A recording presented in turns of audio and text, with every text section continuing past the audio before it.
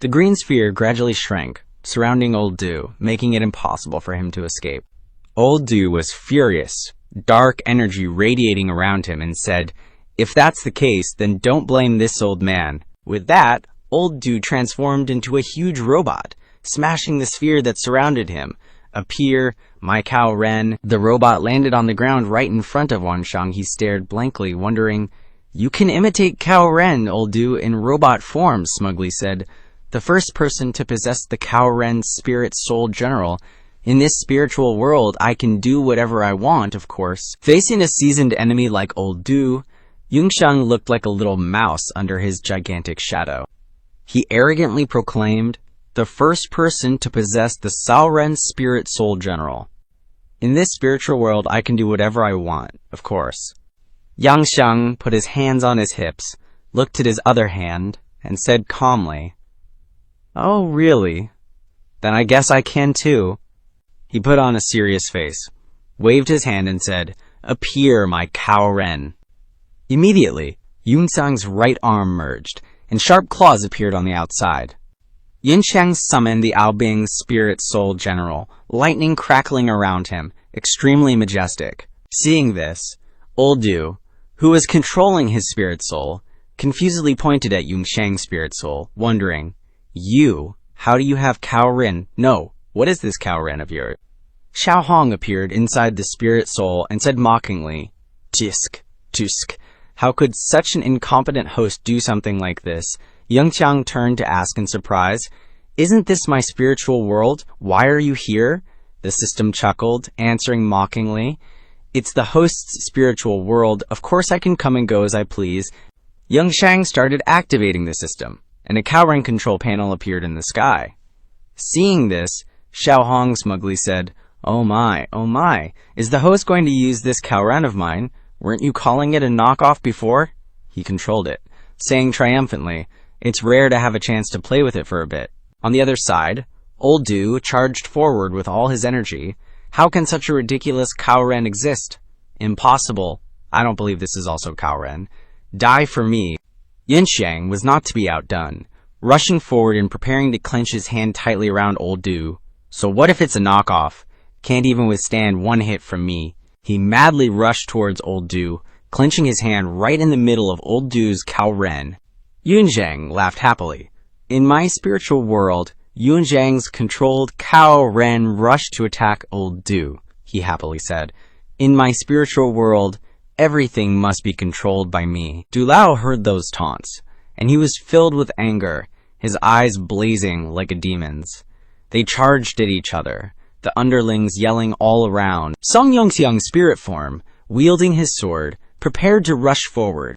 The two sides continuously attacked each other, one swinging a sword, the other bearing claws. A clash of blue and gold. Thick black smoke engulfed the spirit form generals, the sounds of colliding pages echoing continuously.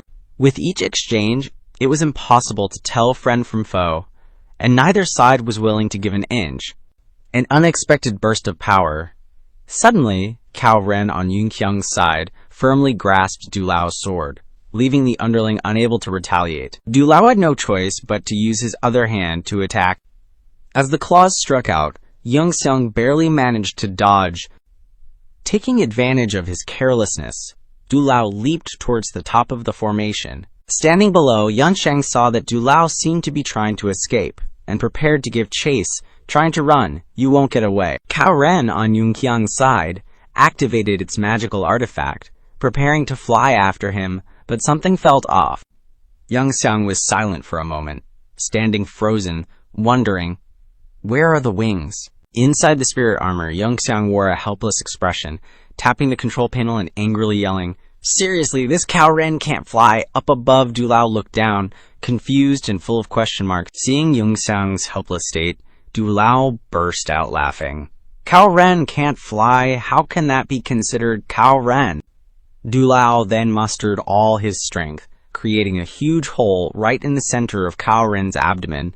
Dozens of pink rays of light shot down like lasers. He roared, "Die!" The moment those rays hit the ground, a massive explosion erupted. The ground shook, and hundreds of thousands of cubes flew everywhere. Du Lao then laughed triumphantly. "Little brat, Now do you know how powerful this old man is? Before the underling could gloat for even a second longer, Yunxiang suddenly appeared behind Du Lao.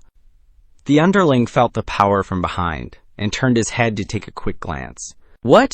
Before he could react, Du Lao was smacked on the head by Cao Ren's sword. As Yunxiang struck, he yelled the name of the technique, Phoenix Spirit Lotus Sword. Struck by such an unexpected blow, the underling crashed into the ground with a thud. Du Lao howled in pain, glaring at Yunxiang, yelling hatefully. Realizing that Du Lao was trying to run away again, Yunxiang began to hurl golden magic discs at the underling one after another. Trying to run, huh? The transformations unleashed a series of dazzling golden lights, stretching out like ribbons towards Du Lao's back, leaving the underling no time to dodge. Cao Ren's head fell off, and Du Lao felt confused, screaming continuously. What? The head of this underling fell off? The cubes also fell, creating a seismic event below. On the ground, Du Lao's Cao Ren lay rolling around, the underling motionless, the earth forming a depression. The contest was clear. The loser was obviously Du Lao. Yunxiang descended majestically before the underling, his posture powerful and awe-inspiring, smoke enveloping Cao Ren like a god. Yunxiang stood hovering above, watching as the head of Du Lao's Cao Ren general suddenly reattached to its body. The underling wasn't dead. Looking up and seeing Yunxiang radiating light, with wings sprouting from his back, he was shocked and incredulous, wondering, Spirit colors. Du Lao tilted his head and pondered, could this be spirit colors? Spirit colors of a spirit form general. I remember that doctor said that spirit colors are a kind of method to bewilder the spirit net, a special camouflage that only spirit form generals replicated by the Star-Lord system possess. Speaking of the Star-Lord system, Elder Du's face became even more flustered, drenched in sweat. The Star-Lord system, could it be the Doctor? Are you the one controlling this vessel? I am Little Du, the Little Du. Seeing the silence on the other side, the voice began to falter. Immediately afterward, Cao Ren, Elder Du, knelt down, looking straight at Yunxiang, and said emotionally, I am Little Du, Doctor. Inside Cao Ren, Yunxiang saw this scene and was like, what's this script? Why is this old guy suddenly acting crazy? Yunxiang wondered. He just mentioned the doctor.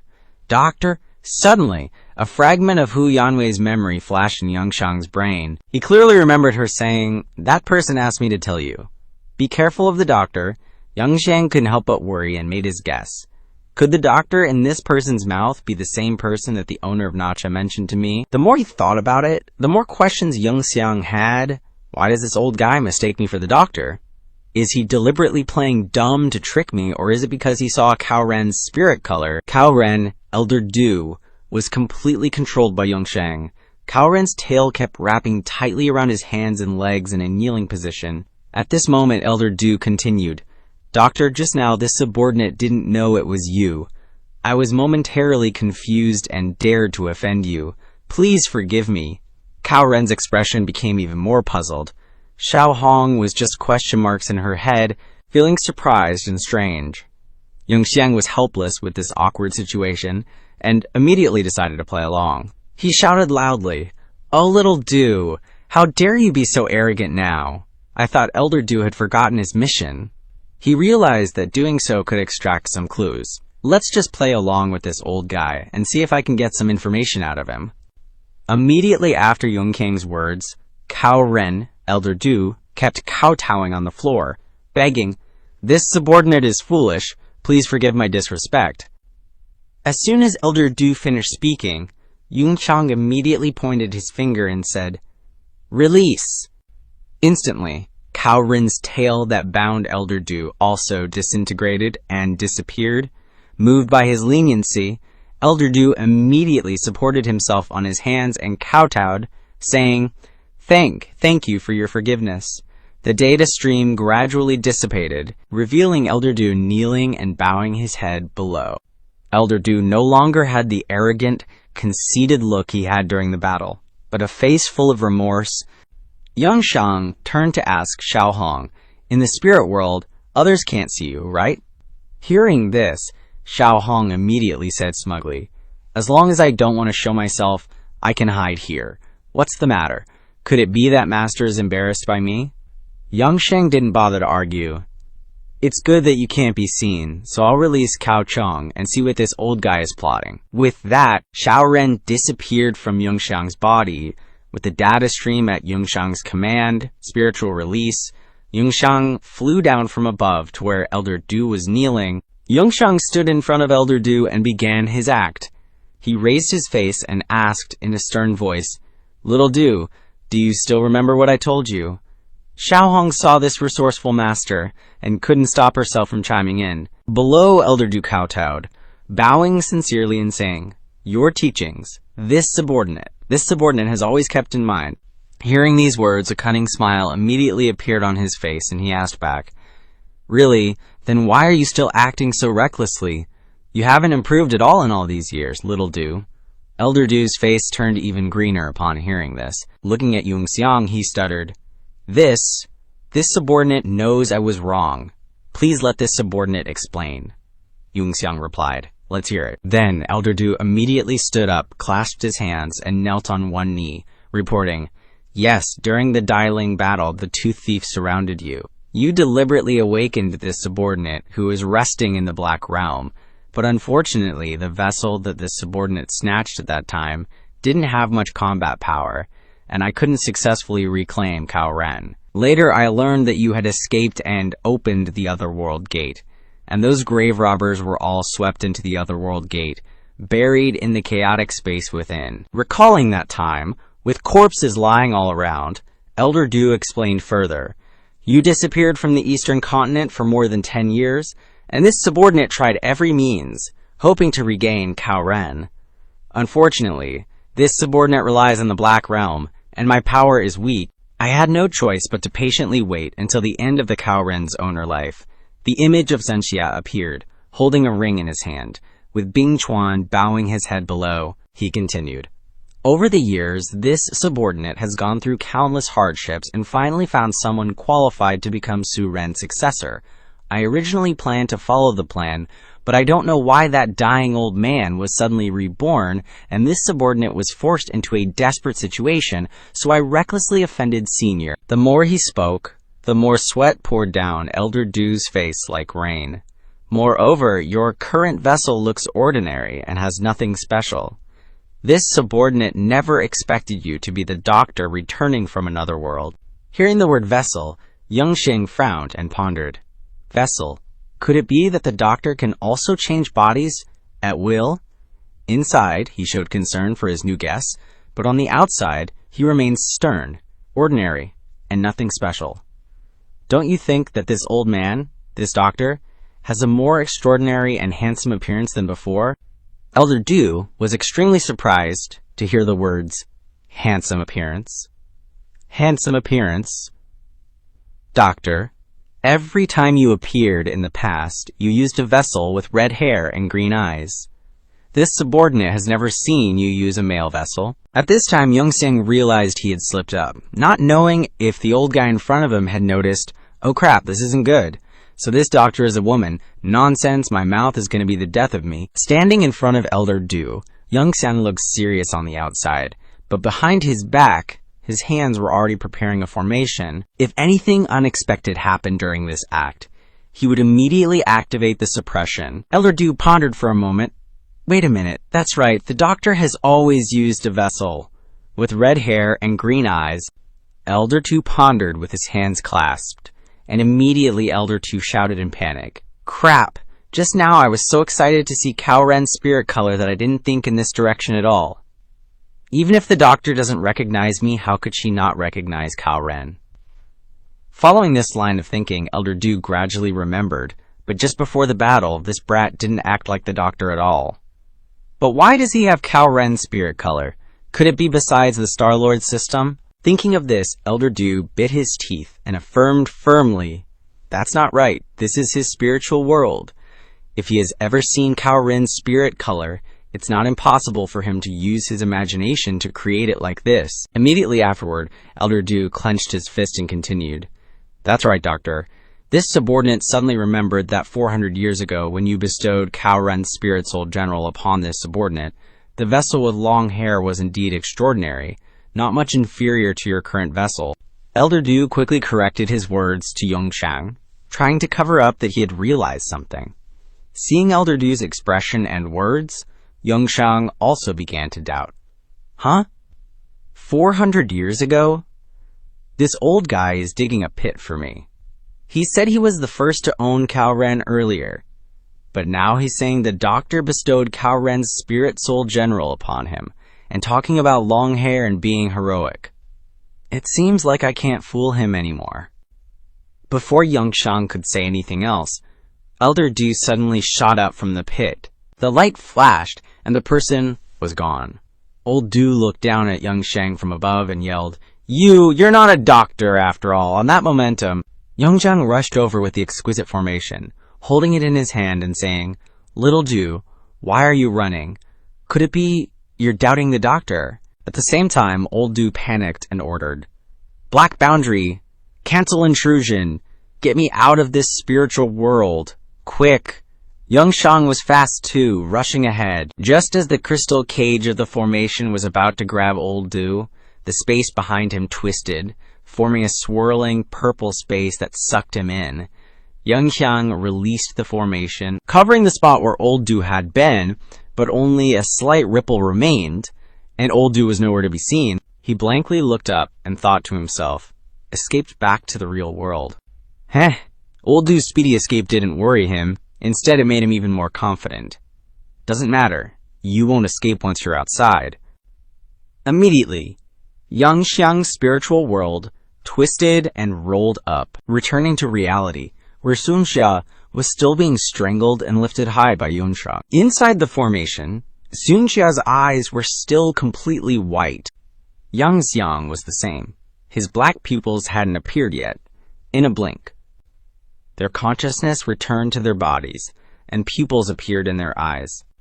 Yunxiang looked at his left hand, all 5 fingers still intact. So we're back. Sunxia struggled non-stop, gritting his teeth, his hands gripping Yunxiang's arm tightly.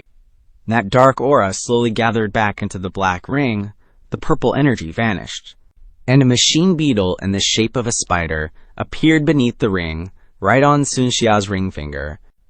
Old Du cursed, Damn it, I have to abandon this body for now.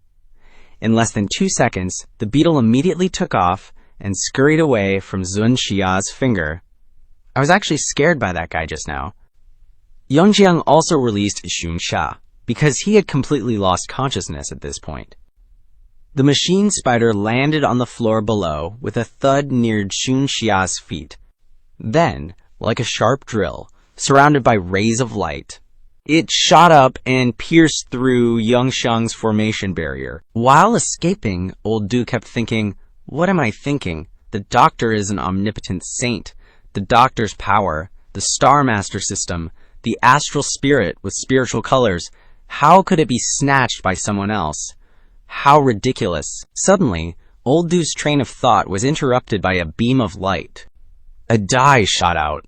Hitting the spider unexpectedly, it quickly dodged. Old Du shouted in panic.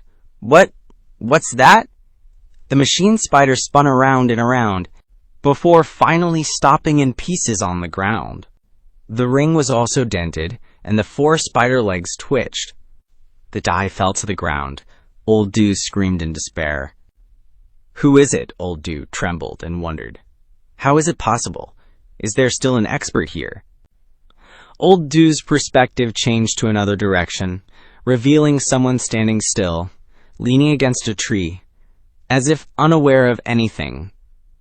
Change the direction again. Suddenly, a half-smoked cigarette flicked towards the machine spider.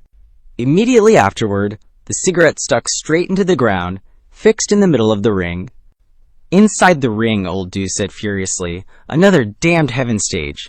It's a pity this old man can't restore to his peak state, otherwise, before he could finish, he suddenly heard Yunxiang snap his fingers. And immediately, dozens of layers of formations trapped the machine spider inside. The moment it was trapped inside the formation, the ring emitted countless streams of black chi, flooding the surroundings. Old Du tried his old trick of drilling a hole in the formation surface, but it was all for naught, as the formation relentlessly contracted. The stronger the formation, the denser the black chi emanating from old Du became. In less than a few seconds, a massive explosion erupted, engulfing everything in a cloud of dust and debris. After a moment, the dust gradually settled. Ma San then appeared near Uncle Jiang, and Yunxiang followed closely behind, approaching the scene of the recent events. From the center of the smoke emerged a ring with 4 legs, contorted and motionless from the shockwaves of the explosion. Yunxiang bent down to pick up the mechanical bug to examine it. Uncle Jiang, seeing this, immediately warned, "Young master, be careful. This thing is really freaky." Yunxiang held the bug in his hand, and the formation surrounding it was immediately activated. He replied, "It's fine. I've sealed it with a formation. It should be all right." At that moment, old Du slowly regained consciousness. Looking through the formation and recognizing the faces of Ma San and Uncle Jiang, which startled him. Those two have been here all along. After regaining his composure, old Du exclaimed in surprise, "Wait a minute, those guys. I think I've seen them before." Suddenly, memories from over a decade ago flooded old Du's mind. During the battle, the doctor ordered me to guard the outside of the Imperial Tomb secret realm. Unfortunately, my attempt to seize the body of the Cao Ren successor failed, allowing him to escape with a severed arm. An illusion appeared in the middle of the magic circle, revealing a strange gate, and I didn't know how long had passed or what was happening inside the Imperial Tomb secret realm. I only remember the doctor's last message saying that the interdimensional portal inside the secret realm had been activated, sucking everything in. He ordered me to escape alone and wait for his return. Logically, no one should have survived inside the Imperial Tomb secret realm. Yet, shortly after receiving the message, the entrance to the secret realm was still wide open. The last scene old Du witnessed in the secret realm was a corpse lying on the magic circle, with 2 figures gradually leaving at the exit. It seemed like those 2 were the survivors who escaped the secret realm. Looking at the figures leaving, it was Ma San and Uncle Zhang. Besides them, there were also 2 kids, right? Can't remember anymore. And now, old Du couldn't remember any further.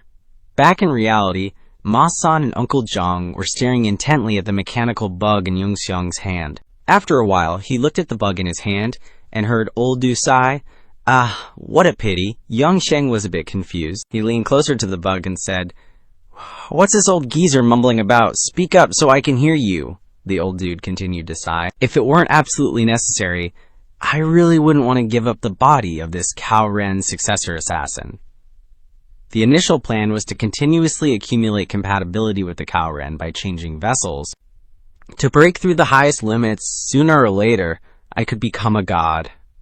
After going through all the troublesome steps, old Du would eventually reach the threshold of godhood. But life is full of surprises.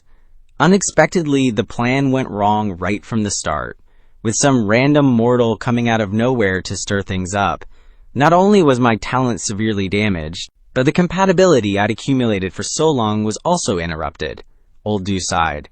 "But there's nothing I can do now." Seeing that the old guy was being so vague, Yunxiang asked with suspicion, "Are you thinking about something disrespectful?"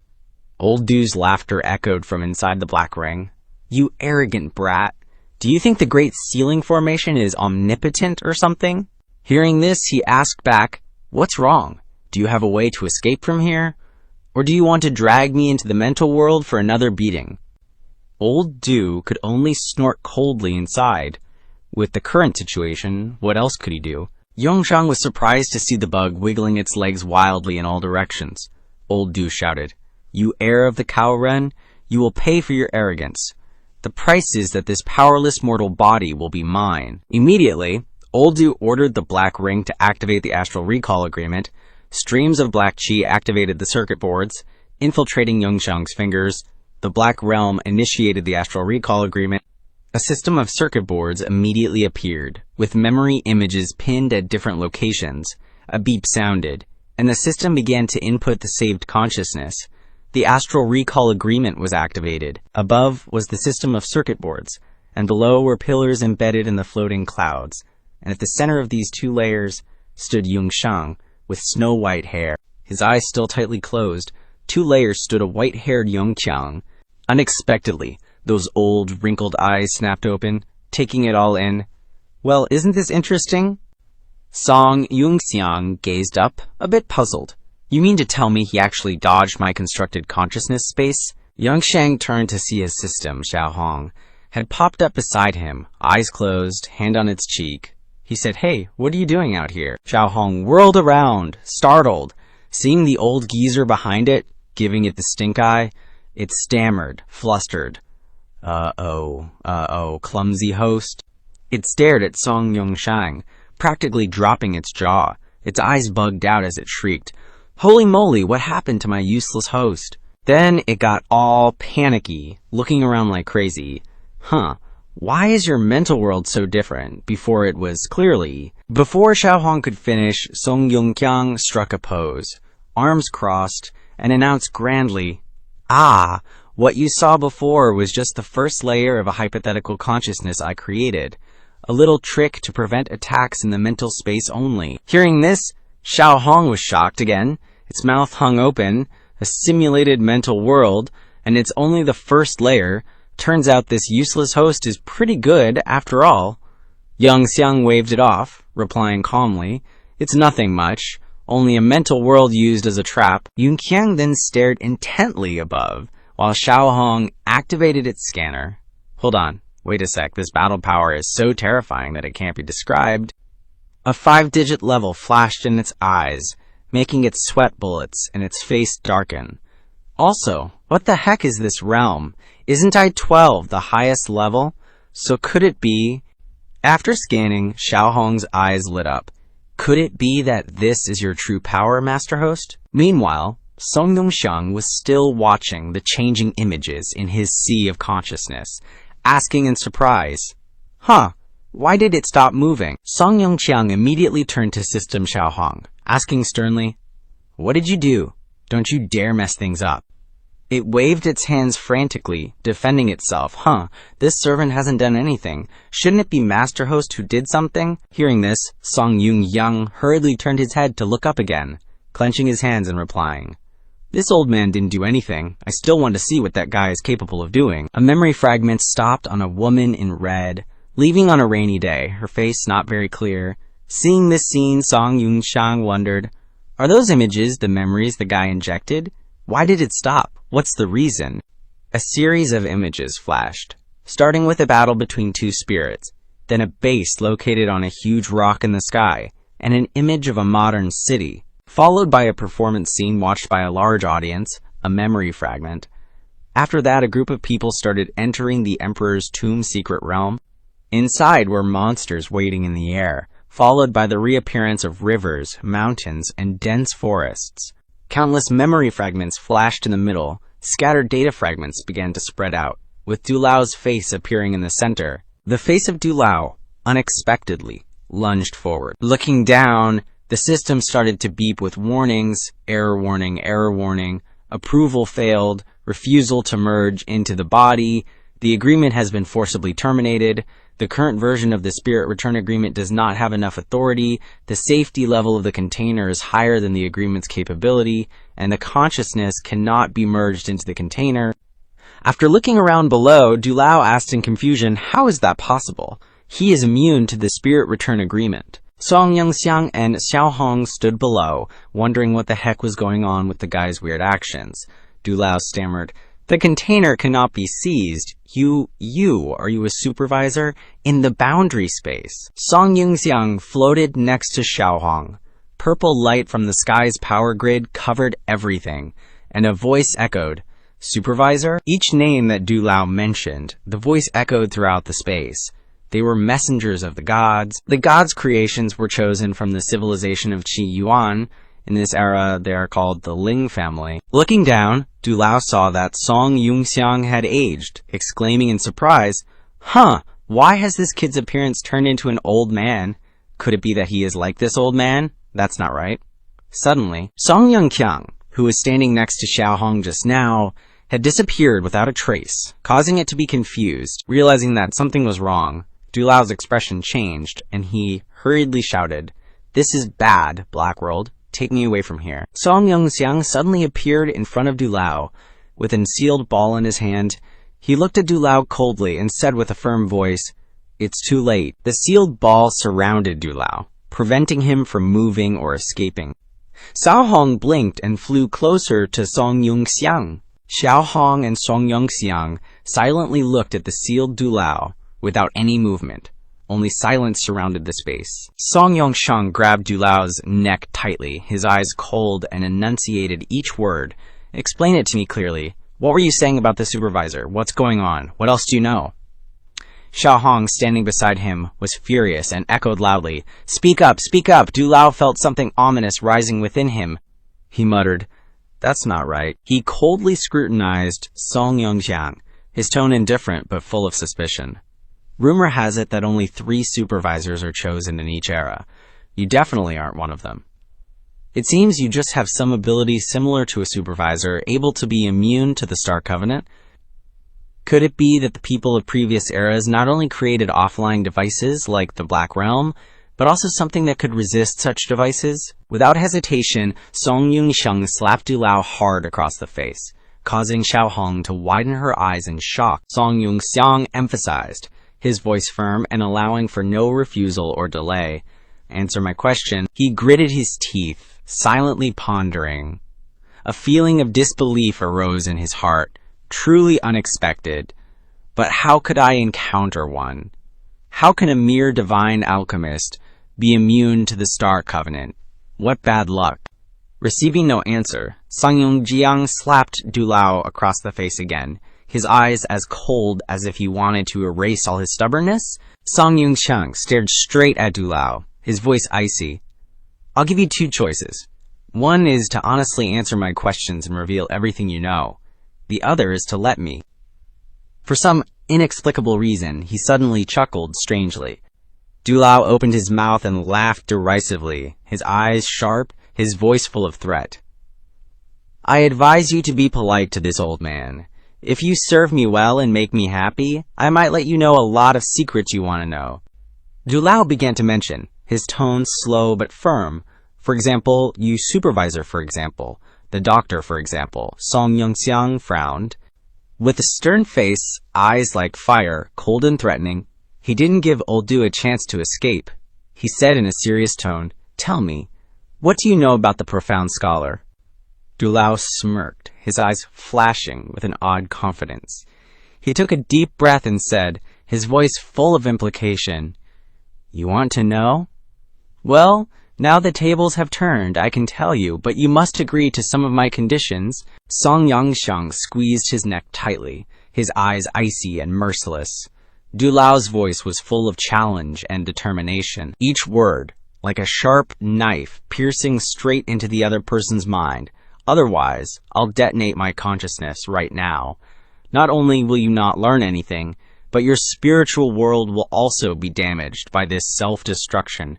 You will completely become a soulless husk." Xiao Hong, upon hearing that, only let out a soft chuckle. Song Yunxiang curled his lips, his eyes full of mockery, and said, "You're threatening me." Xiao Hong put her hands on her hips and exclaimed. Du Lao spoke, his voice decisive as a command, leaving no room for choice. "I've changed my mind. Kowtow to me 10 times immediately, or I'll self-destruct." Song Yunxiang raised his hand towards his head, as if wanting to crush it with a mere lift of his hand, his voice cold and devoid of emotion. "Sorry, I'm not used to being played around with. If you don't want to talk, then don't. I'll just have to figure it out myself." Xiao Hong looked at the scene before her and asked in surprise, "Huh?" Du Lao looked directly at Song Yunxiang, his eyes full of tension, his voice hurried, unable to conceal his anxiety. "Wait, stop, don't force me, I really will self-destruct." Song Yunxiang's hand began to exert force on his head, causing Du Lao to feel the gradual pressure. He tried to remain calm but couldn't hide his tension, and resorted to threats. "You're the one forcing me." Song Yunxiang's hand exerted even more force, causing Du Lao's face to strain as if about to explode, the veins on his forehead bulging clearly. Even though his body was almost unable to bear it, he maintained his attitude, still stubbornly saying, "You're the one forcing me." Without further hesitation, Song Yunxiang immediately activated his magic, his hand waving, and a powerful force enveloped the Great Blue. A huge source of magic gathered in Song Yunxiang's hand, which was placed on his head. The source of magic spread wider and wider. The source of magic from Song Yunxiang's hand gradually grew larger, and that power continued to increase, radiating from Du Lao's hand throughout the space, encompassing Du Lao's entire body and the realm, causing everything to gradually disappear, becoming blurred and crushed by that powerful pressure. Xiaohong peeked to the right. Her sharp eyes followed every movement. Then she looked at everything in front of her, not missing any movements, as if grasping every situation around her. Bottles of wine, wine glasses, tables, and chairs suddenly appeared in the space, everything like a disco full of faint lights, creating a lively atmosphere floating in the air. Suddenly, Xiaohong saw a vague, familiar figure standing in the distance. Xiaohong flew quickly to that person, where Song Yunxiang was using magic to recreate the scene that had just taken place. She said, "As expected, I sensed something was wrong earlier. So that spiritual world isn't the real spiritual world of his after all." Song Yunxiang looked at Xiaohong, his eyes flashing with a light smile. "Ha, so you discovered it." Xiaohong crossed her arms, her voice reproachful. "Even a dumb host is still a host. With the superiority of yours truly, a super AI, how could I be led by the nose by you forever?" Xiaohong held 2 fingers in a V shape in front of her chin, her bright eyes twinkling, a contemptuous smile on her lips. What a cunning old fox, he even built a fake spiritual world outside the real spiritual world. Xiaohong narrowed her eyes slightly, her gaze full of mockery, her mouth twitching slightly, her voice ringing out, sharp and challenging. "That stupid guy is so pitiful, he still thought he could use self-destruction to destroy the host's spiritual world. Little did he know, he only destroyed a simulated spiritual world used as a trap." Xiaohong glanced over at Song Yunxiang, her voice mixed with sarcasm. "But this old man is really cruel to himself. One wrong word, and he self-destructs right away." Xiaohong raised an eyebrow, her sharp eyes fixed on Yunxiang, her voice light but full of suspicion. "No problem, right? Surely this guy has the information the host wants." Yunxiang's hand was still maintaining the spell, suppressing the small realm in his hand, his eyes unwavering, calm as a lake. He spoke decisively. "It's fine. All his memories from when he entered here have been sealed. Moreover, with a lowly scumbag like this, who knows what kind of plots he's brewing? Might as well pull up the weeds by the roots when he's outlived his usefulness." Yunxiang released the small realm towards Xiaohong, his eyes never leaving her. "I'll leave these memory fragments to you. Extract them later and see if there's any useful information." Xiaohong caught it.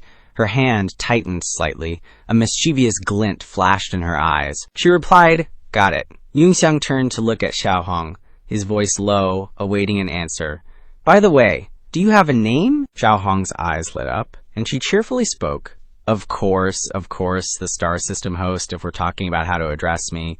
Then the intelligent assistant, and 2 is my name." Yunxiang closed his eyes, not expressing anything in particular, and said, "Too long, can we shorten it?" Xiaohong raised her hands, looking nonchalant, and said lazily, as if this is something to overthink, "When it comes to how to address me, the host can just think of something random. It's fine. Names are just a hassle. No need to care too much. This venerable one doesn't mind." Yunxiang teased, "All right, Gudan, it's good that you don't mind," as if not realizing the tease in his words. Xiaohong nonchalantly replied, "Yeah, what's there to mind about this?" Xiaohong paused, as if realizing something. By the time she realized it, Xiaohong was so angry that her hands and feet were flailing wildly, and she yelled, "Wait, what the heck is Gudan? Get lost, get lost, get lost. How can you use such a vulgar, crude, shameless name to call this venerable one? No way, no way, absolutely not." He looked up, thought for a moment, and then said a name. Then, little too, Xiaohong was annoyed and yelled, "No way! No way!" Another name came out of his mouth, Tongzi. Xiaohong trembled with anger, shouting loudly, "No way! No way!" Yunxiang helplessly put his hand on his forehead, sighed, and then said a name, Tong. Xiaohong was so angry that she seemed to be fuming, shouting, No way, no way. Yunxiang glanced at Xiaohong, his voice tinged with helplessness. This won't do. That won't work. I really suck at naming things. You're super intelligent, so try to think of some names for me to choose from. Xiaohong looked at Yunxiang with a contemptuous expression. As if looking at an idiot, red screens immediately appeared in front of her, emitting a faint light. I knew the host was an unreliable idiot, so I'll just create some reasonable names based on the host's behavior and personality. Xiaohong tapped continuously on the screen, her eyes fixed on the text appearing, her fingers quickly swiping across the screen, as if searching for something perfect. When she found the right one, Xiaohong pressed her hand firmly on the button on the screen and said, "All right, the host can choose one of the following ways to call this venerable one." Xiaohong frowned, annoyed, and stepped aside to let Yunxiang see the names on the screen clearly, and said annoyedly, "Hurry up and choose. 1 super sexy queen, you useless idiot host. 2 red phantom killing god. 3 invincible universe diamond red. Thunder rumbling. 4 Xiaohong. 5 Dalton's Hong. 6 Lao Hong. 7 Mei." Yunxiang stared blankly at the list of names that Xiaohong gave, his face incredulous. What a mess. Is that all you can come up with? Xiaohong waved her hand, her face smug as if showing off something very special, and said complacently, No. These choices are all based on the idiot host's habits, behavior, and personality." Yunxiang narrowed his eyes, his face showing a hint of incomprehension mixed with dissatisfaction, and said, "What do you mean?" Xiaohong laughed, her face clearly that of a devil. When facing Yunxiang, she raised an eyebrow, her clever voice filled with teasing. Does it feel a little petty? The hurt one wants to hurt others, but unfortunately these choices are determined based on the host's personality, so the petty one is the host, not me. Yunxiang's face was full of helplessness, and he sighed, his voice tinged with resignation. "Then what are you so proud of?" Suddenly realizing something, Yunxiang slightly curled his lips, his voice low but no less sarcastic. "No matter how petty it is, it's still a name for you." Xiaohong immediately jerked back and shouted in horror, "Huh!" Looking at the list of names for a while, Yunxiang frowned, glanced over each option, and finally said casually, "All right, then I'll just choose the 3rd one." Xiaohong yelled, her voice full of anger, "No way!" As if noticing something strange, Yunxiang pointed to the list of names and asked with a questioning voice, "That's right, why are they numbered?" Xiaohong dropped her hands, her eyes showing helplessness, her tone tinged with resignation. There's no way around it. Even an omnipotent star network will have to endure some unchangeable limiting factors. Yunxiang crossed his arms, his eyes half closed, and said in a calm tone, Okay, then we'll just call you Xiaohong for now, then you and Xiaolan will be grouped into an "and" team. Xiaohong angrily kicked the stones around, her voice grumpy. Why does it have to be like that? Why does this venerable one have to be grouped into a team with that cheap, low-level An? He held out his hand, his voice calm. "All right, leave this spiritual world." The space here gradually blurred and disappeared like mist. Yunxiang turned around. His appearance had returned to what it was at the beginning, no longer an old man but a young man. He held in his hand something that looked like a ring. Facing him, Ma-san and Abi-uncle stood there dumbfounded, unable to speak in surprise, their eyes full of disbelief. Dot looked like a ring in his hand. Facing him, Ma-san and Uncle Abe stood in a daze, unable to speak in astonishment, their eyes full of suspicion. Yunxiang was studying the ring on his hand, his eyes sweeping over every detail on its surface. Ma-san and Uncle Abe rushed over to him, both hurriedly touching him, their voices urgent. "Young master, this isn't good. What happened?" Yunxiang waved his hand slightly, saying, "It's all right, Uncle Ma. Uncle Abe, don't worry." He glanced at the person lying in a heap in front of the door and said, "Uncle Abe, go check if that guy's still alive."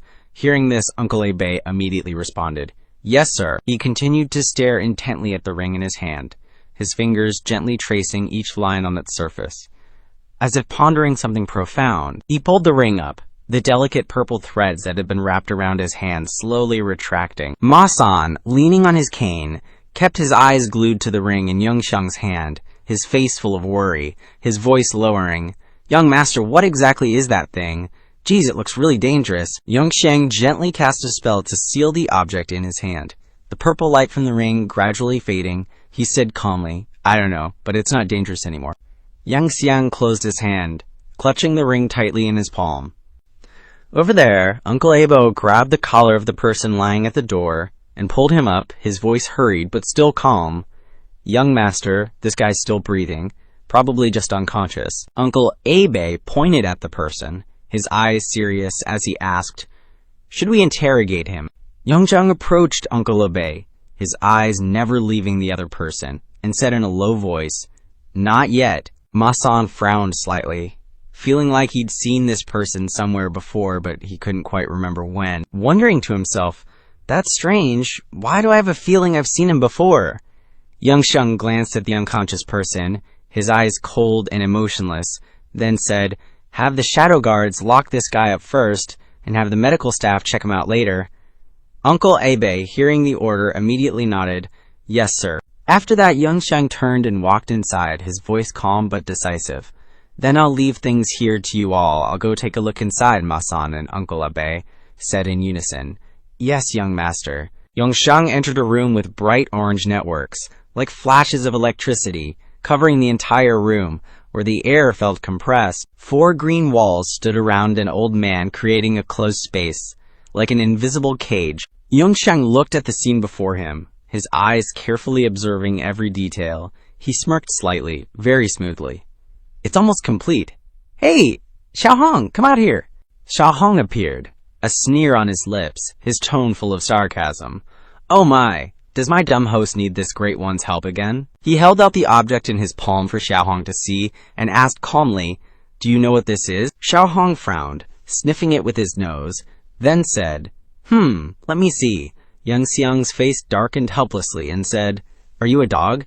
Why are you looking with your nose?" Xiaohong opened the system screen, tapped a few keys, and then said, "Checking the database to perform cross-referencing." Xiaohong raised his hands, his face helpless, and said, "Cross-referencing failed. The database did not find any relevant data."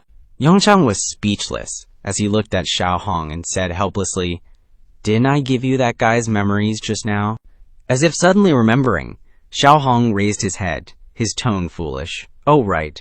A series of red screens suddenly lit up, surrounding the two of them. Yunxiang sighed, his eyes full of resignation. Xiaohong smirked, his hands quickly tapping frantically on the screen. "Wait a moment, I need to reprocess the memories to cross-reference again." About 15 minutes passed.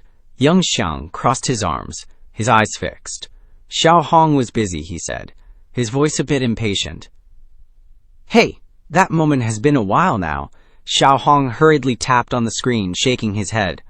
All right, almost done." A moment later, Xiaohong suddenly shouted, "Done." Hearing this, Yunxiang raised an eyebrow. Not rushing, he simply replied calmly, "Let me see." Xiaohong pointed at the screen, his tone full of confidence, and began to explain. "Experiment No. VI-0518. Black Realm is a nano-external intelligence device from the 18th epoch, based on that guy's memories.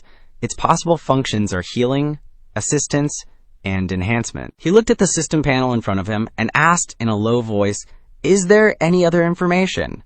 It paused for a moment, its eyes scanning the data, appearing, and then said, "I just heard something about a spirit return agreement. From that guy's memories, the master only has this much information, and there are also a few keywords."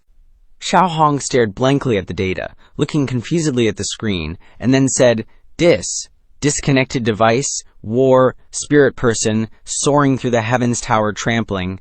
Yunxiang looked at those words, his face puzzled, and asked, "What is this nonsense?" Xiaohong forced a smile, avoiding Yunxiang's staring eyes, and said softly, "Ha ha ha. They were all extracted from the memories that the dumb host provided. The memories were originally fragmented and incomplete, and some parts haven't been edited yet." He sighed, a look of helplessness on his face. "All right, then how do you use that Black Realm?" Xiaohong heard the question and immediately, without hesitation, said confidently, "The usage rights are currently locked, but that's no problem for this great one. Just give me a little time to analyze, and I'll definitely crack it." Yunxiang frowned slightly, his cold gaze fixed on Xiaohong. He tapped the ring on his hand and said calmly, "Hang on." The ring on his hand lit up, and Song Jingzhong appeared on the screen. He immediately asked, "Yunxiang, I heard you have uninvited guests. Did anything unexpected happen?" Yunxiang replied calmly, "It's nothing, just some brat. I've taken care of it." Hearing this, he breathed a sigh of relief, his eyes showing reassurance. He continued to ask in a calm voice, "Good thing you arranged manpower in advance. It's good that nothing happened. How's third uncle doing?" He nodded slightly and replied calmly, "He's so-so, he'll probably recover soon." Hearing this, a hint of relief flashed across his face, and he continued, "If the east courtyard is safe, can you come to the reception room of the central courtyard for a bit?" He tilted his head, his eyes attentive, and asked, "Yes. Did something happen?" He pondered for a moment and then said, "It seems that some unexpected things have happened." He said softly, his voice somewhat heavy, "According to the GU family's information, the Imperial Court might use the excuse of rewarding you this time to make a move against Juntiebi. If it's really as you said, the beast tide will erupt in a few dozen days. In short, the situation is not good. Come over and talk to me directly." Yunxiang raised his finger, and before turning off the ring on his hand, he replied softly, "Okay, I'll be right there."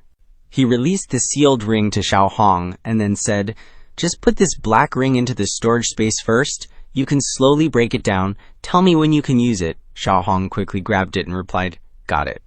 Suddenly remembering something, he sternly reminded, "That's right, be careful. I suspect that old guy still has some tricks up his sleeve." Hearing this, Xiaohong said disdainfully, "He's just a brat who's tens of times worse than the host. I'll take care of it. Easy peasy." In an instant, his advance was so rapid that he died before he could finish his sentence, interrupted by his loud voice, "Shut up." It only knew to say vaguely, Ma-san leaned on his crutch and walked slowly outside, observing the surroundings with caution. Seeing Yunxiang come out, Ma-san immediately asked with concern, "What's wrong? Does young master want to go out?" He raised his hand, his eyes sharp, and said solemnly, "Uncle Ma, I have to go to the central courtyard. Protect this place carefully." A protective barrier immediately enveloped the entire house. Ma-san replied seriously, "Young master, rest assured." He looked up, his face full of astonishment, and said with admiration, "Instant formation and a 3-layered defense formation.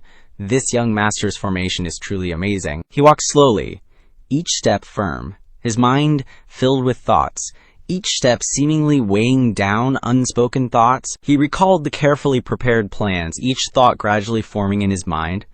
According to his original plan, this strengthened Juntiebi would be the main force to stop this beast tide. Recalling the devastated scene and the constant sacrifices, he couldn't help but think that Juntiebi had also contributed a lot to stopping the beast tide at the southern wasteland Great Wall last week. If it weren't for Juntiebi buying time, then Yongan City would have been buried by the beast tide in an instant. He pondered in a jumble of thoughts.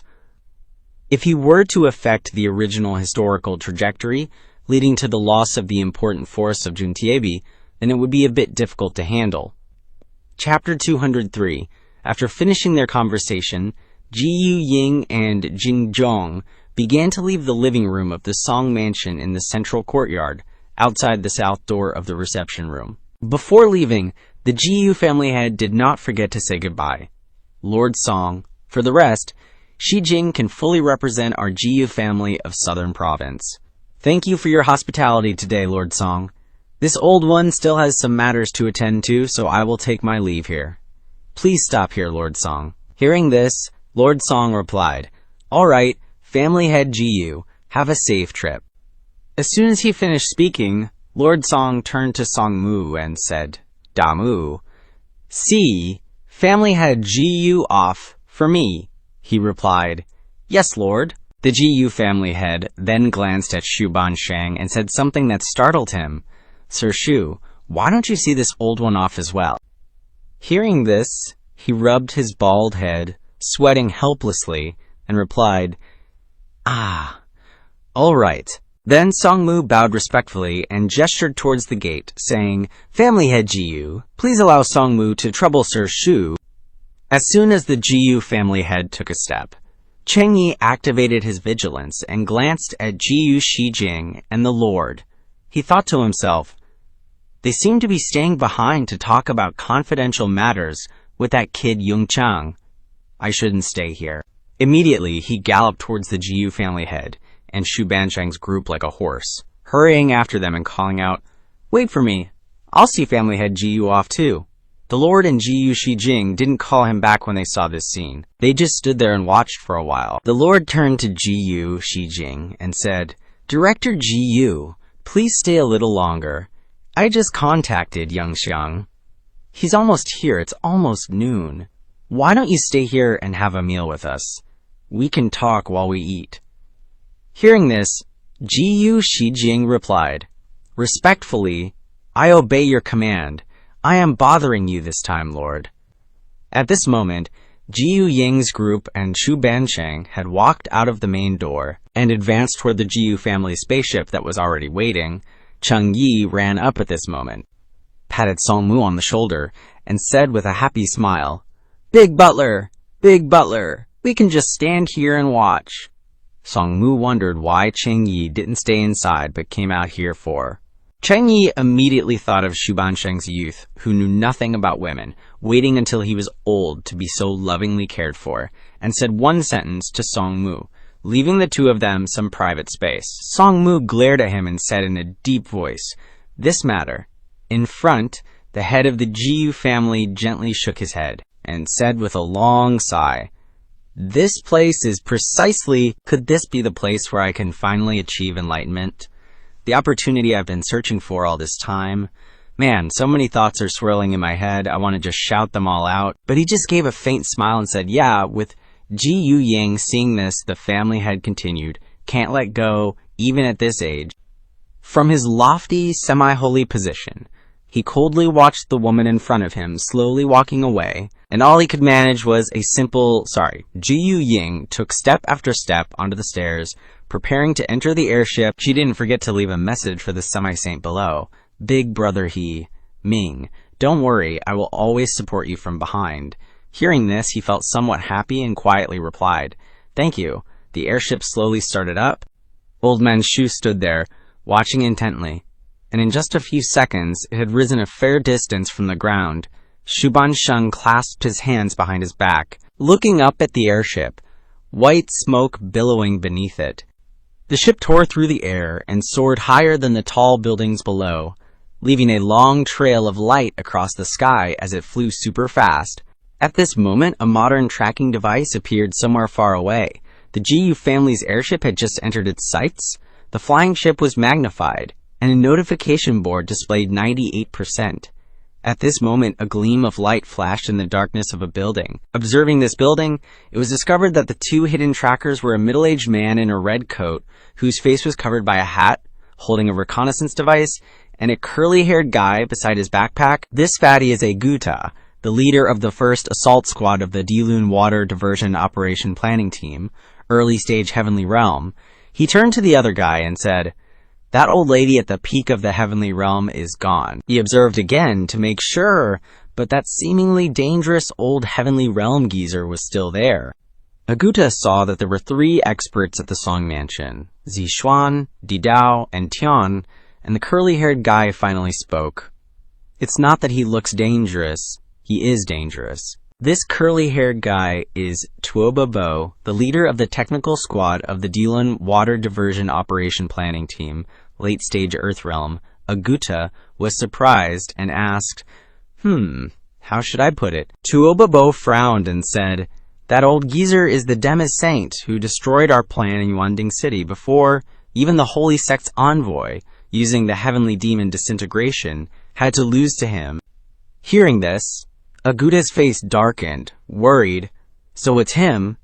Aguta reached out and handed the binoculars to the other guy and asked curiously, "Then what should we do? So many experts are present in this small border town.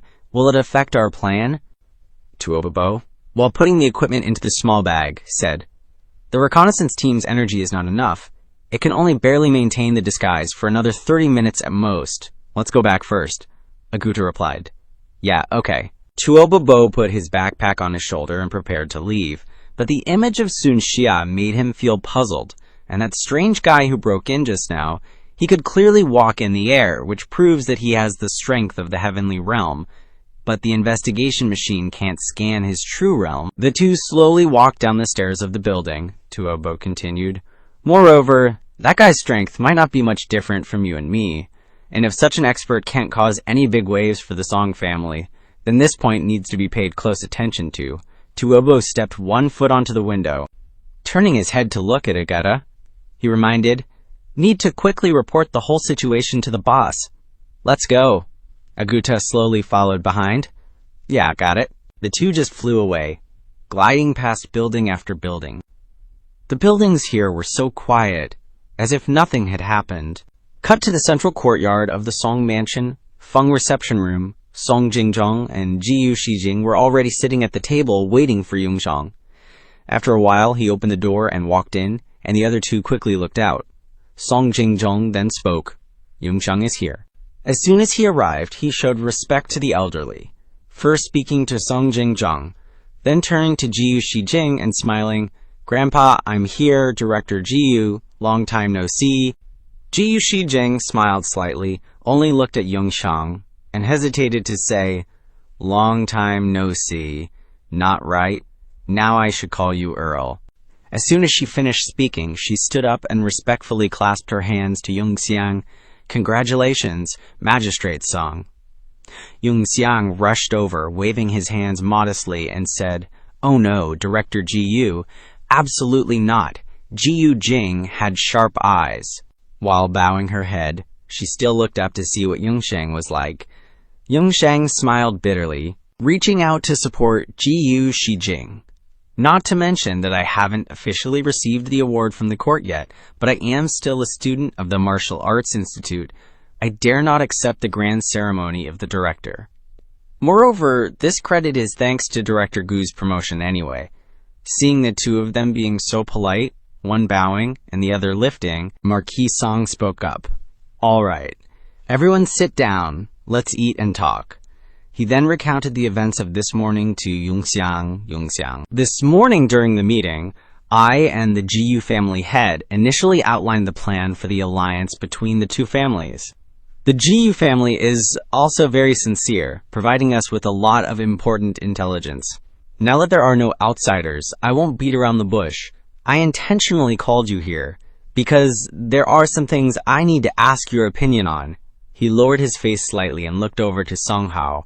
"Tell me, please." Seeing this, Song Zhongjing continued. "According to Director Jiyu, the Jiyu family's spies in the court provided intelligence. This time, His Majesty might use the reward this time for you as an excuse to strip our Song family of military power. Yunxiang, what do you think?" After hearing this, Yunxiang turned sharply and asked Jiyu Shijing, "Is this believable?" Jiyu Shijing nodded. He replied with conviction, "It's reliable. I'm about 70% sure. After all, the kid has already awakened their innate talent, proving that sooner or later the House of Song will have another saint-rank expert. Because of this, the Imperial Court will lavish us with rewards, but they'll also definitely move to restrict the Song family's military power. This might just be a test of our loyalty, but it could also be a fatal blow. What's more, the current structure of our Iron Wall army no longer complies with the Imperial Court's regulations. But as for whether to disband or reorganize it, or perhaps General Song Qing will be transferred and replaced by other generals, it's still unclear how the Imperial Court will act." Meanwhile, Song Hu looked tense, silently frowning as Jiyu Shijing spoke. Song Yunxiang just chuckled, waving his hand and saying, Got it. Fame, fortune, and power are rarely all attainable. The Imperial Court must have its reasons for doing this, which is understandable." At this time, Yunxiang recalled what he had said to Jiyu Shijing before leaving the academy. "That's right, classmate Song. I remember you said before leaving the academy that the southern wilderness would likely appear, Dean Jiyu. I will fulfill the promise you made to me back then. In about a month, the southern wilderness front lines will likely need reinforcements. At that time, I hope you can lead these elite forces to support me." Now, Yunxiang said calmly, "Well, if nothing unexpected happens, within the next 40 days, the southern wilderness will definitely experience the largest beast tide ever. Tens of thousands of high-level fierce beasts will break through the southern wilderness Great Wall, and countless Saint-stage fierce beasts will also appear in this beast tide." Hearing this, Jiyu Shijing's eyes widened, and beads of terrified sweat began to form on her forehead. "Huh, even Saint-stage fierce beasts." Seeing this, Lord Song explained, "Even if our high-level combat power can inflict great damage on the fierce beasts, Losing the Iron Wall army would mean lacking the basic combat power to fill the defensive line against the low-level fierce beasts. Once the low-level fierce beasts break through the southern wilderness Great Wall, Yong'an City will bear the brunt. And then the southern region of Tiandu and the right flank of Mount Shishui will be devastated by the beast tide. Yunxiang closed his eyes in thought, adding, "That's right. In my original plan, the Iron Wall army was supposed to be strengthened. It's an important part of the defensive line. Otherwise, even your eldest sister's Scarlet Luan wouldn't be able to withstand such a large defensive line." Yunxiang suddenly remembered something. "Oh, right, grandfather. As far as I know, the Iron Wall army not only doesn't comply with imperial regulations, but it also doesn't seem to be part of the imperial payroll. Right, what's the specific situation? Can you tell me a bit about it?" Hearing this, Song Jinzhong stroked his beard and pondered for a moment before saying, "The Scarlet Luan army is composed of private soldiers from our Yong'an Marquis estate, which fully complies with Tiandu's regulations, so there's no problem. But the Iron Wall army has exceeded its allotted troop count, which is a historical problem. It started 20 years ago." Lord Song recounted the events of that year, 20 years ago. A large-scale beast tide occurred at the southern wilderness Great Wall. The army protecting the southern wilderness Great Wall suffered heavy casualties, and the commander of the defense army died in battle. At that time, your granduncle Song Qing, as the deputy commander, could only take on the task in a moment of crisis. The scene at the time was extremely tragic. Smoke and flames filled the air, and monsters surrounded them from the air and the ground. People were almost in despair, and only a few remained. Song Qing reorganized the remaining troops, determined to die rather than yield, planning to perish together with the invading fierce beasts. 8 people formed a group led by Song Lang. Fortunately, your father Song Lang knew about this and led his comrades to Nanchang, all prepared to fight. They not only brought a large amount of supplies, but your mother also provided sufficient military funds. Several months later, after countless battles to encircle and suppress the fierce beasts, the defense army continued to expand through recruitment, eventually becoming the Iron Wall Army, this special, motley army. Speaking to this point, Lord Song became even more nostalgic. Because only a small portion of the soldiers initially belonged to the imperial payroll, the rest were maintained by the Song family and your mother with their financial resources. Moreover, the fighting was intense, so the imperial court didn't care about it. Later, in the Battle of Dilling, the imperial structure changed, and our Song family lost its Saint Stage cultivator and left Tiandu for the borderlands of the southern wilderness. That's why the Iron Wall army came into our hands, so we avoided being targeted by our former enemies. Yunxiang and Jiyu Shijing listened attentively in silence. Song Jinzhong finally told the story of the past few years. The Iron Wall army, the portion of the Iron Wall army that exceeds the imperial payroll, is all personally trained by us. As for the Iron Wall army exceeding our imperial regulations, the higher-ups have been turning a blind eye. After hearing the story, Yunxiang put on a mocking expression, thinking to himself with a smirk, "Oh my god, so that's how it is." Chapter 204, at Lu Jiangdong Courtyard in the Song residence. A protective net is being cast throughout the room, in Yunxiang's room. Bingchuan stretched and woke up. After a long sleep for cultivation, he tilted his head, his shoulder joints cracking but making him feel comfortable. What a good sleep! Full of energy and a clear mind, Bingchuan stroked his white beard with great satisfaction. No wonder it's the legendary life-extending elixir from ancient texts. This old man feels extremely good now. Then he grabbed the coat he hadn't changed for a long time and tore it apart with a single rip, revealing the toned body hidden beneath the loose coat. Every muscle in his body seemed to be surging with energy. I can feel not only the increased lifespan, but also this strong feeling of natural expansion and contraction. It seems the state of my body is also better, thanks to the increased lifespan. He tried a very high flip he could land completely without difficulty. Continuing, Bingchuan unleashed many skillful martial arts moves, his movements imbued with years of experience. Bingchuan's body burst with aura. He exclaimed, with great satisfaction, "Amazing! This kid Yunxiang has truly surprised me again and again." Bingchuan chuckled and said to himself, In my current state, it seems I can even break through back to the 4th stage of the Saint stage, and soon return to my peak. Then he looked at his right hand, glancing at the arm in surprise. Bing Chuan was a little disappointed. It's a pity I lost an arm. But he quickly dispelled that frustration. It's okay, it's okay. In my current state, this old man is already very strong. If I return to Tiandu, I can definitely scare those worthless people there. He happily turned back, remembering his beautiful little concubine. That's right, my little honey is still waiting for me at the secret courtyard. Let's go there and give her a surprise.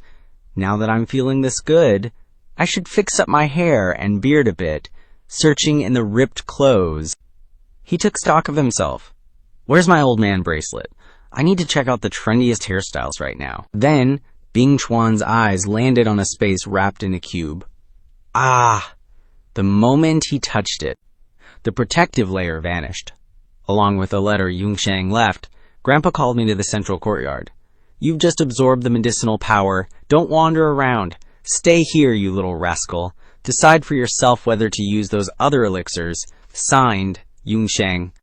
Bing Chuan's face flushed with excitement looking at the pile of elixirs. I can decide for myself whether to use the other elixirs, a spirit reversing pill, a jade complexion pill, tisk. His head was filled with dirty thoughts, and he chuckled to himself in a perverted way. If I'm gonna give my little cutie a surprise, I might as well go all out. He. The Song Manor is still heavily guarded outside. No one will be able to disturb Bing Chuan. Meanwhile, at the central courtyard of the Song Manor, the reception room, the door was still tightly shut, but a meeting with 3 people was taking place in the reception hall. The general situation is like this. Song Jingjong picked up his teacup and sighed that Jun Tiebi is indeed riddled with legal issues.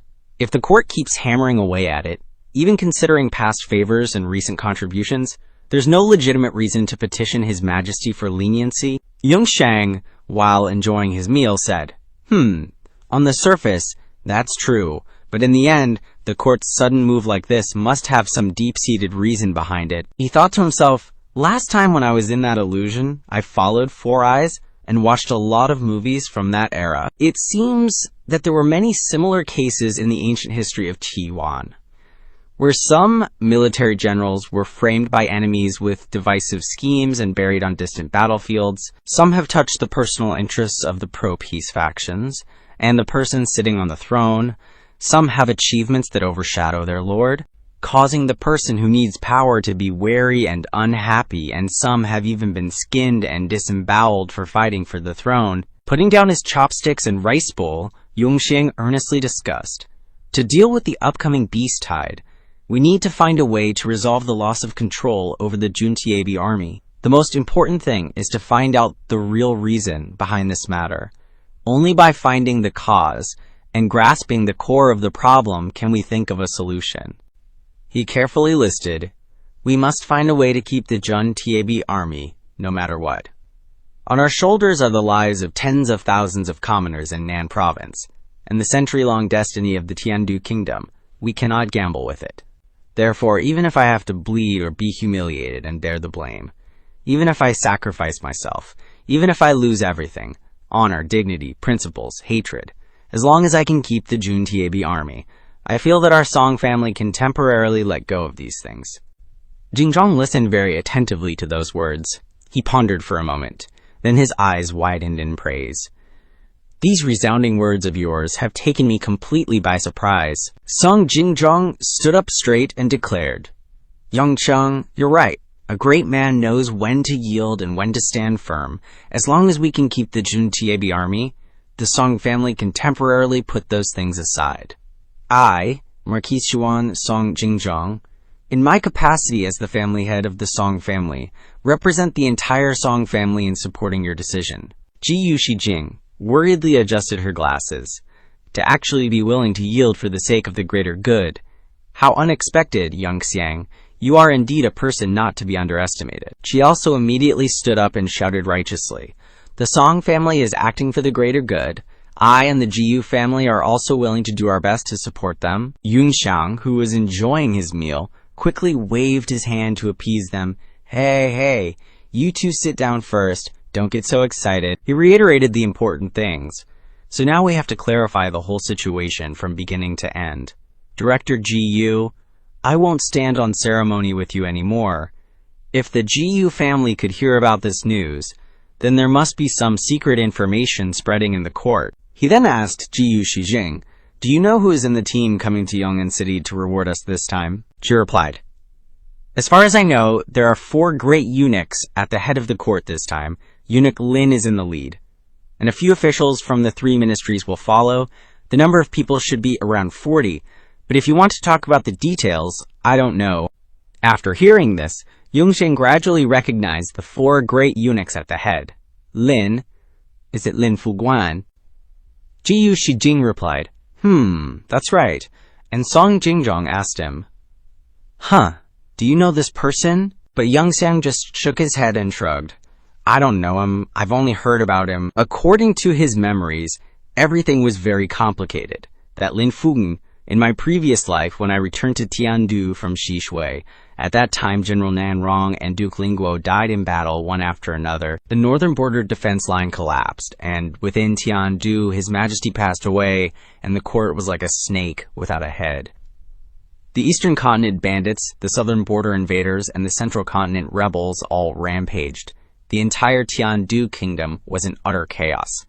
That was a memorable history. Lin Fuguan rose from adversity and quickly made the faction, led by the eldest prince, terrified and surrendered.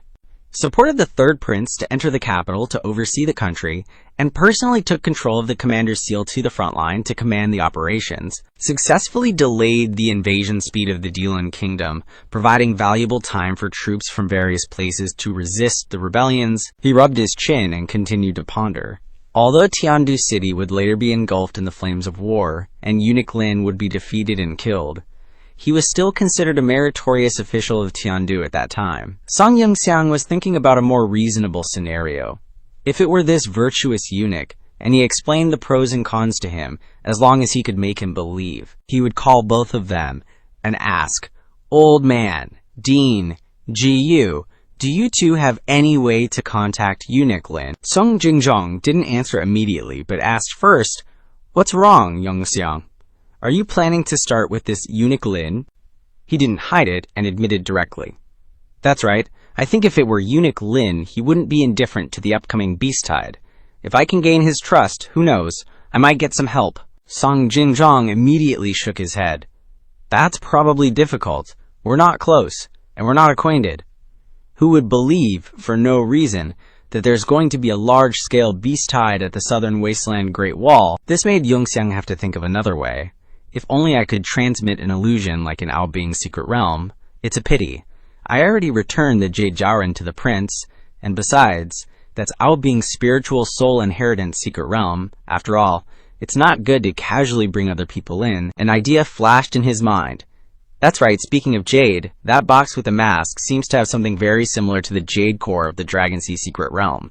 I wasn't too concerned about it before, but next time I can throw it to Xiaohong for research. Jiyu Shijing chimed in. I understand your idea. You probably want to gain the eunuch's trust, and then have him arrange for his confidants to take over or supervise the Azure Iron Army, so that you can ensure the Song family's control over the Azure Iron Army.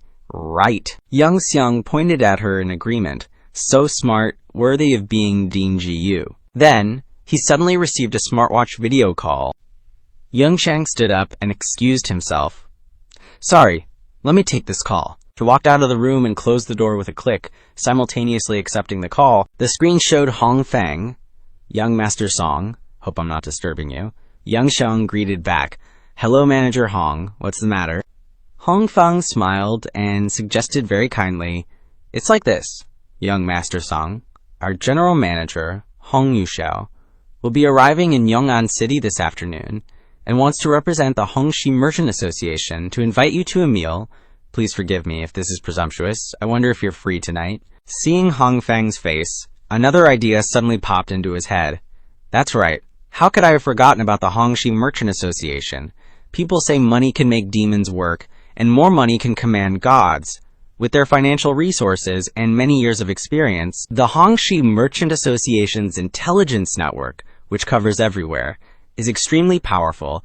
I experienced it thoroughly in my previous life. They even surpassed the Jiyu and Song families. He smiled triumphantly and immediately accepted the invitation. Miss Hong, is she the successor of the Hongxi Merchant Association? You really know how to scratch where he itches? No problem at all, Manager Hong. I also happen to want to greet that Miss Hong. Hong Fang was very happy with his reply. Yes, young Master Song. We'll let you know as soon as the location is arranged. In the sky, the Hongxi Merchant Association's passenger transport ship, No. 818, was accelerating forward. Before a slightly opened door, a leisurely figure walked past. He Fang walked to Hong Yuxiao's place. At this time, she was checking the enormous spirit-soul body. He bowed his head and reported, Miss Yuxiao, I've done as you instructed. I've arranged for a dinner with young Master Song tonight. As you predicted, young Master Song agreed immediately. Hong Yuxiao laughed in satisfaction. According to the intelligence we just received, this young Master Song is a mysterious person who does many unimaginable things. She looked at the mass-produced spirit souls, originally intending to use these as a meeting gift. Surely it can make him move. Hong Yuxiao considered carefully. Now it seems that she has to take out all the dowry she has saved for a long time. It's hard to say whether she can catch young Master Song's eye.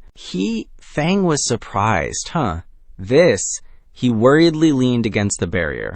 Miss Yuxiao, those meeting gifts are already very precious, aren't they? Fang guessed. Or are you planning to use this method to prove the Merchant Association's strength, gaining an advantage in the collaboration? Hong Yuxiao immediately retorted. That's not it, she explained concisely. Those small gifts are precious indeed, but they're nothing compared to Yunxiang's wealth. She said complacently, what I want to show him is our extensive network and intelligence methods. This is the true power of the Hongxi Merchant Association. Hong Yuxiao asserted. Even the old ministers, the holy stage experts, or the 8 generals of Tiandu don't have access to this. But our Hongxi Merchant Association can provide it to him continuously. She smiled confidently. I believe this is the key card to maintaining a cooperative relationship with him. After saying that, Hong Yuxiao turned to look at the person beside her. Let's go. We'll arrive in Yong'an City in just 3 more hours. Jingru, go prepare a bit. I want to take a bath and change clothes. The person beside her obeyed. Yes, madam. In Hong Yuxiao's heart, she was very complacent, thinking, if I can just win over this Song Yunxiang, I can totally secure my position as the successor of the Hong Trading Company. She harbored a tiny hope that, if conditions allowed, she could even use straightforward business tactics, a fair and square victory. Hong Yuxiao was lost in thought. But what if she finds out who's been messing around? She was determined. Then don't blame Hong Yuxiao for not showing any family affection. Meanwhile, back at the Song residence, a meeting was taking place in the central courtyard's reception hall. Yunxiang rushed back and apologized. My apologies. I was just receiving news. Let's continue. Where were we? Xijing thoughtfully reminded him. We were talking about how you want to gain Eunuch Lin's trust and have him arrange for trusted aides to take over the Iron Wall Army, ensuring the Song family retains some control over the Iron Wall Army when the beast tide hits. Yunxiang plopped down in his chair. Right, that's it, but we can't put all our eggs in one basket like that. Let's just say we'll give it a try first. He announced to the two, tonight I have a meeting with Miss Hong Yuxiao of the Hong Trading Company. Maybe we can use the Hong Trading Company's intelligence network to gather information, at least to prepare thoroughly. Ji Xijing quietly marveled to herself. Hong Yuxiao, you're the most outstanding successor in the 4th generation of the Hong Trading Company. Even such a huge business empire is trying to get on Yuxiang's good side. Song Jingzhang stroked his beard in satisfaction. The Hong Trading Company's intelligence network, EH? This old man has heard of it. They say they're very strong in that area. I heard that Hong Lao Taiye, Hong Kechi, their head, hasn't been in good health these past few years. Perhaps this Miss Hong Yuxiao is seeking you out because she knows about your alchemy talent. Yunxiang stated his plan. Very likely. If that's the case, then I can use pills to trade for some ore from them, and more detailed information about that Eunuch Lin too. At this moment, Yunxiang suddenly remembered something from the past. In his previous life, although that eunuch was considered a virtuous one who died far from home, He had learned a quote in the Era Zero. The words popped into his head. Duke Zhou feared rumors. Wang Meng feigned humility but still usurped the throne.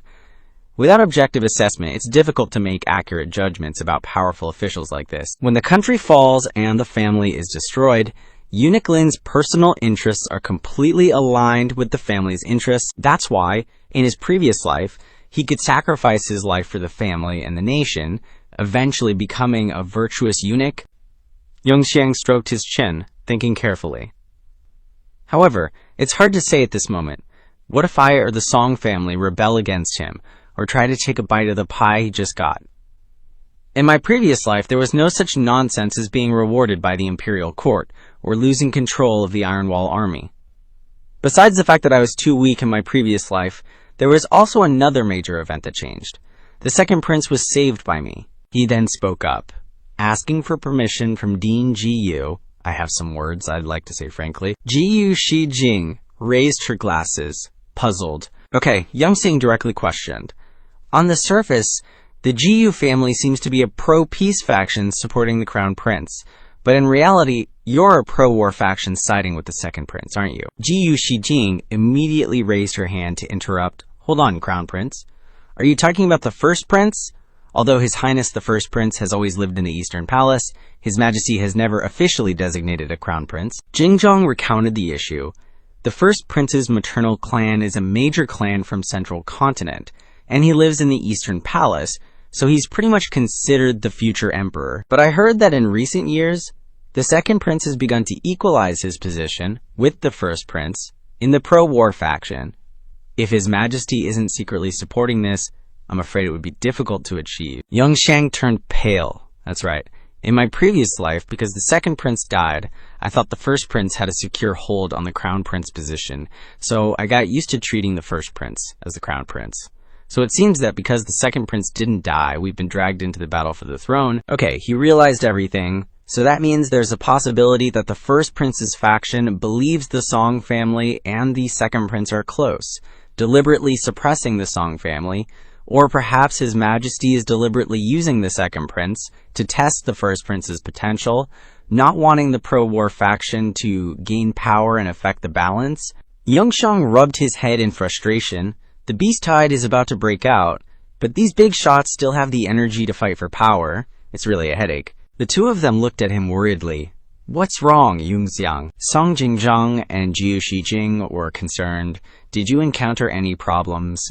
You can say it. Let's discuss it for a moment. Alright, Student Song. If you have any opinions, don't keep them to yourself and just say them all.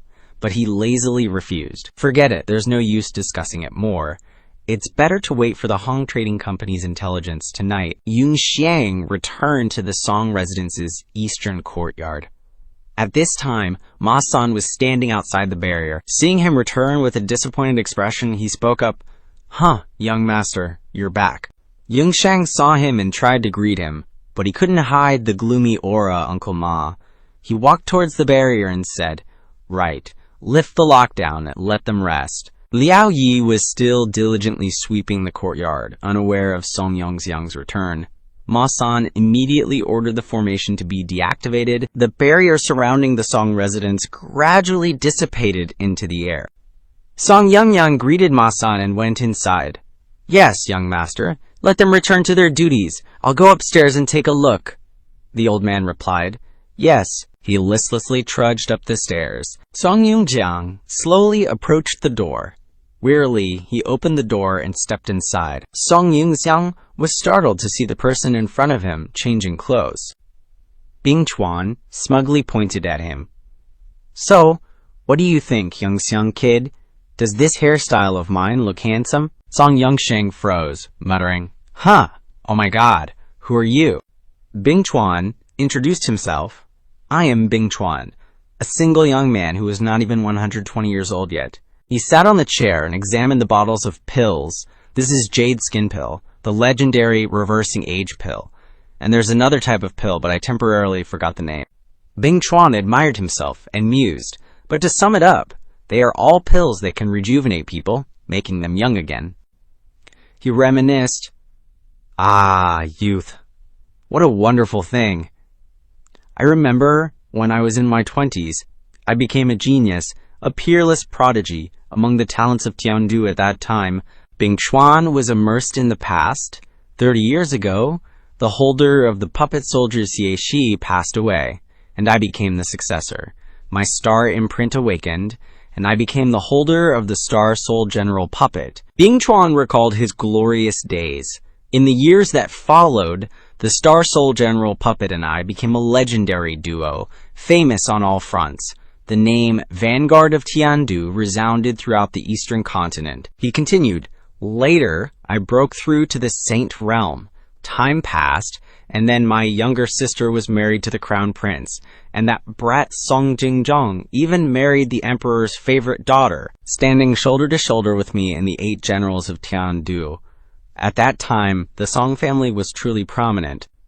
According to Bing Chuan, that era was the era of Bing Chuan and the Star Soul General puppet. At that time, I created countless legends. He bragged, "Back then, I roamed the world proudly, indulging in wine and women. From the prestigious young ladies of high society to the innocent country girls, from the cold and aloof businesswomen to the beautiful and voluptuous young widows, from the outwardly cold but inwardly passionate female assassins to the adorable ponytail-wearing schoolgirls, from the shy, bespectacled poets, I wandered through countless flower gardens, but never lingered on a single leaf." Bing Chuan despaired, but now, the once proud and overbearing Song Bing has encountered an indescribably difficult problem. He frowned. "These trendy hairstyles are making my head spin the more I look at them."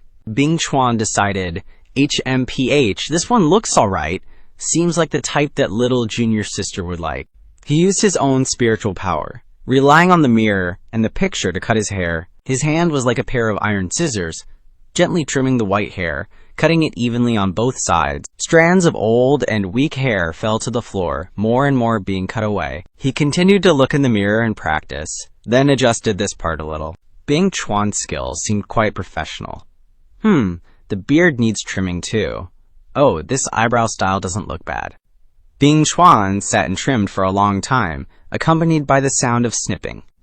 After finishing, he stroked his chin with satisfaction. The great work is complete. He thought impatiently, why hasn't that Yunxiang kid come back yet? He glanced at the remaining bottles of pills. How about I take advantage of this opportunity to try those pills and dazzle that brat later? Bing Chuan came up with an idea. Let's do it. Bing Chuan used his hand to circulate his qi and slowly lowered it. He cracked a satisfied smile and took out all the pills from the plastic box. Bing Chuan popped all 3 pills into his mouth at the same time, and the pills glowed. He then sat aside, focusing all his spiritual energy to circulate his qi. A moment later, it wasn't clear what he had done. Bing Chuan had completely drained the spiritual energy from the pills, and he stood up, wondering, did the medicinal effects fully take hold? He mumbled to himself while glancing at the mirror. I wonder if the effects are as good as I hoped. Hopefully. Seeing his reflection, Bing Chuan's eyes widened in utter shock. A scream of La Dat Tan echoed from the Song Mansion, startling Ma San outside. Oh my heavens! He hastily grabbed the mirror and held it close to his face. Is this really me? This is more than just looking 100 years younger. Bing Chuan nearly drooled on the mirror, but still admired himself to his heart's content. This fair and youthful skin, this feeling of vitality, it's at least a fifth of how handsome I was in my prime. No, a third. He felt the surge of power running through his muscles, and his physical condition had completely rejuvenated.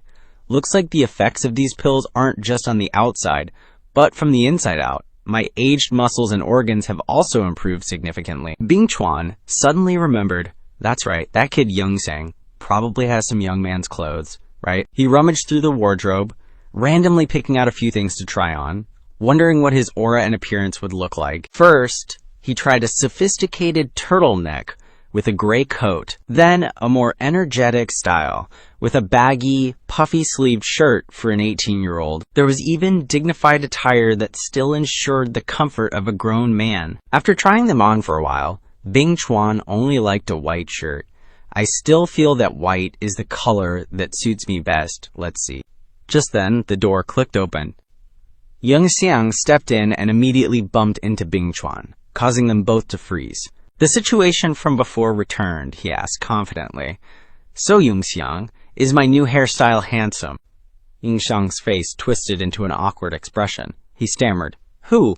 Who are you? Bing Chuan's appearance had changed so much that he was unrecognizable, but he confidently asserted, Of course it's me. Yunxiang vaguely recognized him, and he said hesitantly, Third grand uncle? Really? Why did you suddenly change to such a villainous hairstyle? Bing Chuan excitedly struck different poses. Villainous. What do you mean? I feel like I'm super fashionable right now. Yunxiang quickly waved his hand and sighed. Never mind. It's fine. As long as third grand uncle is happy. Bing Chuan put on his coat and agreed, I feel like I'm extremely healthy. From the inside out, I'm very satisfied. Yunxiang stroked his chin and muttered, That's good, then. The effects of these pills on third grand uncle are indeed even greater than I expected. Bing Chuan put on his clothes while scolding Cheng Qi. That kid, are you using me as a test subject? While praising him, he took a few more pills, but the effects of these pills are really top-notch. Calling them miraculous is an exaggeration, but they are indeed outstanding and unpredictable. He quickly walked to the door to praise him with words. Then it must be 1 in 1,000 years.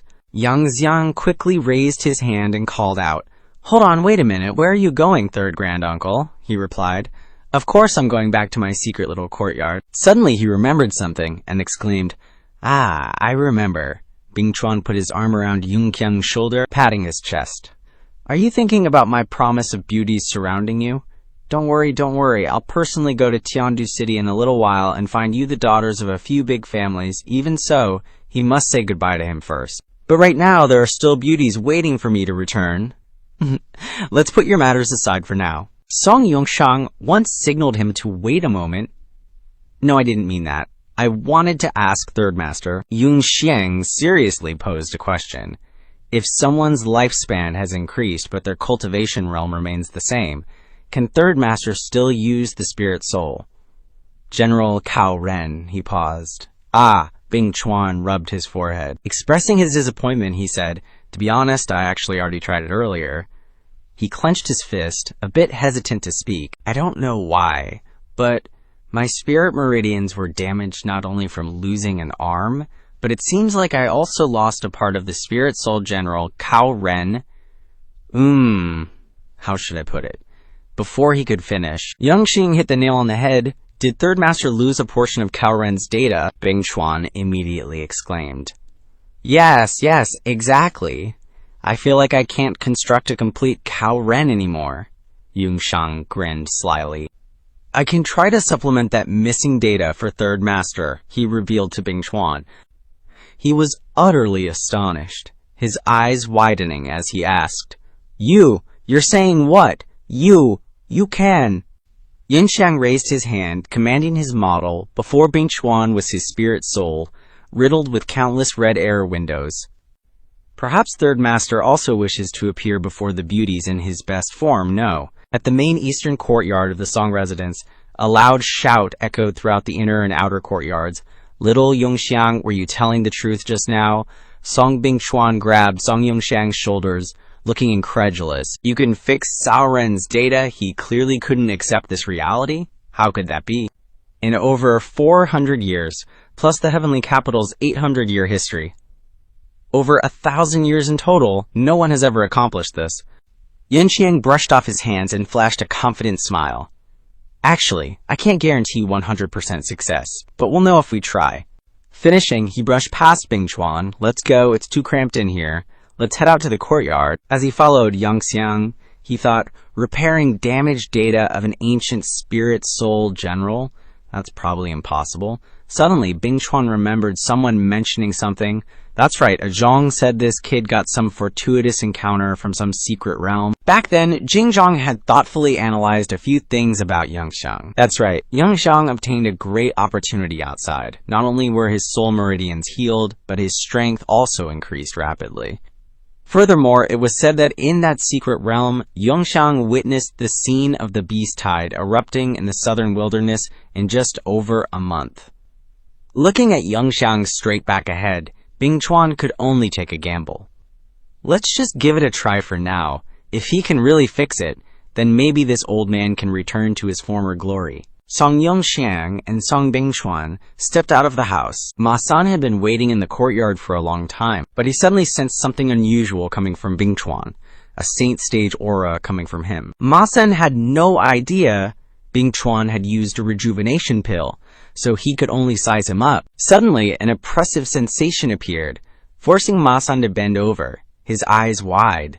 He pointed at Bingchuan, glanced at Yunxiang, and exclaimed, "Young master, this person, could this be?" In contrast, Bingchuan seemed extremely proud of his new appearance. Striking a pose, "Little Ma, it's this old man. What's wrong? You don't recognize this old man." A thin layer of sweat broke out on Ma-san's forehead. Flustered, he turned and whispered to Yunxiang, "Yo, young master, did you give third master a rejuvenation pill? Furthermore, I don't know if it's my imagination, but does third master look even more handsome than before?" The corners of his lips curled up, gently explaining to Ma-san, "Yeah, a transformation pill can improve appearance, a jade skin pill can beautify the skin, and a reversal pill can reverse aging. When these three elixirs are used together, the effect is surprisingly good." He gave a thumbs up, praising non-stop. "Young master's elixirs are this effective? That's unbelievable. Able to enhance beauty and even regain youth. I'm afraid women all over the eastern continent, no, even those old wealthy geezers will go crazy for this stuff." Yunxiang chuckled, explaining, "Uncle Ma, it's really not that extreme, because third master is at the saint stage, so his current appearance isn't just due to the effects of the elixirs, but also due to the rejuvenation effect of the reversal pill and the improvement in physique and cultivation." He paused for a moment and continued, "Under normal circumstances, when using a transformation pill, at most this elixir can only make one's appearance 3 parts younger." Ma-san stroked his beard as he listened. "So that's how it is? Only 3 parts? That's really unbelievable." Quickly, Yunxiang returned to his serious state, giving him orders. "I and third master still have some matters to handle. I'll have to trouble Uncle Ma to have the guards stand guard outside, and have the maids and family all go out to rest." Ma-san took a step back, bowing to receive the order, "Yes, young master." Before he left, Yunxiang called him back. "All right, Uncle Ma, the old wound's on you and Uncle Abe. When I have some free time later, I'll treat them for you both." Upon hearing these words, Ma-san froze, speechless, after a moment of silence. He emotionally cupped his fist and bowed to Yunxiang, solemnly saying, "Thank you, young master. I'll go arrange the guards now." Yunxiang didn't even turn to look at him, simply replied, "Go ahead." After seeing him leave, a knowing smile finally crept onto Yunxiang's face. "All right, third granduncle, let's begin here." He stretched his hand straight up to the sky and shouted, "Formation, activate!" As soon as he finished speaking, a protective network appeared, enveloping the Song residence. Bingchuan looked up at the formation and couldn't help but mutter, "A triple-layered formation, not only does it block aura and soul power fluctuations, but it also has two-way defensive capabilities and a concealing effect." He lowered his head, secretly making his own calculations, which instantly formed. With this kid's formation skills, he could probably walk freely even in the Imperial City. If that's the case, maybe I can ask him to visit my little sister. Yunxiang glanced at Bingchuan and said softly, "Third granduncle, try to construct your soul manifestation. Don't worry, this formation doesn't just conceal from the outside, it'll easily hide even a water element." Soul manifestation, he frowned slightly, trying to keep his expression natural, and hummed in response to Yunxiang. Unexpectedly, Bingchuan leaped into the air, his hands beginning to form hand seals. With his loud shout, a pale blue beam of light appeared from the sky, a soul manifestation taking shape. A silver soul manifestation gradually appeared in the air, accompanied by Bingchuan's resounding voice, "Soul manifestation, Kao Ren." Yunxiang stroked his chin, staring at Bingchuan's soul manifestation, and murmured, "As seen in the Star-Lord system, data in these parts are missing." He glanced to the side and whispered, Xiaohong, come on out." The system just appeared next to him and said a few extremely provocative sentences. "Here I am. Does the stupid host need this great one to lend a hand?" Seeming used to the system's sarcastic nature, Yunxiang wasn't angry at all, but calmly pointed at the Cao Ren soul manifestation. "Take a look at this."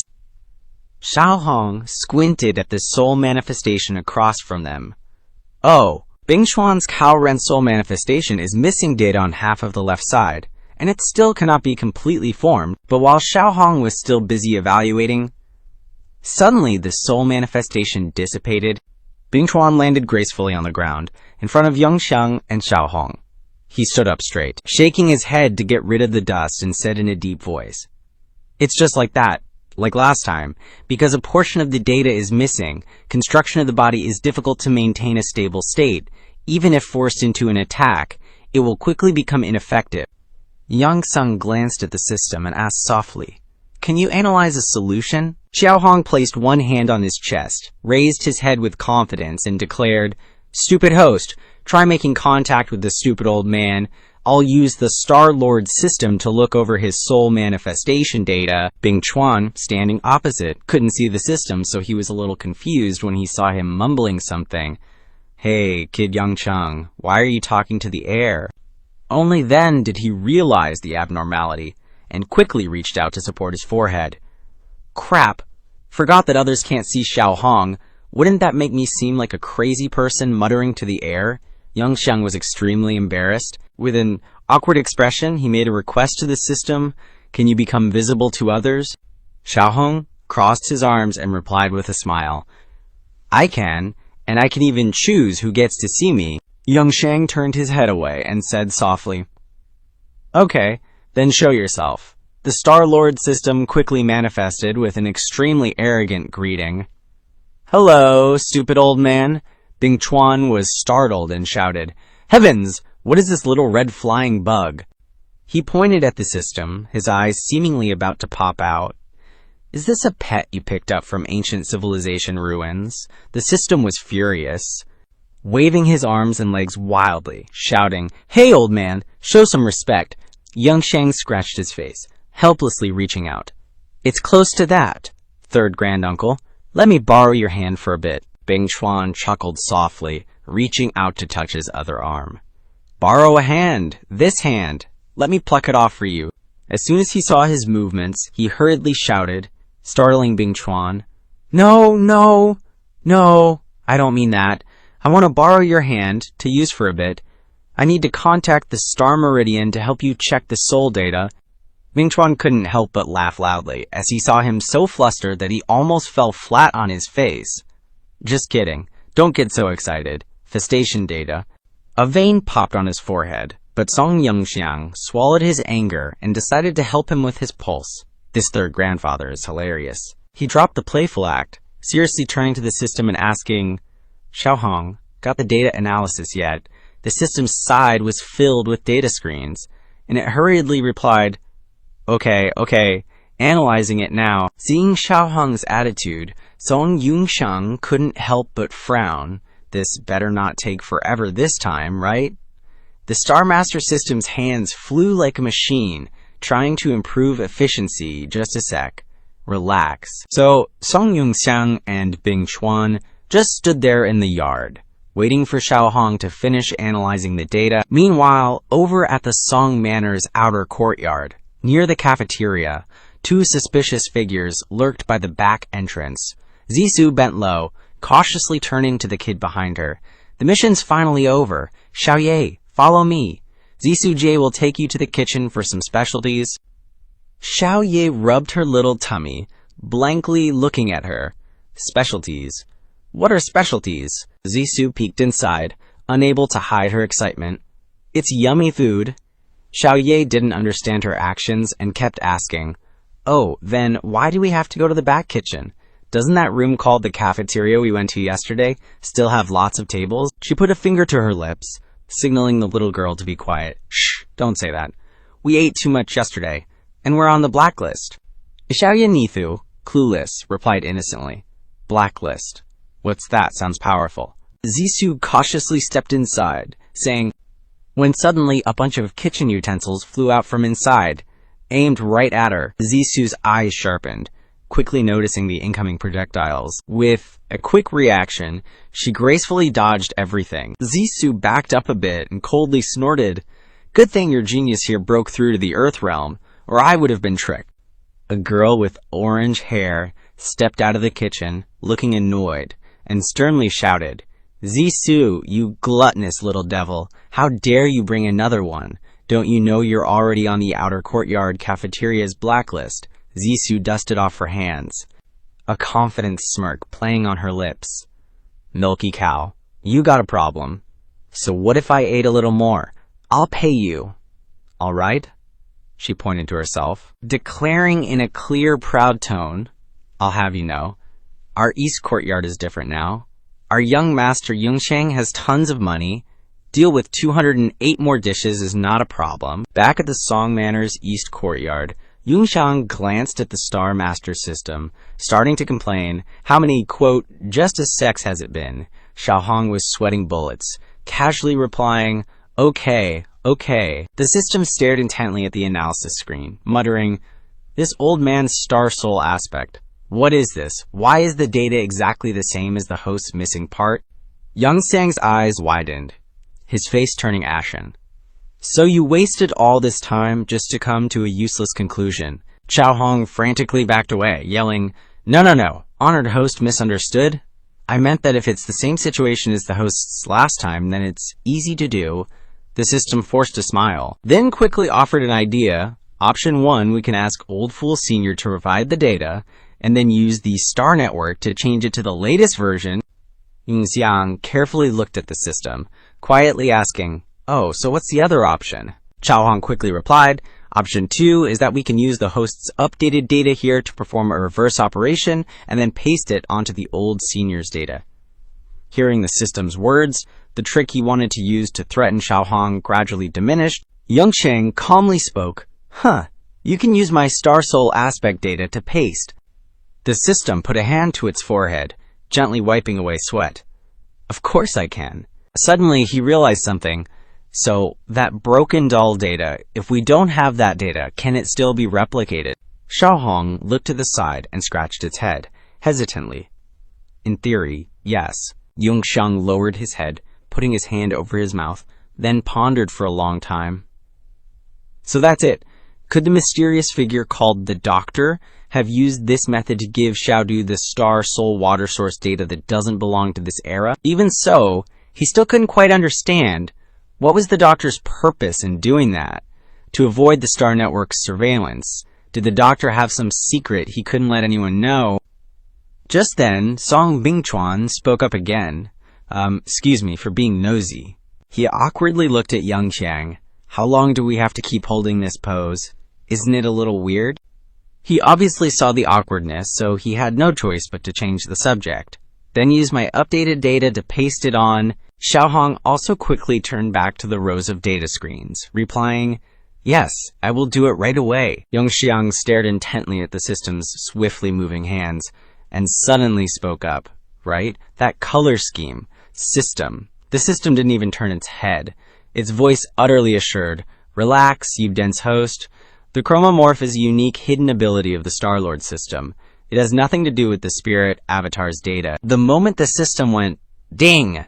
Xiaohong shouted, "It's done!" Yunxiang watched the system work, his eyes widening slightly in surprise. Why was it so fast this time? The system crossed its arms and explained with an extremely smug attitude. "What's so strange about it? When you, dense host, paste the copied data onto another dataset, of course it's much faster than doing it from scratch." Yunxiang, upon hearing this, didn't know what expression to make. "Oh, is that how it is?" With that, he let go of Bingchuan's wrist. "Third elder, it's done." A hint of confusion flashed in the old man's eyes. "Done? What do you mean, my Cao Ren spirit avatar is fixed?" Yunxiang scratched his head and gave a sheepish smile. "Not fixed, but replaced with a new one entirely. Go configure it and see if you like it." Upon hearing this, Bingchuan couldn't help but point directly at Xiaohong, exclaiming in surprise, "What? Replaced with a new spirit avatar? Is this little flying brat really that powerful?" The system, at this point, put on an air of smugness, even brazenly boasting, "So now you know how awesome this deity is, huh?" He scratched his head and pointed at himself with a bewildered expression. Then, let me configure it and try it out." Yunxiang softly said to him, "Please, Bingchuan, Lightly tap your toes and jump up high. At the same time, cast the spell and shout, "Spirit Avatar." A blue light then began to appear powerfully. The configuration started, and fragments of data slowly formed a powerful and modern-looking armor. Next came the formation of the Spirit Avatar's hand, bearing an imposing aura. The head, which had previously failed to configure, now appeared in all its magnificent glory. A great wind swept through, along with a mighty power, and Bing Chuan's loud shout, "Cao Ren Spirit Avatar." And so his Spirit Avatar was successfully repaired, without a single flaw. He lowered his head to look at his Spirit Avatar, his voice unable to hide his joy. This is a completely new Cao Ren Spirit Avatar. The corners of Bing Chuan's lips curled up slightly. Not only does it greatly reduce the consumption during configuration, but it also enhances all the weapons and fighting methods. Too awesome. Suddenly, he made a suggestion. "Hey, kid Yunxiang, why don't you take this opportunity to practice with this old man for a bit? Don't worry, I'll suppress my cultivation to the Earth realm, just like you." He chuckled softly at the old man's suggestion. "Want me to help you test out your new toy, huh? Alright, if Third Elder is in the mood, then I'll do my best." Yunxiang jumped high, immediately shouting, "Spirit Avatar configuration." Quickly, his Lu Bu Spirit Avatar appeared with a heroic demeanor. First Lu Bu, then Ao Bing. As soon as he finished speaking, the Ao Bing Spirit Avatar was also summoned. In an instant, the two Spirit Avatars combined into one. Appearing with a robust physique, Yunxiang landed his Spirit Avatar on the ground, stood opposite Bing Chuan and spoke. "Spirit Avatar, Zuoqi, form change, inside the Spirit Avatar." Yunxiang scratched his face, feeling a bit embarrassed. Configuring Zuoqi like this is really awkward, but the old man, upon seeing Yunxiang's Spirit Avatar, wasn't scared in the slightest. Can the Zuoqi Spirit Avatar really transform into a form similar to what that kid wrote? The excitement in Bing Chuan's heart was pushed to a high, causing him to burst into loud laughter. Interesting. Hey, kid Yunxiang, let's have a real showdown."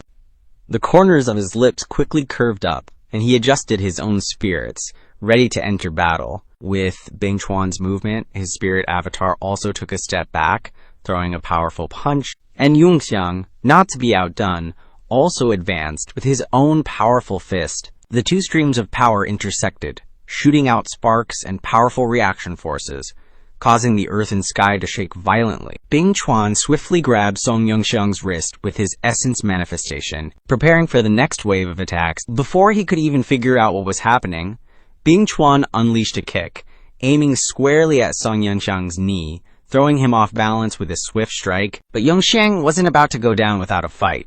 He broke free from the grip that had been holding his arm. Song Yunxiang threw a punch forward, but Bing Chuan blocked it in an instant. He shifted from defense to offense, throwing a counterpunch that Song Yunxiang had to block. Seizing the opportunity, Bing Chuan unleashed a flurry of punches, raining blows upon his essence manifestation. Despite the barrage, Song Yunxiang remained perfectly composed, deflecting each strike with ease. The two of them were completely lost in the exhilarating and joyful feeling of combat. Finally, Bing Chuan poured all his strength into a powerful punch, roaring with intensity. Not to be outdone, Song Yunxiang also prepared to deliver a power-packed punch of his own. The moment their techniques collided, a violent gale swept through the area, shattering the ground and creating a cloud of dust. Suddenly, a ball of light appeared and exploded, sending both of them flying backward. Nevertheless, Bing Chuan was an experienced fighter. He quickly regained his balance and summoned large wings. Bing Chuan looked at Song Yunxiang and said in a deep voice, "Even though this old man suppressed my strength to the peak of the Earth realm." He paused for a moment and then exclaimed, "I didn't expect you to be able to keep up with my speed." Bing Chuan looked down at the control panel, selected options, and said, "Let this old man witness your swordsmanship." As soon as he finished speaking, a sword instantly appeared in his hand, the giant wave sword. After a heaven-shaking roar, the giant wave sword made a powerful appearance, adding to Bing Chuan's imposing presence. Song Yunxiang's essence manifestation stood quietly on the ground. After a moment, he softly said, "You want to compare swordsmanship? Fine." He quickly summoned a sword and entered a battle-ready stance. The essence manifestation slightly lowered its head, and a gleam of excitement flashed in Bing Chuan's eyes. He chuckled as he stared at Song Yunxiang. The sword edge hides its sharpness. The true great sword is blunt. True skill is understated. Bing Chuan instantly rushed toward Song Yunxiang at an incredible speed, with absolute strength and speed. Fancy moves and skills are just empty gestures. Let's see if you can withstand one strike from this old man. Finally, he swung down a powerful sword. Song Yunxiang blocked the strike, but the surrounding ground cracked even more than before. On the other side of the outer courtyard cafeteria, in the kitchen area, Zixu and Xiaoye sat opposite each other silently at a wooden table. Seeing that the little girl wasn't saying anything, Zixu couldn't help but feel curious. "What's wrong, Xiaoye? Why do you keep looking toward the east courtyard? Is there something over there?" Xiaoye calmly replied, "Nothing. Just a boring fight." Zixu couldn't understand the little girl's words and could only shrink into a corner with curiosity. This little girl's senses seem quite sharp, huh? She keeps looking toward the east courtyard. Could there be something worth watching over there? From inside the kitchen, Chef Guy brought out 2 large plates of food, grumbling as she walked. "Once you finish these 2 plates of rice, you 2 get the hell out of here right away." She placed the 2 plates of rice on the table, boldly declaring, "Eat up, eat quickly, and get out. And don't you dare set foot in this cafeteria again." Zixu, who was just putting on airs, now changes her tune faster than lightning. "Please, Auntie, no. Sister Gui, we surrender, okay? How about this? Whenever you go out to buy ingredients, we'll follow you and be your errand girls, alright?" She sticks close to Chef Gui, poking her twice with her elbow. "If I tell you this, you might be surprised, but I, Zixu, am actually a cultivation genius, a rare prodigy." She pointed at Xiaoye across the way and continued, "By the way, that little guy, Xiaoye, is also incredibly formidable, and by that I mean his eating capacity." Chef Guy has no choice but to compromise. "Stop shaking me. Let me think about it." She glances at Xiaoye from head to toe.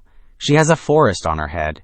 Is she a demonkin? That stinky brat Song Yunxiang is up to his old tricks again, scamming and fooling around everywhere. Meanwhile, the little girl is drooling, staring intently and asking Ziggy with longing eyes, "Can we eat now? I'm so hungry."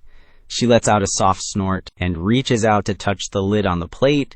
Eat. The moment the lid is lifted, the fried rice on the plate emits a dazzling golden light, making Xiaoye exclaim in delight. The little girl's eyes are glued to the plate of rice, and she keeps exclaiming, "It smells so good! What is this deliciousness?" Before Chef Guy can explain, Zixu rushes to interrupt. This is the famous song, Manner Fried Rice, a dish created by the third madam. Back in the day, doesn't it make your mouth water? It's been voted one of the top 10 delicacies in the Tiantu country by the Food Critics Association. She doesn't intend to stop, continuing to babble. Supersized beef balls, smoky ham hocks with a rich aroma, fresh peeled shrimp, soybeans, bok choy, sweet corn, and carrots all bring out their full flavor. The rice grains are crispy on the outside and fragrant and chewy on the inside, mixed with golden eggs that are incredibly delicious. Moreover, the chefs of the Song family are all taught by the third madam to use their soul force to cook. All of these things create this amazing plate of fried rice. She scoops a spoonful of rice into her mouth and continues to praise, "Every bite brings a new sensation. Those who have tasted it will never forget it.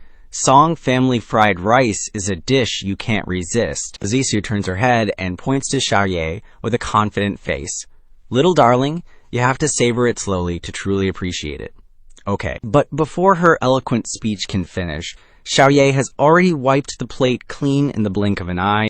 In contrast to Zixu's wide-eyed, jaw-dropped expression of surprise, the little girl, Xiaoye, calmly looks towards Chef Guy. "Another plate, please." She calmly replies, "That's all. These 2 plates of fried rice were made with leftover ingredients from the morning. There are no ingredients left." Hearing this, Xiaoye sighs and turns to stare at Zixu's plate of fried rice, which she hasn't touched much of. She quickly hugs the plate tightly, her intention not to share completely obvious. Seeing this, Xiaoye lowers her head, a nameless sadness flashing across her small face. The wronged little girl licks her plate until it's sparkling clean, looking like she's still not full. Zissou and Shefki, standing opposite her, are struck in the heart by this adorable sight and sigh in unison. Xiaoye gently puts down the plate, staring at her with sparkling eyes. Shefgui doesn't dare to look her directly in the eye, and immediately clutches her head and groans. "I'm scared of you guys. Forget it. After you finish eating, you two follow me to the market to buy ingredients, and I'll cook some more for you later." Hearing her words, Xiaoye is as if resurrected, her face bursting with boundless joy. Suddenly, Chef Gui approaches, and the little girl becomes curious. What kind of demonkin is this, kid? It should be okay to add beef to the fried rice, right?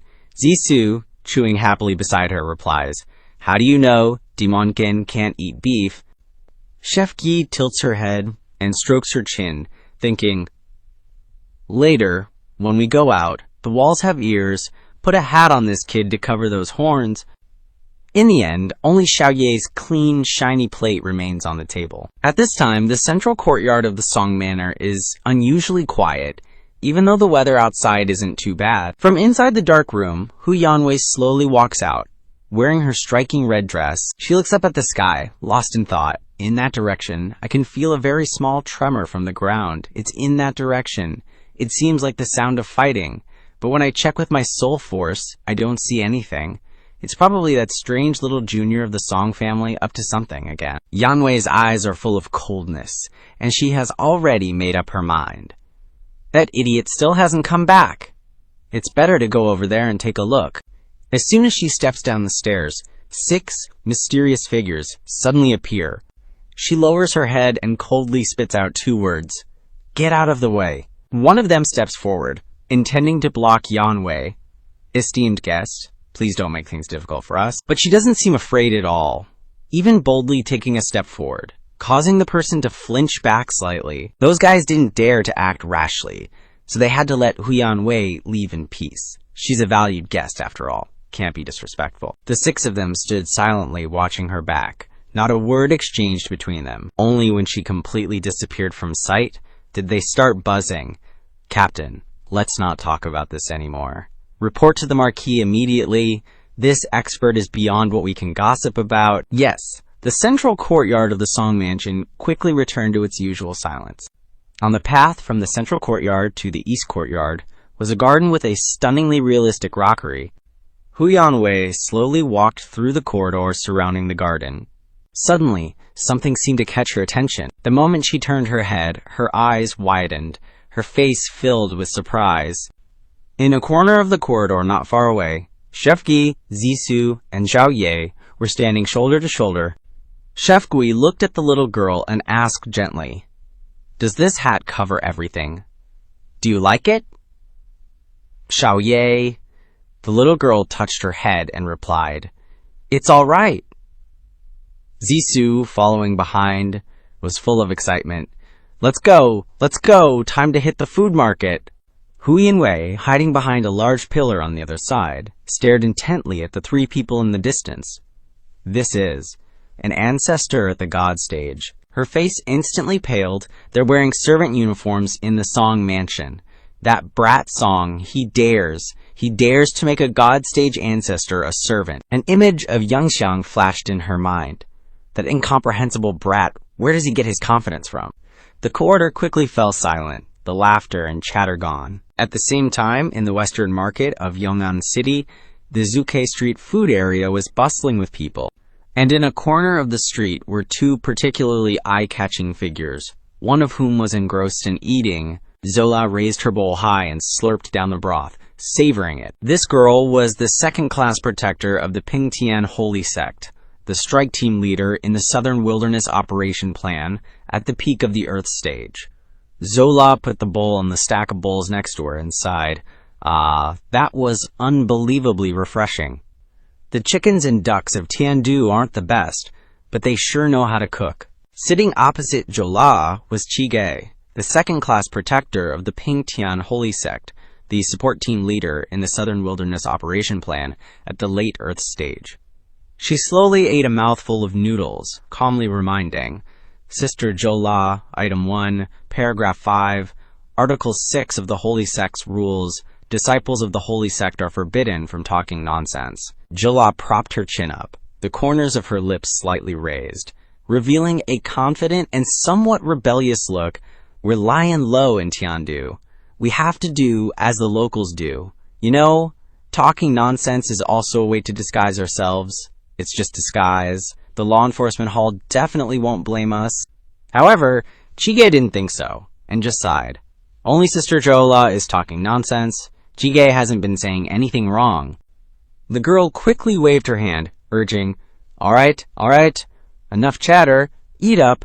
We still have to meet with the other team leaders after we're done. Suddenly, she turned her eyes to the chef of the stall and shouted, I want that too. Chige simply requested, Boss, 5 more bowls, with an extra 10 copper coins worth of beef in each. Zola wasn't to be outdone. Oh yeah, I want extra beef too. But she looked embarrassed at this moment and quietly called out, B, Boss, F, 5 bowls with extra beef. Zula propped her foot on the chair, sitting opposite her, and innocently asked, Right, are we allowed to eat beef?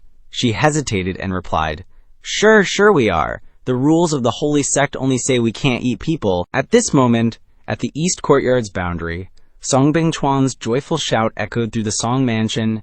The so-called weightless sword of no edge is like attacking without attacking. He raised his sword and charged forward, shouting, Before absolute power and speed, techniques and skills are just fancy footwork. Let's see if you can block one sword from this old man. As soon as he finished speaking, a powerful earthquake swept through, causing the whole world to shake violently.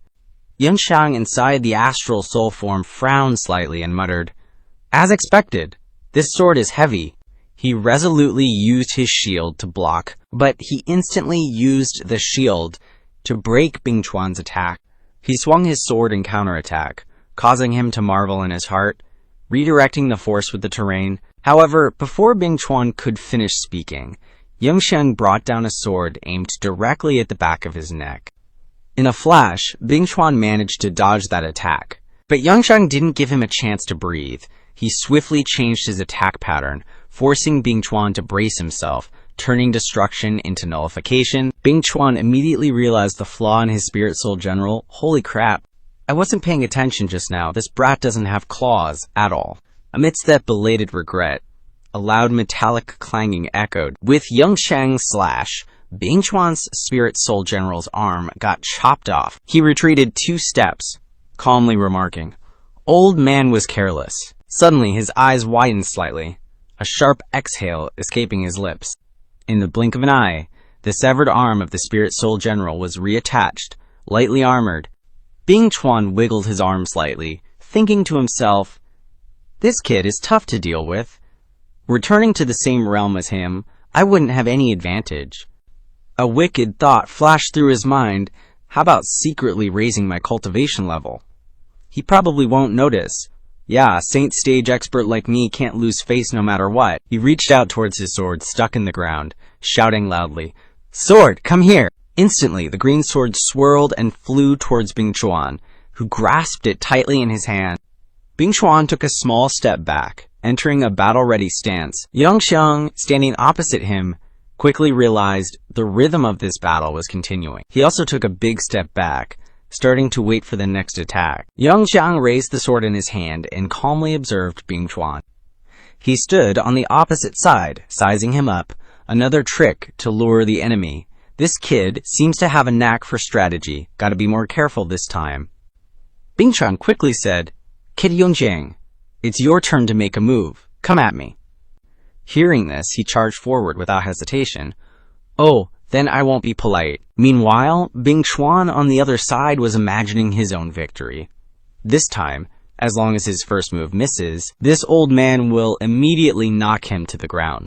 However, Yunxiang wouldn't let him have his way. He threw his sword, turning it into a giant throwing star, whooshing straight at Bingchuan. He was caught off guard by that move, only managing to shout, What the? A moment of surprise brought a powerful collision between the two swords. Luckily, Bing Chuan managed to block it. He couldn't help but yell, "You little brat, why are you playing dirty?" Ouch. Before he could finish speaking, Yunxiang quickly approached and struck him on the back. Pressing the attack, Yunxiang continued to swing the fist in his hand, but was quickly blocked by Bing Chuan. He reminded him in a deep voice, "Don't get too cocky, kid." He used the hand that was blocking, subtly channeling his power, and shouted, "Sword, come here!" only to see a powerful great sword gradually forming in the sky above. Yunxiang reached out and grabbed it in an instant, preparing to attack, and at this moment, Bing Chuan, who was struggling to withstand his attack, couldn't help but panic. This is not good. Quickly, a series of sword strikes were unleashed, aimed directly at his spirit soul general, Cao Ren. Yunxiang stepped back slightly, gaining momentum to kick Bing Chuan straight in the stomach. He lost his balance and flew away a distance, even kicking up dust and smoke. After a moment of silence, the surrounding smoke gradually dissipated. Yunxiang stood proudly in the middle of the arena, powerfully summoning his two equipment back. However, Bing Chuan on the opposite side looked extremely disheveled. His spirit soul general showed signs of cracking and was covered in dust. He spoke with difficulty.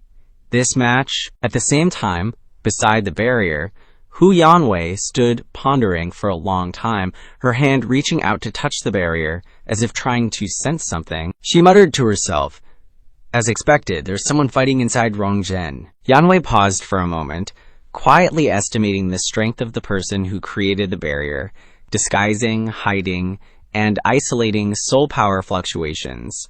Grandmaster... No, this is a formation created by a Grandmaster level expert. Suddenly, she felt that something was not right. As soon as she turned her head, she saw a group of people marching towards her in neat rows. Song Jingjong, leading the group, spoke gently, "Madam Hu Yanwei, please don't disturb them." Hu Yanwei glanced at them, confirming her suspicion that Song Bing Chuan and that Song family descendant were up to something. The man behind Song Jingjong immediately exclaimed in surprise, What's inside? You just said there's a great figure inside. What do you mean?" Jingjong turned his head to look at the man and frowned sternly in front of a saint stage expert. "Don't be impudent." The man clasped his hands and bowed his head. "I apologize. It was my rudeness." He squinted his eyes and looked ahead, lost in thought for a long time. From the outside, it seemed normal and unchanged, and he could even isolate soul power fluctuations, truly exquisite. No. I must take Yunxiang to the southern wilderness Great Wall. Inside the formation, Song Bing Chuan was panting, catching his breath while scheming in his head. How about secretly increasing my cultivation to the early heaven stage? Surely this kid won't notice. Unexpectedly, an explosion rang out from behind him, sending Bing Chuan flying. Even so, that thought never left his mind. How about secretly increasing my cultivation to the mid-heaven stage? Surely this kid won't notice. Another loud noise rang out, this time from in front of Song Bing Chuan. He endured in his spirit soul general, gritting his teeth, the thought continuing to escalate his cultivation. How about secretly increasing my cultivation too? Suddenly, Yunxiang's voice rang out, interrupting Bing Chuan's train of thought. "Stop." He smirked, his attitude carrying a hint of provocation. "Don't secretly increase your cultivation anymore? Doing that is cheating? Then I won't play with you anymore." As if he had seen through him, Bing Chuan secretly rejoiced. It seems this kid's limit is the late heaven stage. Good, if that's the case. He firmly gripped the sword in his hand and charged forward forcefully. "Let this old man use the peak heaven stage to fairly compete with you. Let me win, even if I have to be shameless." Song Bing Chuan held the sword firmly in his hand, shouting as he rushed forward, "Let me decide the outcome with you, using my own cultivation." Yunxiang was a little surprised. Heaven stage. He smirked and questioned him. "Third grandfather, isn't someone like you breaking the rules?" Bing Chuan revealed a smug smile. This old man was careless just now. "I didn't expect that you little brat would have such cross-level combat capabilities." He charged forward, forcefully, with determination. "So let me use heaven stage power to fairly and squarely determine victory with you." Yunxiang dodged his attack and asked, Have you misunderstood something about the words fair and square? But Bing Chuan was extremely excited about his idea. Using cultivation to compensate for skill isn't that very fair. Yunxiang took out a medicinal pill, smiling gleefully as he said, "This, third grandfather, you're old, but your heart is still young. But if we're talking about cheating, someone like you is just showing off their axe in front of a master." Suddenly, a burst of golden light unexpectedly erupted around his spirit general. To Bing Chuan's utter surprise, those strands of light incessantly wrapped around Song Yunxiang's spirit general, and even attacked him, preventing him from getting any closer. Then, he jumped into the air, shouting at the top of his lungs, "Transform!" Immediately following that shout, wave after wave of new equipment materialized on Yunxiang's spirit general. A wave of heat escaped, carrying with it the image of a powerful phoenix. Yunxiang yelled, "Phoenix form!" Whoosh! The wings on the back of his spirit general flapped, and it shot off like an arrow in the wind. Song Bing Chuan's eyes widened, completely unable to dodge, ultimately choosing to take the full brunt of Yunxiang's attack. Under the force of the attack, both of them flew backwards, until the back of Bing Chuan's Cao Ren spirit general slammed into the barrier with a deafening thud. Yunxiang controlled his spirit general, backing away and silently watching Bing Chuan. Immediately afterwards, he landed heavily on the ground, creating a huge crater. Yunxiang channeled his energy, and orbs of light appeared one after another. With a wave of his hand, they all shot straight towards Bing Chuan. He quickly reacted, yelling, "Move, Cao Ren." Bing Chuan raised his hands to block, but the orbs continued their relentless assault. Under the heavy force of the attack, Song Bing Chuan was a bit surprised that the orbs were so quiet and didn't do much when they hit him. At this moment, Yunxiang nonchalantly snapped his fingers. "Explode!" Right after his command, the orbs exploded. Like a string of firecrackers, boom! The dust and smoke nearly obscured Bing Chuan's spirit general. A moment of silence passed, the dust slowly settling to reveal Bing Chuan in a defensive stance. Yunxiang stood opposite him, staring intently at the screen, then tossed another pill into his mouth. Indeed, if it's the same type of armor, it's hard to make up for the difference in strength. There's no way to inflict effective damage against a heaven stage cultivator. Bing Chuan was no longer paying attention to his surroundings. He was panting, his hands still in a defensive position. Suddenly, he crossed his arms, seemingly trying to protect a wound in his abdomen. But taking that hit had already exhausted Bing Chuan. He let his arms drop, trying to catch his breath. Then, he shouted, "Don't think you can beat me, brat." But Yunxiang calmly looked at his weapon selection and muttered, "No choice. I'll have to use stronger weapons and fighting techniques to combine attacks." Quickly, a large halberd appeared in his hand. "Here I come, Fang Tian Huoji," he yelled, his eyes sharply fixed on Bing Chuan. He swung his arm with all his might, the halberd heading straight for the Cao Ren spirit general's head, but it was blocked by Bing Chuan in an instant. His eyes were resolute. "Useless brat. Before the heaven stage, he can't." But Yunxiang paid no mind to his threats. He yelled and put even more force into the halberd. Seeing the needle-like spear deeply embedded in his arm surprised Bing Chuan. "What?" Song Yunxiang spun around and shouted, "Break for me!" Quickly, under his force, the azure needle spear cleaved Cao Ren's spirit form in two. Song Yunxiang poured his power into the azure needle spear and said in a deep voice, "Combat skill," he roared. And the azure needle spear simultaneously split Cao Ren's spirit form in half, side slash. Right after that slash, a huge explosion erupted, armor fragments flying everywhere, dissolving into the data stream. From within the thick smoke, Song Bing Chuan spun in the air. Finally, he landed on the ground with a steady stance. Bing Chuan looked up at Song Yunxiang's spirit form, inwardly assessing that this was the weapon of another water attribute spirit form. If this was also Zuoqi's spirit form ability, then that's total bullshit. Zuoqi, Song Yunxiang, forcefully planted the needle spear into the ground, intending to show off to Bing Chuan. He finally had to raise his hands and surrender. Okay, I give up." Hearing this, he quickly commanded in a deep voice, "Spirit dissolve." Song Yunxiang gracefully descended to the ground from above, speaking calmly. But then, Third Master Bingchuan stretched his tired arm muscles, grumbling a bit. You little brat is way stronger than I thought. Right, he reached out and mimicked Song Yunxiang's phoenix form from earlier, his eyes filled with curiosity as he looked at him. What was that move you used when you transformed into the phoenix? Song Yunxiang quickly replied, That move, I got the idea from the epoch, just a random move I came up with.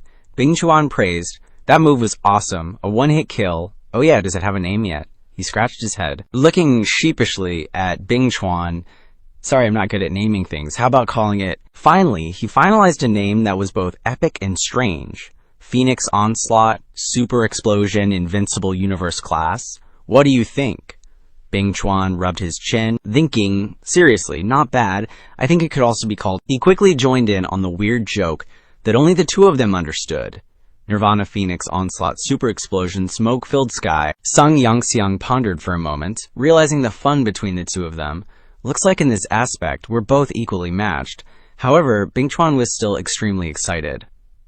Also, earlier when you used soul power to condense those flying bullets, what move was that? He happily explained, That move combines the way ferocious beasts condense mixed force into flying bullets and the combat techniques of the northern continent.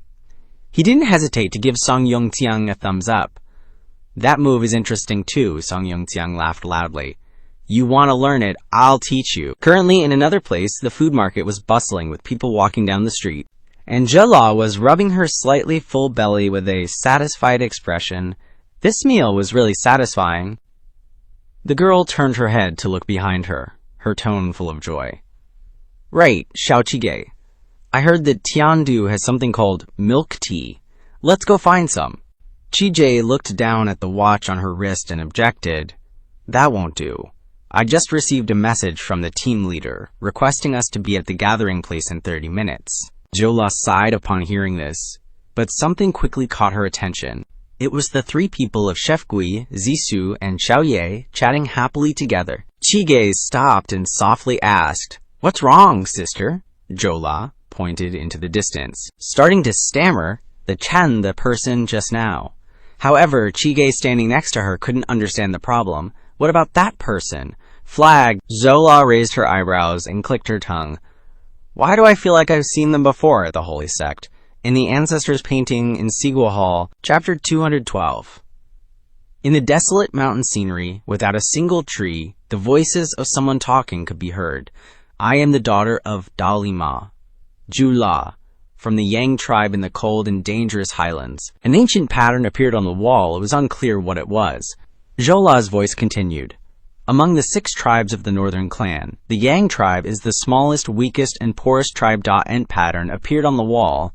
It was unclear what it was. Zhola's voice continued to ring out. Among the 6 tribes of the northern clan, the Yang tribe is the smallest, weakest, and poorest tribe. The kid recalled her past, back when the Shala family struggled to find food for their starving home, just so her younger siblings could survive. Back then, Zhola sat on a worn-out straw bale with a bright smile.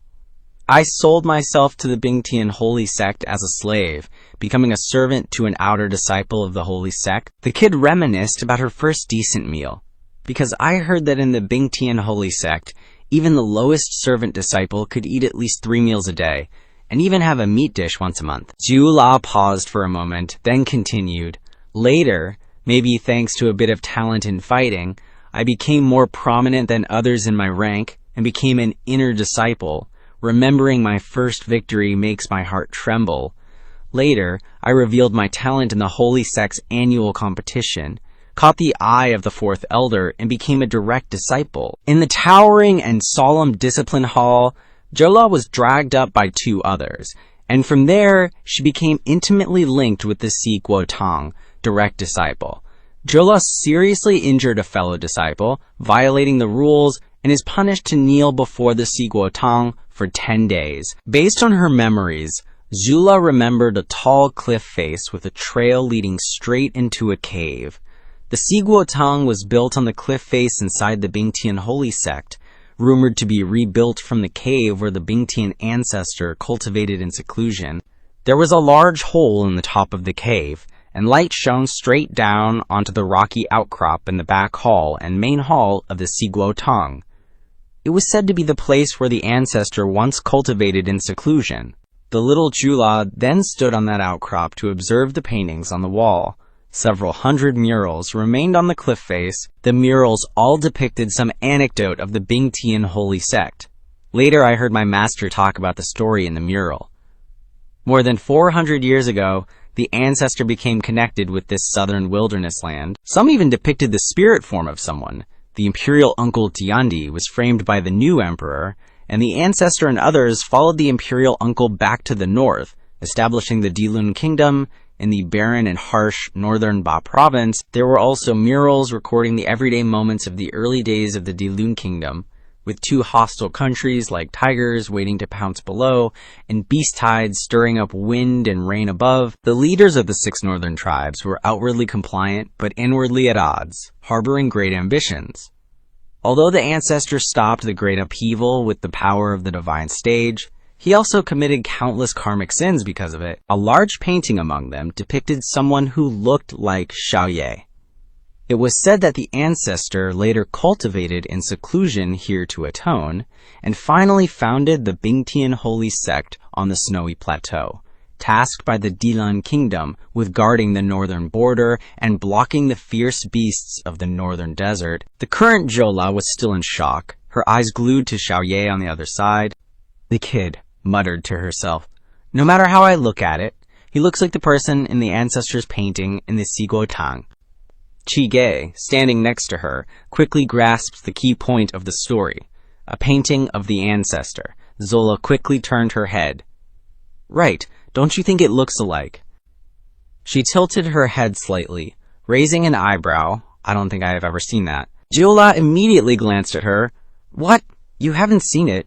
You've never been to the Siguo Tang?" The kid placed her hand on her chest and looked up proudly. "Speaking of the Siguo Tang, then I am a regular there. It can be said that in the entire holy sect, I am afraid that no disciple is more knowledgeable about the Siguo Tang than I am." The kid even stretched out her hand to count. I'm not bragging. On average, I have to go there at least a dozen times a month. I spend at least 1/3 of the year in the Siguo Tang. Chije, who was standing next to her, her lips twitched a few times. "Is this something to be proud of?" Zula was akimbo, her nose pointed up to the sky, as if it had grown several inches longer. "I can be so cool, you know." Suddenly, the kid shouted, "Wait, you look exactly like the Bingxian ancestor from just now, where... Let me find that person." Jola was about to run off when Chige reached out and grabbed her. "Don't chase after him anymore. The ancestor hasn't shown his face for more than 200 years, let alone appear in a small town on the border of the southern wilderness. Many people look alike. I'm afraid you're overthinking it, Jola." She firmly dragged Jola away. "Let's go quickly. I heard that squad leader Moshi has many cruel methods to punish late members." No matter how stubborn the kid was, she could only let Chige grab her clothes and drag her away. Even so, the matter lingered in her mind. Small town on the border of the southern wilderness. Southern wilderness. The ancestor once encountered a immortal opportunity in the southern wilderness. Immortal opportunity from the heavens. Suddenly, the kid turned her head, as if she had discovered something. Wait, I think I just had an unbelievable speculation. I don't know if I should say it. Chige frowned. If it's truly unbelievable, then it's better not to say it. We have to hurry up and gather. Under her objection, Jola had no choice but to accept the agreement. At this moment, a loud shout echoed from the east courtyard of the Song residence, and immediately afterward, the surrounding barrier dispersed. In the thick smoke and dust, the figures of Yunxiang and Bingchuan were faintly visible, and several indistinct figures appeared from the entrance. After the smoke cleared a bit, Yunxiang greeted the approaching group. "Haoyan Senior, Old Master, Shulao, so many people. Everyone is here." Song Jingzhong and the others were all shocked and wide-eyed. Some even rubbed their eyes several times. "Wait, that person is Haoyan Wei." His face was full of fear, stammering and unable to form a sentence. "Lie, little grandpa, how can you?" Song Bingchuan scratched his head, smiling shyly. "Little Weiji, it's me." Song Jingzhong and the others were thunderstruck. Third uncle, Lord Bingyuan, how is this possible?" Bingchuan slicked back his hair, striking a confident pose. "That's right, it's your handsome grandpa here. You cute little juniors, shout my name. Aren't you all in awe? Yan Wei unexpectedly approached him, reaching out to touch his muscular body. Not only his face, but even his bodily functions had improved significantly. She was utterly curious, pressing him for answers. Even your old wounds and reduced cultivation are recovering. How in the world did you do it? Suddenly, Bingchuan grabbed her wrist, gently asking, "Let's not talk about that for now, little Weiji. What do you think of my hairstyle?" This scene left the rest of the group in silent contemplation. Yunxiang pointed at Bingchuan with a bewildered expression. "Yunxiang, what exactly did you do? What did you do to third uncle?" He chuckled and waved his hand dismissively. "It's nothing much, really. You know, I just gave third grand uncle some cheap, worthless pills." Yan Wei, standing on the other side, quickly seized the key point. Pills. Bingchuan grandly held up his hand, interrupting Yunxiang mid-sentence. Now, Yunxiang, even though you're a junior in the Song family, I won't allow you to belittle yourself like that. Why call them cheap, worthless pills? I won't let you be so humble. He swiftly turned to Yan Wei, gazing at her with affectionate eyes. "Trust me, little Weiji, that kid Yunxiang is being way too modest.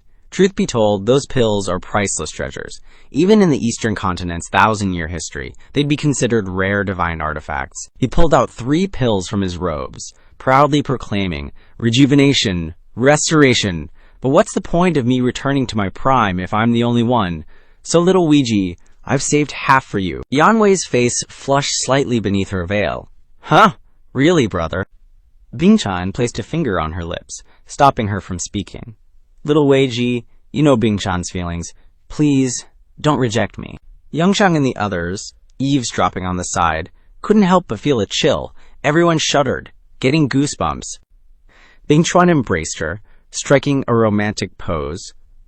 "Shall we go somewhere quiet and discuss this miraculous, age-reversing pill in more depth?" Then, he suddenly raised his hand towards the sky and shouted, "Star Soul Avatar!" The figure of the Star Soul General Cao Ren appeared once more. Star Soul General Cao Ren? Yan Wei, sitting on the hand of Bingchuan's Star Soul General with a surprised look, exclaimed, "Star Soul General Cao Ren? I've never seen this form before." He shouted a few more times, transforming into a phoenix-like shape. "Little Weiji." I'm about to accelerate. To everyone's astonishment, Bingchuan and his Star Soul General soared away into the wind. Yunxiang and the others stood on the ground, looking up at the sky, but no one said a word. Jingzhong pointed at the departing Bingchuan with a disbelieving face that, how could third uncle act so recklessly? Is this going to be a problem? Yunxiang scratched his face, looking at him awkwardly. I should be the one asking you that, shouldn't I? Jingzhong was speechless, sighing. The reward ceremony is almost here, and yet third uncle is acting so outrageously. Oh well. Yunxiang put his hands on his hips, looking up at the sky and lamenting. If you're not suave, you're not middle-aged. As long as third grand uncle is happy. Jingzhong quickly changed the subject. Right, did you and third uncle fight just now? Who won? He honestly replied. Yes, I and third grand uncle sparred a little. He suppressed his cultivation to fight me, but even using my full strength, I only barely managed to gain a slight advantage over him. Jingzhong stroked his beard and smiled. Back then, your third grand uncle was the #1 genius expert in the Tiandu nation, Yunxiang. The fact that you can beat third uncle at the same level proves that your potential will be even more promising when you reach higher levels. He heard this compliment and then elbowed him. Alright, old man, let's not flatter each other like that. You've seen the effects of the elixir on third grand uncle's body. How do you feel? Or should I give you a set too? Jingzhong quickly refused this offer. No need. If it's for enhancing cultivation, then that's fine. But I'm not interested in reversing aging or becoming beautiful. Just at this moment, Shu Heming raised his hand high, excited to say, I'm interested. Can young Yunxiang give the old man a set? Yunxiang replied happily. Of course, no problem. I will prepare it as soon as the reward is over. In his heart, he was secretly happy and prepared to offer a big gift from the old, so that everyone would be stronger by then. Jingzhong scratched his face. Hesitantly, then young Yunxiang, although the old man is not very interested in youth and beauty. But if you have any extra elixir, you can just give the old man a set. The old man has a friend. He glanced at Shu Himing and smiled evilly. I understand. In some random corner of Yongan City's west side, a run-down little courtyard stood bathed in the day's sunlight. Inside a shabby room, the beggar leader sat across from Zanjan, grinning. Lucky we didn't screw up, boss. We've sniffed out the whereabouts of 3 of the people you wanted us to find. Minjiao, the princess, didn't even spare him a glance, just casually fixing a strand of her hair. Oh, where are they? The beggar leader whipped out a stack of photos, presenting them with a boastful tone. My brothers from the gang are tailing these 3. Zanzan straight up tossed a black card onto the table. There's 50,000 in this card. Take me to them. The beggar's eyes bugged out, mouths gaping in shock. F 50,000. That's a lot. Zanzan raised an eyebrow, crossing her arms. Just help me find their hideout, and I'll add another 100,000. A loud shout suddenly echoed from a certain corner of Yongan City. 100,000. Zan sat opposite, arms crossed, saying calmly, no need for the theatrics. The beggar leader quickly clasped his hands, bowing obsequiously. Boss, rest assured. In Yongan City, if it's a job we've taken on, there's no way it won't get done. Zanzan casually waved her hand, signaling her subordinates to follow her. Let's go. Contact me as soon as you find them. Minjiao's subordinate tossed a pouch of money to the beggar leader, saying, when you spot them, don't reveal yourselves. Contact us immediately. The beggar leader caught the pouch, profusely thanking them. Understood. Got it. Then he stood up, turned to leave, not forgetting to bid farewell to Zanzan and her crew. Were off. The beggars slowly moved towards the entrance to leave. After a moment of silence, Zanzan spoke, checking to see if they were far enough away. The princess's subordinates replied in unison, then quickly disappeared. Yes, those people started searching every nook and cranny in the dilapidated courtyard. They even checked the courtyard's entrance and exit a couple of times. Finally, one of them returned to the princess, reporting seriously, Your Highness, they're long gone. The others also began to return. Your Highness, we've checked the surroundings, no problems. Zanzan pursed her lips, sweat pouring down her face. With great difficulty, the princess finally let out a sigh, so tense, freaking exhausting. Zhan turned to look at her subordinates with sparkling eyes. So, how was my performance just now? The subordinates following the princess showed complicated expressions, each giving a thumbs up with an awkward smile. Your Highness, you were amazing. Zhan cupped her cheeks, her face filled with happiness. You're all too kind. Zhan shyly displayed a demure demeanor, completely opposite to her previous seriousness and coldness. It's all because of this future crown princess title, delaying this princess's acting career. Suddenly, Minjiao spoke up as if she had just remembered something. Oh, right, Zhanzan raised her left arm and said softly, I need to report to Master first. A blurry image of an extremely mysterious person appeared on the screen. Along with the words, connected, very quickly, Minjiao shouted, Hello, Master, are you there? Are you there? It's Zhan here. Zhan's master replied calmly. I'm here. Speak. Minjiao behaved exactly like a little kid. Quickly bragging about her achievements to her master, she said, Master, I followed your instructions. I managed to find some clues about the military situation here. Their combat team has 6 captains. The county princess's master slightly curved her lips, praising. Good. Continue to monitor them. Find a way to get evidence and hinder their southern advance plan.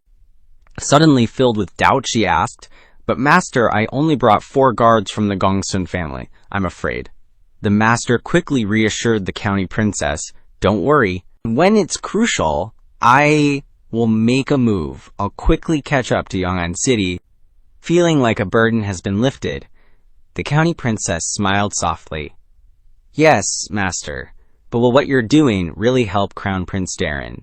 The county princess's master put on a calm demeanor, slowly explaining, As long as we find evidence of the Southern Advance Plan, it's the same as grabbing the weakness of the military advisors. You don't want to see the next Dylan Emperor trapped by those old fogies like a caged bird, do you? Hearing this, Zanzan clenched her fist. Yes, I understand. Before Mianzhao County Princess's master disconnected, she left Zhanzan with one sentence: go and act. Zhanzan reached out and turned off the device connecting with the mirror, her face unreadable. The county princess stood up from her chair and then snorted coldly. Zhanzan suddenly reached out and patted her cheeks repeatedly. Mianzhao County Princess frowned and reassured herself. Gongsun Zhanzan, you can do this. I'm the daughter of the former Yanzhao King, the younger sister of the current Yanzhao King, and the aunt of the next Yanzhao King. I'm shouldering the mission of the Gongsun family. I am the future Crown Princess, and I'm the only close friend of His Highness the Crown Prince. I'm the only one who knows his secret. Only I can help him now. This is my responsibility, and it's also my duty. I must succeed. Zhanzan clenched her fists, wanting to encourage herself, but the voice that came out of her mouth was extremely weak. Come on, come on, come on! The county princess continued to encourage herself, ignoring the helplessness of her subordinates. Zhanzan is the best. Suddenly, the county princess shouted loudly, all right, let's start acting. Zhanzan put her hands on her hips, turned her head to look at the subordinates, following her with an excited mood. What should we do now? The county princess's subordinate sighed and said, we're waiting for the news from that beggar gang Tianbang. As soon as she heard this, Zhanzan quickly covered her nose, showing disgust. Huh, is that so? Can we change places to wait? This place is dirty and stinky, and there's no WC. How about we go to a big hotel in Yunxiang, rent a luxurious room. This county princess has to wash away the stink on her body. The county princess's subordinates smiled helplessly. This, county princess, we came in a hurry this time, and didn't prepare identification papers from Tiandu, so we can't process residency procedures. In the silent space of Jiaxie, Zhanzan's surprised and mournful voice echoed. The tide brought a brilliant orange hue, slowly covering the entire space. Dusk, the Song residence's east courtyard was enveloped in silence. Inside the room, Yunxiang stood up straight, waiting for his servants to help him adjust his clothes. He broke the silence. Not done yet, Qingdai calmly replied. Almost done, young master. Just a little more. Finally, she announced with a happy look, all right, young master. Yunxiang lowered his head and looked at the outfit on his body, muttering, it's just going to dinner. Do I really need to dress up so elaborately? Damu, standing beside him, respectfully explained, young master, you're about to be granted a title. When going out to meet people, wearing traditional Tiandu attire will be more formal. He felt that this explanation made sense. Uncle Damu is right. He looked towards Yunxiang, who was still standing straight, and slowly asked, young master, how many guards do you think we should bring?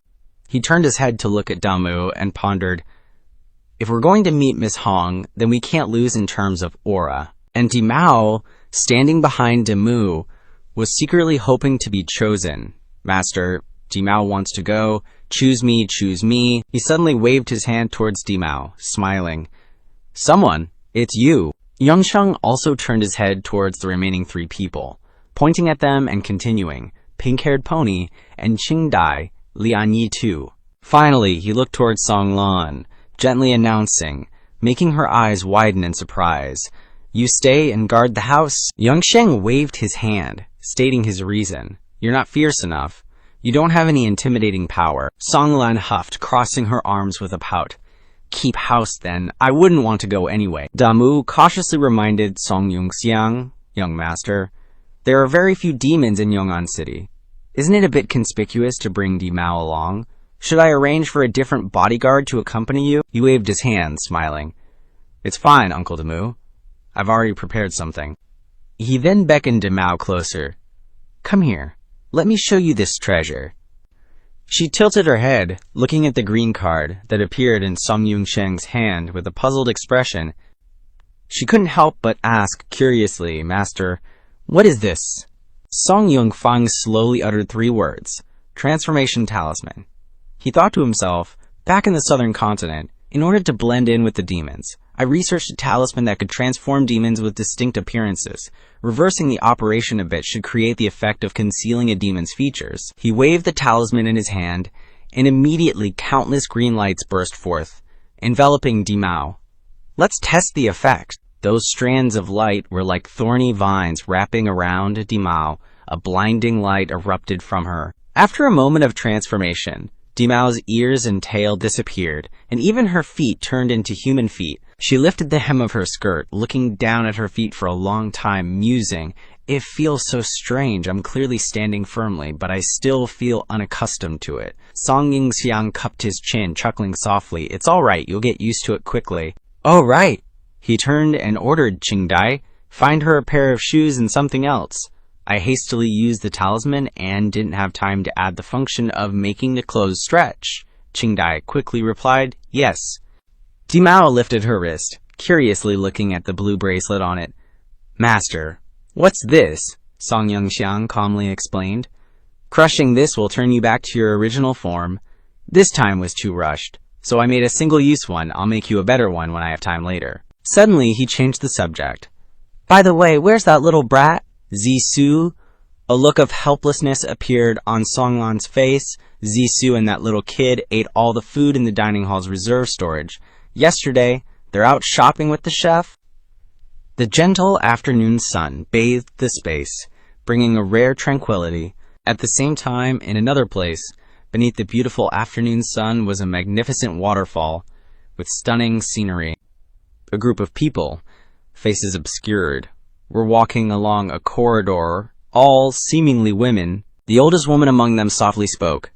"Let's go. The senior sister in the intelligence unit of the East has found clues to the Southern Guidance Plan." Azan, following behind her, gently replied, "Yes." Seinan wore a serious expression, slowly following behind, not uttering a single word. The rest of the group wore hats, covering half their faces, and remained silent. Finally, the group arrived at a brightly lit room, inside which were several flying vehicles lined up. Shoa Nuong jumped onto one of them, sternly issuing an order. "Action Team A8 Shoa Nuong. Mission start. Request permission to depart." A stiff notification slowly sounded. "Departure request approved. Wish you a successful mission." As it was getting dark, and the afterglow of the setting sun was fading, the waterfall remained as magnificent as ever, powerfully gushing. Then, from within the waterfall, a series of flying vehicles shot out. These people sped through the air, crossing the desolate wilderness. At a certain corner in the northwest of Yongan City, under the setting sun, 3 figures suddenly appeared in a small alley. Zola and Chige silently walked side by side towards the man in chef's attire. The man immediately asked, "Ladies, do you have an invitation card for the restaurant?" Chige calmly replied, "No invitation card, but I'm a diamond member." The man broke out in a cold sweat upon hearing that, the heroic spirit of heaven and earth. She approached the man and whispered, "Remains forever awe-inspiring." The man quickly made way for the two. Shijie respectfully extended her hand. "Please, esteemed officials." Jola and Chige followed the steps, delving deeper inside. Reaching the 3rd basement level, 2 tall, imposing men stood guard before a large steel door. Chige said nothing, calmly raising her hand to the scanner for verification. As soon as Zula placed her hand on it, a rigid voice echoed. Fingerprint verification passed. The door swung open, and the 2 girls stepped inside, shoulder to shoulder. In the large room stood a round table meant for conferences, with several people already present before them. The first was Tuoba Bay, seriously tapping away at his device. Another, with a chubby appearance, was constantly shoveling rice into his mouth. Next to him, a burly man was focused on lifting weights. Finally, a man with glasses sat quietly on a chair. Jola broke the silence. "Hi, Team Leader Wanwei. Hello, everyone." Wan Shixiang, a high-ranking secret agent from the Yilun War Division, and overall team leader of the South Guidance Operations Team at the mid-stage of Heaven rank, raised the watch on his wrist and sternly warned, "You 2 are 35 seconds late." Jola Huanghun took a few steps back. No way. Chije obediently lowered her head in apology. Team leader Wan Shi. He coldly glanced towards Kuiman, who was lifting weights not far away. Later, go find team leader Kuiman for punishment. Kuiman, the squad leader of the 2nd Operations Squad, and at the early stage of Heaven rank, glanced at the 2 of them and said in a deep voice, For such an important operation, they only send 2 Earth-rank girls. Could it be that, as the rumors say, the Pingtian holy sect has run out of soldiers who can fight? Qijie, feeling looked down upon, retorted firmly, "The holy sect's prestige cannot be trifled with. Please take back your words." Kuiman said nothing, and powerfully flung the weight in his hand. "Take back my ass." The weight soared through the air, aiming straight at her. However, it was kicked aside by Zola with lightning speed. The girl summoned her signature hand axes, her weapons of choice. Her eyes widened, determined to fight. "You mongrel wolf clan, I'll beat you to death." Provoked by Zola, Kuiman laughed loudly, swinging his fist. "You yang trash, you're even worse than a slave." However, before they could start fighting, Yunxiang stepped in to stop them. Ahem.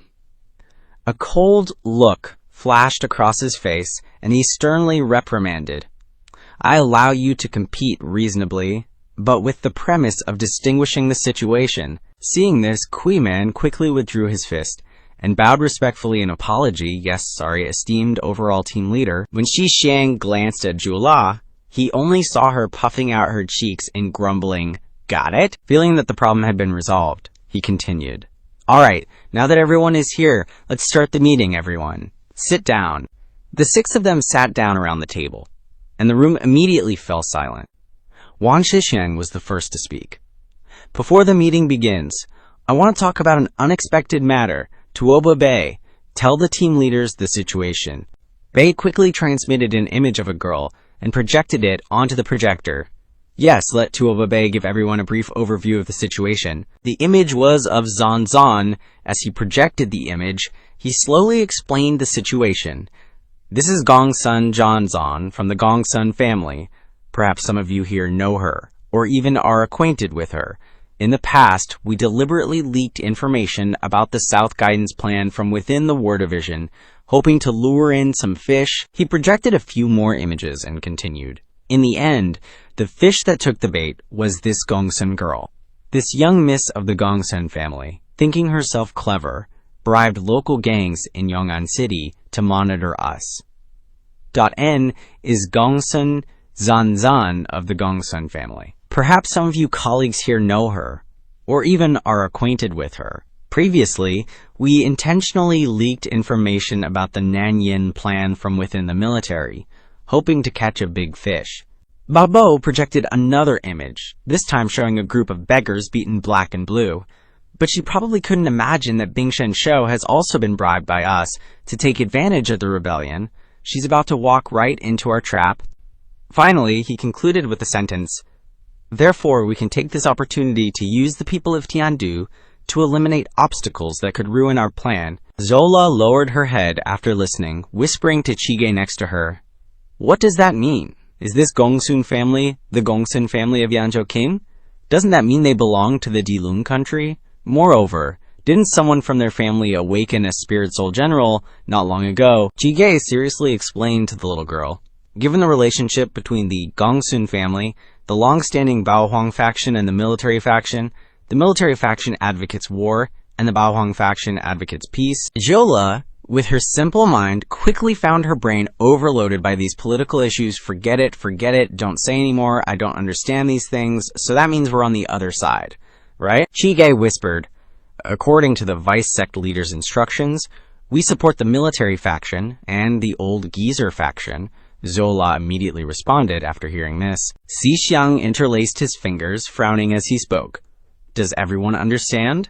This time, we will use Tiandu's hand to eliminate Gongsun Zhan, and then use this to provoke the Gongsun family at the head of the Baohuang faction's hatred towards Tiandu, in order to consolidate the maintenance and development of the entire combat plan for our military faction in the future." The corner of his mouth slightly lifted, revealing a hint of wickedness. "The Gongsun family has someone who possesses a water-attributed spirit soul general. If they support us, then our combat plan will be like a tiger with wings." Chapter 215. In Dilun country, Yangzhou City is shrouded in the quiet atmosphere of the afternoon. However, on the large drill ground, the Yanzhou Royal Palace was not so quiet. A fully armed troop of soldiers was defending in front of the city. A general shouted loudly, "Raise shield and mirror blades! All troops pay attention! Form a charging formation!" From the dust of the desert, a man on horseback wielding a saber rushed forward. "Be careful! Here he comes!" This is the spirit soul general Zhao Yun, bravely charging on the battlefield. Zhao Yun swung the saber in his hand, immediately taking down a group of soldiers in the front line. With the next strike, Zhao Yun continued to take down another group of soldiers. This spirit soul general focused his strength on the saber, then swung it again, causing the enemy soldiers to fall like wheat. Each strike Zhao Yun unleashed resulted in more enemies dying under his saber. This spirit soul general was like a unilateral attack on the enemy. Behind the white horse were countless corpses of soldiers who had been taken down by Zhao Yun. When the enemies tried to trap this spirit soul general inside the circle, Zhao Yun spun his saber, causing a powerful aura to burst out from a wide area around him. The white horse neighed loudly, expressing the victory and soaring fighting spirit of its master. Then, a blue light appeared, enveloping the saber and the white horse. It was like replenishing energy. For Zhao Yun, this spirit soul general once again spurred his horse straight into the enemy. The white horse galloped swiftly like flying in the wind, carrying clouds of dust, until it charged straight into the heart of the enemy. A whirlwind appeared, breaking apart the enemy's formation. The white horse, under Zhao Yun's control, braked in time on the ground. As for the soldiers, after that shock, few could get up. Their general shouted, "Anyone who can still move, quickly stand up and reorganize the formation." As he spoke, the general glanced towards the white horse not far away. "Be careful of him." But the person who was supposed to be on horseback suddenly disappeared. Where did he go? A small ray of light flashed from the sky. Immediately, Zhao Yun appeared with his saber. A powerful strike descended, bringing a blinding flash of lightning that defeated the entire army. Zhao Yun hasn't stopped yet. This soul projection pumped more power into that blade, unleashing a whole bunch of mini tornadoes at once. When the whirlwind died down, those soldiers were totally wiped out. Ganezo, dust and grit swirled around Zhao Yun's body, while the data particles just vanished into the wind. Zhao Yun, all imposing and majestic, stood tall in the dust storm, radiating an indescribable aura. Straight up awesome. A dangerous pale gold glint flashed in its eyes. You could tell this was not someone to mess with. Zhao Yun slowly emerged from the sandstorm, looking every bit the powerful general. A round of applause suddenly erupted, along with a deep voice. "Bravo! Magnificent!" Gongsun Hu, the Yangzhou king of Dilun and current head of the Gongsun clan, kept clapping and showering compliments. To fight one against 100 and still dodge all the vital points with such precision. To restrain oneself when one couldn't act, and still keep from killing anyone. Amazing, he said with a proud tone. "No wonder you're our clan's top genius in a century, Gongsun Ji." Gongsun Ji immediately landed on the ground, after deconstructing his soul projection. As the seventh inheritor of the Zhao Yun soul projection, Ji stepped slowly onto the ground, a slight curve to his lips. "Father, you flatter me. It's all thanks to your guidance and that of the predecessors." Gongsun Hu chuckled. "You're always so humble. Come, let's have some tea." Ji bowed his head. "Yes, father."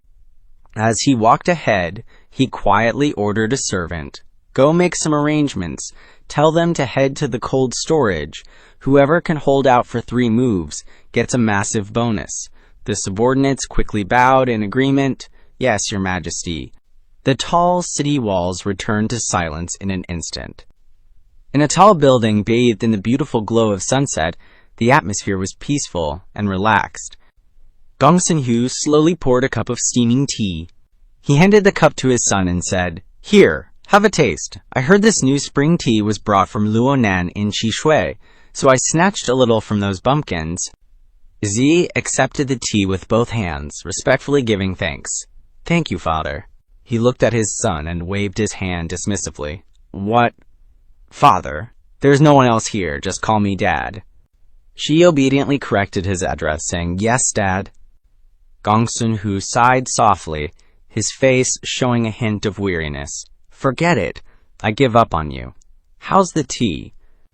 He calmly assessed it, elegant and captivating.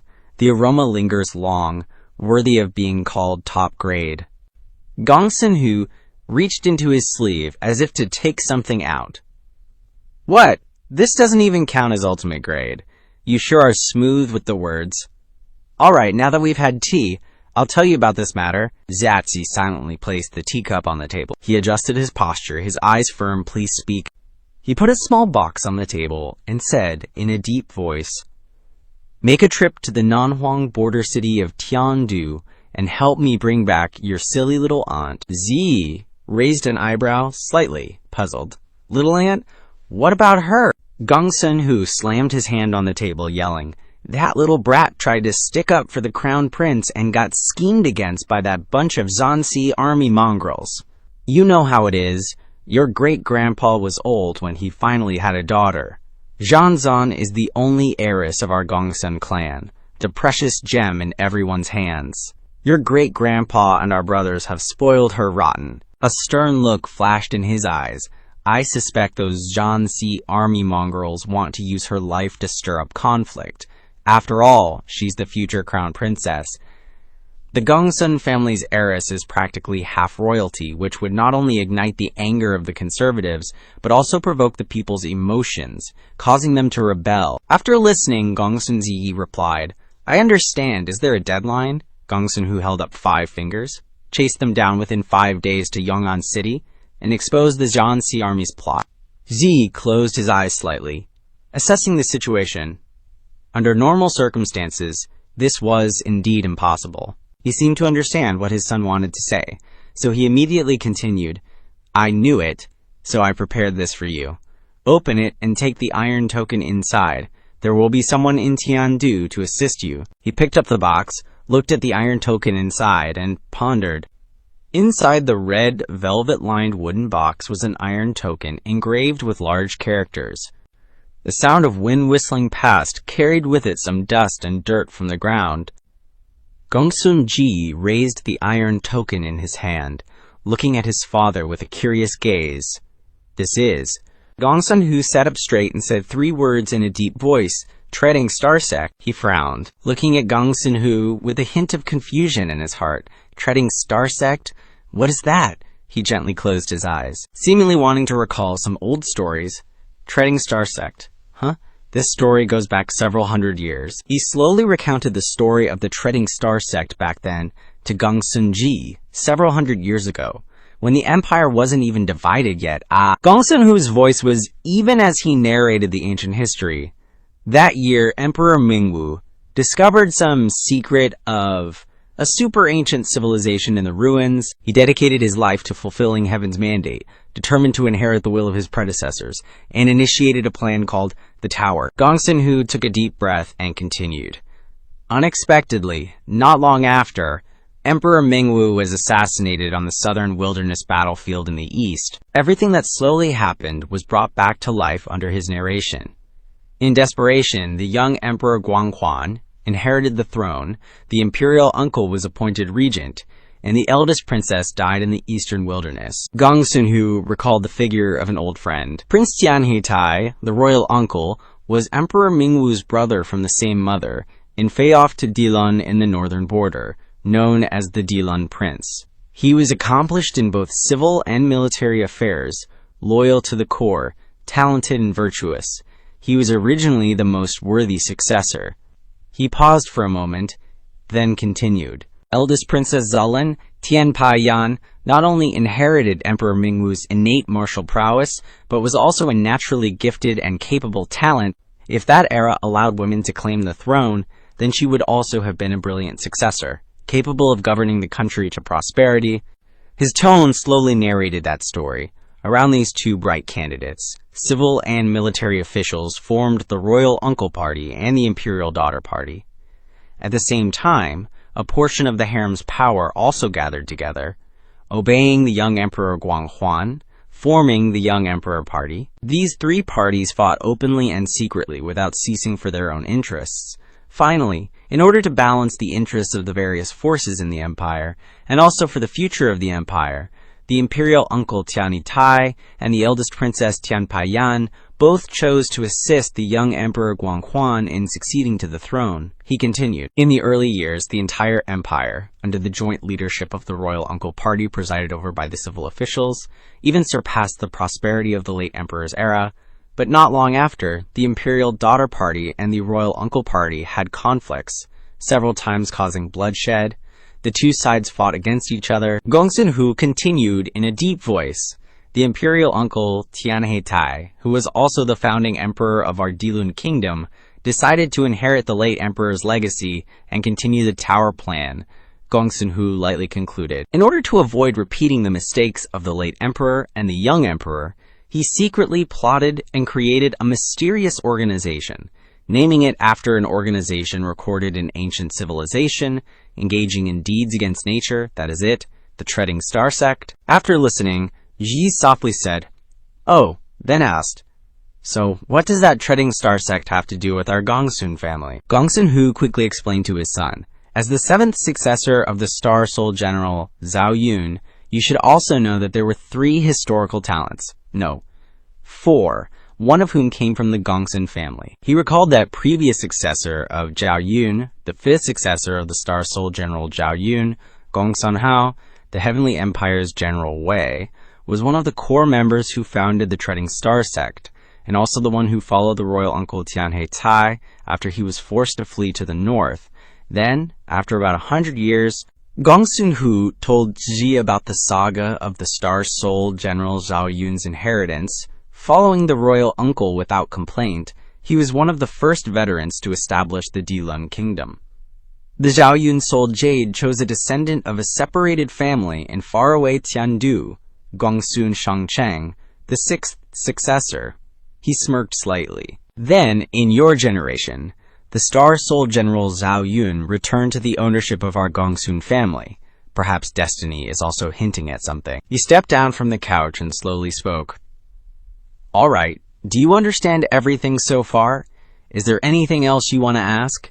Jai followed his movements and softly said, "Then, please allow me to ask a question." Gongsun-hu didn't turn his head, replying with closed eyes, "Speak." He clasped his hands respectfully and said to his father, "Father, please forgive my boldness." His eyes instantly became sharp. "For you to transfer forces, there must be someone more suitable than me, right?" Realizing his son's keen insight, Gongsun-hu turned his head and affirmed, "That's right. Actually, I have already ordered a team of Heaven-tier assassins to secretly assist you." However, Zi still felt a little puzzled and continued to question him. Then why not just let them take on this mission directly? Gongsun-hu slowly walked down the stairs, his words becoming hesitant, because he looked up at the burning sunset in the sky, lightly exhaling, "I want you to visit someone." To get to know them, Ji felt endlessly curious. "Who is it?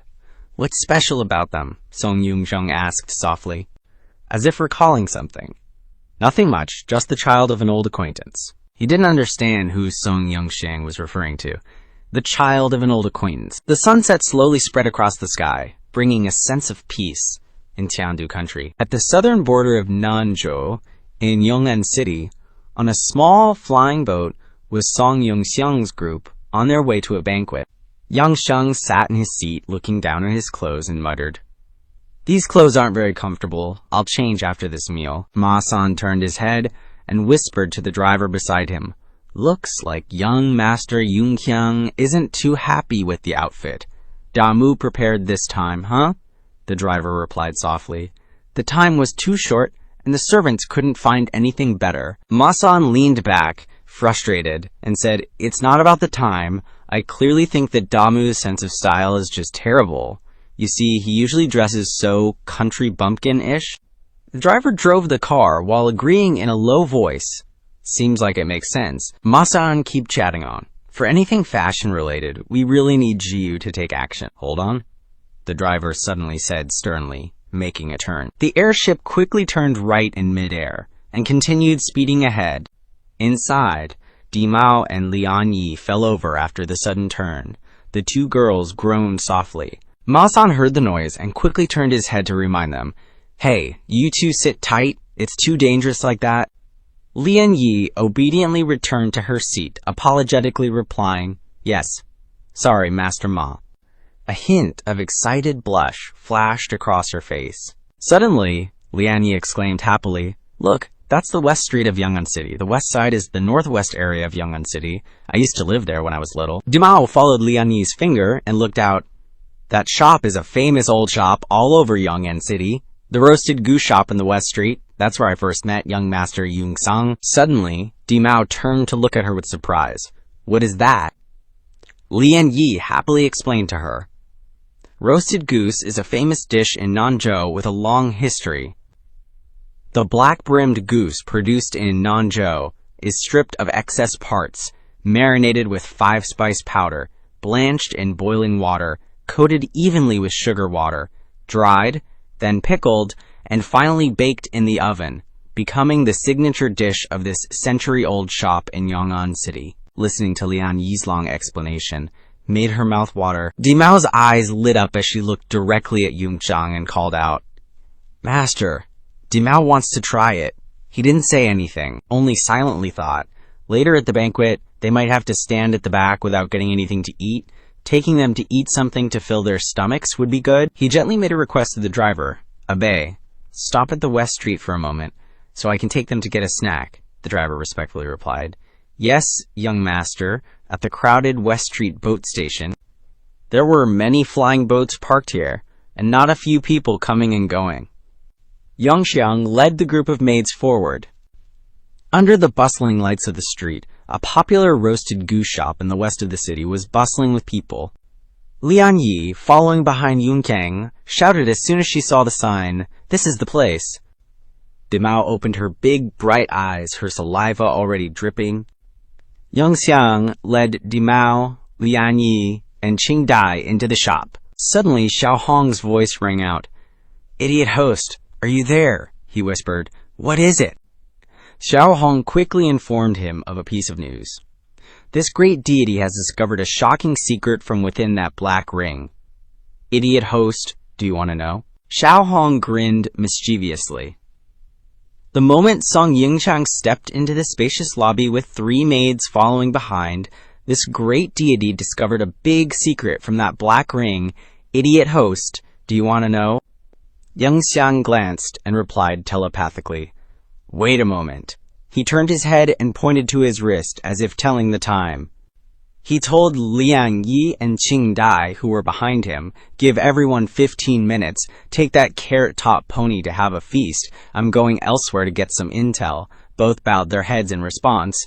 Yes, Song Yunxiang gradually walked into a dark alley that passers-by didn't even notice. Once deep inside the dark alley, he waved his hand, and instantly a blue light surrounded Song Yunxiang. Then he leaped from rooftop to rooftop. Speeding away, he stopped and landed on the roof of a building. Song Yunxiang spoke, Come out, tell me what's going on. As soon as he finished speaking, Xiao Hong appeared, teasing with a grin, is my silly host so eager to see this magnificent one? Hearing this, Song Yunxiang's face darkened, and he flicked his fingers. Talk properly! Damn it! Instantly, the system was encased in a crystal. It puffed out its cheeks, gasping and crying. Respected master, this humble one knows. He flicked his finger again. Immediately, the crystal shattered, and the system gasped for air. Seeing it overreact, Song Yunxiang was speechless and sweated a bit. Wait, you don't even have a physical body. Why do you need to breathe? Hearing this, it suddenly realized, right, Xiao Hong awkwardly laughed. Maybe it's because the host is too cruel, making this humble one unable to distinguish between simulation and reality. Hearing this, he crossed his arms and said, All right, just talk. The system summoned its power in its hand. Yes, a black ring appeared along with panels of stats. Then it began to explain. First, this was created in the 18th era in a technical enterprise. It's an external intelligence device capable of restoration, can be broken down into basic units to enter the wearer's body. Doing the task of treatment and strengthening, the system continued. It's also capable of changing forms. It can be a medical device for healing others. It can also transform into various tools and weapons. But because of its limited size, if you want to turn it into large tools, the wearer needs to add materials. Furthermore, Xiaohong elaborated, this black ring is an experimental model and has been improved with a special function. Based on the information analyzed from the incomplete diary, an organization once implementing the Tower to Heaven project went into experimentation, carrying out special improvements on this black ring. Finally, it explained, this black ring can be used as an offline terminal device to launch a pre-installed version of Starlight Recovery Protocol 10. Song Yunxiang rubbed his chin, lost in recollection. So that's it. So that old blind-eyed dude used this function to seize Sunsha's body, then planned to seize mine. Yeah, he looked at the system and asked, can the Starlight Recovery Protocol container be investigated a little based on the clues? Can you analyze his motives? The system also rubbed its chin, pondering, it's a little tricky. From the diary, we can infer that someone from the 18th era copied their consciousness and placed it into the black ring. It pointed at its forehead, frowning as it continued, then pre-installed this function, intending to use it on themselves. This guy is for real. Yeah, Song Yunxiang was surprised and muttered to himself, copy their own consciousness and use it on themselves. Could it be?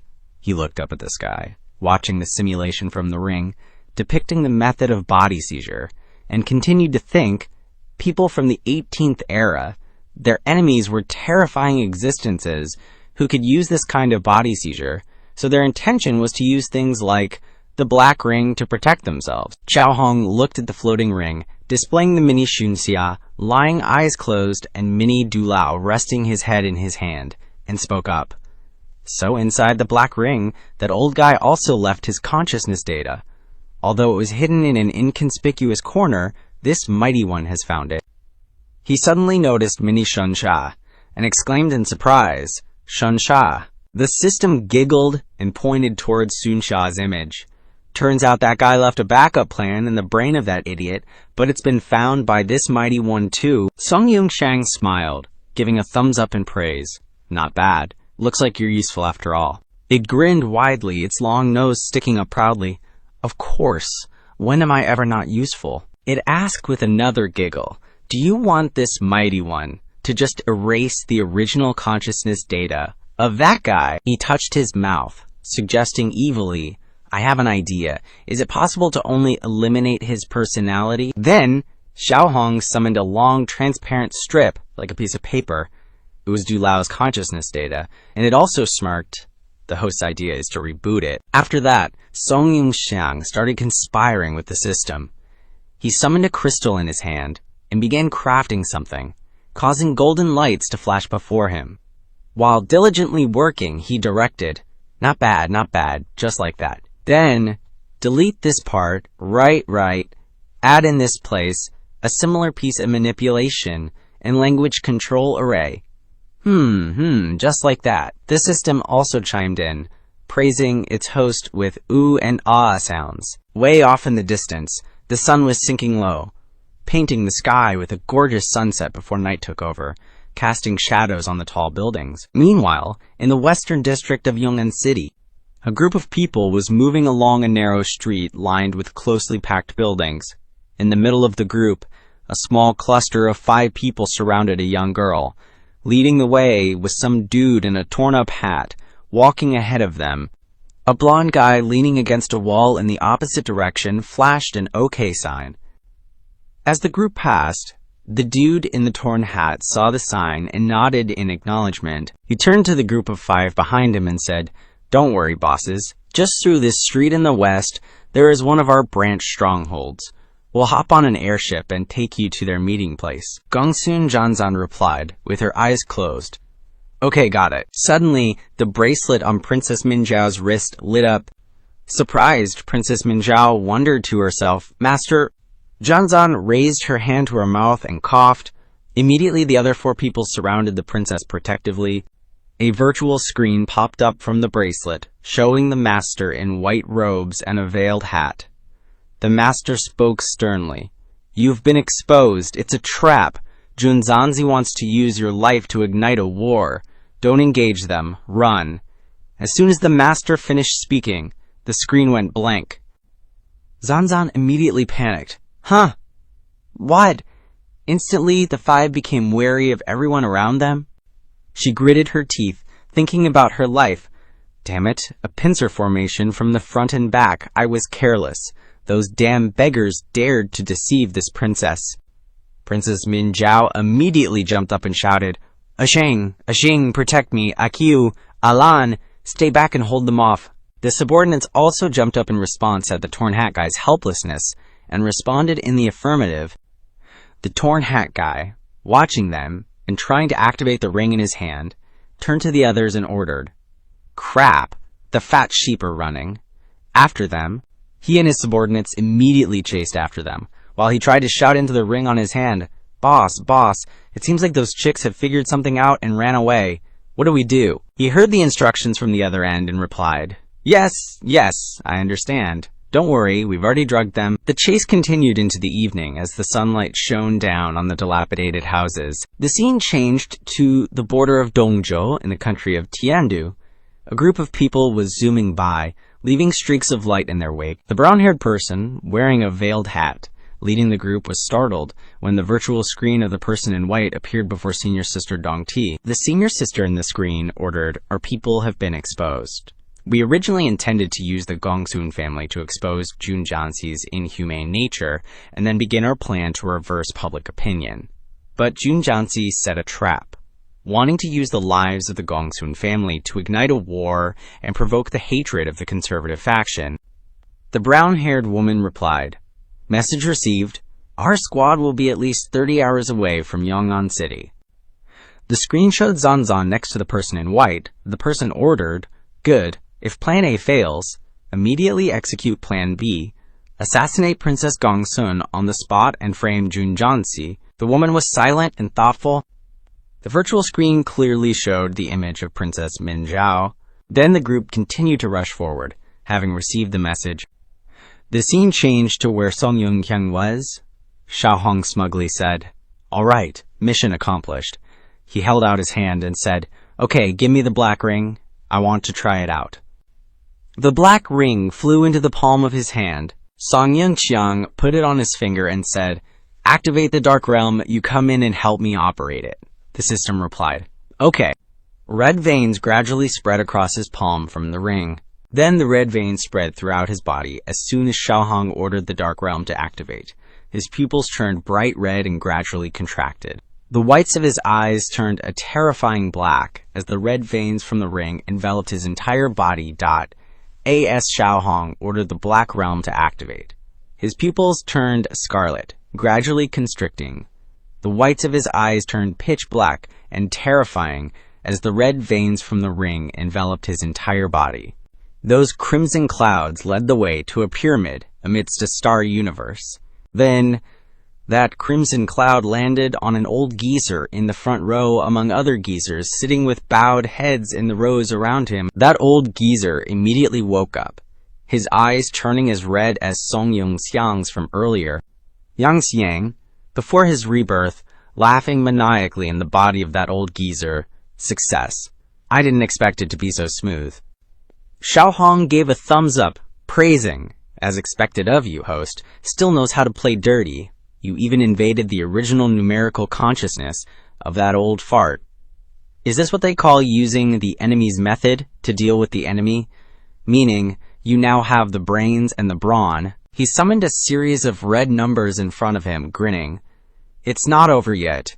Let me enter the back door he left on Zunxia's body. On the building from earlier, Yunxiang's body was now sitting there, basking in the sunlight. The scene shifted to the iron prison guards below the Song mansion. Sun Sha, imprisoned, was lying face down on the ground. Sun Xia's entire body was motionless, looking like a dead man. Suddenly, the person lying on the ground opened his eyes, glowing crimson. Sun Xia leaped up, steadying himself. Yunxiang, having entered the body of the old geezer, and then Sun Xia, looked at his hands and laughed. Success. In the underground prison of the Song mansion, Sun Xia, possessed by Yunxiang, smirked triumphantly. Success. Yunxiang, before rebirth, stroked his chin. That's not right. I should laugh like this. He, in the old geezer's body, also stroked his chin. That's not right. I should laugh like this. Finally, in Sunxia's form, he unsatisfactorily critiqued, nope. Yunxiang's original soul laughed, success. And the old geezer's body also laughed, success. This time, Sunxia's body stroked his chin and said, I should laugh like this. Finally, he, in Sunxia's body, decided to laugh, success. Xiaohong was startled, praising that laugh. Awesome. Truly the host I support, so good at playing.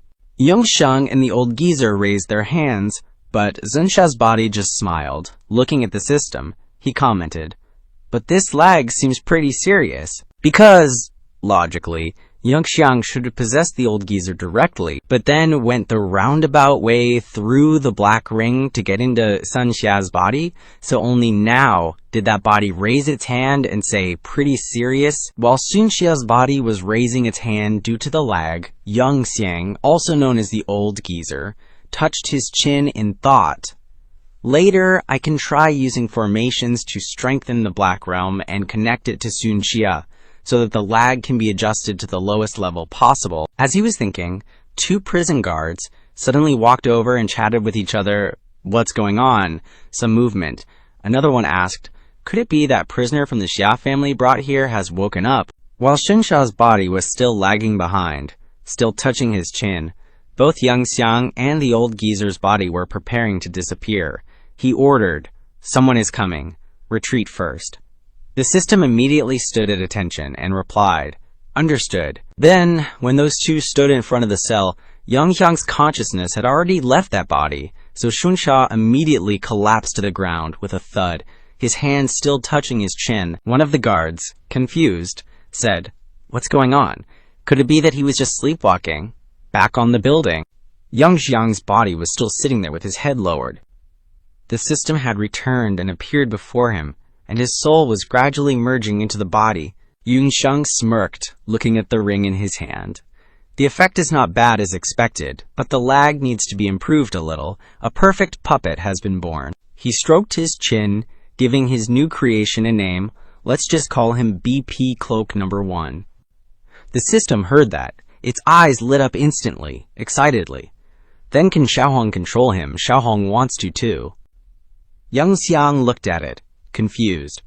Huh. What do you want? The system winked and said, I want to control a puppet like Host just did. He heard that and gave it a sidelong glance. You are a high and mighty support. AI, what do you need a mortal's body for? Xiaohong's eyes were now shining like stars, drool dripping from its mouth, thinking only of food. That's because recently, I've been seeing a lot of delicious food from Earth. It drooled while hugging its face, imagining hugging a huge bowl of ramen with a giant chicken leg in its hand. If I could control a human body, Xiaohong also wants to try those things in human form. Song Yunxiang was a mess when he heard that, feeling helpless. Oh my god, another glutton. It whined in his ear. Esteemed host, could you please, pretty please, let me control the body for just a little bit? Pretty please? He looked up at the sky. Feeling weary, although I'm not exactly some righteous hero, randomly snatching someone else's body isn't exactly a good look. Suddenly, Song Yunxiang had a bright idea. Oh, suddenly thought of something. He turned to it and said, hey, if I happen to have a slightly dark-skinned prisoner, would you mind? We could actually drag him out for you to play with. Xiaohong happily agreed right away. Okay. At this moment, he was standing in the afternoon sun on the roof of that building, when suddenly, in the distance, he heard the voices of a group of people, led by the ragged cap, chasing after someone. Stop right there. He immediately turned his head to look in that direction. On the street, there were only people chasing after Gongsun Zhangzhan and her people, and they threatened and yelled, that little brat, you won't escape. Zhanzan and her subordinates were just running for their lives, panting heavily. The brown-haired subordinate tried to chant a spell, but it didn't work, and immediately knew something was wrong. Soul power is blocked. We've been poisoned. The black-haired subordinate also tried to chant a spell without success, and then cursed, those bastards, they drugged us in that rundown room. Suddenly, a group of people rushed out in front of them, blocking their way, causing Princess Minjiao to stop abruptly. That group of people shouted, "They're here! They're over here!" Her two subordinates immediately turned in two directions to guard against them. Rushing in, the brown-haired subordinate shouted, "Princess, run quickly! Leave this to us to hold them back!" Yanjan struggled to climb over the wall on her right. The princess jumped to the ground and started panting heavily because she was so exhausted. A group of people also blocked the path ahead, startling both of her subordinates. They shouted to their companions, "Here, the fat sheep is here!" Princess Minjiao looked at the group of people gradually approaching her and panted, cursing, "Damn it, I can't even use my soul power." Those people smiled lewdly as they approached. "You can't use your power anymore, can you?" Who would have thought that a high-level spirit soul master could be weaker than a dog or cat? Those Northern Kingdom guys really delivered. Suddenly, Yunxiang appeared behind them, startling them. He used his hand to hit them on the head, causing them to only have time to cry out in pain. Who is it?" Shanzan looked at the scene of them being beaten until they fell flat on their faces in front of her. Princess Minjiao looked at Yunxiang and asked, "You, who are you?" Yunxiang smiled and introduced himself. "Song family of Yong'an City, Yunxiang. Does this young lady need my help?" Zhangzhan breathed heavily and tried to threaten, "Song family? Don't even think about trying to trick me. This princess is not easy to fool." Song Yunxiang heard this and exclaimed in surprise. Then Song Yunxiang raised his hand and changed his face, smiling slyly. "You are indeed an intelligent and beautiful person, chanting in your heart, 'All beings are without form.'" He changed his appearance into Sun Xia and said with a smile, "Since you have seen through it, then I dare not hide anything." He sat down to face the princess and introduced himself again. "I am the White Dragon Gang leader, Sun Xia. Does this young lady need any help?" In the northwest area of Yong'an City, at a corner of Lingxi Street, Song Yunxiang, in Sun Xia's body, sat opposite Gongsun Zhanzan and introduced himself. "Since I've been seen through, then I really dare not hide anything. I am the White Dragon Gang leader, Sun Xia." Princess Minjiao was dizzy and said with difficulty, "What was that appearance from earlier? Could it be that I'm seeing things? How did you turn into a different person in the blink of an eye?" He smiled and cupped his hands. "I'm embarrassed. It's just a small trick of disguise." Song Yunxiang Ying winked and wagged his index finger, explaining, "This is called playing the game in the Jianghu. If you don't offend anyone, just blame it on someone else." Finally, he continued as if it were obvious, "We swing our blades and stain the Jianghu with blood, play with our daughters, who doesn't have a few tricks to protect themselves." Song Yunxiang put his hand on his chest, pretending to be a scholar trying to flatter. "It's just that I didn't expect that young lady not only has a captivating appearance, but also such rich Jianghu experience that she could see through my disguise with just one glance. Truly a precious orchid heart, both talented and beautiful." Zhanzhan blushed when she heard this, touched her head and scolded, "Such a sweet talker." Ragged Cap, the leader of the group from earlier, saw the target in front of him and shouted, "She's here. The fatty is here." Song Yunxiang heard that and stood up, turning his back to them, saying, "Huh." He turned his head and glanced at them, making them flinch and stammer loudly. "Tituan Xia, the White Dragon Gang." He asked with disdain, "Judging by the way you're dressed, could you be brothers of the Shensho Gang?" The Raggedy Hat guy raised his hands and said, "Gang leader Tuan, this is a personal feud between us and this girl. Our two gangs have always kept to our own sides of the river." He stroked his chin, pretending to negotiate, but actually threatening. "I just sent a signal. My three brothers from the Shensho Gang are on their way. How about you give us this girl out of respect for our fellow gangsters? You and the White Dragon Gang shouldn't get involved in this murky water." Song Yunxiang put his hands in his pockets. "Oh really?" he asked. "So water from the river doesn't interfere with water from the well? Means a mountain can't have two tigers?" Princess Minjiao said to him, flustered, "Please help me escape this place, and I'll pay you a reward." Song Yunxiang was silent for a moment, then gave the princess an okay sign. "Although I'm not very talented, I do have a little influence in Yong'an City. I can't stand by when I see injustice. But as you can see, the Shensho Gang has a lot of people and a lot of power, and they're very concerned with their reputation." Gongsun Zhanzan took out a black card from her chest, panting, "Is 100,000 heavenly capital coins enough?" Hearing that, he immediately reached out and took it, saying politely, I have to help when I see injustice. It's like we've known each other for ages. This kind of fate can't be measured with money. Song Yunxiang put the card in his pocket and winked at Zhan Zan. Only 100,000 heavenly capital coins. That's definitely not enough for a deposit. After all, there are rules for everything. We gangsters can't skip the money changes hands every 3 steps rule, but since you're so sincere, I'll make an exception this time and only charge a small deposit. Princess Min Zhao listened to his nonsense and was silent for a moment before asking, confused, what are you talking about? At this point, he stretched out his arms and stepped forward to face the group. You all see, this isn't just about the river and the well anymore. He frowned and cracked his knuckles menacingly. She's paid part of the deposit, so this is a business deal now. The leader in the raggedy hat was immediately panicked upon hearing this. Tituan gang leader, what are you planning to do? We have 300. Before he could finish speaking, Song Yunxiang vanished on the spot. He jumped up and punched the guy straight in the stomach, making his eyes widen and his mouth gape.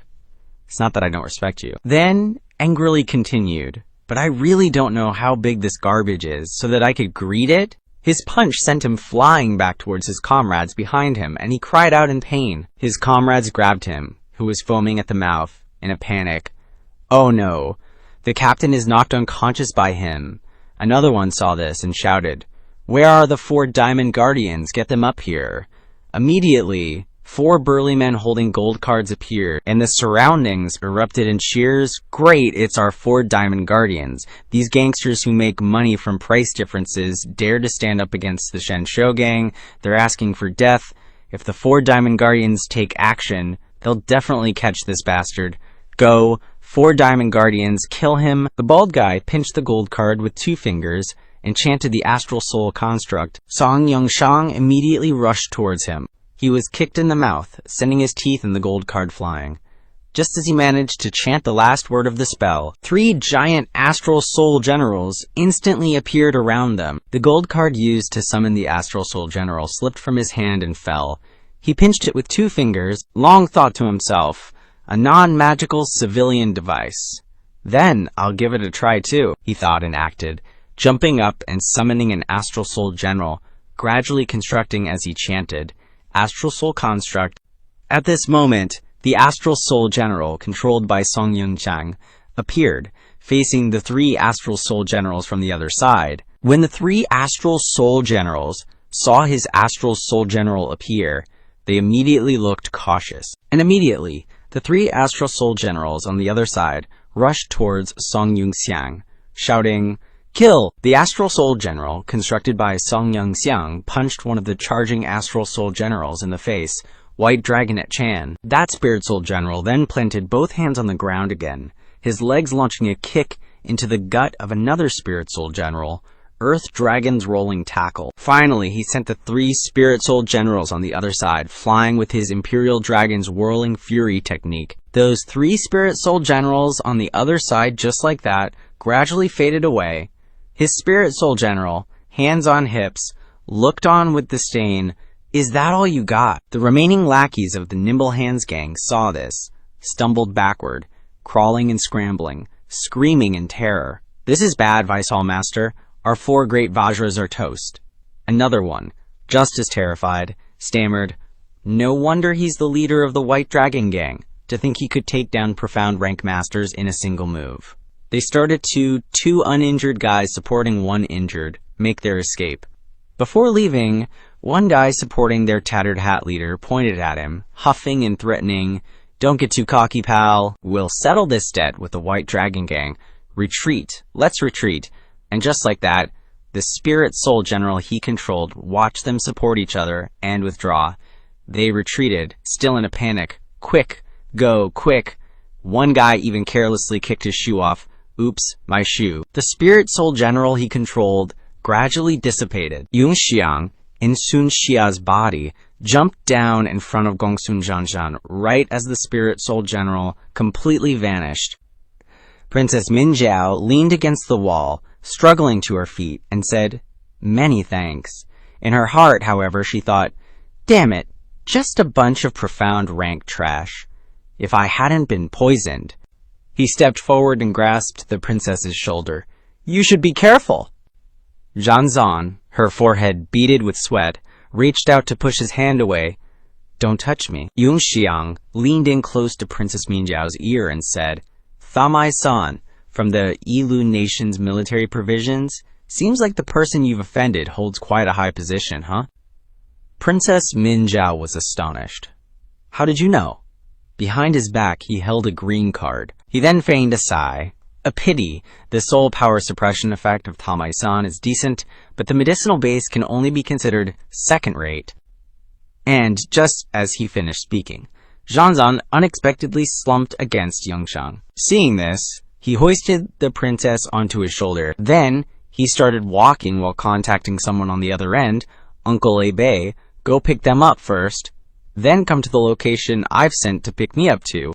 The sun, at this time, had already dipped towards the west, casting a sunset glow over the buildings. The scene changed to the grand hall of Yong'an restaurant. 3 women stood in the middle of the hall, facing the crowd below. The blonde woman, named Hong Yuxiao, took a step forward and said, This incident has taken everyone by surprise, but the Merchant Guild deeply appreciates everyone for fulfilling their duties. While waiting for the passenger cabin to be repaired, everyone can register for a paid vacation to relax here in Yong'an City. Of course, colleagues who wish to can also take other passenger ships back to their posts. The crowd below immediately erupted in cheers and applause. Thank you, Miss Hong. Thank you, boss. Suddenly, a brown-haired young woman dressed like a young lady from a prestigious family appeared in the crowd, standing out remarkably. She was Lin Jinghua. She had been observing for a while, thinking to herself, Miss Hong Yuxiao, the general manager of the Hong Clan's Merchant Guild in the Southern Continent region, the most outstanding third-generation descendant of the Hong family. For her to deliberately come here, could it also be for that person? Chapter 220, at the northern border of Tiandu. This was the station of the Zhenbei army, a temporary skyport. A colossal flying ship landed, stirring up clouds of dust. The cabin door opened, and gradually, people from the ship descended the ramp, connecting the flying ship to the ground. Below, several smaller airships and a group of people were already waiting. Upe descended the steps with the crowd, her hand holding a blue suitcase. Suddenly, she noticed the group of people below. It was a teenager and a middle-aged man standing behind a figure who wore a white coat that looked like a general's. All 3 of them looked at her with anticipation. Upe immediately quickened her pace towards those 3 people. Upon reaching them, she put down her suitcase. Standing at attention, hand on her left chest, she introduced herself, reporting, Upe, second-rank captain of the Zhenbei Army's Martial Guard Battalion. Greetings, Vice Captain Fu Ying. Zhao Niu, a mid-earth rank cultivator and the Vice Battalion Commander of the Zhenbei Army's Martial Guard Battalion, extended his hand with a smile and greeted, Welcome back, Captain Ao. Shen Wenxing, head of the Military Supervision Department at the Tiandu Weapons Manufacturing and Refining Agency, and the person in charge of the sword-type combat armor project, waved his hand and said, Old Zhao, you're mistaken. We should be calling her Instructor OU now. Xu Dun, a 4th-grade master craftsman specializing in Taishuan heavy work, and also the head of infrastructure technology, stroked his chin, chuckled, and agreed, Indeed. Upe clasped her hands and bowed. Greetings, Department Head Shen. Master Xu, I apologize for troubling the 3 of you to come and receive me. This subordinate is ashamed. Zhao waved his hand dismissively. Let's go, don't be so formal, I was ordered to pick you up. As for them, he turned and walked away with the other 2, continuing, Let's talk on the ship, mister. Xiao is still waiting. Upe immediately replied, Yes, sir. And so, all 4 of them boarded the wide airship that was landing on the ground, one after the other. The engine roared to life, and the ship slowly ascended, kicking up dust and debris all around. Whoosh! The ship shot forward, sitting inside the cockpit. Shushan clasped his hands together, gave Ube a forced smile, and said, Commander O, about that. Seeing this, she turned to him and asked, What is it, Instructor Xu? Zhao Niu, sitting in front, turned his head and chimed in, Little O, these 2 are old acquaintances. Can't you guess why they're here to greet you?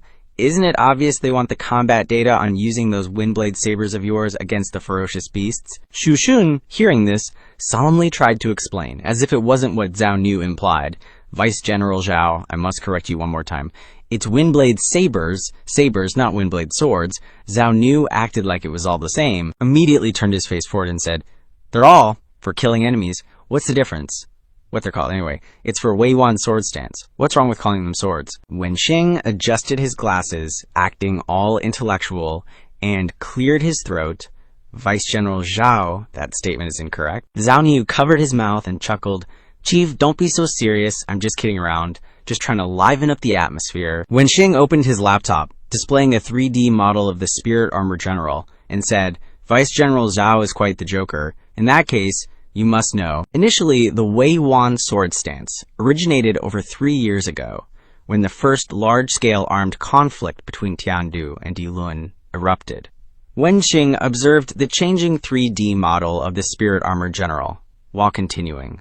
On the battlefield, the three-form longsword of the Wei Yuan stance could inflict effective damage against heavy armor. Zhao Nu, hearing this, nodded in agreement. Not bad, continue." After that, under the guidance of a certain Grandmaster Swordsman, our Shen family ancestors created the first Wei Yuan sword stance. However, at that time, besides being technically and effectively enhanced, the armed system only had 3 or 4 rapid-fire swords. He paused for a moment, then continued. Over 200 years ago, our Shen family produced a genius with a 102 IQ. He designed a unique technique using 6 3-form broadswords, greatly increasing the armor-piercing effect of the slashes. But back then, the northern frontier battlefield still had to consider combat with ferocious beasts. Longswords were better suited for targeting the weak points of ferocious beasts. The second-generation sword stance used a combined saber and sword configuration, hence the name sword stance formation. Shu Shun leaned over Wenxing's chair and said, "With the disappearance of the northern frontier ferocious beasts, the main task of the sword stance formation became to counter Wupu La in battle. Therefore, the third-generation sword stance was equipped with 4 6-3-form broadswords. However, because the second-generation mixed saber and sword type was still in use in many places, and because of the 200-year convention, the sword stance formation is still called by its former name as a matter of convention." Wenxing continued, still looking at the 3D model of the Spirit Armor General in front of him. "Furthermore, the fighter jet that Instructor OU is currently using is a third-generation prototype fighter equipped with 4 experimental windblade sabers." He seriously described the saber. 3 years ago, our company received a commission from Lord Shao to improve the heavy armor-piercing technology based on the 6-3-form broadsword. The blade was improved with 3 composite materials and plated with the rare radiant metal mined from the H Mountains.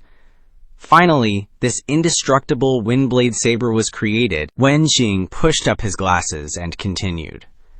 "Unfortunately, there was only enough radiant metal to produce 3 experimental fighter jets for testing. Due to its rarity and extremely high cost, the subsequent events are probably clear to both the Vice General and the Commander. Among them, the second fighter jet was seized by Dilun. The first fighter jet was destroyed while pursuing Qifeng Shan, leaving only the last fighter jet in Commander Wu's hands." He closed his laptop and bowed his head helplessly. "We were also penalized for our incompetence. Not only did we lose all chances of promotion, but the project was also suspended due to budget freezes." Finally, he glanced at Ube and said, "That's why we're so eager to see the combat data of the Windblade Saber against the ferocious beasts. Please forgive us, Commander Wu." Shu Shun also apologized to her. "Please forgive us, Commander Wu." Ube listened silently, looking down, sweating awkwardly. She reached out and took the file handed to her by Zhao Nu.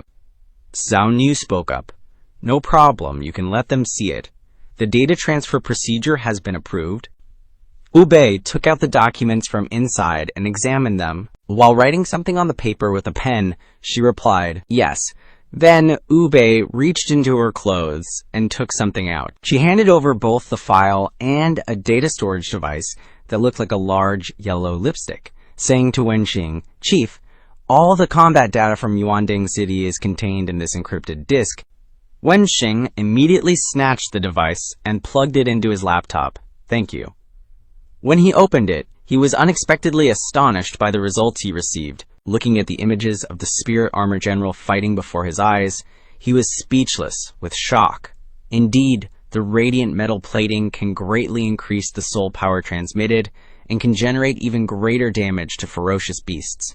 Through slashes, he stared intently at the screen, unable to contain his surprise. This data is crucial. If the radiant metal-plated weapon can be applied to the next generation of mass-produced fighter jets, I'm certain it will be top of the list at the Grand Artificer Convention in 3 months. The Shen family of Tiandu has been declining for many years.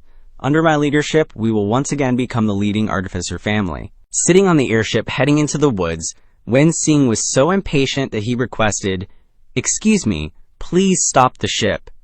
Can you let Instructor Shu and me off here? It's a matter of great importance. We need to go back and study this data immediately." Shu Shun was just as eager. "No problem, no need to see us off. It's more important for you two to meet with Lord Shao. We can walk back on our own." With that, as soon as the airship stopped, both of them immediately dashed out of the airship and ran off. The scenery of the northern frontier of Tiandu, the temporary base of the Town Northern Army, was truly vast. Before their eyes was the scenery of the command headquarters located in the middle of a pine forest. In the temporary office of Zenbei Army's commander, the man was gazing at the forest below. Through the window, suddenly a soldier knelt outside the door and reporting to the commander.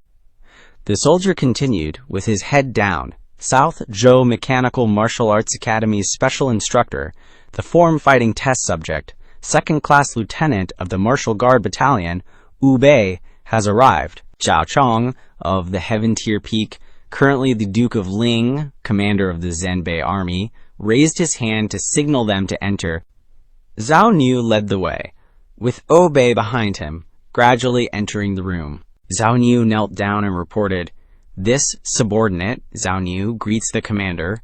Wu Bei also knelt down and said, "This subordinate, Wu Bei, greets the commander," Xiao Chong replied.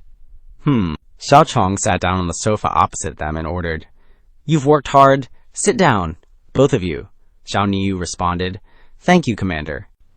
As Wu Bei and Zhao Niu sat down on the chairs on either side, Xiao Chong spoke. Wu Bei. Xiao Chong looked at the three-dimensional screen projecting battle scenes of soul generals from data retrieved from the circular opening of the box on the table and said, "I read your previous report, which specifically mentions Song Yunxiang, the one who wields the soul general Zuo Ji." Looking at the images before him, Xiao Chong continued, "During the battle, to support the Ji Martial Arts Academy, he used the secret combat techniques, Stomping Star, 7 Steps, and Falling Moon." Are you sure you didn't see wrong? At the northern border of the Tiandu country, where the Zhenbei army is stationed, the commander's mansion is nestled within a vast pine forest. Inside the mansion, a voice echoed, "Stomping Star, 7 Steps, and Falling Moon / Are you absolutely sure you didn't see wrong?" Wu Bei, while recalling the situation at the time, replied, "Reporting to you, Lord Shao, I am certain."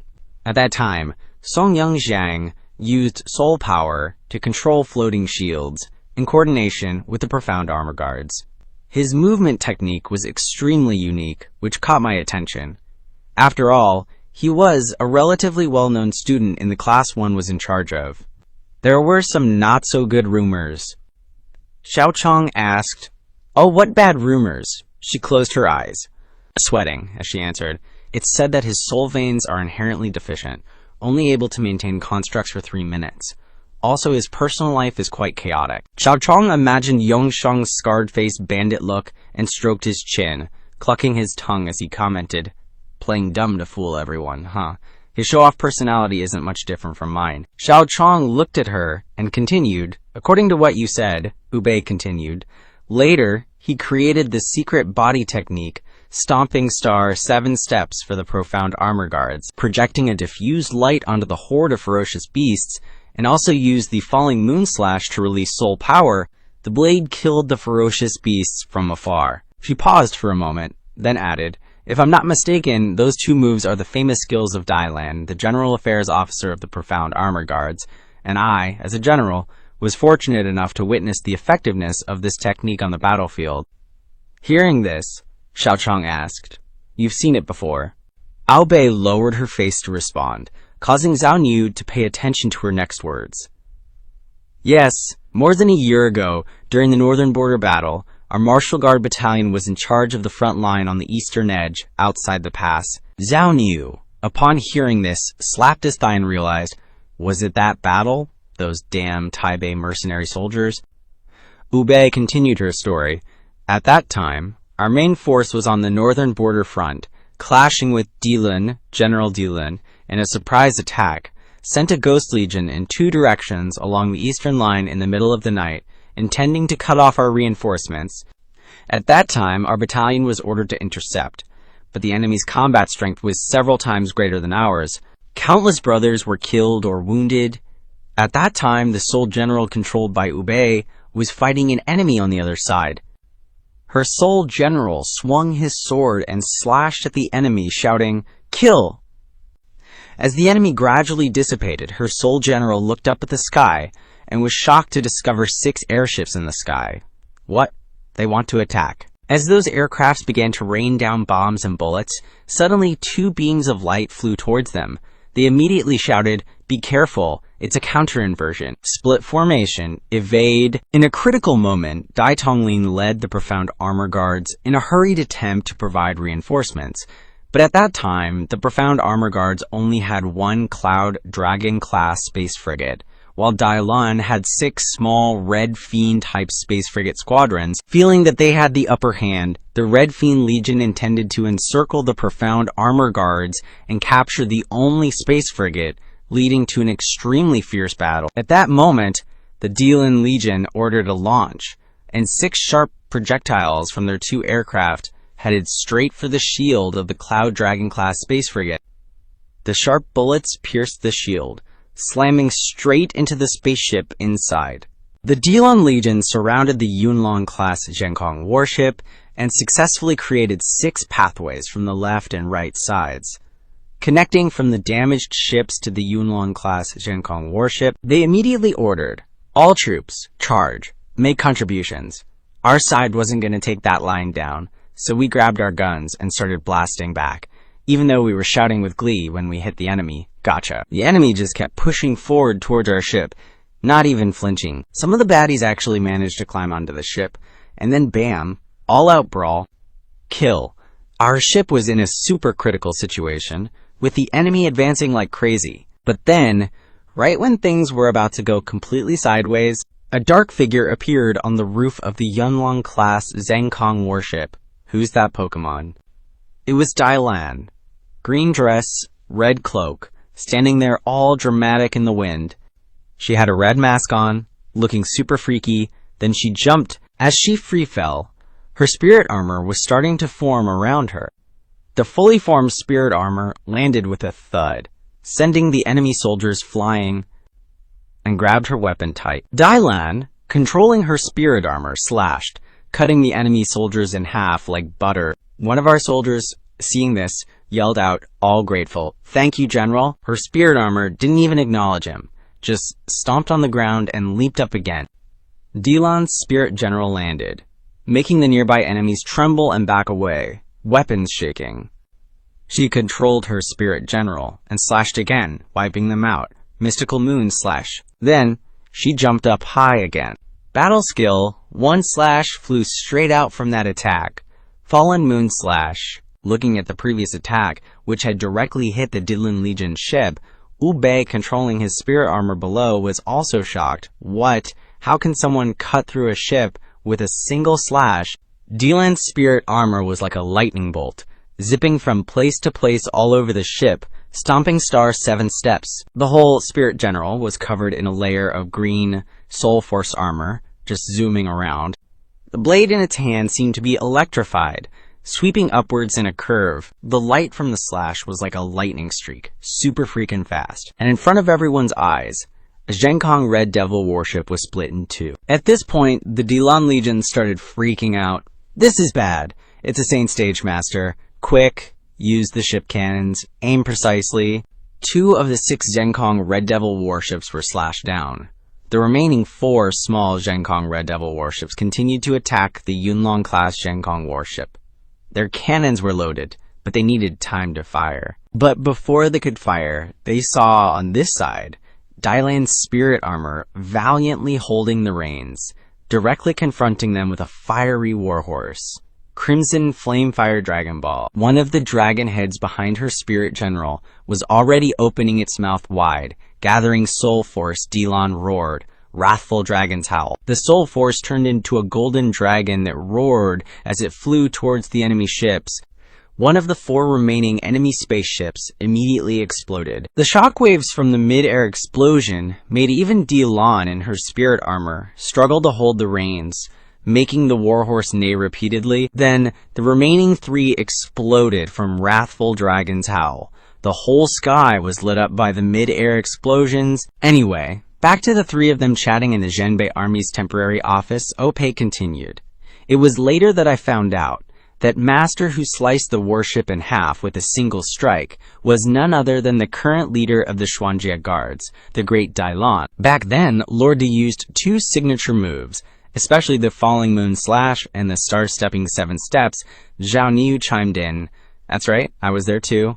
Commander D is definitely the #1 female hero in the Eastern continent.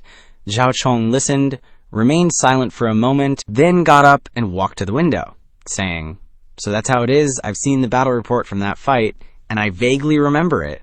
Standing by the window, looking outside, Xiao Chong continued, "Dylan, the Xuanjie Guards, could she be secretly involved with the Song family?" As the scene stretched into the distance, revealing the entirety of the commander's mansion in the northern borders of the Tiandu Kingdom, the base of the Zhenbei Army, Xiao Chong spoke the last sentence of this meeting. "Let's hope this doesn't make certain people suspicious." The sky on this side was a brilliant blue. At the same time, in another place, in the northwest district of Yong'an City, Song Yunxiang, disguised as Shunxia, carried Gongsun Janzan on his shoulder. Looking up at the airship in the twilight sky, he raised his hand, and instantly, his face gradually changed back to his original appearance. After chanting the star release spell, the airship immediately landed in front of him, kicking up dust everywhere, and he slowly carried Zanzan onto the ship. Song Yunxiang laid the unconscious Minjiao district princess on a chair, causing everyone on board to turn their heads and look at him in confusion. "Young master, this is..." He looked at the princess passed out on the chair and said, "A prisoner from the Northern Kingdom I just picked up, probably has some status. Have everyone investigate who's been coming and going in Yong'an City lately." Qingdai and Ma-san replied in unison, "Yes, sir." The airship started up again and flew into the sky. Song Yunxiang ordered, "Let's go, let's hurry up and have dinner. After dinner, we'll interrogate this girl, tell those peacekeepers to clean up that mess." Following Song Yunxiang's instructions, the police received the notification and dispatched 3 airships to investigate the situation in the area. The police airship's announcement echoed everywhere. After surveying the situation alert, a brawl with weapons occurred on 24th Street in the Northwest District. The perpetrator has fled the scene. Please alert the capital garrison. Below, Gongsun Zanzan's black-haired subordinate suddenly woke up. Huh.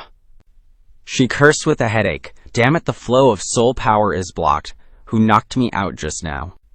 She looked around, searching and worried.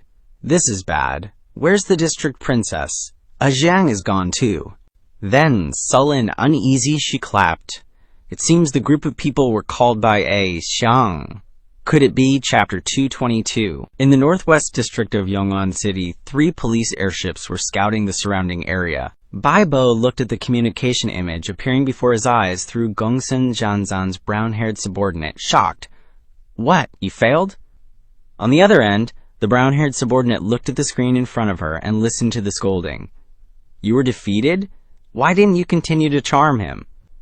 Do you know how much it cost me to plant you in the Gongsun family? She heard this and explained, I'm very sorry, team leader. At that time, I encountered a female bodyguard in uniform. The subordinate was about to assist the puppet to capture the target. She opened the screen to observe the police airship in the battle between the Soul Generals just now, and continued.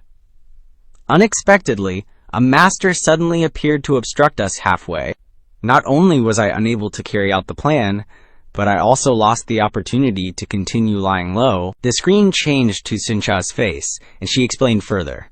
According to what the puppet reported, that's the head of another Jianghu gang, the White Dragon Gang. Baibo looked at the screen, stroked his chin, and asked, White Dragon Gang? What is Yunxiang's status? The other end replied, as far as the subordinate knows, the White Dragon Gang is a gang that made its fortune by speculating on burial objects. There's a rumor that this Yunxiang possesses Cao Ren's soul general. I can't see through his cultivation. It must be Earth stage or higher. Baibo heard this, and immediately slammed the table and shouted, The one who possesses Cao Ren's soul general, quickly send me the image to see. She replied, Yes. After sending the data, she announced, It's been sent, team leader. Baibo looked at Yunxiang's image on the screen, shocked. It's him. Then, sullen, remembered, he's the one who can break into the Song residence as easily as flipping his hand.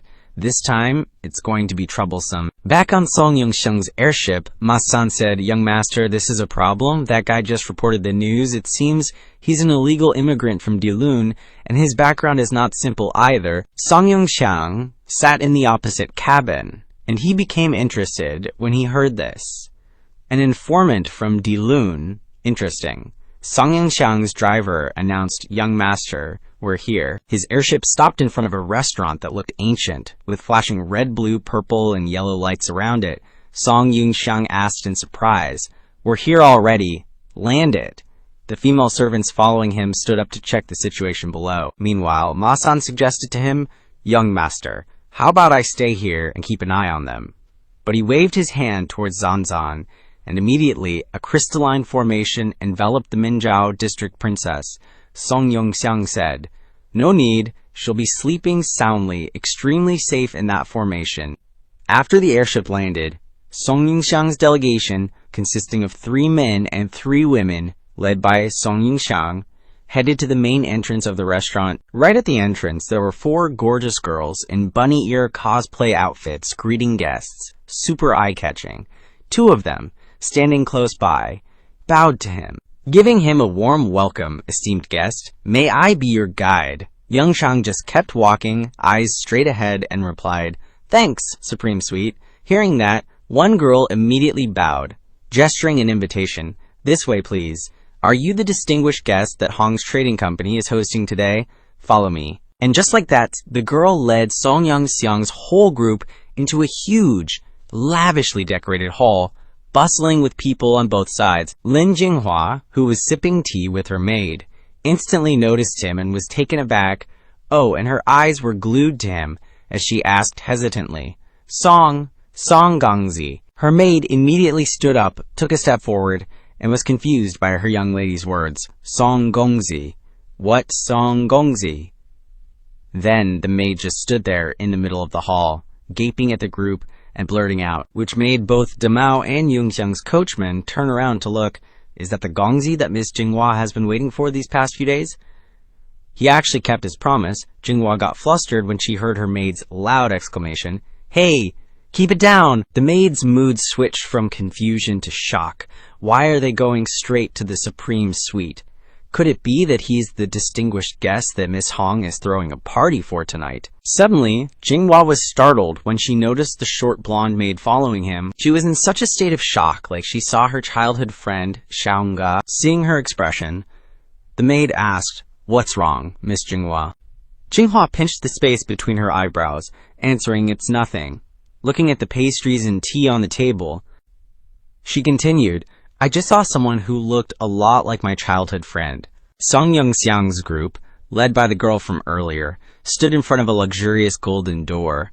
Demao was still curiously checking everything out. They entered the Supreme Suite, and the girl stepped aside, gesturing, This way, please. And so, the whole group just kept moving forward. When he stood before another door, it was already open, and 2 girls in red kippaos were inviting them in. This way, please. After that, Yunxiang led the 3 girls inside. Only Ma-san and his coachman stood outside, not following him as he entered the room where people were waiting for him. Hongfang immediately noticed the person who had just walked in. He clasped his hands in greeting. "Oh, Song Gongzi, long time no see." He also clasped his hands in return. "Madam Hong, it's been a while." Hongfang started introducing the person standing next to him. "Let me introduce you. This is our Miss Hong Yuxiao, the person in charge of Hong's trading company in the Dainanzhou area." He then gestured towards him and turned to Hong Yuxiao to introduce him. "And this is Gongzi Song Yunxiang." He reached out his hand to greet her. "Nice to meet you, Miss Hong." Hong Yuxiao pulled off the black glove on her hand, then shook his hand with her bare hand in return. "I've been looking forward to meeting you, Gongzi Song." He thought to himself, no astral soul, and nothing unusual either. She spoke up. "Please, let's sit down and discuss things." Suddenly, she noticed there were still 2 people outside, and exclaimed in surprise, "Huh, why aren't the 2 experts coming in?" Then she looked at him and asked, "Gongzi Song, who are those 2 experts?" He waved his hand and replied, "That's Uncle Ma, the East Gate guard of our Song family, and my coachman. It's fine, just ignore them." Hearing that, she thought to herself, such experts are only used as gate guards and coachmen in the Song family. She then called out to Hongfang. Hearing his name, he responded, "At your service." She continued, "Go and entertain those 2 experts properly, don't delay." He replied, "Yes, ma'am." Immediately, Hongfang went outside and clasped his hands in front of the 2 men. "Greetings, gentlemen, I am Hongfang." Back inside the room, sitting in front of a round table laden with all sorts of luxurious dishes, Hong Yuxiao began to praise the person before her with the most flowery language. "Gongzi Song, please take a seat. Let's eat while we talk.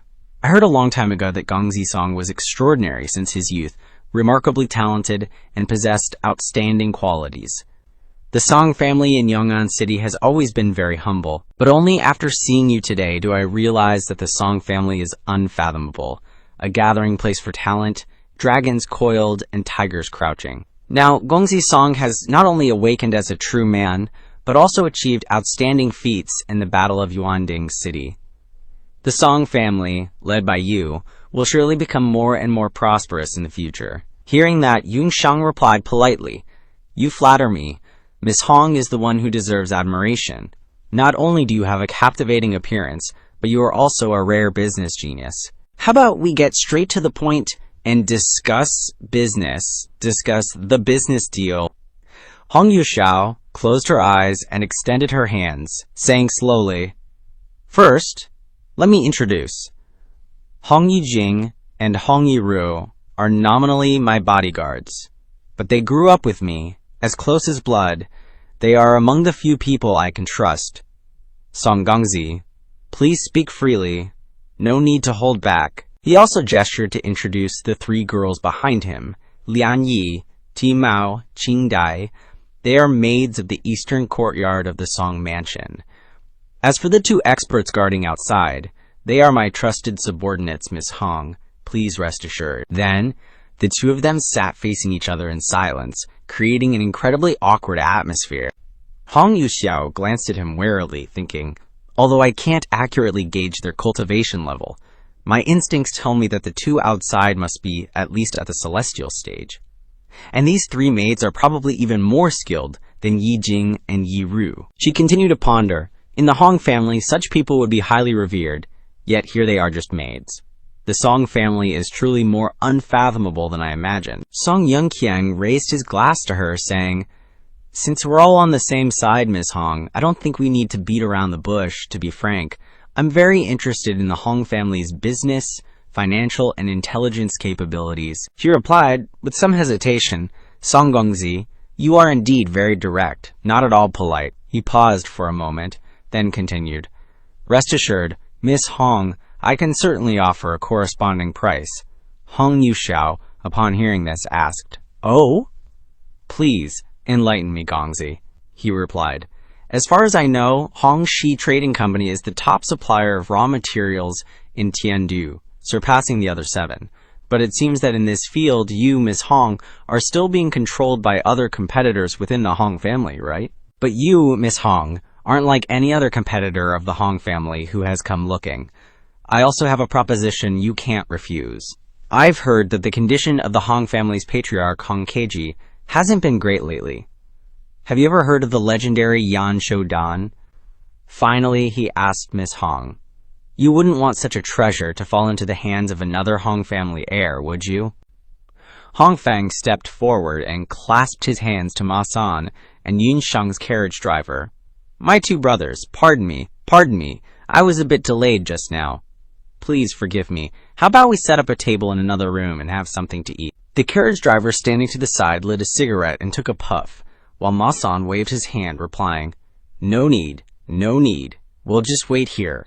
Yunxiang's carriage driver exhaled a puff of smoke and said, Thank you for your kindness, but we are on duty. Please excuse us. Hong Fang stroked his chin, looking at the carriage driver as if he'd seen him somewhere before, then said, This brother looks familiar. I wonder if you've ever been to Tiandu City before. The driver replied. That was impossible. He must have mistaken him. Hong Fang waved his hand, apologizing immediately. Please forgive me. My old eyes are failing me. Please forgive me if you two don't want to eat anything. How about we have some tea? Ma San still refused, saying, Boss Hong, you just take care of your business. No need to worry about us. Hong Fang, hearing this, looked troubled. This matter is in another place. In Quan City of the vast Huishui country, which has a complex infrastructure and is enclosed around a small oasis, there is a palace located on it, right in the center of the river system running through. This is the royal palace of Huishui country. The beautiful and peaceful scene is suddenly broken by an urgent military report. A subordinate entered the room, kneeling down to report to Huang Miaoyin, who was half lying and half sitting on a chair. Your Highness, the Qingyao army has an urgent military report. She, hearing this, asked, Oh, the person turned on a 3D image and pointed to something covered in lightning bolts and constantly shooting lightning downward, saying, Seriously, Princess Lang Huan's ship in Nanhuang has lost contact. Before losing contact, they sent a distress signal. They are surrounded in Nanhuang and may have encountered the Star Soul General, a water elemental lightning user. Miao Yin rested her chin on her hand, and upon hearing this, she asked, Nanhuang, Star Soul General, water elemental lightning. Finally, she said doubtfully, could it be? On the border of Yong'an City, in the northwest airspace, a fleet of airships consisting of a large command ship in the center and surrounded by 4 other airships was flying in the sky. Suddenly, a voice came from another airship flying nearby, attracting the attention of the central ship. The city lord of Yong'an City, Kong Fan, along with his colleagues from the Yong'an City office, have come specifically to welcome the esteemed envoys. We respectfully request permission to board the ship. That airship gradually landed on the surface of the large airship, along with a voice saying, Granted. Finally, it landed completely, creating a cloud of dust around it with its propulsion. Slowly, a group of people walked down from the airship. The leader urged, Hurry up. The door in the base area of the command ship lit up red and opened. Then 2 groups of Star Soul generals gradually stepped out. The group of people from the small airship gradually approached the platform where the people on the command ship were standing. The leader of the group approaching said, Leading the way is the city lord of Yong'an City, Kong Fan.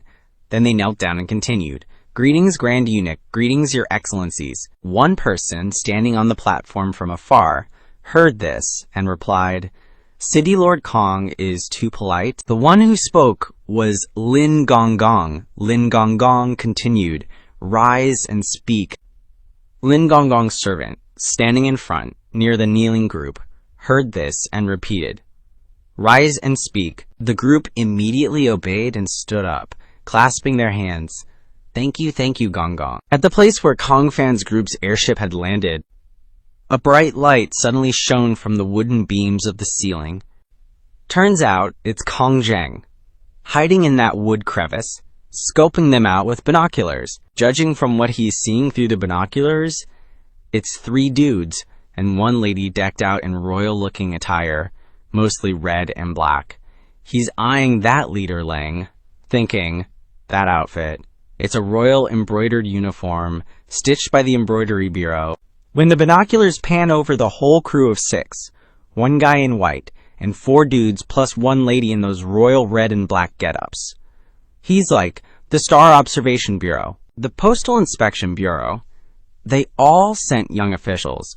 This time, thinking about it, Kong Zheng gets antsy. Wait a sec, that old geezer looks like an enemy of the Song family. He snaps some pics of the group while still hiding in the crude wood crevice, muttering, "Gotta get pictures of all of them." Then report back to young Master Song Yunxiang later. Meanwhile, on the other side, the servant-facing Kong fan asks, "City Lord Kong, is the next leg of the journey all set?" Kong fan clasps his hands, bowing respectfully, reporting to you, eunuch. Everything is prepared. Our Manor's airship is waiting up ahead. We'll take a detour from the north gate of Yong'an City, which leads straight to the post house. This humble official has prepared top-grade rooms for our honored guests at the post house, along with some Nan province specialties. The eunuch, addressing Eunuch Lin, then asks, why not go straight into the city? Why the detour from the north gate? Kong fan, sweating bullets, replies, "Eunuch, you see, if we go straight into the city, we'd pass through the northwest district of Yong'an City. That area is a mixed residential area. If they see such a magnificent airship, it's bound to cause a commotion. Besides, the officials from my Yong'an City government have been waiting a long time to welcome you honorable envoys outside the North Gate, and the post house is near the North Gate too." Eunuch Lin, who'd been listening all this time, finally speaks up. "It's all right. It's already dark. We don't intend to disturb the common folk. City Lord Kong is truly commendable for his love of the people. We'll follow City Lord Kong's arrangements." The servant then clasps his hands and bows. "Yes, sir." Minister Ruan, from the Ministry of Personnel, grumbles under his breath, "Love of the people, my foot, and disturbing the common folk. This City Lord Kong is so crafty. I heard the northwest district of Yong'an City is a slum. Detouring via the North Gate is just to avoid affecting his, quote, achievements." Minister Bao, from the Ministry of Revenue, standing next to him, nudges Minister Ruan, advising, "Brother Ruan, calm down. It's just a small city on the frontier. Working in this impoverished area, forget achievements, it's hard to even get a little profit." Minister Bao continued, "If the top family in this city were brought back to our central province, they'd just be a middle-class family with enough to eat and wear. The Song family being demoted and exiled to such a remote area is really hard on them after generations of loyalty." Then, glancing at Minister Kuei, he asks, "Don't you agree, Minister Kuei of the Ministry of War?" He sighs quietly. The Song family brought it upon themselves. "It's a pity the old man is gone, and another young one has appeared.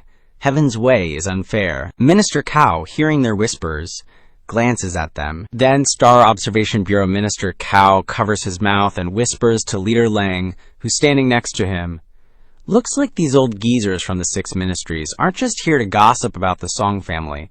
They might be planning something." Then he turns to Minister Shangguan, chuckling softly.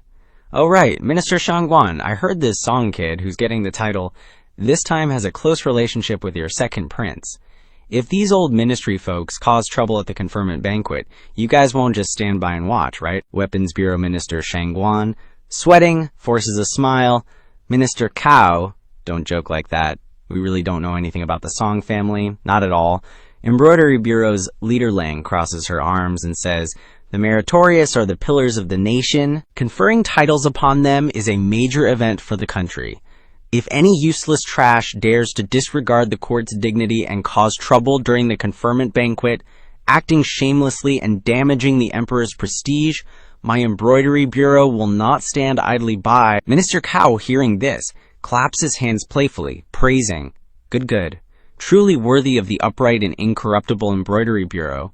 Leader Lang is indeed clean and doesn't seek personal gain." Then he winks at Minister Sha. "So then, Lord Emissary, Justice Minister Sha, impartial and selfless, hating all that is evil, what do you have to say?" Minister Sha, hearing this, remains silent, then vanishes on the spot, making Minister Cao jump. Eunuch Sun from the Postal Inspection Bureau and Minister Liu from the Auxiliary Administration Institute also remain silent, each with their own thoughts.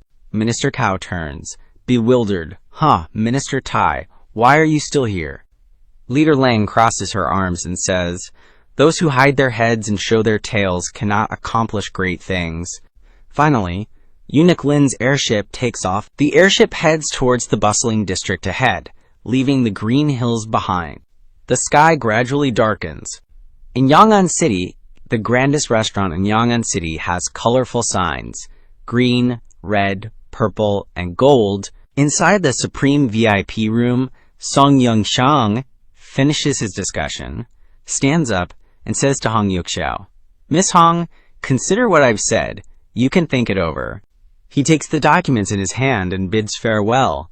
"Then please excuse my departure, wishing us a pleasant collaboration." Saying that, he leads his 3 maidservants out. Hong Yuxiao silently looks down at the black box and the vial containing the azure pill on the table. She picked up the vial with a smile.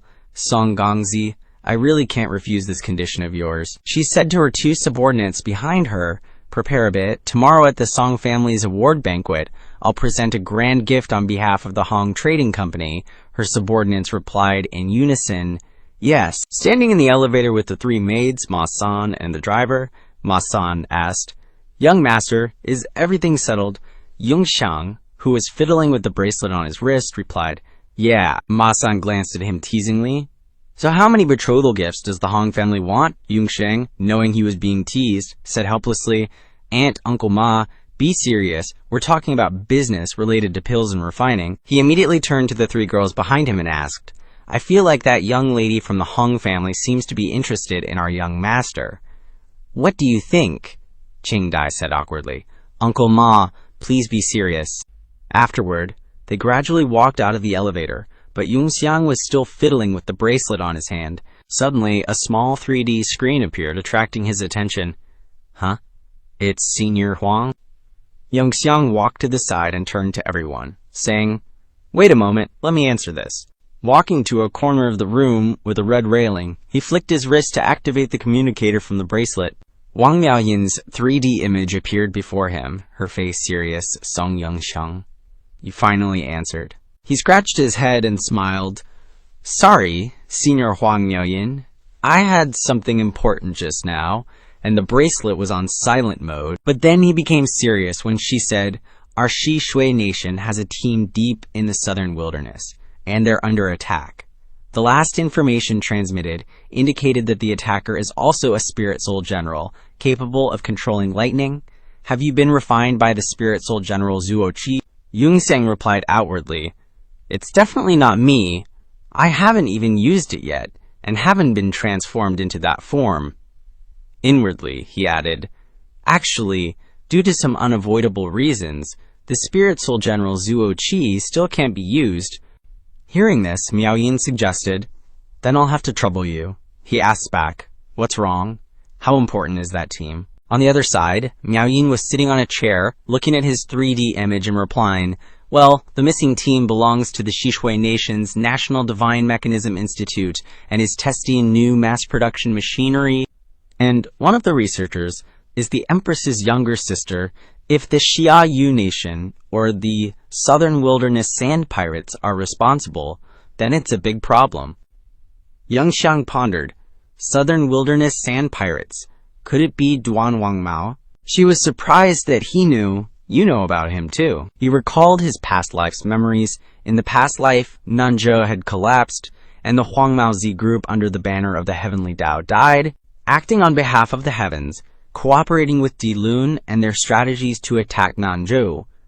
It is said that their leader, Miaoyin, said, "I'm heading to Yong'an City right now.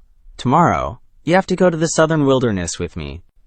Yunxiang scratched his chin awkwardly. "Sorry, Senior Huang. Tomorrow," she interrupted. "Award banquet. That's right, you're the host of the Spirit Soul General Xiezi.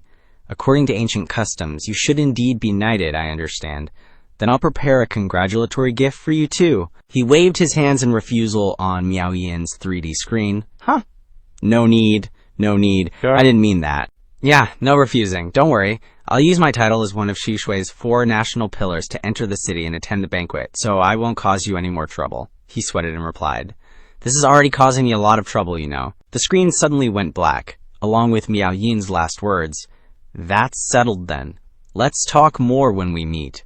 Suddenly, a voice called out, startling Yunxiang. "Song Gongzi." He turned his head back in confusion.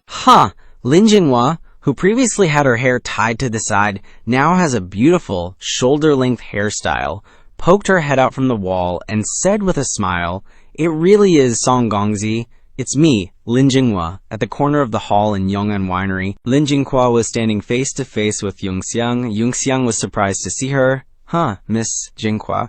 Yunxiang scratched his head and smiled. Miss Jinghua changed her hairstyle. I almost didn't recognize you. Jinghua played with a strand of her hair and explained with a blush. Well, some fans felt that the previous hairstyle wasn't very pretty. They suggested that Jinghua switch to a style that could cover her forehead. She looked at him and intentionally asked, does Song Gongzi think this new hairstyle suits Jinghua? That Jinghua changed to a style that could cover her forehead? Song Yunxiang turned his head and walked away, forcing a smile as he replied perfunctorily, not bad. Very unique. Jinghua glanced at him as if she understood something. Then she lowered her head and said, I suppose Song Gongzi has been very busy these days, right? Song Yunxiang scratched his cheek with an awkward laugh. That's right. Ever since returning to Yunnan City, I've been swamped. Couldn't find any free time to meet. I'm truly sorry, Miss Jinghua. She looked down, a heartbroken expression on her face, and said softly, Song Gongzi is so detached with me. At this moment, the two of them had walked closer to Ma San's group, so he asked, Huh? What did Miss Jinghua say just now? Jinghua panicked. No, nothing at all. The three maids, Ma San and Song Yunxiang's driver, all called out in unison, Young Master Yunxiang. He walked over and raised his hand in a gesture. Let's go. Song Yunxiang turned back to Jinghua and said, Miss Jinghua, if there's nothing else... Jinghua smiled and asked, Oh, right. I heard the Song Residence is hosting a banquet tomorrow. Is that right? The Song Residence? Song Gongzi's home? Song Yunxiang heard this and thought to himself, a banquet? Could she be talking about the banquet after that weird conferral ceremony?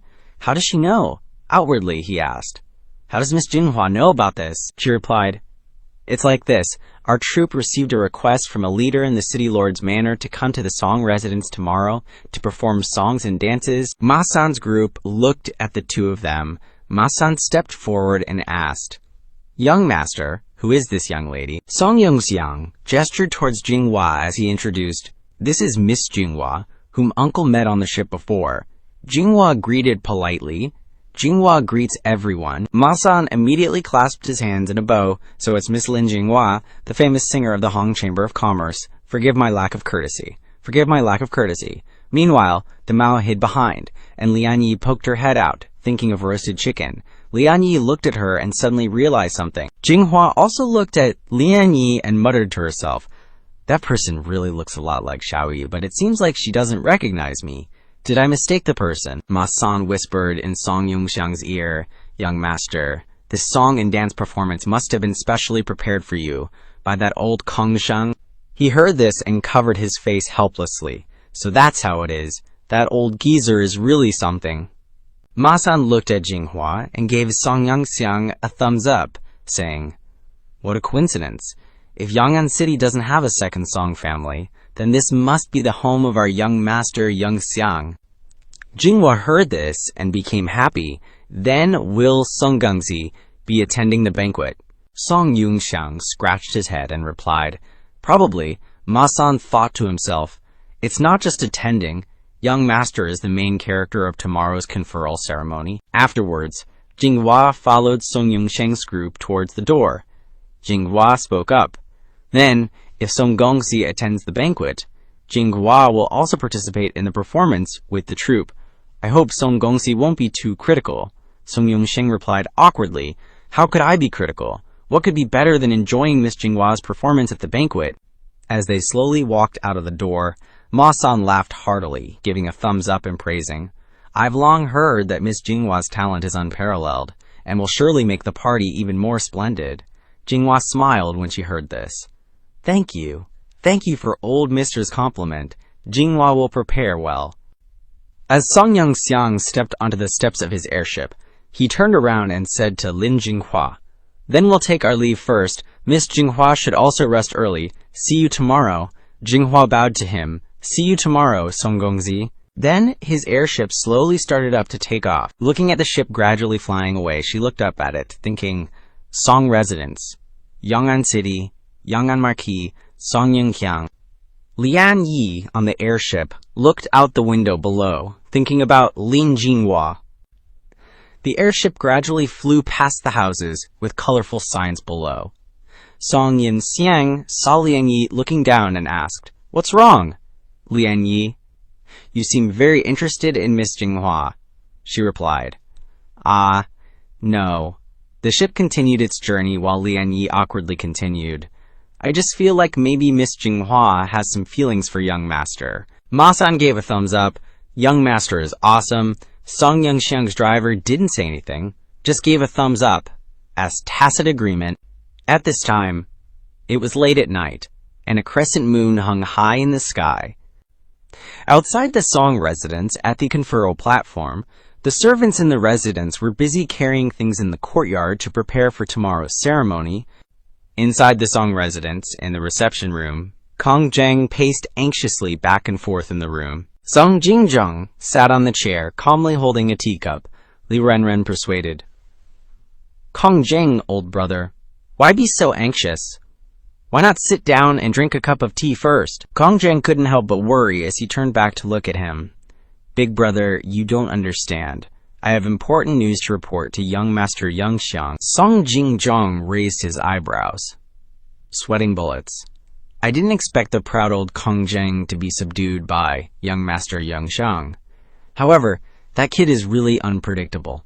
Now he must have some tricks up his sleeve. Suddenly, a streak of blue light flashed across the sky outside the Song Manor. Songmu, Xingjong, and Kong Zheng were all startled by the sudden disturbance. Jingjong immediately shot up from his chair. This fluctuation, Kong Zheng was also alarmed. A saint's aura, a saint stage cultivator. Songmu glanced upwards, saying, "Young master, it seems that person has returned." As the three of them rushed outside the manor to investigate, the streak of light suddenly plunged to the ground, kicking up a cloud of dust. As the dust settled, Song Bingchuan leisurely strolled into view. Seeing the man before him, Jingjong exclaimed, "Third uncle, you're back!" Kong Zheng gaped in astonishment. "Third uncle," standing face to face, Jingtong asked, "Huh, didn't that lady return with you?" Bingchuan waved his hand. "Are you talking about Wei Ni? She said tomorrow is Yunxiang's title conferral banquet, and she insisted on preparing a congratulatory gift for that kid before returning, so I came back on my own first." Jingjong's face darkened upon hearing this, thinking, "Wei Ni, it seems the relationship between third uncle and that senior has made some progress. I bet Senior Hu Yan has also gained a lot of benefits from Yunxiang's elixirs." Bing Chuan tilted his head, looking at the person beside Jingjong, and asked, "Huh, who's this fatty?" Kong Zheng immediately knelt down, clasping his hands together, startling both Bing Chuan and Jingjong. "Greetings, Saint Stage Senior. I am Kong Zheng, currently awaiting orders under young Master Yunxiang." Bing Chuan, still feeling sore in his old back from that landing, turned and walked away. "So he's Yunxiang's subordinate. That kid sure knows how to handle things. Alright, you guys can talk. I'm going back to my courtyard to rest. I'm beat." Kong Zheng, sweating profusely, watched his departing figure, thinking, Song Jingjong's third uncle is the Song family's saint stage cultivator. He's not only not sick like the rumors said, but he seems to be in even better condition than I imagined. Still kneeling, he made a silent, tearful vow. "All right, Kong Sheng, you are one damn genius. Won the bet. You actually won the bet this time." Outside, the crescent moon hung high in the sky. At Yong'an City's official inn, a man in white robes was enjoying the late-night scenery outside. Suddenly, a subordinate in black appeared behind him, saying, "My lord." The man asked, "Have you found out?" The black-clad subordinate reported. "Yes, we have. The fluctuation from earlier came from the southern district, in the direction of the Song Manor." The man opened the lid of his steaming teacup, seemingly unconcerned. "The Song family, huh?" The subordinate hesitated. Could it be that, as His Majesty predicted, that person from the Song family hasn't prolonged his life? The man in white calmly replied, "Even if that's the case, it doesn't matter. That saint stage cultivator was heavily injured in the great battle 20 years ago.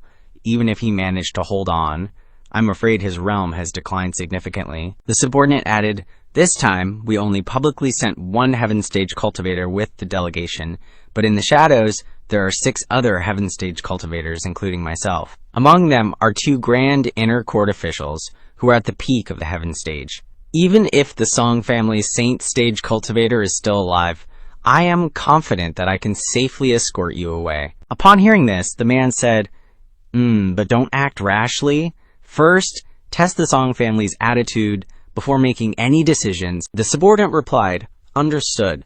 My lord, your wisdom is unparalleled in specifically choosing those officials from the 6 ministries to accompany us. You are truly enlightened." The crescent moon continued to hang high in the night sky. Elsewhere in the Song Manor's east wing, a flying ship had landed safely. Song Yunxiang led his 3 maids into the manor. Di Mao was tasked with carrying Gongsun Zanzan on her shoulder, while Lian Yi and Qing Dai followed behind him. Kong Zheng and Song Mu were waiting in front of the entrance. Kong Zheng immediately noticed the approaching group.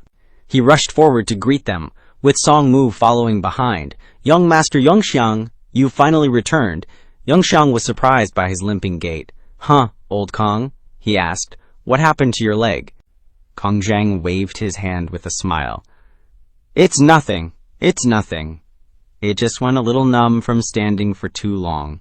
"That's right, young Master Yunxiang. I have something important to report to you." He turned to Di Mao, Lian Yi, and Qing Dai, saying, "Take the prisoner to my room first. I will interrogate her myself later." The 3 maids immediately replied, "Yes, young master." After the 3 girls left, Song Yunxiang led Kong Zheng and Song Mu into the lawn and asked, "What's up? Spill the beans." Kong Zheng, while fumbling in his sleeves for something, said, "Tonight, the Imperial Court's awarding delegation is arriving. This humble servant sneaked into the welcoming ship at the City Lord's mansion. I risked my life to secretly photograph the officials in this awarding delegation." At Song Manor's main gate's front hall, the servants were still busily carrying things, preparing for the awarding ceremony. Seeing that it was late at night and the people still hadn't stopped, Song Yunrui asked, "What are you all doing?" He pointed at the platform where the servants were bustling about, turned his head, and asked, "Why are you building a martial arts recruitment stage in front of the Song Manor?" Song Shui lowered his head awkwardly and replied, "Reporting to young master, they are building the awarding platform." Yunrui asked again. "Awarding platform," Song Shui explained. "Tomorrow is young master Yunxiang's awarding ceremony.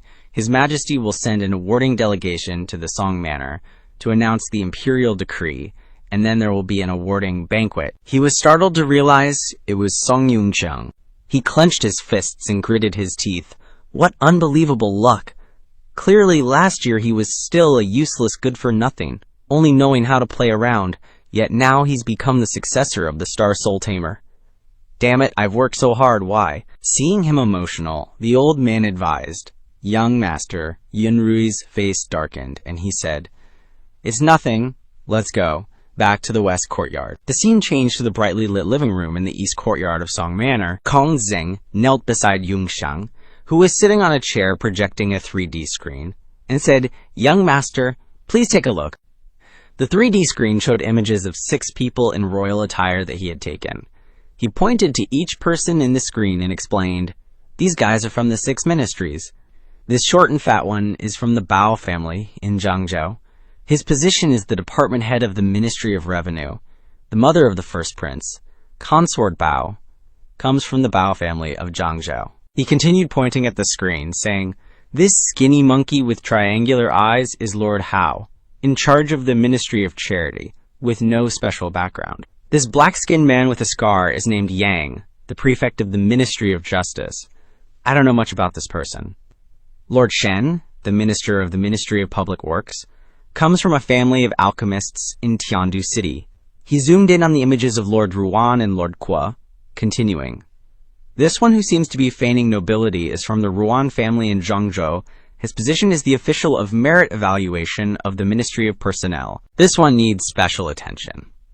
Kujiao is the deputy officer of the Ministry of War. He's a Heaven Realm expert from a military family. It's said that this person has a deep grudge against the Song family. It's said that back in the day, your esteemed manor's Saint Realm grandee was arrogant and oppressed his ancestor." Hearing this, Yang immediately spat out the tea he was drinking, coughing violently. Kong Zheng blankly asked, "Young master, are you all right?" He wiped his mouth, coughing and sweating, and replied, "I'm fine, continue." Hearing this, he pointed at the screen again and continued, "Actually, these old guys from the 6 ministries aren't worth mentioning. The main issue is, over here, this old eunuch in the chief eunuch's attire is Eunuch's son, the head of the 3 attendant agencies, and also an outstanding disciple of Grand Eunuch Lin. The inner attendant eunuchs are all eunuchs, a direct agency under the emperor, responsible for managing all military power on His Majesty's behalf." He zoomed in on the image of Lord Lang and continued, "Look at that robe embroidered with gold thread. It's definitely an embroidered uniform guard of the Prison Uniform Bureau." Kong Zheng recalled, "The Prison Uniform Bureau was originally an agency under the attendant agency, but later became an independent unit. The Embroidered Uniform Bureau presides over internal affairs, monitors civil and military officials, secretly collects evidence and intelligence, has the right to report events in writing, can directly present to the court to impeach and reprimand in martial affairs, and can interrogate and handle officials without following procedures. In short, a group of very difficult people to deal with. Usually, when these guys show up, nothing good ever happens." Yunxiang stared at Lord Ling on the 3D screen and thought to himself, "Embroidered Uniform Guard of the Prison Uniform Bureau. In my previous life in the Black Armor Guard, although I also met people from the Embroidered Uniform Bureau in Tiandu, we almost never interacted." Kong Zheng spoke up again. "This woman is probably a female official of one of the 3 directorates, the Star Observation Directorate. I don't know much about the Star Observation Directorate, but whenever a prodigy is awarded, a female official from the Star Observation Directorate accompanies the announcement of the imperial decree." He looked at the screen, recording Lord Cao's shocked reaction to the sudden disappearance of Lord Tai, and thought, "I also didn't associate much with the Star Observation Directorate in my previous life. However, according to the information I heard, it seems that this agency manages ancient civilization relics and related books. Prodigies and Star Soul generals are all under the management of the Star Observation Directorate." Kong Zheng switched to the images of Lord Liu and Lord Shangguan. This one is Lord Liu from the Assistant Administration Institute. The Assistant Administration Institute is an agency that manages all political affairs on behalf of His Majesty and can be regarded as the superior of the 6 ministries. Logically speaking, events such as this awarding ceremony do not require the participation of the Assistant Administration Institute. How strange! This person is Lord Shangguan from one of the 3 agencies, the Equipment Provisioning Agency from the Shangguan family in Tiandu. Yunxiang pondered, "Is the Shangguan family related to senior sister Shangguan?" But it seemed that Kong Zheng continued, "There's one more who looks sneaky. I couldn't get a picture, but I guess it could be an official from the Secret Investigation Envoy, which is different from the Embroidered Uniform Bureau. The Secret Investigation Envoy presides over foreign affairs, gathers intelligence, investigates, and makes quick arrests. They also participate in major local investigations." Then he pointed to Eunuch Lin on the screen. "That person is the chief official of this awarding delegation. Eunuch Lin, the head of the 4 great eunuchs." Kong Zheng recounted, "The 4 great eunuchs are the most trustworthy right-hand men of the 6 ministries, among whom Eunuch Lin is responsible for managing military power.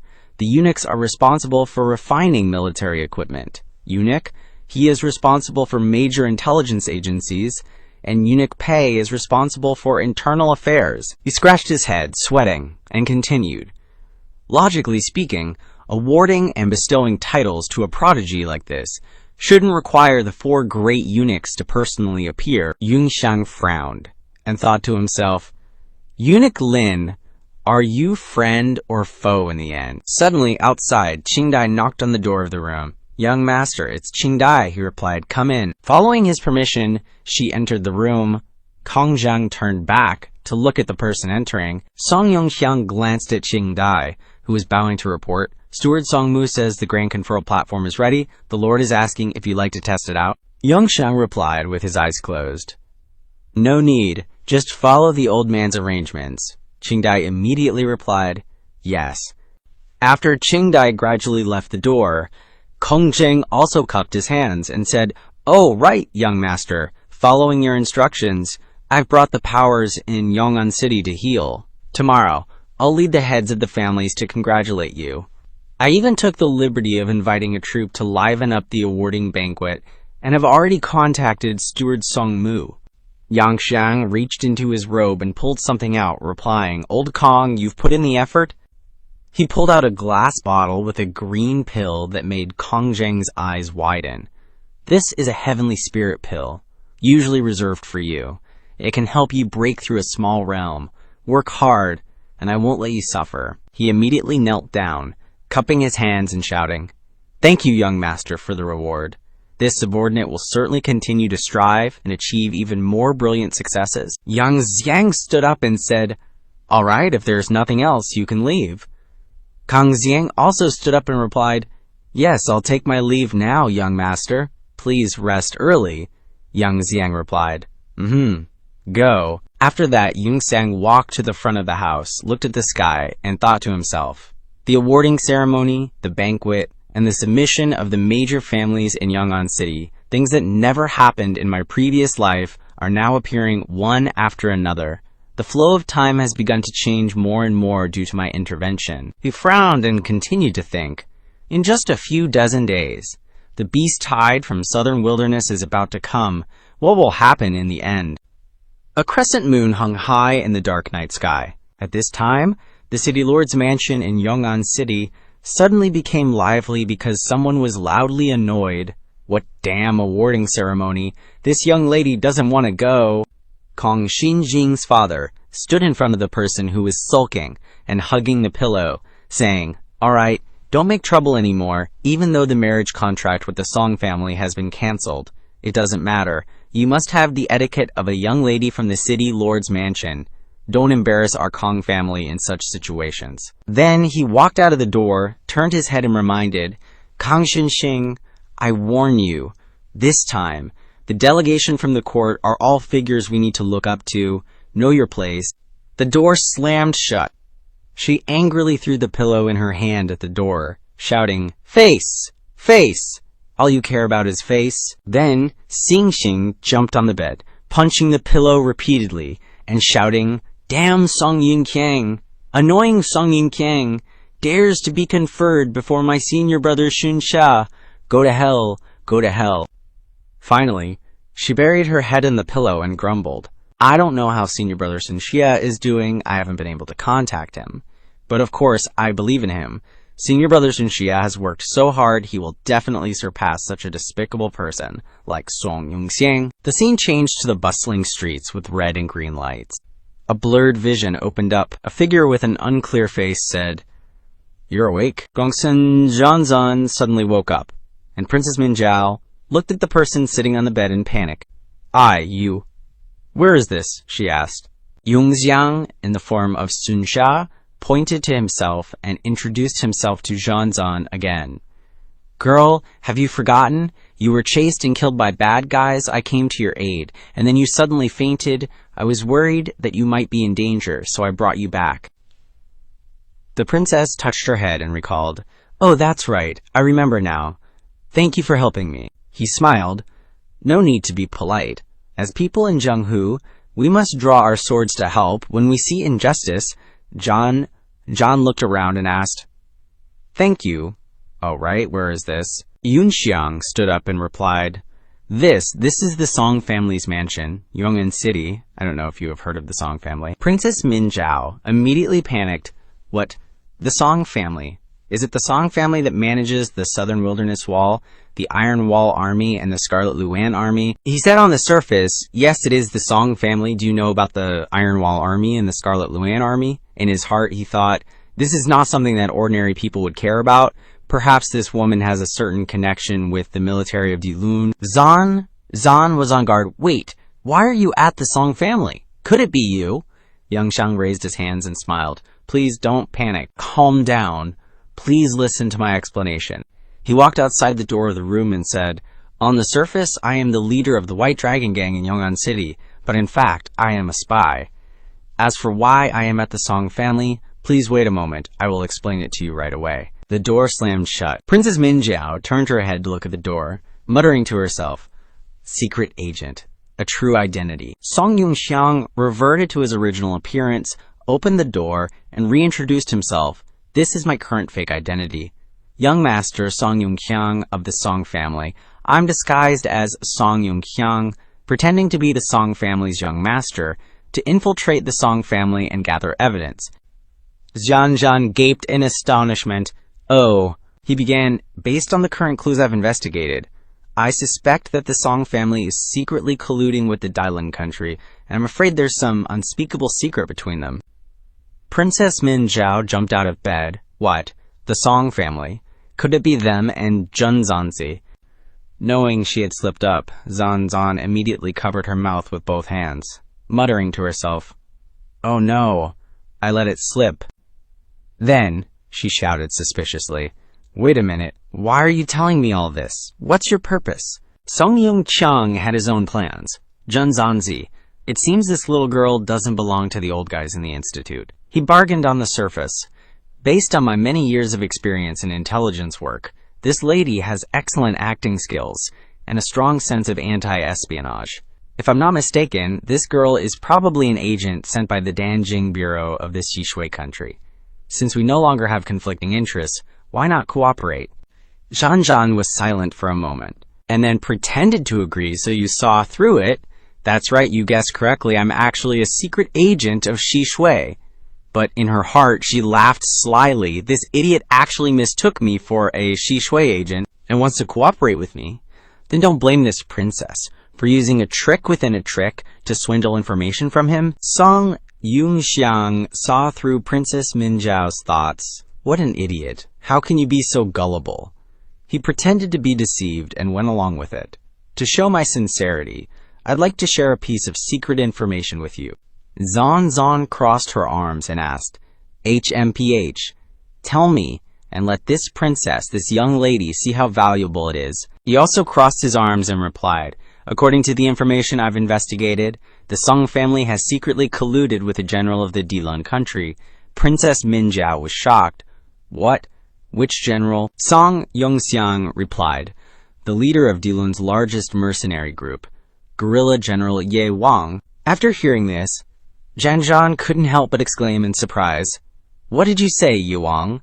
How could that be?" He continued with a serious face, "The Song family secretly conducts financial transactions with General Ye Wang through the Baimu Trading Company. The mercenary team of the Tai tribe uses military strength to support the army to heavily occupy the border of the Dailan country. In fact, they and the Tiandu army are just pretending to fight."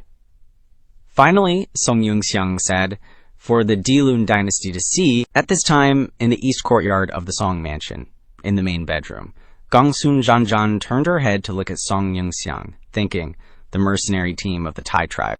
Princess Min Zhao frowned, calculating. Dailan was kind enough to take them in and send them to guard the border. But unexpectedly, they are trading with Tiandu. So that's it.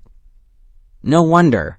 I heard my brothers say last time that every time they were mobilized to participate in a war, they were not very active, and then asked, "So, Mr. Zun, have you found any evidence of the transaction between Ye Wang and the Song family?" He closed his eyes and replied, "It's not easy for me to sneak into the Song family alone. For safety's sake, please call me Song Yunxiang for now.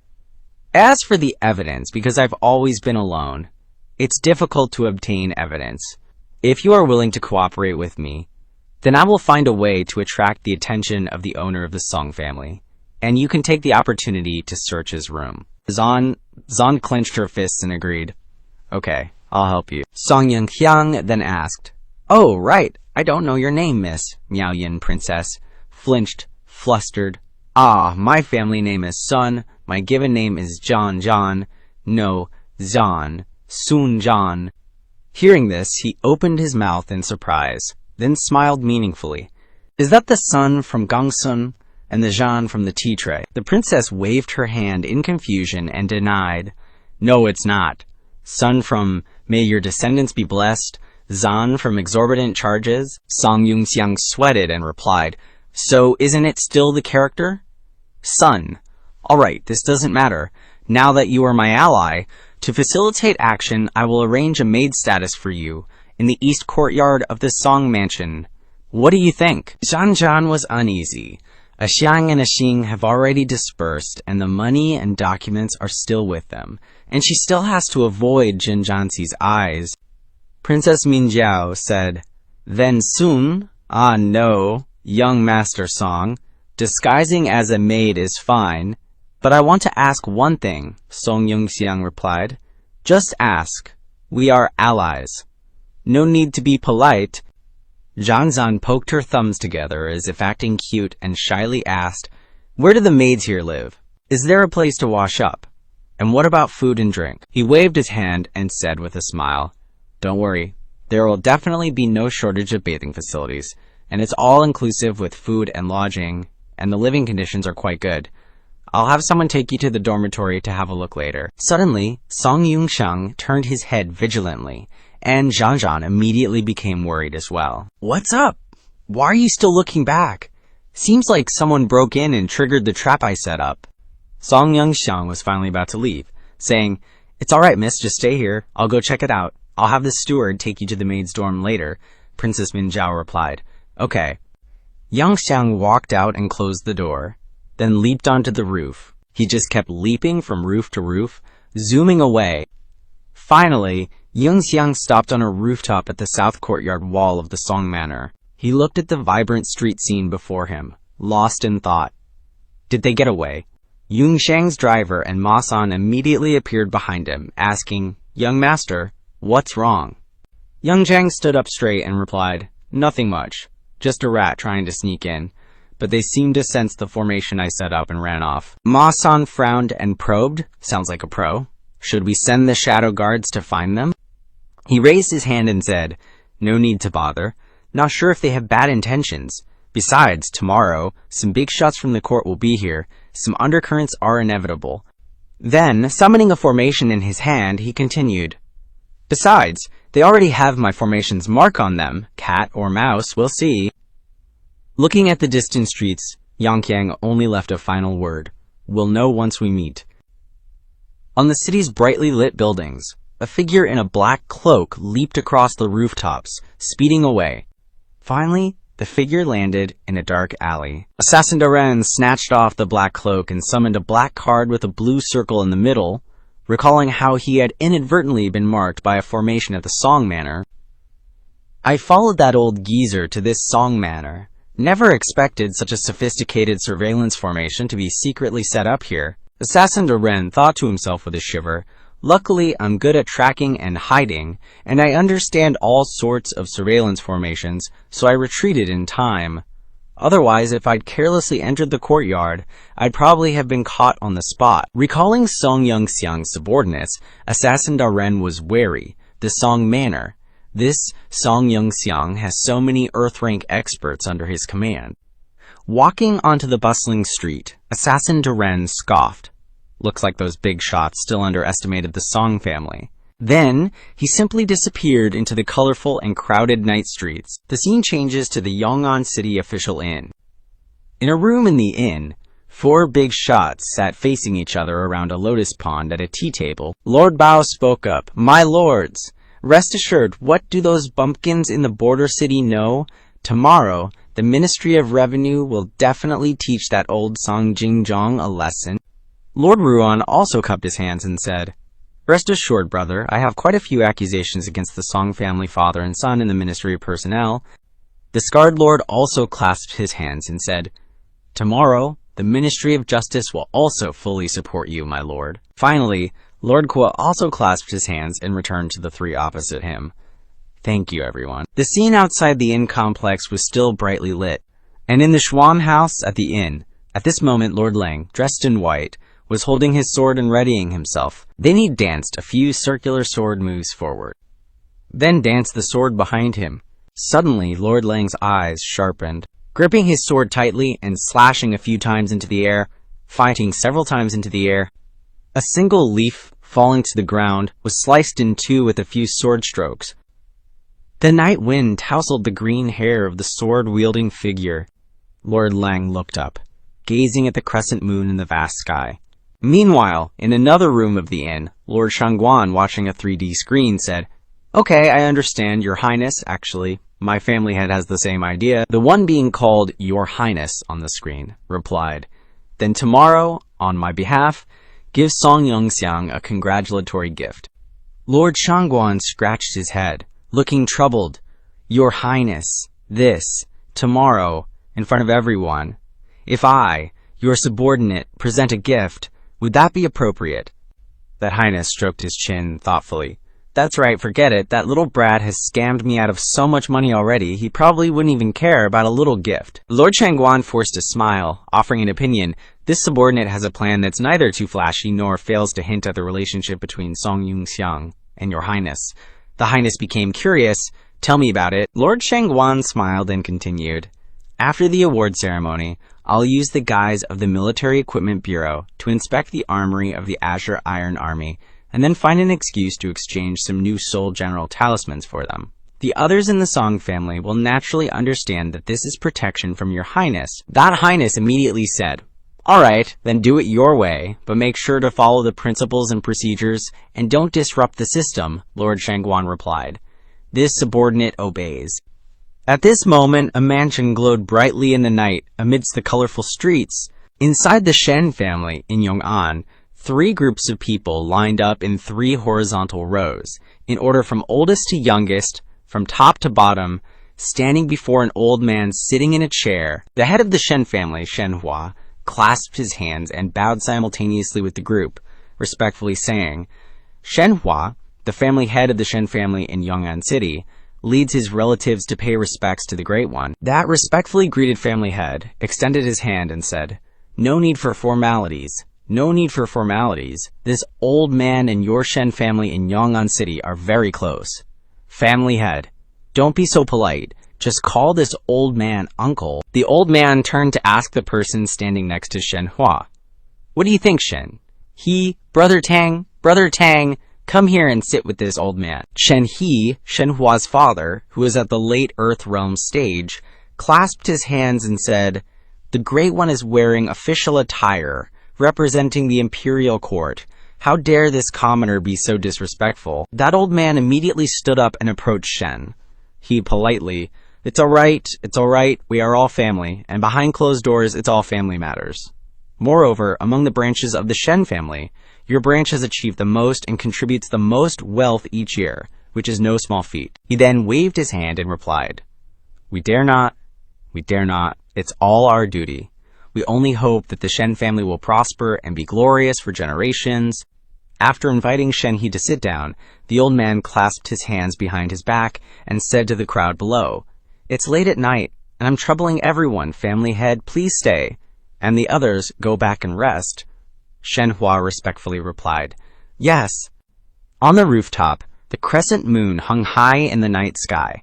In the western district of Yong'an City, the red light district was still as bustling and lively as ever.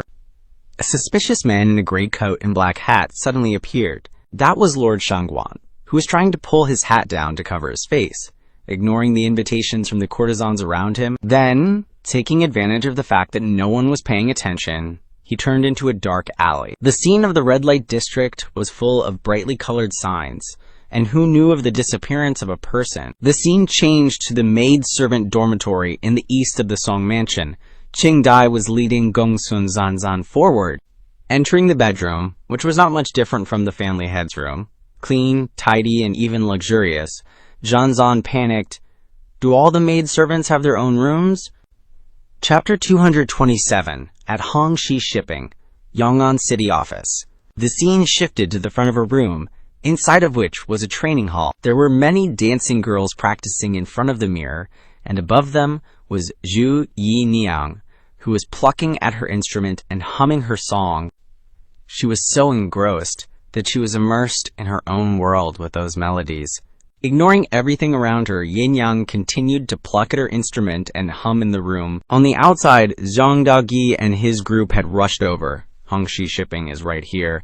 Having arrived at the place he wanted to be, he fearlessly charged straight in, running to the door that Daogi was looking for. He couldn't help but feel exhausted. She propped herself up with both hands, panting heavily. And Di Yang was also dripping with sweat after her own training session. Finishing their practice, She and the maids bowed to each other in a dance. She wiped the sweat from her face and instructed everyone there. Everyone's worked hard. Get some rest tonight. And tomorrow we'll present this Seoul General Opera to Young Master Song and the guests attending the Grand Reward Banquet.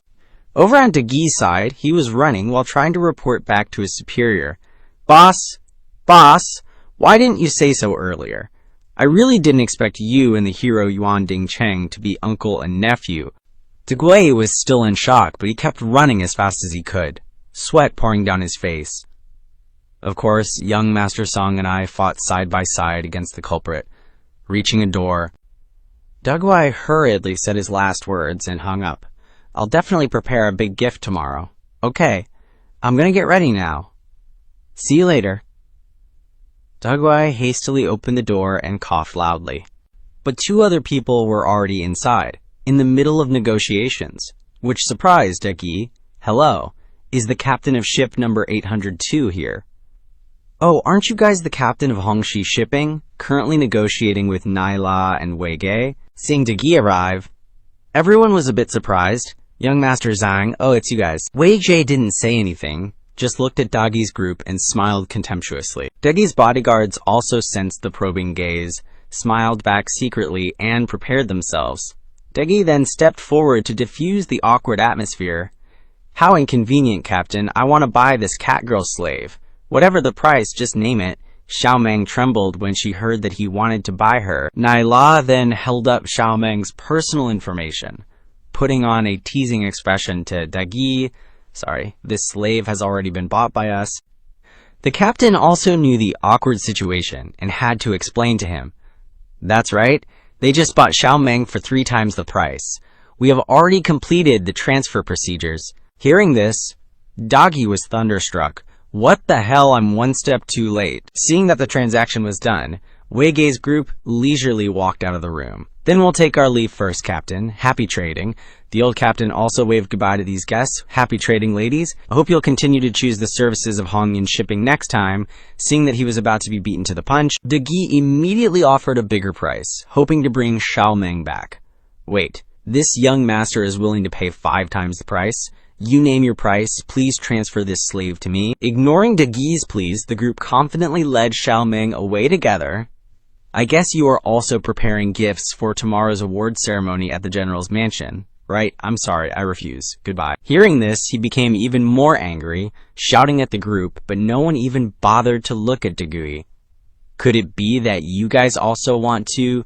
Damn it, this young master saw her first. After a while, Weige said to Naila, Miss, even though that powerhouse saved us on the ship, you are the eldest lady of a major family. You don't need to prepare such elaborate gifts. Naila smiled upon hearing this, a sinister expression displayed on her face. You don't understand. That young master might be much stronger than you imagine. Over here, Dagi was very angry with the old captain. He couldn't control his emotions and slammed his hand heavily on the table. Hey, Captain, do you have any other slaves? I want to buy them. The captain helplessly said to him, I'm sorry, young Master Zhang, there really aren't any more. At this time, Dagi immediately thought of another way, unable to help blurting out, Damn it, those dancers in the troupe. Hearing this, the captain panicked. No, the employees of the troupe are free people, protected by Tiantu law. Feeling that it was a waste of time to stay here, Dagi led people away. Then I'll have to think of another way. Farewell. Has Uncle Wu contacted the suppliers of spiritual herbs and materials in Yong'an City? Hearing this, Uncle Wu also provided the information he knew to him. Ma Niu has already asked. They all replied that they are out of stock.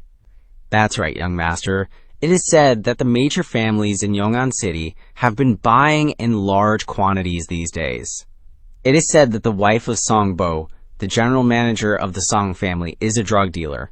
Perhaps Dagi heard this but didn't feel happy, but even heavier, as if he had sensed something. After a while, Dagi had to pick up the phone to contact someone. Okay, just returned to the car. He had to report the situation to General Manager Song. Hello, General Manager Song. Sorry, I was bragging a bit just now. Yes, please help me. Actually, I only met young Master Song once in passing. I still need your introduction tomorrow. By the way, speaking of this, I have also heard of your wife's name. Back in Yunxiang Northwest, Jula and Chige were resting together in the room. Zola, who had just tried the bracelet on her hand, exclaimed, "This bracelet is so convenient. It can even order food to the door." Chige, who was below, also just received a message and told Jula, "Just received instructions from the team leader, asking us to investigate the banquet at the Song Mansion and collect intelligence tomorrow." Hearing this, Jula happily shouted, "Investigate the banquet! Will there be a lot of delicious food?" Hearing this, Chige helplessly said the purpose of the trip to Zola. The team leader only told us to scout nearby. Zola didn't care about this at this time.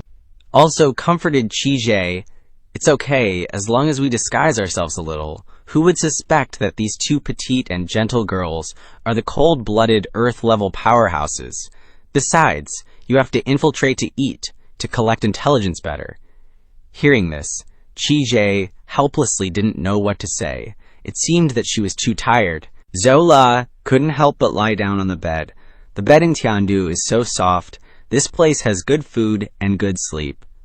I don't know what the male lead's plan really is, but if it continues like this, it would be great to have food and sleep.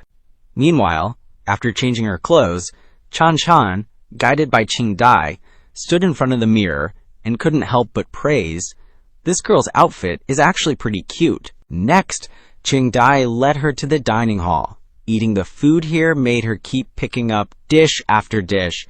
"This is so yummy." Then Chan Chan soaked in the bathtub, enjoying herself. Feng even has his own bathroom where you can soak. I've been eating wind and dew the past few days. I was starting to stink. After finishing her bath, Chan Chan just quickly wrapped a towel around herself and lay down on the bed. The bed isn't that big, but compared to sleeping in that broken down temple in the slums, this is 10,000 times better. The feeling of everything being peaceful made her feel much lighter. It seemed like being a servant here wasn't too bad. Outside, it was already late at night, and only a few rooms still had lights on. The night was quiet, but in the corner of the Song residence's east courtyard, when Hua was telling the two servant girls, Xiao Ye and Zisu, something, "Did you two hear?" When Hua said loudly, "There's going to be a big feast after the award ceremony tomorrow." The two of them were overjoyed upon hearing this. A feast is amazing. Xiao Ye, however, didn't even understand what feast meant. What's a feast? Is it tasty? Wen Hua immediately explained and even described the delicious food that would be there. They say there are tons of rare and amazing dishes on the VIP tables. We'll be in the outer kitchen like this. Zisu even came up with a plan. "All right, one of us will distract them, and the rest remember to save some of the good stuff." At this moment, in the sky above, a loud voice came from the GU family's airship. "Sir, this is the item that the GU family promised to Chief Manager." Inside the airship, Elder Cow was holding a very large iron box. "Good, very good. Headmaster GU is so thoughtful. The Chief Manager will definitely be pleased." She hugged the box, turned around, and went inside the airship, along with two other people, Ji Yu Ying and Shi Jing. Elder Cow looked out the window of the airship, admiring the scenery outside, and couldn't help but recite a poem. "Clouds and winds gather in Yong'an City at night. Plots and schemes await the dawn's light. The ancient black iron box holds tales of war. Lonely South recounts the glorious days of yore." Below the airship was the image of the entire technologically advanced city, shining brightly in the night. Elder Cow laughed loudly, patting the iron box with her hand. "Good poem, good poem." She turned back to the two people and asked, "What do you two think of my poem?" Shi Jing praised Elder Cow's literary talent profusely. "Sir, you are truly talented in literature, composing a poem in 3 steps. With lingering aftertaste and profound artistic conception, truly admirable." At this moment, Ji Yu Ying stood up. "This old one is but a bore, not understanding elegance, but I can still hear that the elder's poem has a clever structure full of hidden meanings." At this moment, the entire airship fell into silence. The next morning, in front of the main gate of the Song Manor, everyone had gathered in large numbers to participate in the feast. Everyone was participating in the excitement of the feast. At this moment, 3 people were already seated at a table: Yun Shu, Yun Rui, and Wenqi. Wenqi spoke first. "Weren't you supposed to go to school today, not attend the ceremony?" Hearing this, Yunxi's face darkened as he asked, "When was that?" Hearing this, Wenqi asked, while yawning, "And what other reason could there be? Surely it's not because you heard Kong Xingxing would be here today." Hearing this, Yun Rui became slightly annoyed.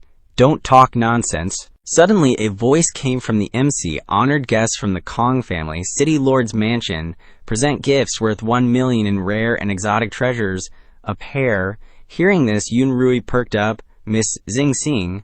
Wenqi, however, didn't want to pay attention and just snorted. At this moment, Song Yunxiang and the old man Song Jingzhang were greeting each guest. "Congratulations, Marquis. Congratulations to Song, the nephew, right? Should we be calling you Baron now? Same to you, same to you. Oh, where's old man Kong? He said he had other business and couldn't come along. Please, everyone, take a seat in the VIP seats and rest first." After greeting everyone, Xingxing, walking with her family, finally revealed a look of disgust. What's so great about this young master, acting all smug, pretending not to care about me? It's just some empty title he got. Suddenly, Yun Rui ran over and shouted, "Miss Jing, good morning!" This suddenness startled Xingxing, but she managed to regain her composure to greet him. "Oh, is that Luo Yun Rui, junior student? Good morning!" The others saw that their face was being thrown on the ground and hurriedly pulled Yun Rui away, leaving them standing there awkwardly. "Hurry back here." Xingxing didn't seem to care much, ignoring them and moving towards the seating area. Finding her seat, Xingxing sat down and then thought, there aren't any really famous guests coming? This song Yunxiang is nothing. At this moment, Zhang continued to announce, Kong Zhang of the Kong family, along with the 4 family heads of the Chen, Liu, Tao, and Chu families, present gifts worth 5 billion in rare treasures, 10 Yang attribute spirit medicines, and Yang attribute spirit materials. Hearing that, Xingxing stood frozen for a moment. After a while, her face showed an expression of utter disbelief that those words could be true. On the other side, Song Jingzhong was still greeting the guests arriving at the banquet. Elder Kong, esteemed heads of families, the 5 family heads of the 5 houses were all present, offering their respects and congratulations to Jingzhong. "Congratulations, Marquis." Seeing this, Jingzhong immediately invited everyone inside to join the feast. "You're too kind, too kind. Come, come, everyone, please enter the feast." Kong Zhang spoke up first. "Please wait a moment, Marquis. We wish to pay our respects to young Master Song Yunxiang." All 5 of them turned to Yunxiang and knelt down to greet him. Subordinate Kong Zhang greets young Master Yunxiang. "Congratulations to young Master Yunxiang on being granted a title. Wishing Yunxiang greater and greater advancement, reaching the heavens." The other family heads followed suit, kneeling down to pay their respects to Yunxiang, subordinate Da of the Chu family, subordinate Chen Xian of the Chen family, subordinate Tao Lin of the Tao family, subordinate Lu Zinong of the Lu family. All 5 family heads congratulated him in unison. Congratulations to young Master Yunxiang on being granted a title. Yunxiang didn't stand on ceremony and immediately invited the family heads to rise. Elder Kong, esteemed family heads, please rise. The atmosphere of the banquet became quieter afterward. As for Xingxing, the expression on her face at this moment showed that she couldn't believe her eyes. And the group of Wenqi and the others were also extremely astonished. This, after a moment, the banquet became lively, and everyone was discussing it. How would I know? I heard that those family heads are all powerful figures. How could they submit to that kid? Could it be because of the title of that Song family brat? Haven't the 4 great families and Yong'an Manor always kept to themselves? Not necessarily, after all. He is someone who awakened a sacred grade spiritual root. His future is boundless. At this time, Xingxing approached Zihan and asked in a low voice, "Hey, Lu Zihan." She still wore an astonished expression as she asked Zihan, "That's your family head, isn't it? Why is he shaking hands with that good-for-nothing Song?" Yunxiang Zihan was just as surprised as Xingxing. "How would I know, Xingxing? Wasn't your grandpa the first one to kneel down? Zihao on the side also felt incredibly unbelievable. Those people are all our family heads. How could this be? Xingxing then turned to Haoshen. Hey, Haoshen, do you know what's going on? Haoshen was also very confused. I don't know. But our family head is also up there. Zixuan on the side was also puzzled. That's right, it's really strange. Suddenly, Chen Hixun, a descendant of the Chen family, spoke up. I think I know a little. Everyone moved closer to Hixun to hear what had happened. Huh, tell us about it. Hixun didn't hide anything. I guess it must be because the family heads are all giving face to Sing Xing's grandfather, Old Master Kong. That's why everyone knows that the Old Master broke through to the heaven stage. And I heard that after breaking through, he invited the other family heads to Zixiao City in Yong'an. Hixun continued to voice his speculation, drawing everyone's attention. Then, Zixuan heard this and immediately realized, oh, so that's it. Zihao also felt it made sense. That makes sense. Brother Chen is indeed insightful. Xia Chen on the side also explained further, or rather, in other words, the family heads of our 4 houses are all giving face to Old Master Kong. That's why they're being so polite. Sing Sing on the side felt utterly helpless after hearing this. Huh? Aren't those words the same as what you said just now? Are you guys stupid? Can't you see they're all kneeling? The Song family didn't have a heaven stage cultivator before, so why didn't they kneel then? No wonder the descendants of those families are a bunch of trash. The lively atmosphere began to subside. Everyone returned to their proper state, respectfully greeting the guests. Please enter the feast first. Elder Kong is quite experienced in this regard. Please help me take care of the family heads. The 5 family heads also entered the feast.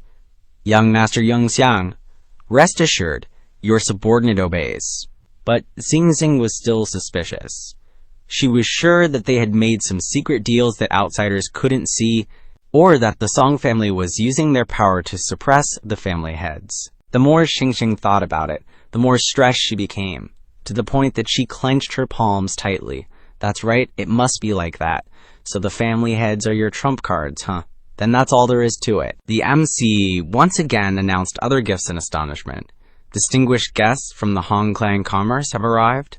The head clerk of the Southern Continent region under the Hong Clan Commerce, Ms. Hong Yuqiao, presents 700 million strange treasure notes and 10 storage rings full of spirit pills and miraculous medicines. Hearing this, everyone present was incredibly shocked. The Hong Clan Commerce, want Miss Hong, is that the esteemed Miss Hong, this is bad, the status of this person is something that even the family heads cannot compare to. 10 storage rings filled with talismans. As expected of the Hong Clan Commerce, at this time, everyone's attention was focused on the red carpet. People from the Hong Clan Commerce were moving on it. The Song family and the Hong Clan Commerce have such a relationship. As expected, the Song family is not as simple as it seems. Hong Yuxiao took the lead and walked up to Song Yunxiang. Congratulations, young Master Song. Seeing this, Yunxiang was delighted. For a great beauty like Miss Hong to personally visit, it's a great honor for our Song family. Miss Hong expressed her sincerity. I heard that the nobility in Heavenly Capital favor the number 7, so I have presented a cash gift of 700 million. I hope young Master Yunxiang doesn't mind. Hearing this, he lightly accepted the gift, unable to resist teasing her a bit. That's the tradition of 7 up, 8 down. But compared to 7, I actually feel that the number 9 is much better. Miss Hong was a little flustered, but still maintained her composure. Young Master Song, how do you explain that? 9 returns to 1. Doesn't that imply starting over? Yunxiang replied. Because 900 million is 200 million more than your gift, and I'm short on money, seeing his joke.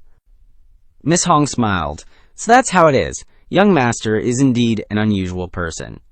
He cheerfully replied. The specification truly surpasses normal conventions, unbound by patterns.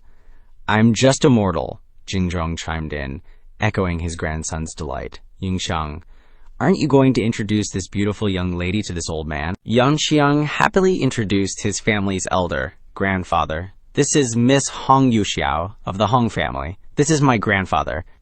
Miss Hong greeted him cheerfully.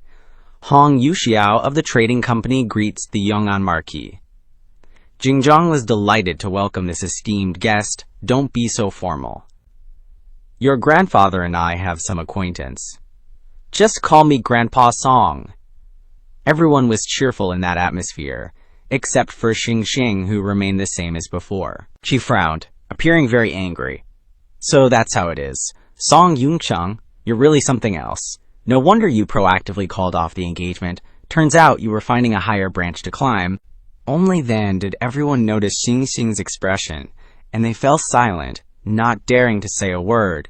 Miss Yunxiang, your fiancé. Sing maintained that attitude and turned to leave. We broke off the engagement a long time ago. That damned brat has nothing to do with me. Back at her seat, Kong Fan scolded her. Sit down. Don't make our family lose face. I heard Miss Hong is very talented in business. Her influence in the southern continent far surpasses that of a city lord like me. Hearing that only made Yunxiang more irritated. At that moment, Yunjin approached the group, seeing her, when she excitedly said, Sister, you're here. Yunjin then asked, Where are father, second uncle, and fourth uncle? He replied, Father said he has military affairs he can't neglect, so he can only come for lunch. Fourth uncle has gone to entertain his guests. Hearing that, Yunjin was a bit suspicious. My friends rarely come out. Does fourth uncle even have friends? When she couldn't understand their relationship either, it seems like people from some publishing house or something. Isn't fourth uncle writing something these past few years? Suddenly, when she leaned close to Yunjin's ear, let's talk about that later. Look over there. He pointed forward. That person over there, Miss Hong of the Tong Trading Company. Seeing her, Yunjin said dismissively, She is beautiful, but she can only be a weak woman. Suddenly, she realized the implication in Wenqi's words. Wait, do you mean, he then said. The words that struck Yunjin's weak spot were right on the mark. Aren't you always having a headache about the Red Luan Army's upkeep costs? If we get someone as wealthy as her to be my sister-in-law, your sister-in-law, just imagine how great that would be. The two sisters felt they were sure to get a bargain and wanted to strike immediately. That makes sense. I approve of this sister-in-law. Let's go. We'll go greet our rich sister-in-law. She will provide military spending for you. The two people who stayed behind didn't know what to say, yelling so loud. Are these two sisters crazy? Yunshu was even more helpless as the most normal one among the three, but the craziest one was this guy. Yun Rui was still remembering that figure. Miss Xingxing, the feast was happening. At Xingxing's table, Kong Fan was quite vigilant. Now things were different. The Song family had climbed onto a big ship, like the Hong family. Their future was extremely bright. He started to observe Miss Hong. His own decision-making eyes were still far behind. Xingxing was still very annoyed. The Hong Trading Company, although rich, is ultimately just a merchant. Moreover, that Hong, whatever her name is just in charge of the southern continent region. The Hong family has no shortage of descendants like her. She picked up her teacup, unable to stop herself from continuing to criticize. Song Yunxiang, looks like this is your biggest support now, huh? Merchants have bad deeds. What's the point of having money? If my Shenxia was here, my family would have a chance to return to Central Continent, to be taken care of by everyone at the Kong family of Central Continent. My son Xia would definitely be able to advance quickly. The organizers continued to announce, the Jiyu family from Southern Continent is visiting. The Jiyu family from Southern Continent is presenting 300 million in cash. Director Jiyu of the Southern Continent Martial Arts Academy is presenting 100,000 in cash. Sir Z is presenting 5,000 in cash. Mr. Cheng, the Martial Arts Academy trainer, is presenting 250 in cash. Hearing that, Xingxing got another opportunity to sneer. The Jiyu family, the director, Song Yunxiang, really couldn't invite any esteemed guests. He even needed the head instructor from the Martial Arts Academy to help. She revealed a disgusted expression. What are these people even? Compared to the officials of my Kong family and Central Continent, they're just ants. Suddenly, a spaceship appeared in the sky, causing everyone below to discuss animatedly. What's that sound? That's the sound of chimes for a court ceremony. The envoy in charge of bestowing rewards is here. It's a spaceship. It's the court's spaceship. Some people were stunned, but some seemed to have known they would definitely come. They're here. The spaceship landed in a very large courtyard next to the banquet. A staircase was immediately set up, and a series of envoys, servants walked out of the spaceship together, following the red carpet. The people in the lead shouted loudly, "The Imperial Envoy is here. Everyone without official duties, please move aside." Immediately, Yunxiang and Jingzhong bowed to welcome the envoy. Song Jingzhong of the Young and Marquis estate, on behalf of the Song family, welcomes the High Envoy.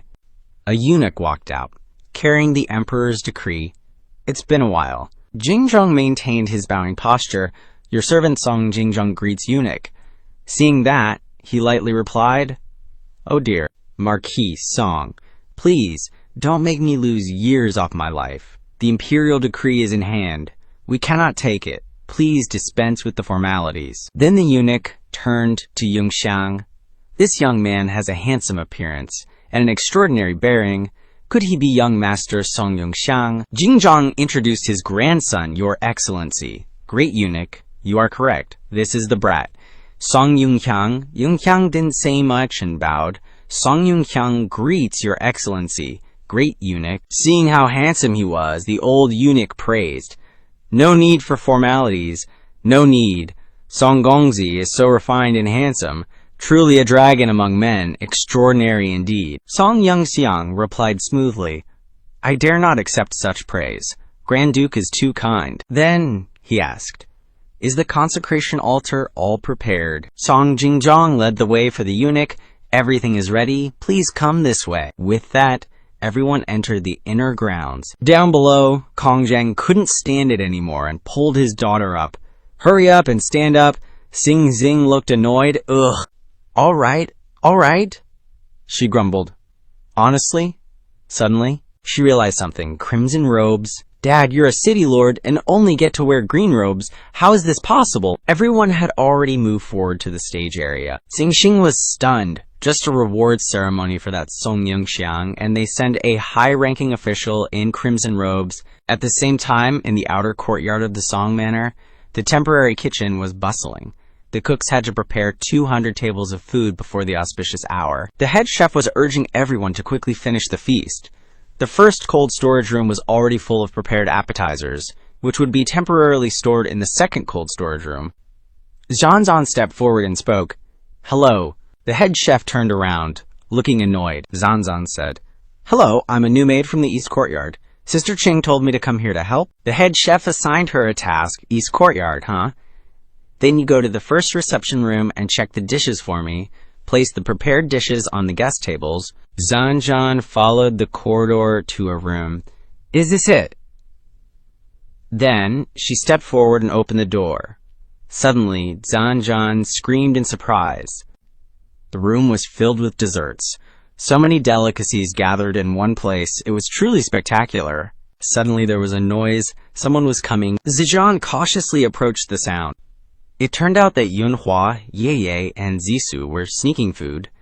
Zhanzan spoke up. "What are you all doing here?" This startled Zisu, who couldn't speak. She just offered a smile of greeting. "I'm a new maid from the East Courtyard. Sister Ching sent me here to help.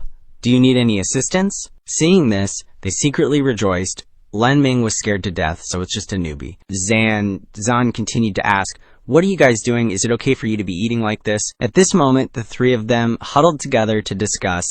"This kid doesn't seem too bright. Let me go over there and trick her. Okay, we're counting on you, Miss Yunhua." Yunhua stepped forward. "Since you're new, you probably don't recognize me. I'm Song Yunhua, the young miss of the West Courtyard. We're here on orders to inspect the quality of the food for the guests. Since you're here, help us with the inspection. Zisu, pick out a piece for her." Hearing this, Zhanzan panicked slightly. "Me? That doesn't seem right, does it?" "Oh, right, the chef outside told me." Before she could finish, Zisu seized the opportunity and grabbed a cake. At this moment, Zisu stuffed the cake into Zhanzan's mouth. "This is a crystal lily almond cake. Try it." Feeling the pressure, Zhan swallowed the entire cake. Suddenly, her cheeks puffed up. It seemed like the food was delicious. Eating the cake made Zhanzan feel like she was in heaven. What kind of quality check is this? This is some kind of dreamy fairy taste. The sweet and cool jelly cake, soft and smooth, dances on the tongue. like cute little sprites or waltzing. The light aroma of Prunus tomentosa is like a gentle breeze. The elegance combined with lilies is like the pure fragrance on flower petals in the early morning, quietly spreading throughout the mouth. And that's not all. The wolfberries are dotted like each other, like sweet treasures, occasionally exploding with a sweet aftertaste in the mouth. Zhanzhan couldn't escape this flavor, and she kept lingering. Each chew felt like exploring a whole new world of flavors. This wasn't just delicious, it was a masterpiece. She was still immersed in the deliciousness, not noticing that the other two had achieved their goals. It was like a gift from nature. The combination of ginkgo's classic beauty, the purity of lilies, and the essence full of vitality seemed to dissolve all worries in this wonderful flavor, letting her soul sink into it, unable to break free. After a while, Zissou smirked and asked, "So, what do you think of this dish? Is it suitable as an appetizer for the VIP area?" San's face was utterly determined. "It's truly a delicacy of the world. This is the first time I've ever eaten anything this delicious." Immediately, she joined their group. "Come here, there are still many other dishes to check. Come here and taste them." Outside, everyone had gathered on the altar. Feeling that the time had come, Jingjiang reported to the palace eunuch. "Great eunuch, the auspicious time is approaching. May I ask everyone to take a rest?" At the same time, Nyla's group had also arrived. Nyla looked around at everything. "It seems the conferment ceremony is about to begin. Just a little longer. Indeed, worthy of being the Tiandu country, the country that values etiquette and ceremony the most. Even rewarding its citizens is organized so grandly." On the other side, Dagi had also arrived. "Hurry! Hurry! Hopefully we're still on time." The MC continued to announce, "Miss Nyla of the Samalin family from the Shayu country respectfully offers 10 million and presents a rare cat slave from Shayu." Everyone started gossiping. Shayu country is the Samalin family, the wealthiest of the 3 major families in Shayu. A cat slave. Typical barbarians from Shayu. Using a cat slave is a gift. But that cat is really cute. Song Gongzi is truly enviable. Xingxing grew increasingly angry as she listened. What a loser. Inviting even barbarians from Shayu. Song Yunxiang. Is this all you've got? Yunxiang finally remembered who they were. The 2 people from the ship in Xiaoyu. Weren't they servers in the VIP cabin? What were their names again? Xiaoming happily waved when she saw him. "Gongzi, from now on, Xiaoming will be your person." Someone came out of nowhere to judge. Xiaoming, the cat-eared slave girl, is truly impeccable. That kid Yunxiang is really lucky. Dagui, who was behind, shouted loudly when he saw he was blocking the way. Excuse me. He came to the counter, carrying a very large chest. "Quickly register me here." A voice announced, "The eldest young master of the Zhang family in the central continent respectfully offers 50 million gold and a chest of treasures." Seeing this, Yunxiang nodded, appearing satisfied. Dagi happily smiled at him. "Yun Gongzi nodded at me. It seems he's very satisfied with my attitude." While moving towards the banquet, Dagui suddenly stopped, startling the people behind him. "Those things. What's wrong, young master?" His face was astonished as he pointed in one direction. "The entire Bao family from Central Continent is here too. Are there so many distinguished guests at today's reception? Has Yun Gongzi caught the court's attention?" Dagi suddenly remembered in confusion. The Bao family in Central Continent had a saint stage cultivator. Was the maternal family of noble consort Bao, the biological mother of the first prince. At this time, the court officials were also present, and they all clearly expressed their disgust. The Zhang family, a mere wealthy household, dares to put the name Central Continent before their family. Truly shameless. The Song family has declined to this point, that they can only invite merchants like the Hong family, the Jiyu family, and the Zhang family to help. Grand Secretary Ruan continued to add, "Did the 2 Grand Secretaries notice the barbarians from Shayu earlier?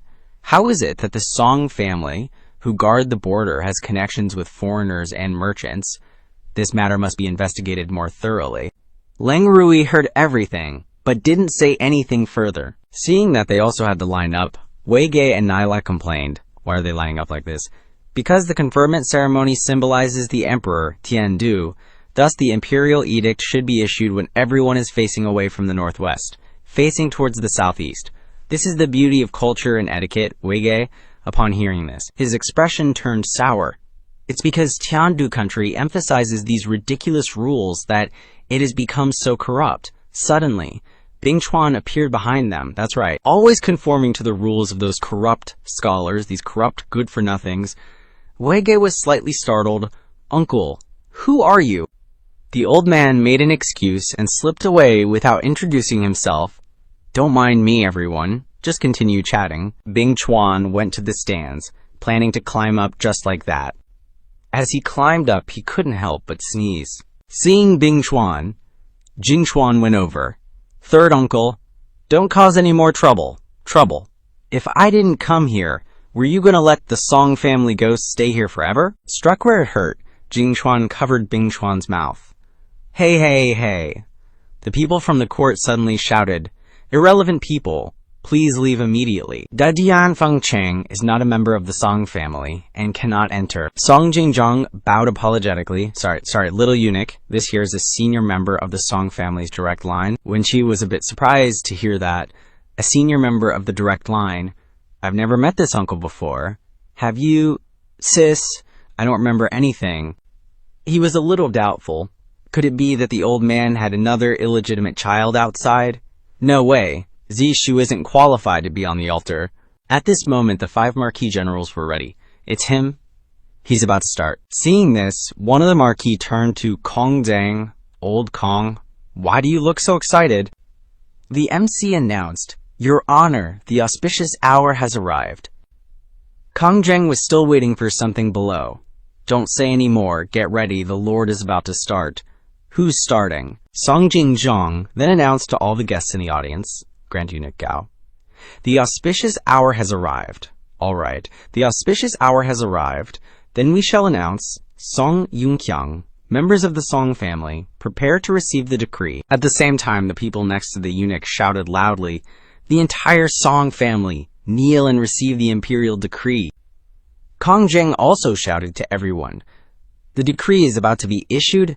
Kneel down quickly." The marquis generals had also knelt down, and all the officials present below knelt down to receive the decree. Suddenly, Bing Chuan shouted loudly, "Laughable! The Song family is one of the families with the Saint Stage Cultivator. The 8 heavenly capital generals guard the border. Not even the emperor deserves our kneel, let alone just an imperial decree." The eunuch lightly replied upon hearing this, "If the Song family's Saint Stage Cultivator was still here, bowing before the imperial decree wouldn't be a big deal. What do you all think?" The adults also confirmed this. Who doesn't know that the Song family's Saint Stage Cultivator fell 20 years ago? The 8 heavenly capital generals have also changed hands a long time ago, and now they probably aren't even considered Earth Stage anymore, right? The adults discussed, I remember that the etiquette says that only when the Saint Stage Cultivator is directly present, the direct line descendants don't have to kneel before the emperor, right? What does Marquis Minister of Rights think? Hearing that he was being asked, Marquis Minister of Rights cautiously stated his opinion. "When this Saint Stage Cultivator is present, the direct line descendants have the right not to kneel before the emperor. It is indeed the old ritual of the empire." The heavenly capital inherited the orthodoxy from the empire, and this etiquette has gradually become a habit that Saint Stage families don't need to kneel before the emperor. But, to be precise, as Marquis Minister said, according to etiquette, the Saint Stage Cultivator needs to be present. Eunuch Ju seemed a little annoyed. He frowned. "If so, if the Song family's Saint Stage Cultivator is still alive, please invite him out to bow before the imperial decree." "I believe Eunuch Lin won't make things difficult for you. If you don't want to, then don't make things difficult for the eunuch either," Bing Chuan suddenly appeared. The old man couldn't stand it anymore and laughed loudly. "I knew you couldn't come up with anything good. You little brats, open your eyes wide and look at me." With a serious expression, he announced to everyone there that he, Song Bing Chuan, had always been standing on this altar. Immediately, all the civil and military officials were shocked. Song Bing Chuan, everyone immediately buzzed with excitement. Song Bing Chuan, how could he be? This person looks no more than, didn't he long ago? Marquis Minister's face turned purple, unable to believe his eyes. How is that possible? Even if that old thief hadn't died, he would definitely be seriously injured. Living only to prolong his life, not to mention maintaining a youthful appearance, but this person, oh my god, looks 5 or 6 parts like the ancestral painting. Eunuch Bao panicked and pointed directly at Bing Chuan, shouting loudly, "Preposterous! Song Bing Chuan is the saint stage cultivator of Grand General Cao's stellar soul, once one of the 8 heavenly generals. How dare you impersonate him?" Bing Chuan still threatened with a serious expression. Impersonate. Is that? So, let me give you a taste. Immediately, a ray of golden light flashed in his eyes. The light from his eyes shone directly into the sky, shocking everyone present. The officials also had to prostrate themselves on the ground, using their hands to shield and protect themselves. Saint stage, that's the aura of a saint stage. The eunuch couldn't bear it either, but perhaps he already knew. Sure enough, Kong Zheng below had already guessed it beforehand. "I knew it, Kong Zheng. You are indeed smart," Yunxiang said calmly upon seeing this. "Third uncle, it's time. Take back your divine power," Bing Chuan replied casually. "All right, I'll take it back." Everything immediately stopped before everyone's shock. Bing Chuan then turned to ask the eunuch, "Eunuch Lin, the moment has come, then let's start the ritual." The eunuch had no choice but to think cautiously, "Thank you for your understanding, young Master Song." Eunuch Lin was also a little surprised, but still maintained a calm expression, holding the imperial decree and bowing low, saying slowly, "I didn't expect the famous Song Bing Chuan to be standing in front of me. Truly disrespectful, disrespectful." The eunuch kept showering Song Bing Chuan with praises, hoping to win him over. "Lord Marquis is unparalleled in bravery, and your cultivation has advanced even further. It seems the rumors of collapse and serious injury were just that, rumors. We were foolish, our eyes were clouded, and we didn't recognize a true immortal. Please, Lord Marquis, don't hold it against us." Seeing that things had calmed down, Bing Chuan told the eunuch, "It's all right, just announce the decree already." The eunuch slowly unfurled the imperial edict. "Because the Song family has a saint stage cultivator, you all must kneel and receive the decree." Immediately, the eunuch opened the imperial edict and read aloud in a clear voice, "By the mandate of heaven, the emperor decrees." Everyone lowered their heads and listened attentively, except for Bing Chuan, who remained in his relaxed posture. The eunuch proclaimed, "I, of meager virtue, rule Tiandu. Within my realm, outstanding talents emerge. Now, Song Yunxiang possesses extraordinary talent, awakening the soul general Zuo Qi, a good omen bestowed upon Tiandu by the heavens." The eunuch continued reading the imperial edict. "During the Yuanding battle, the situation was dire, and my second son fell into danger. Fortunately, Song Yunxiang bravely came to the rescue, ensuring his safety. He not only saved the second prince from fire and water, devised plans to capture the enemy general, but also, during the beast tide, defeated the enemy with inferior forces, his might shaking all directions. Such bravery is a great service to the nation, and I am greatly pleased." Everyone below listened attentively, not missing a single word, and all knelt sincerely on the ground. "Therefore we bestow upon him numerous merits, conferring upon Song Yunxiang the title of Baron of Lingbei County, promoted 2 ranks, granting him 1,000 households of fiefdom, much gold and silk, and 3,000 soldiers. We hope Song Yunxiang will remain loyal, steadfast in his heart, always remembering the Emperor's grace, using his wisdom to protect the nation, and continue to contribute to our Tiandu, protecting the people and safeguarding the borders of Tiandu." The solemn atmosphere was filled only with the clear voice of the eunuch, and may the people of Tiandu take this as an example, loyally serving the nation, bravely contributing, and jointly building a prosperous and thriving nation of Tiandu. No sooner said than done. After reading, Yunxiang slowly stepped forward to receive the decree. Looking very majestic, receiving the decree, Song Yunxiang. He then reached out to receive the decree. "Your subject, Song Yunxiang, thanks the emperor for his gracious favor." The eunuch also offered his congratulations. "Congratulations to the Song family on gaining another marquis, 3 marquises in one family. That day is coming soon. Jingzhong, I appreciate your kind words, great eunuch. Yunxiang replied politely. Please, great eunuch, come over here and continue chatting with Father Jingzhong. This old one has already prepared a feast in the inner courtyard guest room, inviting the great eunuch and the esteemed dignitaries to attend. The eunuch didn't refuse. Lord Marquis is truly thoughtful. We cannot refuse. Immediately, Jingzhang led the eunuchs to the guest room. Wenqi on the side asked her sister, Sis, is that scruffy-looking guy just now really a saint stage cultivator? And also our grandpa? I don't know, but that saint stage pressure can't be faked. Yunjin was full of doubt. She didn't expect the Song family to have a saint stage senior hidden so well, but grandpa and junior brother Yunxiang didn't seem surprised. Perhaps the recovery of that saint stage cultivator is related to our hateful little brother. The scene of the banquet returned to its initial lively atmosphere. As for that group of officials, they were completely dumbfounded.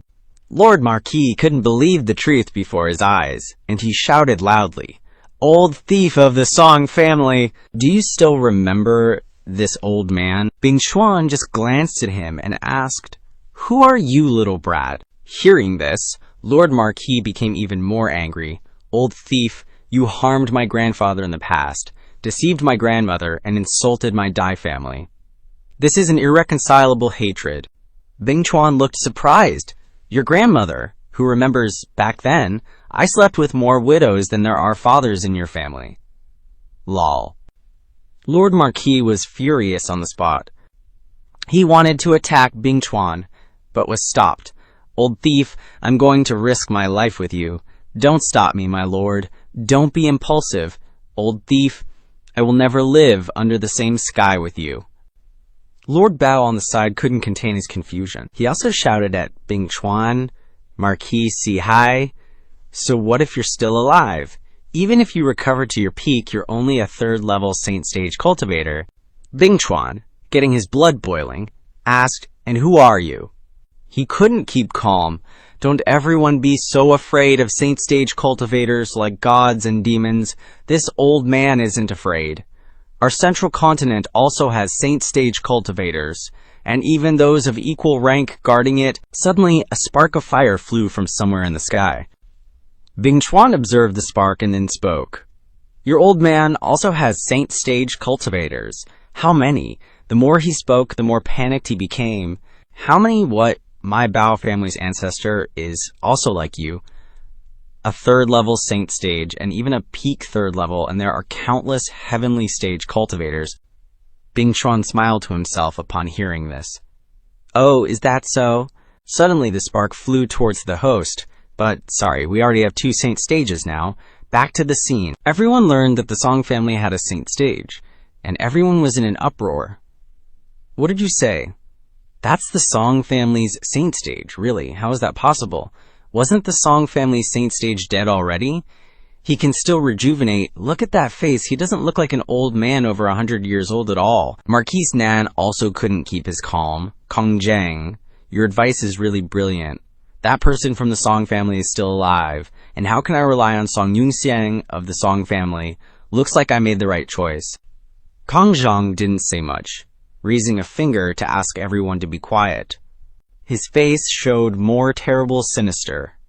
Don't worry, everyone. As long as you perform well, Song Gongzi will definitely bestow such an opportunity upon us. Everyone at the banquet couldn't help but argue. Quickly relay the message to the family head for me. It's like this. The gift from earlier was too small. We need to add more to fit the standard. It's best if the family head has to come in person. That's right. We have eyes, but couldn't see. We must invite top-level masters in the family to visit. Xingjing's side also went into chaos. It's that third uncle of Longjie, a top-notch master famous all over the world from 100 years ago, the one who possesses Cao Ren's astral soul. Once the leader of the heavenly capital's 8 generals, what did Dad just say? The one who possesses Cao Ren's astral soul. Xingjing's face revealed extreme horror. How's that possible? She became mentally traumatized at this moment. How is that possible? Xiaojing Ji said that he sensed the one who possesses Cao Ren's astral soul was someone who was about to die and could only last for a month at most. Those standing up there are as healthy as immortals, strong figures. They don't look like sick people at all. Didn't I and Sunsha promise each other that he would inherit the 2-star Cao Ren's astral soul? Kongfan couldn't help but smack his daughter. This rebellious child still doesn't get it. You've been tricked by that Wulai district. He lied to you. Yunxiang still couldn't believe this fact. Impossible. Her face became even more insane. It's just an eye-covering trick. It must be fake. Could there be any way to fake it to make people look like they've rejuvenated? That's right, this must be a scam set up by Song Yunxiang. She became even more insane, not believing the truth. That's right, as long as Xia Zungi comes here, he will definitely expose their play, Song Yunxiang. Just you wait. At this moment, a bright spark appeared in the sky and flew over. What is that? The spark landed at the reception, shocking everyone. Flying over here, Yukong Fei Hong, a saint stage master. So beautiful. How can a saint stage master be such a captivating beauty? That's Yanwei. And she also brought a small gift for you. Wait, what is she holding in her arms? 2 starstones flew in front of the hosts, making them stunned. Zhang Yi was a little jealous. Isn't that the dangerous woman? She seems to be getting younger and younger. Am I getting old? The host couldn't help but shout, Huyan and Vichy, 2 Lies Kong crystals. Hearing this, everyone was immediately shocked. Lies Kong crystals are materials used to store rare items. It is said that only one can be produced in dozens of lucky beasts, as expected of a saint stage master. So generous. Wait. Another saint stage has arrived. Doesn't the Song family have 2 saint stages now? Gonggong immediately recognized something. Huyan, he turned his face to confirm. Could it be? Too bad. I originally intended to improvise this time, taking the opportunity to learn about the actual situation of their Song family. Now it seems that it can't be done anymore. Bing Chuan then spoke up. We have 2 saint stages now. How should I put it? Seeing Yanwei coming, he also cupped his hands in greeting. Do you dare to call that Bao family saint stage to come and play with us for a while? Those officials below didn't dare to curse anymore after hearing this. Yanwei came, standing next to Bing Chuan, to see what those people were planning to do. Gonggong then spoke first. May I ask, Xia Yu?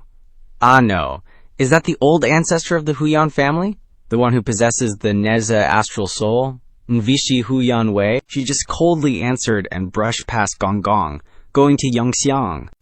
Well, Gonggong was a little embarrassed, so you don't care about our Huyan and Vichy, and went to congratulate Yunxiang. Song Gongxi, congratulations on being granted the title.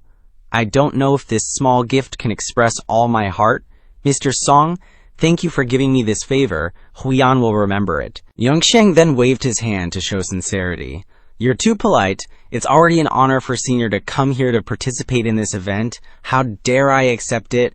Just call me Yunxiang, like Third Elder can. Yanwei then continued. The saying that there are only a handful of alchemists in the eastern continent is really not an exaggeration. Our Huyan family also has several alchemist guests, but I have never met anyone as superb as you in the past 100 years. Just accept the title, Mr. Song without hesitation. Yunxiang then scratched his head. Then Third Elder. Or would you trouble to lead Senior Haiyan inside? Suddenly, Gonggong came over. Seeing this, Yunxiang introduced the guy to Yanwei Senior. This is Yinik Lin Fu Guang, the special envoy for this conferment ceremony. Yanwei's expression didn't change, just grunted and dismissively. This made the scene a little awkward, and all the civil and military officials fell silent. Without another word, Yanwei went inside with Bing Chuan. Another eunuch, seeing this, couldn't help but get angry. How dare he? Showing such disrespect to a great official right in front of him.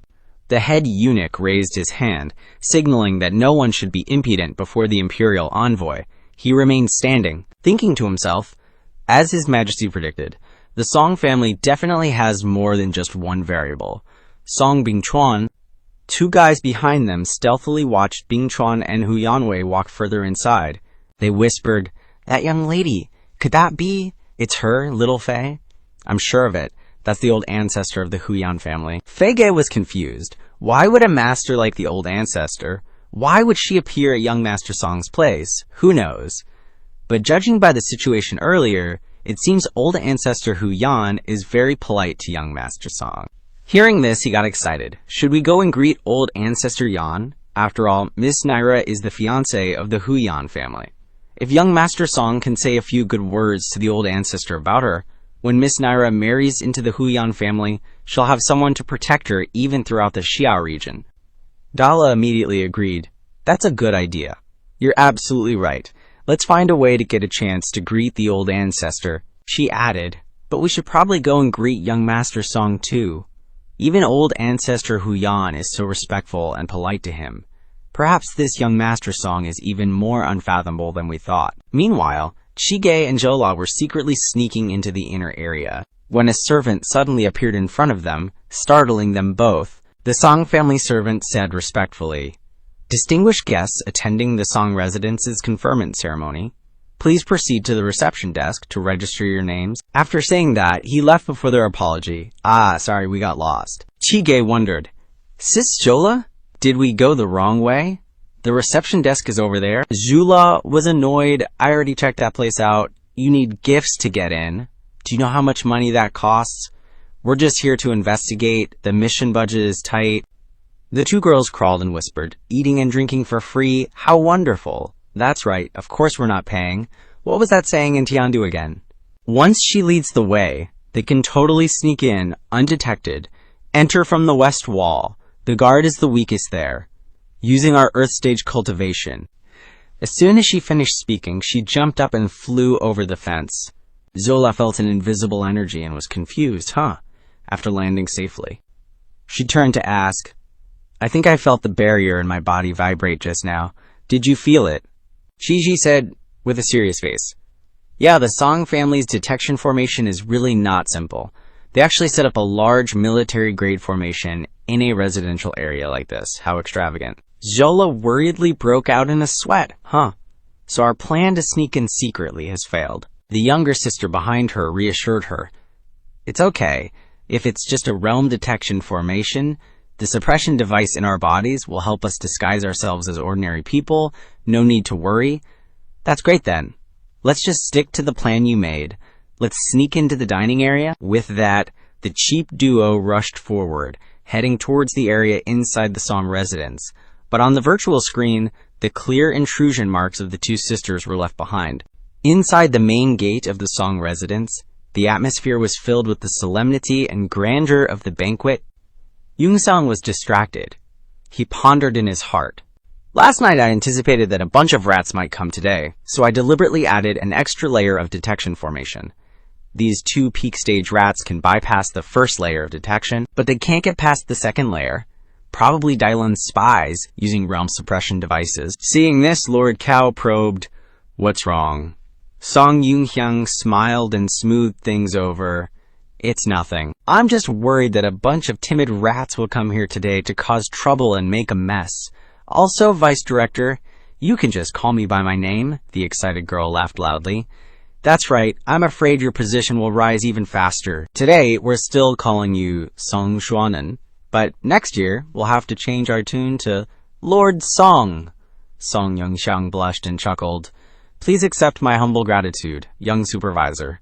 Cao Darren turned around to introduce. Speaking of hunting rats, these two here are the head managers of the Embroidery Bureau, Lord Ling and Lord Tai of the Secret Investigation Division. Both are incredibly skilled. Both sides exchanged greetings. Congratulations, congratulations. Thank you, thank you. Yunxiang was puzzled. This masked lord, his aura feels so familiar.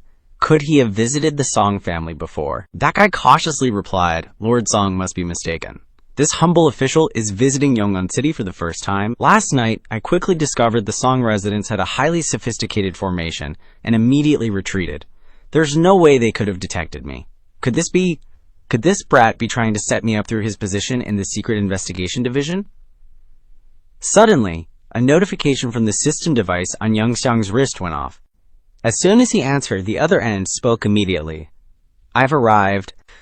Come out and greet me, you polite thing. Apologies, everyone, but a distinguished guest has just arrived. Please excuse me while I go receive them. The officials behind him sneered. Rude, little nobody. What distinguished guest could be more respectable than us Hongbao officials? Lord Bao waved his hand dismissively. What distinguished guest arrives late to even the Qifeng ceremony? Probably just here to freeload. Up ahead, Bing Chuan secretly observed them. His constant turning back made the two lords feel guilty, and shut their mouths immediately. The atmosphere was extremely lively, with confetti fluttering everywhere. High above, right in the middle of the grandstand, two airships were slowly landing. Yunxiang stood still, preparing to welcome his distinguished guest. Huh, he thought to himself. Juntiebi's airship, and she's coming with Senior Huang. The airship's door slowly opened, revealing a pair of young woman's legs floating in the air. Huang Miaoyin appeared. Sorry, Song Yunxiang, she said calmly. I'm late. The crowd gaped in disgust. Aerial flight, another Saint Stage expert. That's 3 Saint Stages already. They can't believe their eyes. The Song family is unfathomable, completely unfathomable. On the side, Hemming was so shocked that his hand trembled. The old man growled, Is that her? Why did I have to run into her here? As Miao Yin landed, smoke billowed around her. She calmly processed the temporary entry procedures for a regular Saint Stage, arriving a little late. It's no problem at all. To have Senior personally visit is already giving us a lot of face. Miao Yin said sternly, I told you. You can call me Miao. Yunxiang was a little flustered. Well, how could I dare call you that in front of others, Senior?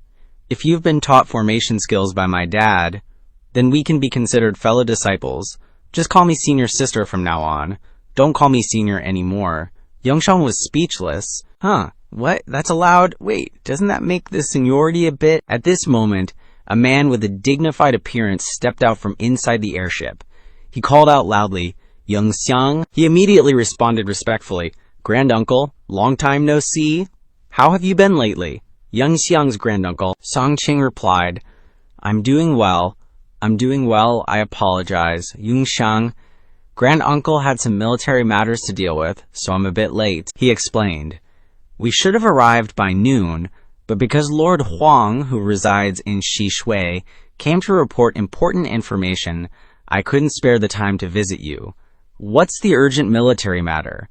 I'll tell you later. I need your help with this. Song Sheng was puzzled. Song Yunxiang, are you acquainted with Lord Huang? Huang Miaoyin, one of the 4 pillars of Xishui, a seasoned and ruthless Saint Stage expert. Some say she always treats mortals like ants. How could she be talking to Yunxiang? Oh, is it because Yunxiang has awakened his spiritual soul general and is destined to become a Saint Stage expert in the future? Miaoyin spoke up. He's a disciple of my late father. I'm his senior sister. He was stunned. Huh? What? There's such a thing? Yunxiang looked embarrassed. Yes, well, by some chance, I accidentally came across the inheritance of Senior Sikong's formation techniques. So, Senior Huang, no, Senior Sister Miao, Song Qing interjected. It's crowded and complicated here. Let's go inside and talk more. Lord Huangju, please. Miao Yin hastily tried to escape. Wait, I haven't given a congratulatory gift yet, Senior Huang.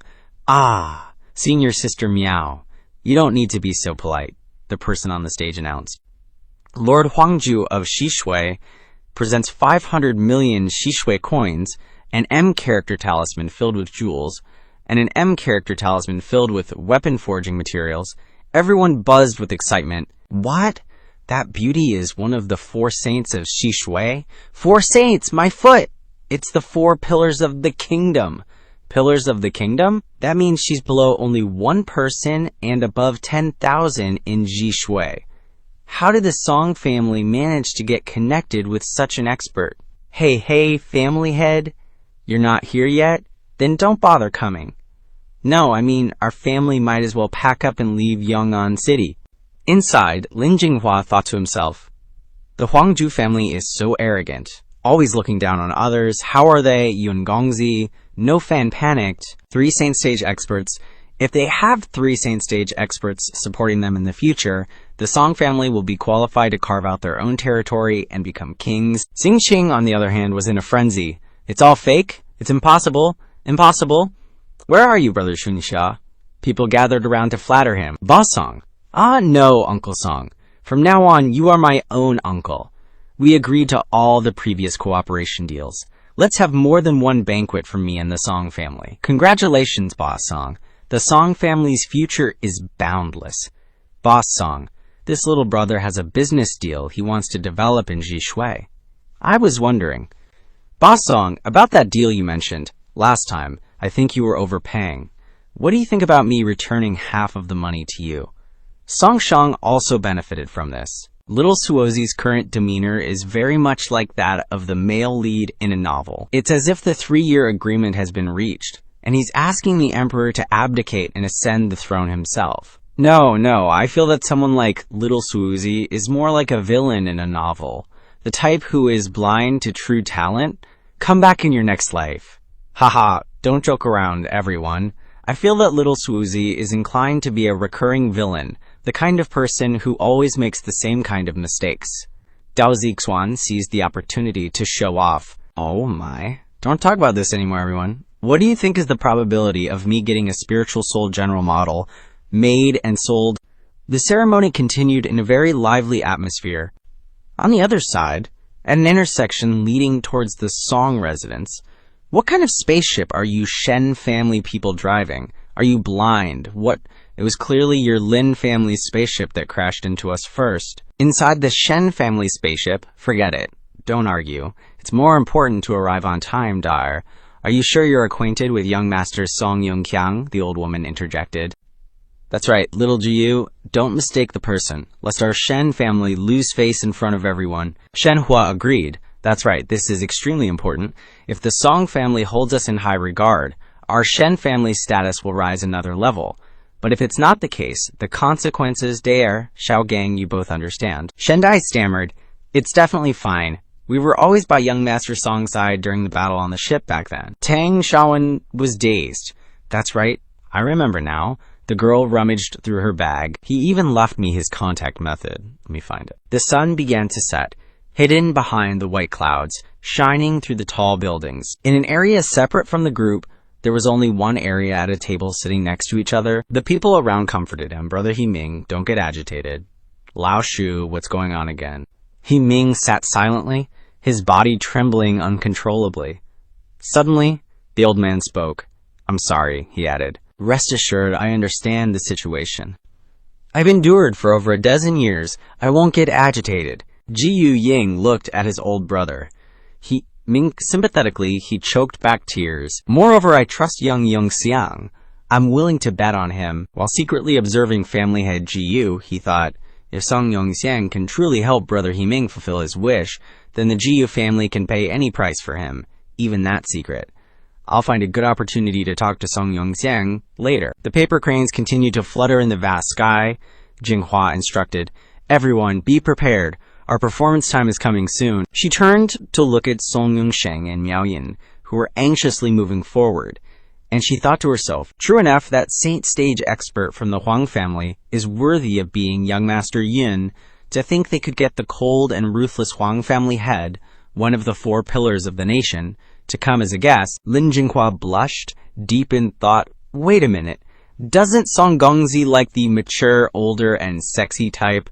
Ugh, I'm just talking about age here, but I can't even beat those who are the same age as me. What do I do? We're here, Song Qing ordered. Everyone, stay here. Understood, Yunxiang chimed in. Senior Huang. Oh no, Senior Sister Miao, you're here to spend some money. Miao Yin interrupted. It's fine. The Huang family isn't short on cash. No need to be polite. Here, these are the spirit herbs you asked me to find. As for the stuff in Her Majesty's treasure vault, I haven't gotten my hands on it yet. Yunxiang smiled gratefully. Thank you, Senior Sister, he added. Oh right, I have a gift for you, Senior Sister, too. Looking at the item in his hand, Huang Miaoyin asked curiously, What's this? Song Yangshang leaned in to explain, It's a pill for increasing lifespan and improving your complexion. She angrily snapped, Song Yunqiang, are you saying this esteemed one is getting old? Yangxiang panicked, I wouldn't dare. I wouldn't dare. Yan Xiaohuo said, The Hai Shui Nation has a unique cultivation method. This esteemed one can cultivate in a deep sleep state for 16 years. That is why Yangxiang is confused. Senior Sister, if you don't want it, never mind then. I'll exchange it for something else for you. Miao Yin snatched the vial. I want it. Who said I didn't want it? Song Qing remained silent, observing the two of them from behind. The party venue was meticulously arranged. Their arrival immediately attracted the attention of the old geezers. Yunxiang escorted Song Miao Yin to her seat. Yunxiang, who is this distinguished guest, the three of them advanced together. The atmosphere of the party was solemn. Song Yunqiang opened his mouth and said, "This is the supreme pillar of the nation from the Hui nation, Huang Miao Yin, Lord Huang." The officials were stunned. What, the supreme pillar of the nation? One of the four pillars guarding the nation? A saint stage expert? Another saint stage expert? The four pillars guarding the nation, that's a position equivalent to the heavenly capital's 8 generals. He continued, "Senior sister, this is my grandfather, the Juan Marquis Song Jingchong. Respectfully, I have long heard of the supreme pillar of the nation's glorious achievements and her stunning appearance that everyone admires. It's truly a joyous occasion to finally meet you." Miao Yin returned the greeting. "Juan Marquis, you're too kind." Murmurs rippled through the crowd. What did that kid call Lord Huang just now? Senior sister, what's going on? Song Yunxiang is just a mere earth stage cultivator. How did he suddenly get a saint stage senior sister? Yunxiang then proceeded with the introductions. On my left is my 4th generation great-grandfather, Song Bingchuan. Sitting next to great-grandfather is Senior Huyan, from the Huyan family. Bingchuan and Huyan greeted. "Long time no see. How have you been lately, Lord Huang? I have been admiring you for a long time." Miao Yin inclined her head. "It's been a while, both of you?" Eunuch Lin coughed loudly to attract attention. Hearing the odd sound, Yunxiang glanced at him and pointed to each person. "This is one of the top 4 eunuchs of our heavenly capital, Eunuch Lin. He's here as an envoy to bestow rewards upon everyone. These are all important officials in the court and are organizing this awarding ceremony." Eunuch Lin bowed. "The supreme pillar of the nation's reputation precedes you. We have long held you in great admiration.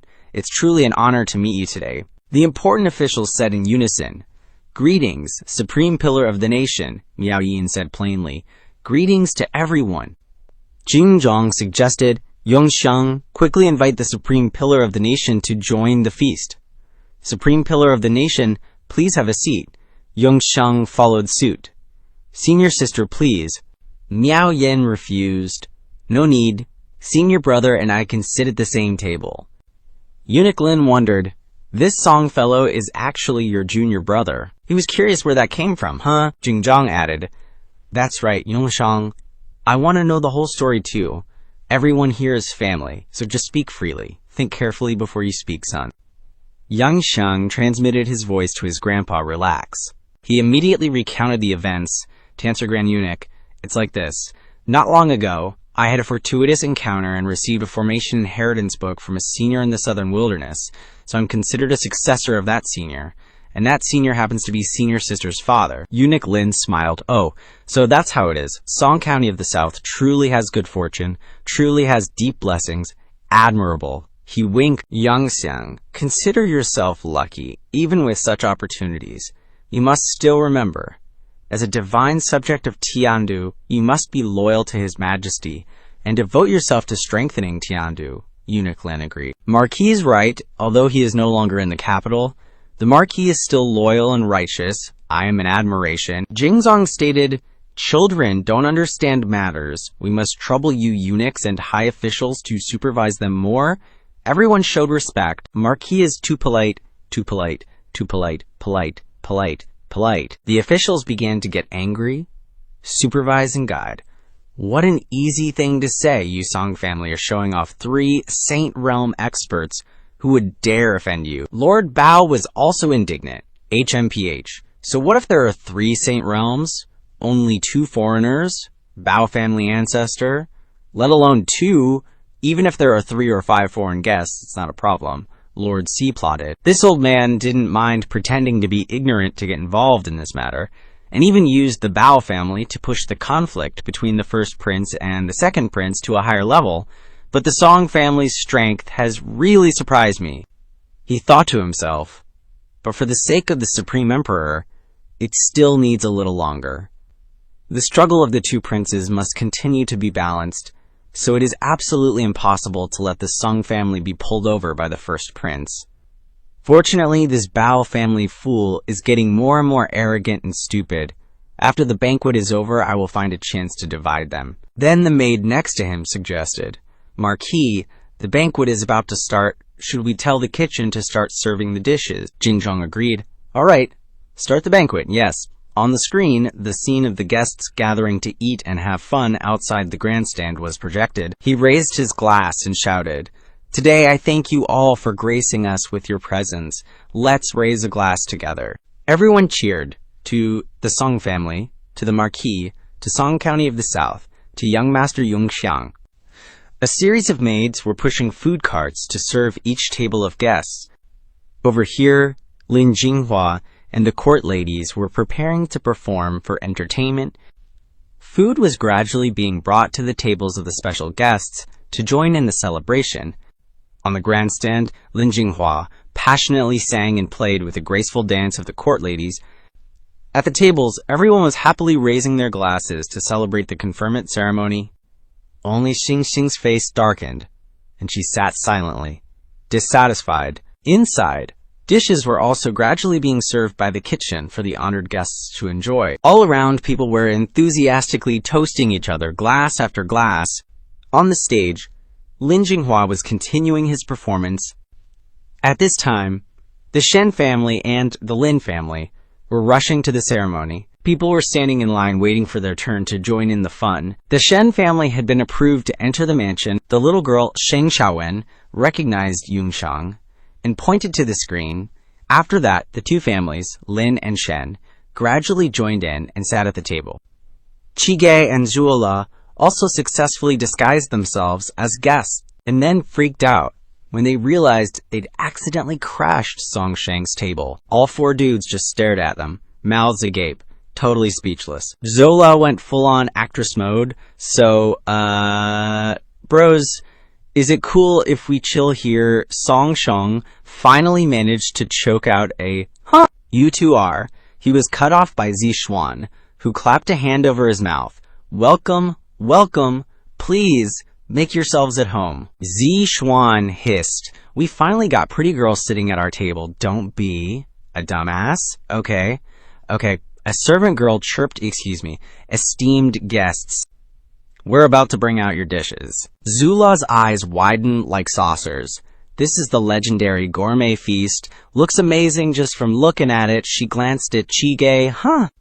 Chige tilted her head, confused. What's up, sis? Jula pointed dramatically. You kinda look like that servant girl. The one I mentioned before. Looks exactly like the ancestor portrait in our ancestral hall. Don't you think so? The guy next to her replied. Never seen it, but she's gone now. Letting her ponder, Chige just ignored it. Ugh, I don't know why, but I keep feeling there is something wrong with that person. What's this dish? So good I can't stop. Zola was shocked.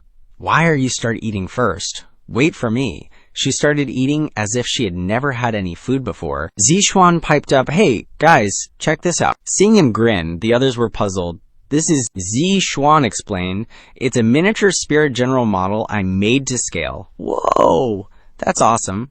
Incredibly detailed, totally lifelike. He scratched his head. What do you think? If I turn these into a product to sell, how would you guys feel? The other three weighed in. Great idea. Not bad, but maybe make it a model kit. So people can assemble it themselves. Might be even more fun. That's right. Then they can customize and paint it. Make their own unique spirit general. That could be even cooler. Zixuan chuckled sheepishly. That's kind of what I was thinking too. But I also have a bit of an outrageous request to ask of you, little professor. Songshang agreed. Huh.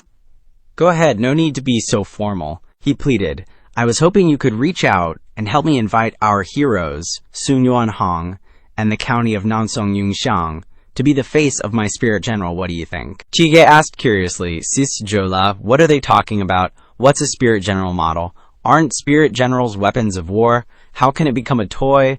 Don't understand why people of Tiandu always like to do such cumbersome, useless things. Don't mind them. Let's eat. The dishes continued to come up. Excuse us, we'll bring up the food. Zula glanced over, checking things out, huh? Still sizing up the servant girl, then whispered, Hey, check out that servant girl. Chige looked confused. What about her? Observing the servant girl's back, Zula wondered, looks like she also has realm-suppressing gear installed. Just like Lundi, could she be one of us? Zola chomped down on a chicken leg while watching. Should I report this to squad leader Wanhao, or go straight to the higher-ups in the Holy Sex War Strategy Division? Suddenly surprised to notice a familiar figure, She hurried, turned towards Jige. Hey, what's wrong? Zola pointed at the person in the distance. Why is that servant girl looking at her? Keep guessing, kinda reminds me of our Z-Shout, doesn't it? Yunxiang, all focused, says, hey, you think we could make these joints movable? Plus, this skeleton could use special materials that are super sensitive to soul power. From Zhuan is stoked. Master. That's a brilliant idea. Wouldn't we be able to control the model with soul power then? The dude next to him chimes in. What if we made a miniature battlefield to scale, then invited formation masters to set it up? We could create an interface to control the spirit general models with soul power and play against each other. The guy in brown robes gets the gist, hinting at everyone. Could it be that you all are interested? Totally, exactly what you're thinking. How cool would that be? Plus, players could customize stuff themselves, not just copy teams, but also design quests, like the most talked about Battle of Yuanding City recently. And if we give the excuse that it helps kids train their soul power and become awesome soul masters, we might even keep the customers coming back. Inside Yan Manor's banquet hall, all the honored guests are still feasting. The two Song family members, grandpa and grandson, are going around raising their cups to everyone. Eunuch Lin raises his hand slightly, signaling, all right. He whispers some shady stuff to his subordinate, then orders that Eunuch go. Yes, Your Excellency. Over here, two officials are chatting happily, please. Your Excellency. Eunuch Lin whispers. Lord Dai, please step aside for a moment to chat with us. What's up? After hearing it, Lord Kuei gives the guy next to him a serious look, while over here, Lord Bao raises an eyebrow and glances over. Lord Ling has also been watching the whole thing unfold. Outside the manor, you can hear a secret conversation. The eunuch spills. Lord Kuo, the Grand Manager, saying is, even if you and the Song family don't really have any grudges, or if you have other goals, please prioritize the big picture. The Song family is different now. Best not to mess with them. The old man bows his head in thanks. This official understands. Thank you for the reminder, sir. Eunuch Lin's subordinate gradually turns and leaves. Lord Kwa thinks to himself, that old fox Lin Fu Guang is clearly hinting that I suppressed the Song family back then. Now that the Song family is stronger, he wants to tempt me to borrow their power, huh? At this moment, Lord Bao is saluting the eunuch from outside. He enters while asking, what's wrong, Brother Dai? Did the Grand Manager scold you? Lord Quen is scheming. Sorry, Brother Bao. Let me use you one last time. The old man shakes his head and sighs. Can't blame the Grand Manager. After all, the Song family's strength is no longer something we can afford to offend. He clutches his chest. Forget it, Brother Bao. For the court, for His Highness the First Prince, what is my honor worth? If the Song family's strength is so great, if we can pull them over to the First Prince's side, that would be a great achievement. Behind the wall, Lord Lang is secretly watching, and overhears the whole conversation. Lord Bao is impressed. Brother Kwa is a man of great righteousness, not even bothering to dwell on past grudges. Considering things for His Highness the First Prince, truly a role model for us. He fumes. It's all that damn Song Bing Chuan's fault. Colluding with that saint stage Hu Yan from the lower realm, and that brat Song Yunxiang even managed to seduce that saint stage woman from Shi Shui. Then Lord Kuo stomps his foot. A real man should rely on his own strength. What skill is there in relying on foreign women? HMPH. The Song family is really despicable. Song Bingchuan suddenly pops up like, oh well, what kind of trash talk are these two little devils spouting behind old Papa Song's back? Both big shots were startled as hell. Song Bingchuan? Lord Sihai? What are you doing here? Bingchuan hops down in front of them. Are you kidding me? This is my crib. I just wanted a place to take a leak and mind my own business, so I can go wherever I want. Got it. Lord Kuei eyed the guy in front of him with a real scheming, what's this guy up to? Look, he cleared his throat, Lord Sihai, so you heard everything, huh? That's right, we're both working for the First Prince. If the Song family is willing to help out the First Prince, they're humble. Then I won't haggle about the past, and I'm willing to shake hands and make peace. That's right. We can also generously put aside past grudges and not bother with you. Bing Chuan snarled. What? You want to borrow the Song family's power? You guys are only talking about him being the first prince now. Wait until he's actually the crown prince. Then we'll talk. Lord Bao barked. His Highness's ascension is imminent. I hope Lord Saihai knows what's good for him. Song Bing chuckled. Are you two implying that this little brat of a first prince wants to rebel or something? Lord Bao flew into a rage, yelling, Lord Saihai, what kind of crazy talk is that? How can you casually slander the current prince? HMPH. Lord Saihai, don't be ignorant of the times. We're sincerely inviting you here. Bing Chuan knew someone was eavesdropping. Hey, you little embroidered uniform bureau brat, did you hear all that? You gonna come out here and say something? Behind them, Lord Leng was taken by surprise, because he has been discovered. Lord Leng stepped out from behind the wall and said calmly, Embroidered Uniform Bureau Guard Leng Rui pays respects to Lord Saihai. Song Bing Chuan pointed at the two behind him and said, Annoyed, these two lords just said that the first prince wants to rebel and wants to drag our Song family into it. How about you arrest them both and interrogate them? Seeing this, Leng Rui cupped his hands respectfully and said, My lords, you can eat whatever you want, but you can't just say whatever you want. You are important officials of the Tiandu dynasty. Please pay attention to your behavior. Let's stop here today. As for what you said, I will honestly report it to the top. Hearing this, Lord Bao replied dissatisfiedly, Lord Leng, you are the imperial envoy of the Embroidered Uniform Bureau.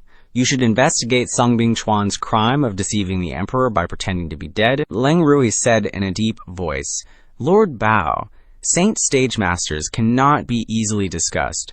Even if Lord Saihai really committed the crime of deceiving the emperor, he cannot be dealt with in this case. Song Bing Chuan suddenly shouted, Hold on! He turned to An and said, You explain it to me.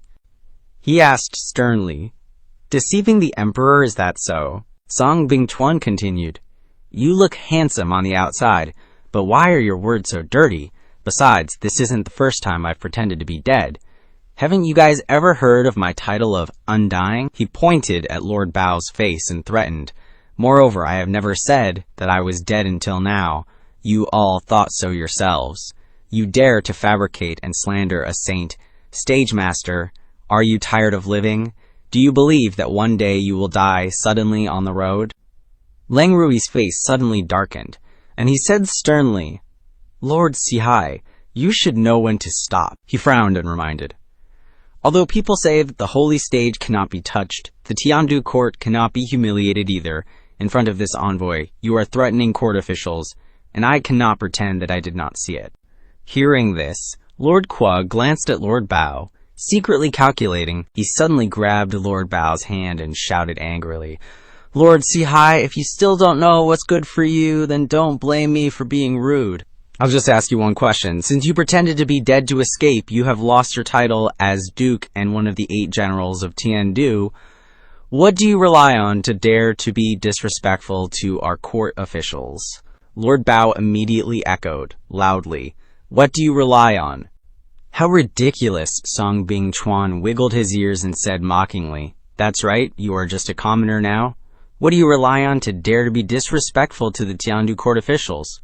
Rely on my Saint Stage 3rd level power, a flick of a finger, and you chickens and dogs will all be gone? Is that okay? Lord Bao loudly challenged, Kill us, do you dare? How ridiculous, Lord Kwa continued. That's right, you old thief. Kill us if you dare. Hearing that, Song Bing Chuan's eyes flashed sharply. He began to chant incantations and cast spells. Leng Rui quickly sensed something was wrong, and he swiftly grabbed the hilt of the sword at his waist. Leng Rui nimbly rushed forward, using his sword to block Song Bing Chuan's attack in order to protect the two dignitaries. He forcefully deflected the attack away. His sword danced skillfully a few times before pointing straight up towards the sky, looking incredibly imposing. The ground beneath Leng Rui's feet scraped and sunk deeply due to the friction of his feet, sending dirt and dust flying everywhere. Seeing this, Song Bing Chuan clapped his hands in praise. Well, look at that, this sissy actually has some skill, a heavenly realm expert no less. Who would have thought he could use such exquisite swordsmanship to dissolve 1,000th of the power from this old man's strike? Lang Rui frowned tightly, thinking to himself, as expected, a Saint Realm expert is terrifying. That attack looked casual, but I had to use all my strength just to barely block it. Minister Bao behind him said fearfully, "Old thief, you actually dare to attack." Minister Kuei's face darkened, and he angrily thought, "Damn it, almost went too far." Song Bingchuan replied calmly, "You yourselves asked me to kill you. This old man is the most trustworthy person in Tiandu. Naturally, I must fulfill your desire to be killed." Minister Bao immediately shouted in annoyance, "Did you all hear that, you old thief? This old thief is lawless. This official will definitely submit a memorial to accuse you," Minister Kuei worriedly thought.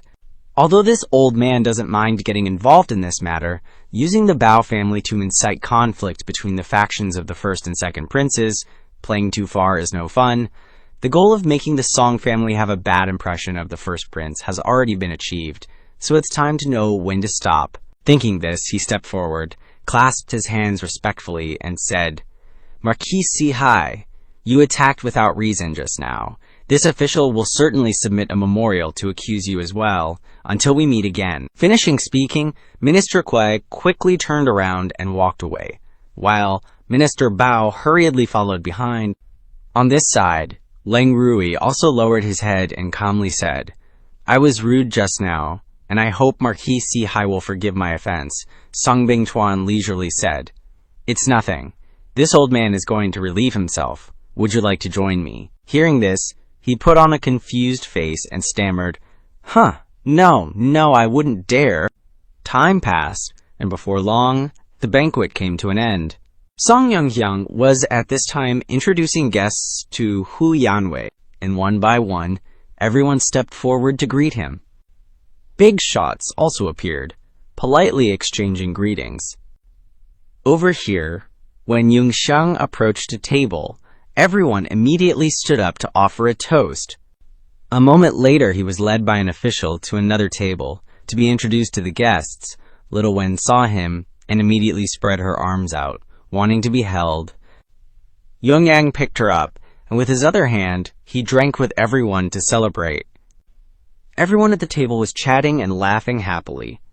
Thus, the conferment banquet came to a complete end, and everyone busily made their way home. Male servants also began carrying out chests filled with gold, silver, and jewels. Female servants took turns cleaning the banquet tables. Song Yunxiang was extremely tired after having to continuously entertain guests all evening. Outside, the setting sun cast a beautiful, vibrant, golden hue.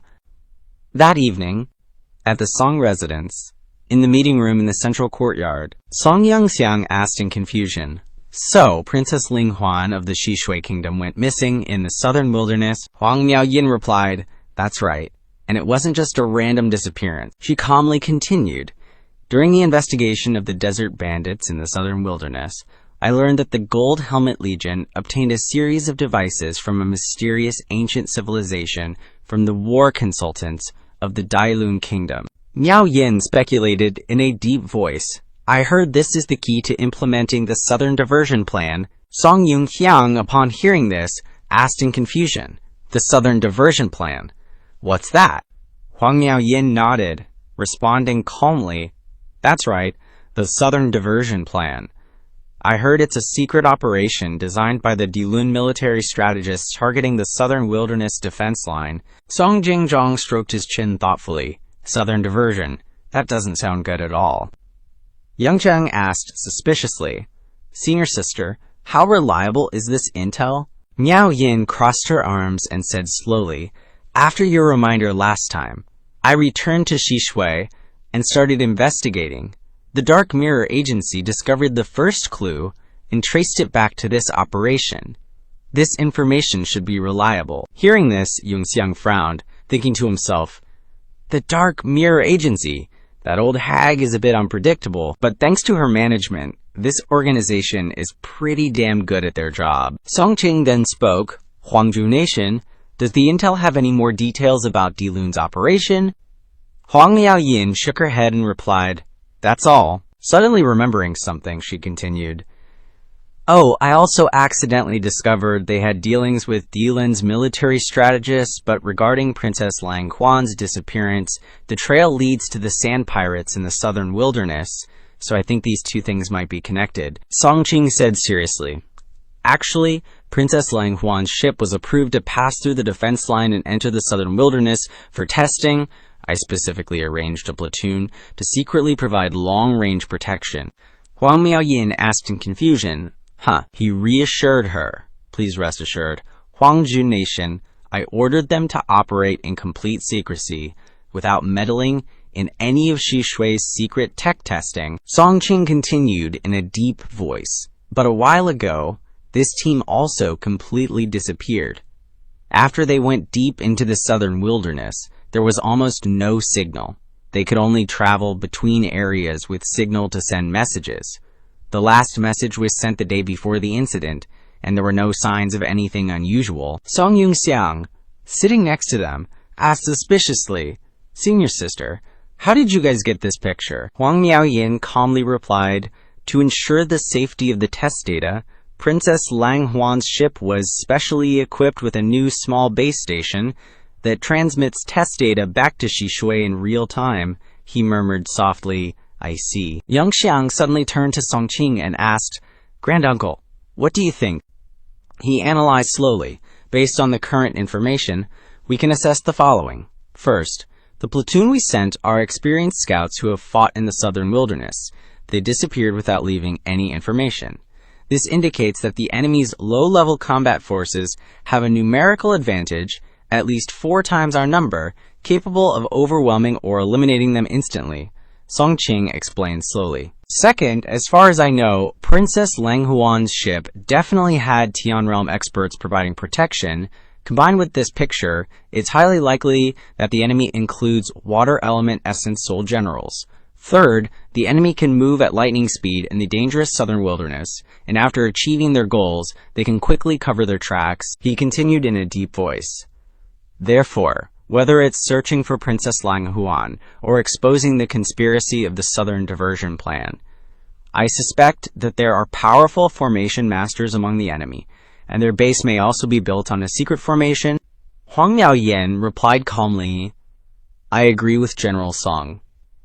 I heard that there are some frontline bases from the old empire deep in the southern wilderness, protected by powerful ancient formations. Therefore, whether it's searching for Princess Lang Huan or uncovering the secrets of the Southern Diversion Plan, we need a formation master with at least a 4-star rating to assist in reconnaissance." After she finished speaking, everyone looked at Song Yunxiang. He asked in confusion, "Why is everyone looking at me?" He said wearily, "Oh man, here we go again." Huang Miaoyin glanced at him meaningfully. Yunxiang sighed and said, All right, I'll go." Miaoyin said clearly, "So besides the formation master, in terms of combat power, I've brought an elite force from Shi Shui, but the number is limited." Song Jingzhong continued, "Our Songmanor Shadow Guards can also provide a batch of new, elite mechanical equipment." Song Bingchuan said casually, "In my opinion, why bother sending a team? Why make things so complicated? The 3 of us sacred stage experts can just crush them." Hearing this, Jingzhong reminded him, "Third uncle, don't cause any more trouble." At the same time, in a private room in a tavern in Yong'an City, Master Ruan said in a deep voice, "Brother Bao, it's just the 2 of us here. If you have something to say, just say it directly." Master Bao laughed loudly and replied, "Brother Ruan, we're in-laws, we're family. Just say whatever you want, it's fine."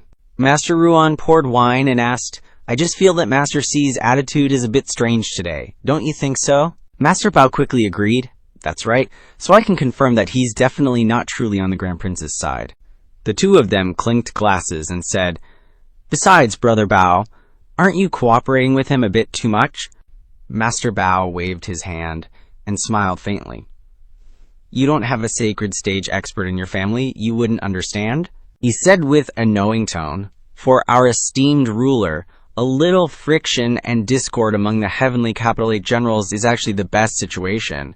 He doesn't want us getting along too well, you know." Director Ruan asked, puzzled, So Brother Bao is intentionally setting the Bao family against the Song family? Director Bao slowly said, if the Song family were truly that weak, then, as initially planned, we could fabricate some evidence to frame them.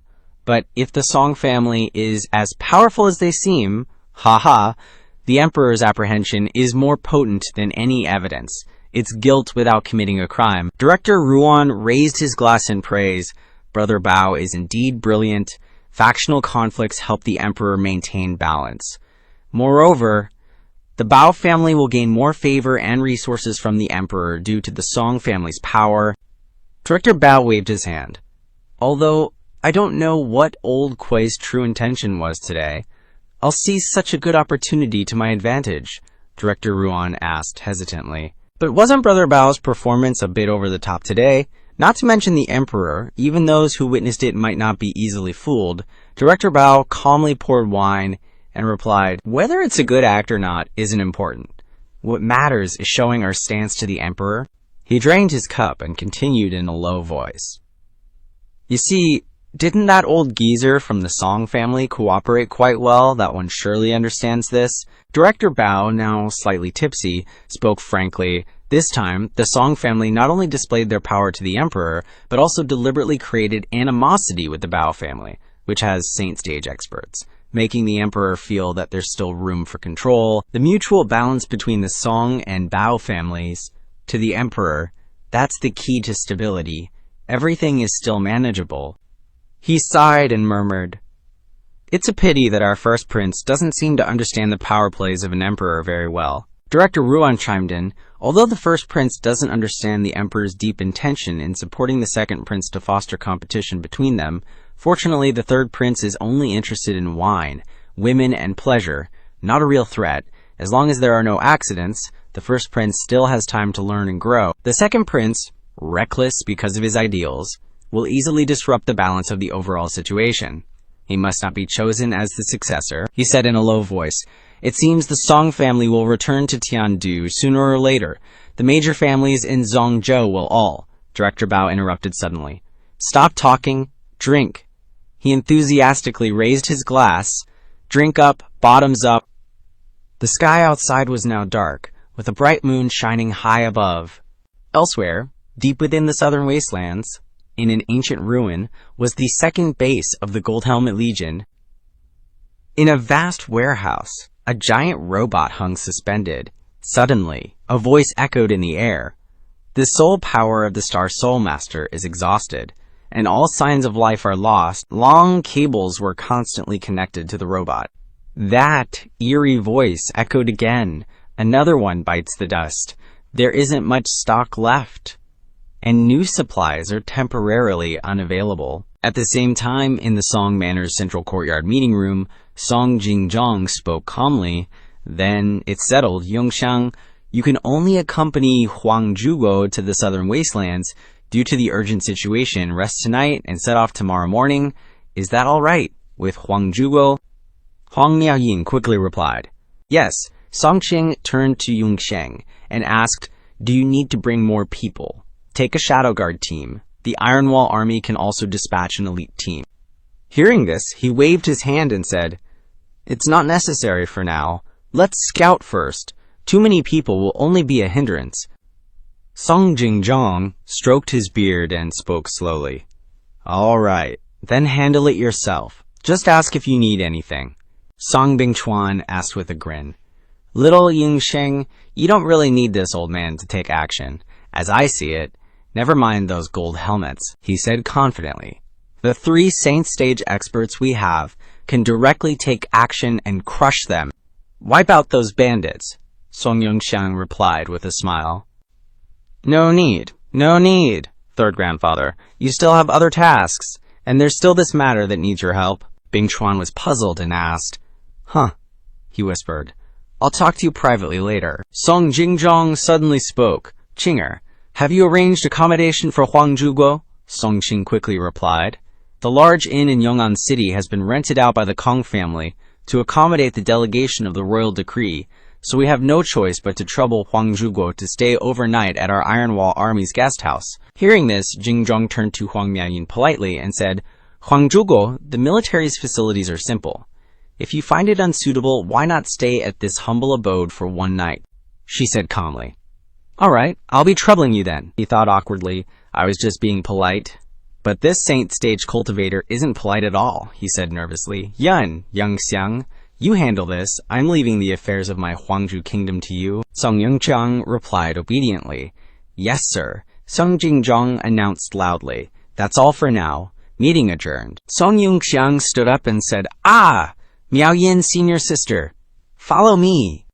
As she followed him out, Song Bingchuan quickly ran after them. He put his arm around Song Yunxiang's shoulders and asked curiously, Hey, kid Yunxiang, what were you talking about earlier? Is there anything you need my help with? Yunxiang lowered his voice and said, Third grand uncle, with your current relationship with Senior Huyan, can you use your connections to borrow reinforcements from the Huyan family? Song Bingchuan asked in surprise, Borrow troops? You mean because of the event that's happening soon? Song Yunxiang nodded. That's right. He stroked his beard and pondered. That won't be easy, but I can give it a try. Song Yunxiang suddenly took out a token, and he asked in surprise when he saw it, What's this? Song Yunxiang smiled cheerfully and said, Some pills can't exactly ask you to go empty-handed without any compensation. Song Bingchuan immediately changed his attitude and said in a heroic voice, Say the word, how many brats do you want to borrow? Pretty well prepared, aren't you? Looks like you planned this out already, huh? Song Yunxiang replied calmly. Of course, the more the better, but pay attention to the timing. You absolutely have to bring good news back within 10 days. Hearing this, he leisurely walked forward and said, I got it, I'm off. After a while, Song Yunxiang led Huang Miaoyin out of the meeting room and into the courtyard. Huang Miaoyin asked him suspiciously, Borrowing troops, you're preparing for the great war that we saw in the illusion, because it's going to happen soon, right? Song Yunxiang replied. That's right. Ah, Miaoyin's senior sister must be starting to prepare before returning to Xishui, right? Huang Miaoyin shook her head dejectedly and said, Unfortunately, I don't have any proof. I can't convince the Xishui court to send a large army. I can only use my authority to mobilize a little bit of troops. The two of them walked for a while and arrived at the entrance of the residence. Song Mu suddenly stepped forward and whispered, Young Master Yunxiang. Song Yunxiang asked in surprise, Uncle Amu, what's wrong? He said in a deep voice. The family head of the Jiyu family, Madame Jiyu Ying, has come to visit you specifically, young master. She's waiting in the east courtyard. It's been a while now. Song Yunxiang asked in confusion, Huh? Why is the Jiyu family visiting at this hour? Song Mu replied gently, I don't know. They only said that they wanted to find you because they had something important to discuss, Song Yunxiang instructed. All right, Uncle Amu. Tell Qingdai to prepare the best guest room in the east courtyard. Song Yunxiang quickly introduced, Miao Yin senior sister. This is Song Mu, the head steward of the Song family's east courtyard. He will arrange accommodation for you shortly. Junior brother will excuse himself to the guest room to meet the visitor. Huang Miaoyin replied, I understand. Go ahead. Song Mu made a polite gesture and said, Esteemed upper pillar country, please this way. She didn't answer, but only watched his receding back. Wang Miaoyin narrowed her eyes, pondering. Another subordinate with mortal stage cultivation. The Song family has only set foot in this southern wilderness border town for a dozen years. Yet they already have such a solid foundation, plus those two elders, if they were given some more time to develop. The Song family might even reach the level of the Huang family. It was late at night. In the small reception room of the Song residence's east courtyard, Song Yunxiang walked in, cupping his hands respectfully. Family head Jiyu, I apologize for keeping you waiting. Jiyu Ying bowed her head cautiously and said, Young Master Song, no, Marquis Song. I apologize for visiting so abruptly and intruding. Please forgive me, Marquis Song. Seeing this, Song Yunxiang said politely, Family head Jiyu is too polite. Let's sit down and talk. Song Yunxiang asked suspiciously, I wonder what brings family head Jiyu to visit so late at night. If there's anything I can help with, please don't hesitate to speak. Jiyu Ying said in a low voice, Young Master Song, this old woman indeed has a matter for which I seek your help. It's a long story. I wonder if young Master Song would be willing to hear this old woman recount it. Yunxiang immediately replied, Huh, what's the matter, please? Feel free to speak, madam. She began her tale. This story must be told starting from several decades ago. Back then, I was only in my 20s. Due to my passion for sword arts, I left the GU clan on my own, leaving home to travel far and wide. By a stroke of fate, while traveling in the southern continent, I met 3 friends who shared the same passion for sword arts. Ying continued slowly. After that, we roamed everywhere, upholding justice, using our swords to resolve injustices. Gradually, our reputation grew, and we were honored by the world as the 4 swords of the southern continent. Her voice turned sorrowful. Unexpectedly, one among them betrayed us. The man whom Big Brother He Ming considered a confidant turned out to be a spy from the Yi Lun nation. Because of that, Big Brother He Ming drowned his sorrows in alcohol for a long time. Unable to pick himself up, Jiu Ying continued her story. To help Big Brother He Ming find some solace, the 3 of us went to the Shishui nation to travel. We never expected that upon arriving there, we would encounter the greatest calamity of Big Brother He Ming's life. She reminisced about the past in Yunxiang. Big Brother He Ming met a young lady from the Shishui nation. It was love at first sight for both of them, their hearts in perfect accord. Jiu Ying hesitated, then continued. However, that young lady was from the Huang clan of Yunxiang. The Huang clan is a renowned saint rank family in the Shishui nation. Hearing this, Yunxiang stroked his chin thoughtfully. The Huang clan? Could it be senior sister Miao's Huang clan? I didn't expect this old fellow to have such deep connections with my senior sister's family. Jiu Ying sat on the chair and recounted calmly. Even though we were considered heaven rank prodigies since we were young, in the eyes of saint rank masters, truthfully, the heaven, earth, profound, and yellow ranks are all just considered mortal ranks, not much different from each other. She recalled the painful memories from before, saying sadly, Big Brother Ming made a vow on the 10,000 zhang high city wall in Chuancheng that in this lifetime, he would definitely reach the saint rank with that mortal body of his. Jiu Ying continued slowly. The day he entered the saint rank was also the day he returned to Xuancheng to meet that young lady from the Huang clan again. Her voice was filled with sadness. This is the lifelong obsession of Big Brother He Ming. Hearing this, Yunxiang nodded. So that's how it is. So old Shu has such a background. She asked doubtfully, there has been an old saying since ancient times, not a fated one, cannot enter saint rank. For hundreds of thousands of years, this concept has become deeply ingrained for any spirit soul master. But this old woman knows Lord Song is an extraordinary person, so I've taken the liberty to come here and beg. I wonder if Lord Song has a way to allow a mortal genius like Big Brother He Ming to step into the saint rank. He smiled mysteriously and replied, to be honest, I do have a few methods that might work, and I'm looking to try them out. If I can really help a few people ascend to the saint rank, it will be of great help to our current combat strength. Hearing this, Jiu Ying's eyes widened, and she was stunned, speechless for a few seconds. Suddenly, she knelt on the ground, pleading earnestly, Lord Song, please, help Big Brother He Ming step into the saint rank. I beg you. As repayment, this old woman will tell Lord Song an earth-shattering piece of news. Seeing this, Yunxiang was alarmed and shouted, Huh! Clanhead Jiu. He hurriedly stepped forward. He loudly tried to stop her. Clanhead Jiu, there's no need for this. Please get up quickly. As Song Yunxiang helped her up, he asked curiously, I wonder what secret it is that Clanhead Jiu feels is important enough to be exchanged for a saint rank cultivation level. Jiu Ying's expression turned serious, and she said in a low voice, the Imperial Mausoleum Secret Realm? He asked, puzzled, The Imperial Mausoleum Secret Realm, Madame Sijon replied. This secret realm is related to the secret realm battle from over a dozen years ago. Outside, the sky had already turned pitch black. Only the faint, flickering lights of the mansions in Duke Lin's chamber at Yong'an City's relay station remained. The Grand Eunuch took a sip of tea and leisurely asked, Sun Yuchen, how long have you been a guard for me? Seeing this, Sun Yuhan lowered his head and cautiously replied, reporting to the Grand Eunuch, this servant was castrated and entered the palace at the age of 8. For 10 years, I have served in the inner court. Fortunately, His Majesty noticed me and appointed me as an imperial guard. I have been working under the Grand Eunuch for 3 years. The Grand Eunuch then said in a deep voice, "Very good. You just need to remember His Majesty's favor. You've been in the Directorate for quite some time. Although your aptitude is ordinary, your abilities are not outstanding, and you don't have much experience. His Majesty values loyalty and diligence. Therefore, it's time to give you more responsibility."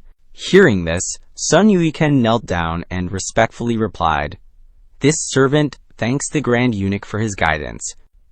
He slowly put down the teacup and said softly, "No need to thank me. This is all His Majesty's will." He stood up and continued, "Directorate of Palace Services, Sun Yuichen, received the decree."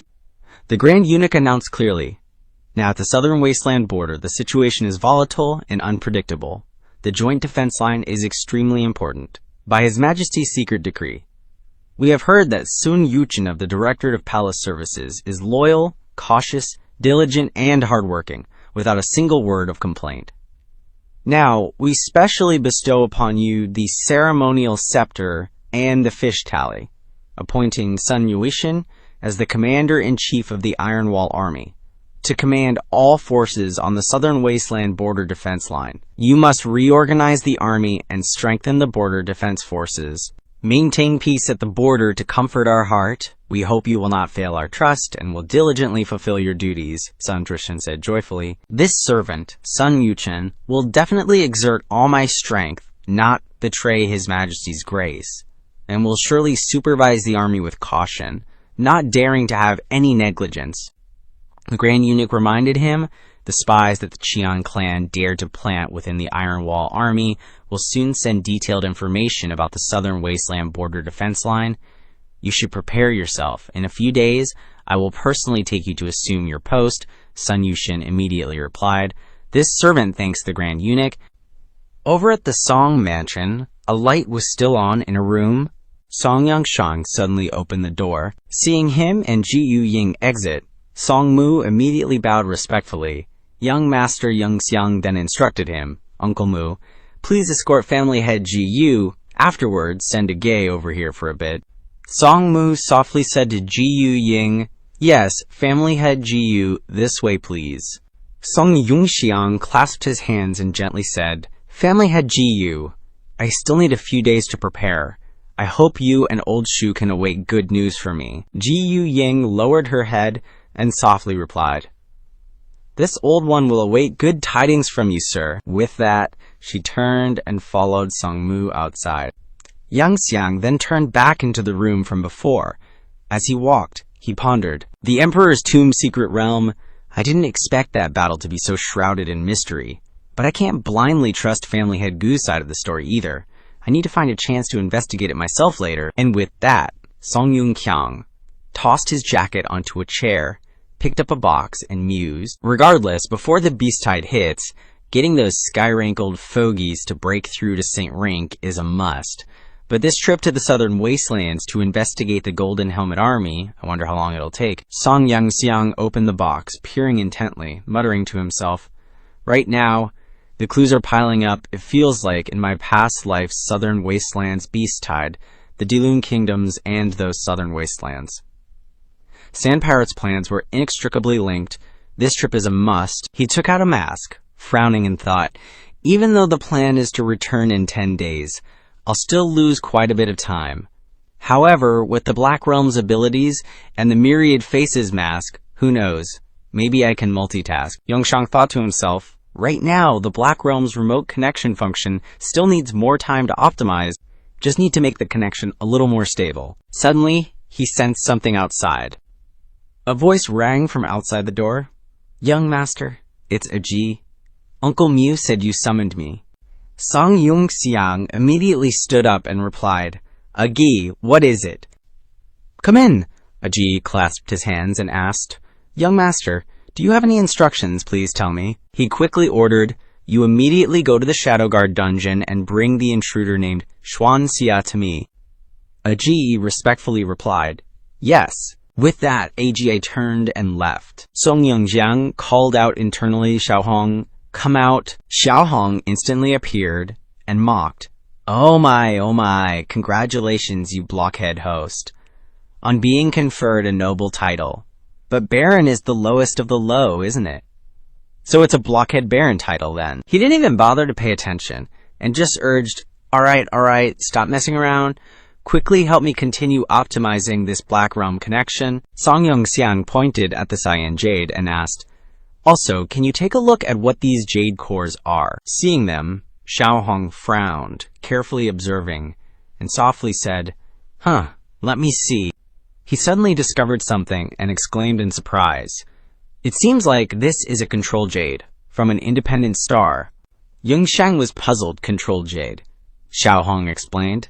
That's right, but the information on the control jade has been wiped clean. With a worried expression, Xiaohong examined it and said, however, based on comparison, this control jade is definitely a fake, probably made sometime in the 18th or 19th century. Yunxiang fell into thought. The 18th and 19th centuries. He stroked his chin, musing. Humans in ancient times already mastered this advanced civilization. To be sure, he asked Xiaohong again, right, what was that star core jade? You mentioned earlier, it replied, a star core jade is... Xiaohong suddenly froze. From now on, this is encrypted information. You need access to the star network to get permission. It tried to scan, but no dice, not enough access, can't read the related data. Yunxiang looked reproachful. Do you even know anything? Xiaohong huffed. This great self can connect directly to the star network. Of course I know everything. Hearing that, he gave it a look of disdain, and it embarrassedly turned its face away. Fine, forget it then. It's not like it's anything important. I don't blame you. It's all because the host's permissions are too low, which prevents me from reading higher-level data. Yunxiang helplessly rubbed his face. Alright, then do you know what this thing does? Xiaohong grinned smugly. Turns out the silly host doesn't know how to activate the control jade core, huh? It continued to chatter on, full of self-importance. Well then, this great self will reluctantly step in to guide you a little. Xiaohong threw it, and he caught it. Alright, give it to that person. It pointed, like this, and then like this. Yunxiang followed suit. Energy radiated out. The jade core spun. Yunxiang tensed up. Boom! The room was left with just a green flash. Yunxiang was teleported to another dimension. He was stunned. Where is this? This familiar teleportation method, Yunxiang reminisced. He exclaimed, it's really similar to the feeling of entering a secret realm. Yunxiang looked up at the sky. Damn it, he wondered. This is also a secret realm. He looked with a determined glint in his eyes. That's right. Let's see what's up. Yunxiang jumped a step. Starlight, lightning struck down. Construct. Yunxiang summoned Starlight Spirit General Lu Bu, followed by a stellar color transformation. Stellar color Lu Bu. After completing it, he looked surprised. I can construct a water origin Starlight Spirit General. Is this a space that can connect to the star network? This place that feels like a secret realm is a real world that a real body can enter.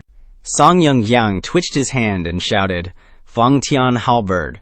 Xiaohong panicked. Hey, what are you planning to do? Yunxiang took out the halberd, spun it around, and then stabbed it into the ground, digging and scooping up the dirt. The action was repeated continuously. After scooping for a while, the surrounding space changed. Yunxiang and Xiaohong stared blankly at each other. It pouted. What are you doing? Why are you digging dirt? He innocently replied. I'm trying to see if the terrain can be changed. Xiaohong replied. Yunxiang gave an embarrassed laugh. You can change the terrain by directly using the control jade core. You know, he awkwardly hugged the jade stone and mumbled a few times. Oh really, Xiaohong mocked. Turns out the silly host actually knows how to use it. As soon as the jade core was activated, the space began to be remade. Yunxiang mused, I understand now. It seems like this jade stone is similar to the thing in the Longhai secret realm. But the difference is that this jade core can create a completely new secret realm. The control jade core spun around, transforming the scene from majestic mountains to great waterfalls. Water trickled through each stone. The current grew stronger, pushing the pile down into the pool. The next scene was an ancient building sealed with dust. And then, the space was successfully reconstructed. Song Yunxiang landed with a clearer understanding. He stood before the ancient building and slowly entered with Xiaohong. The door opened. Yunxiang peered around. The space was empty, with only his tongue-clicking sound echoing, TCH. Not only is it empty, but there aren't even any stairs. Looks like the interior space of this building needs to be created manually. To clear up his doubts, Yunxiang tilted his head and asked Xiaohong, "Hey, can this thing create a secret realm like an area with a different time flow from the real world?" It crossed its legs arrogantly and replied, "Seems like it. Why don't you give it a try?" Getting an answer, he focused on operating the Jade Core, and a series of settings gradually appeared. Yunxiang realized, so that's how it is. It can adjust the time speed to be 12 times faster than real time. So if I'm in here for a year, it'll only be a month outside. Yunxiang thought seriously, wait a minute, if I can bring other people in here, wouldn't that mean I could create a training ground here? The more he thought, the more he imagined. What if even illusions within this secret realm could be realized? Could I even recreate the Nanhuang battle as a simulated arena, like the dungeons in the video games of the Second Era? The scene shifted to Lu Zheng's east courtyard in the Song residence. Gao Geha carried the person on his shoulder and bumped into Qingdai, who was standing in front of the door. Geha approached. "What's wrong? Is young master Yunxiang busy? Miss Chenchu seems like the young master isn't inside." Hearing Qingdai's words, he panicked. "Not inside. Why is the door unlocked? But it's true that I can't sense the young master's soul force fluctuating." Geha frowned in confusion. Something's off. The young master was still in the room just now and told me to bring this person over. Moreover, I asked Uncle Ma when I ran here, and the young master shouldn't have gone out yet, right? The two looked at each other meaningfully, seeming to have noticed something. Qingdai and Geha looked around. This isn't good. Could something have happened? In a panic, he called out to her. "The situation is urgent. Open the door." Qingdai nodded. "All right, creak." The door slightly opened, then bang. Qingdai used force to push the door open. The room was empty without a single soul. Qingdai and Geha split up to check, but the result came back negative, and she shook her head. "He's not in the study or the bedroom," he worried. "He's not in the toilet either." Geha said sternly, "Quickly inform Uncle Domu the young master has suddenly disappeared." Just as he finished speaking, a familiar figure appeared before their eyes. Qingdai was surprised. "Young master." Geha was similarly surprised. "Young master Yunxiang." Yunxiang was confused. "What's wrong?" He then noticed Zunxia lying on the ground, his face brightening. "Oh, brought the person over, huh?" Yunxiang reached out to test his breathing. Still alive. Just in time to first use this lab rat to see if there are any side effects from bringing living things into the secret realm. After having enough of the needed reasons, he said goodbye. "I'm gonna do an experiment. You two do what you need to do. No need to worry about me." Tick-tock, Yunxiang disappeared, leaving Qingdai and Geha dumbfounded. Sweat streamed down his face. The young master disappeared again, and she stammered. "Do we need to inform Grand Steward Song?" He blanked out. "Then there's no need to report it." Lu Zheng's eastern courtyard returned to its usual peace and quiet. The scene shifted as Song Yunxiang descended from the handsome book, and then he let him down. Yunxiang whispered, calling out to the system, "Hey kid, get to work. Xiaohong is here, reporting for duty." Yunxiang calculated seriously. The most urgent matter right now is to optimize the functions of the Black Realm first, reducing the lag when performing operations at long distances. With this secret realm, both time and space are abundant. Let's adjust the flow of time in this area to the highest level, 12. If we do that, 3 days will pass here, which is only equivalent to 6 hours outside, he instructed Xiaohong. "Oh yeah, I have an idea. Can we indirectly enhance the long-range control capability of the Black Realm through the Star Master system and the Secret Realm space? First do this, then that, and that." It nodded. "Using this space segment to shorten the time on both sides, it's theoretically feasible. We can give it a try." The moon was a waning crescent, obscured by dark clouds. Early the next morning, Song Jingzhong was taking a stroll when he happened to stop by his place. Jingzhong opened the door. "Yunxiang, were you looking for me?" From inside, Yunxiang beamed. "Greetings, old man." Two Yunxiangs, one in a dark black suit, the other in a stylish white suit, politely greeted him, leaving Song Jingzhong speechless. "Good morning." Jingzhong couldn't believe his eyes and rubbed them repeatedly. "Oh, is my old man going blind? I think I just saw two figures." The two Yunxiangs took turns answering. "Grandpa, you didn't see wrong, and they're not shadows either. Both of them are me." "That's right, both of them are me," Jingzhong gaped. What is going on here? Why are there two Yunxiangs?" The black-suited Yunxiang put his arm around him. "It's a long story, but to make it short, I used a special technique to create a parallel running clone." The white-suited Yunxiang whispered, "If we do this, one person can go with senior sister Miao Yin to the southern wilderness to find whatever strange monster princess, and the other person can stay in the mansion to prepare for the war." Questions bombarded him from all directions, terrifying Jingzhong. "Ha! How is it, old man? Can't you tell who's the original?" He froze in front of his bifurcated grandson. "You did a great job, and you too." A moment later, the black-suited Yunxiang waved goodbye. "All right, then I'm off to find senior sister Miao Yin. Leave the matters at home to you all." The white-suited Yunxiang replied, "With me here, rest assured." Yunxiang stepped out of the door and breathed a sigh of relief. Phew, playing two roles. Having to switch my focus back and forth when talking to myself is a bit tiring. Hasty footsteps, but normally I can just leave the improvement management to whoever. A few minutes later, in the guest room of the eastern courtyard, Yunxiang knocked lightly on the door. He said gently, "Senior sister Miao Yin, good morning, shall we set off?" Apparently a quiet conversation had passed, and Yunxiang exclaimed in surprise, "Huh, we have to go to the Iron Wall Army's gathering point first, and then take the Shishui ship. Okay, let's go."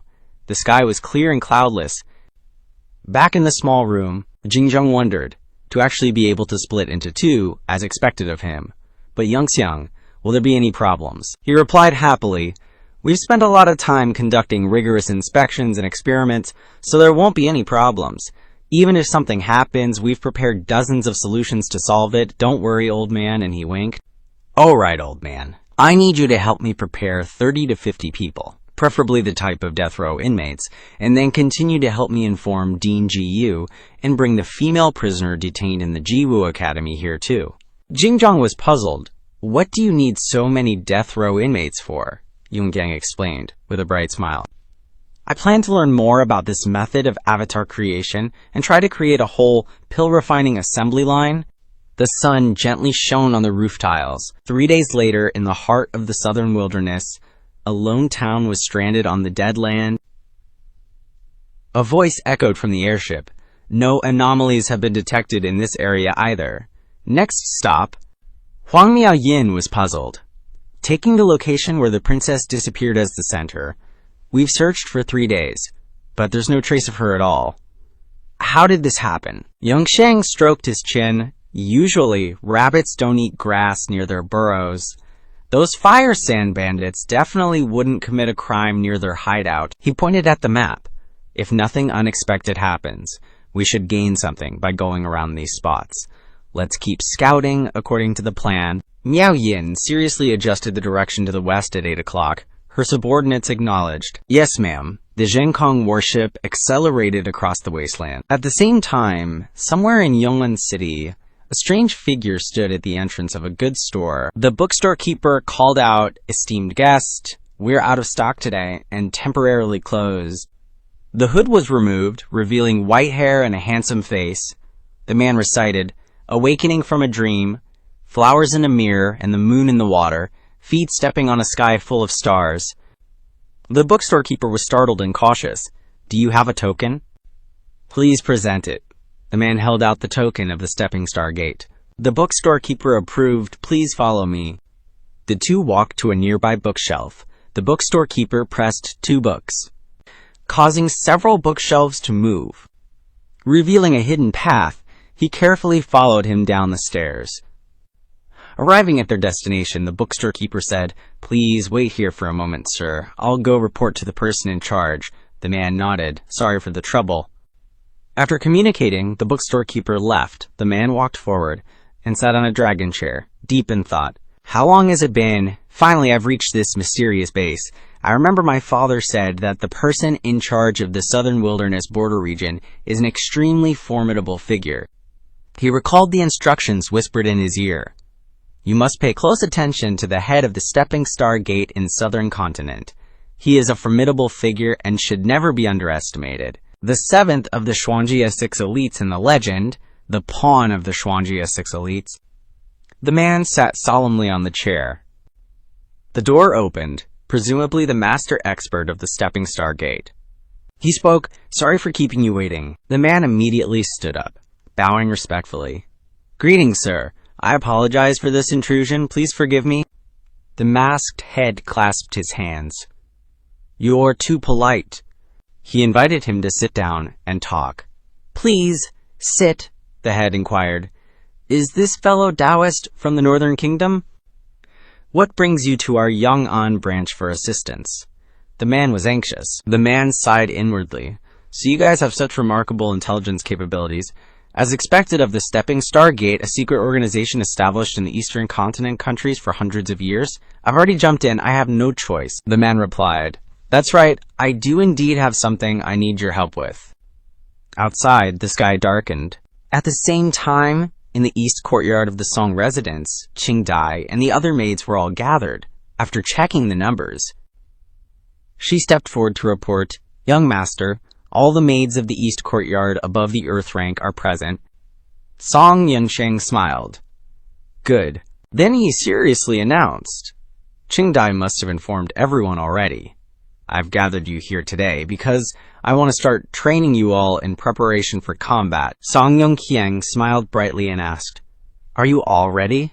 The maids replied in unison, "We're ready." Just then, Zisu rushed over, excited, young master." Then she pulled out a piece of paper. "I even designed some super cool UI Yuan style outfits just for the East Yard maids. Check out my sketches." Song Yunxiang's face scrunched up after taking a look. "Dude, you'd think this was the real deal, so lively and vivid. At the very least, it has achieved a level of bizarre artistry." Zisu snickered.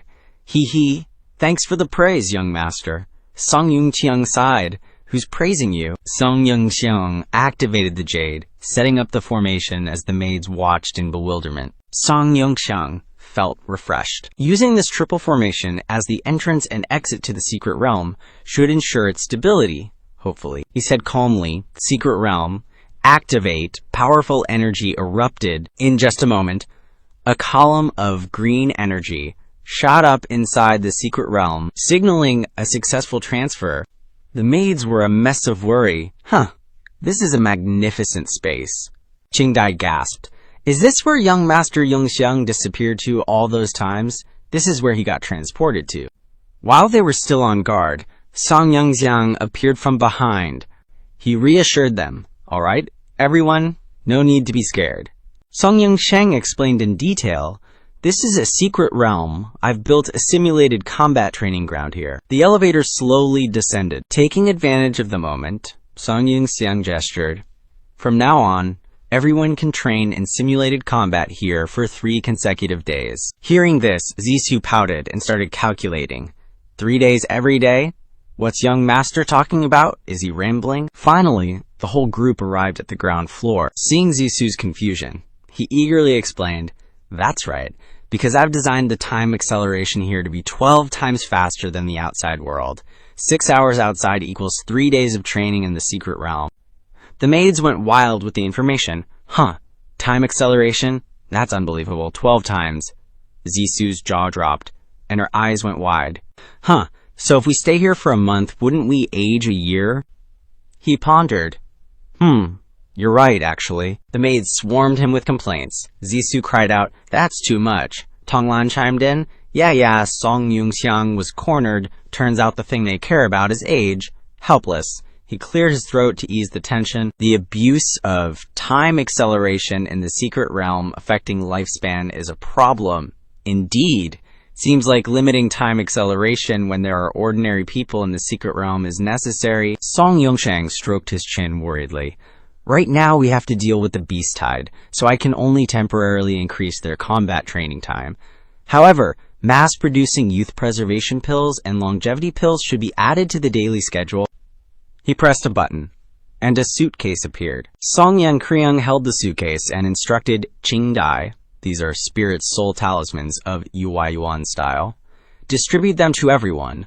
No one has tried equipping the new spirit soul generals yet, so focus on teaching them the basic operations first. Qingdai bowed her head and carefully accepted it.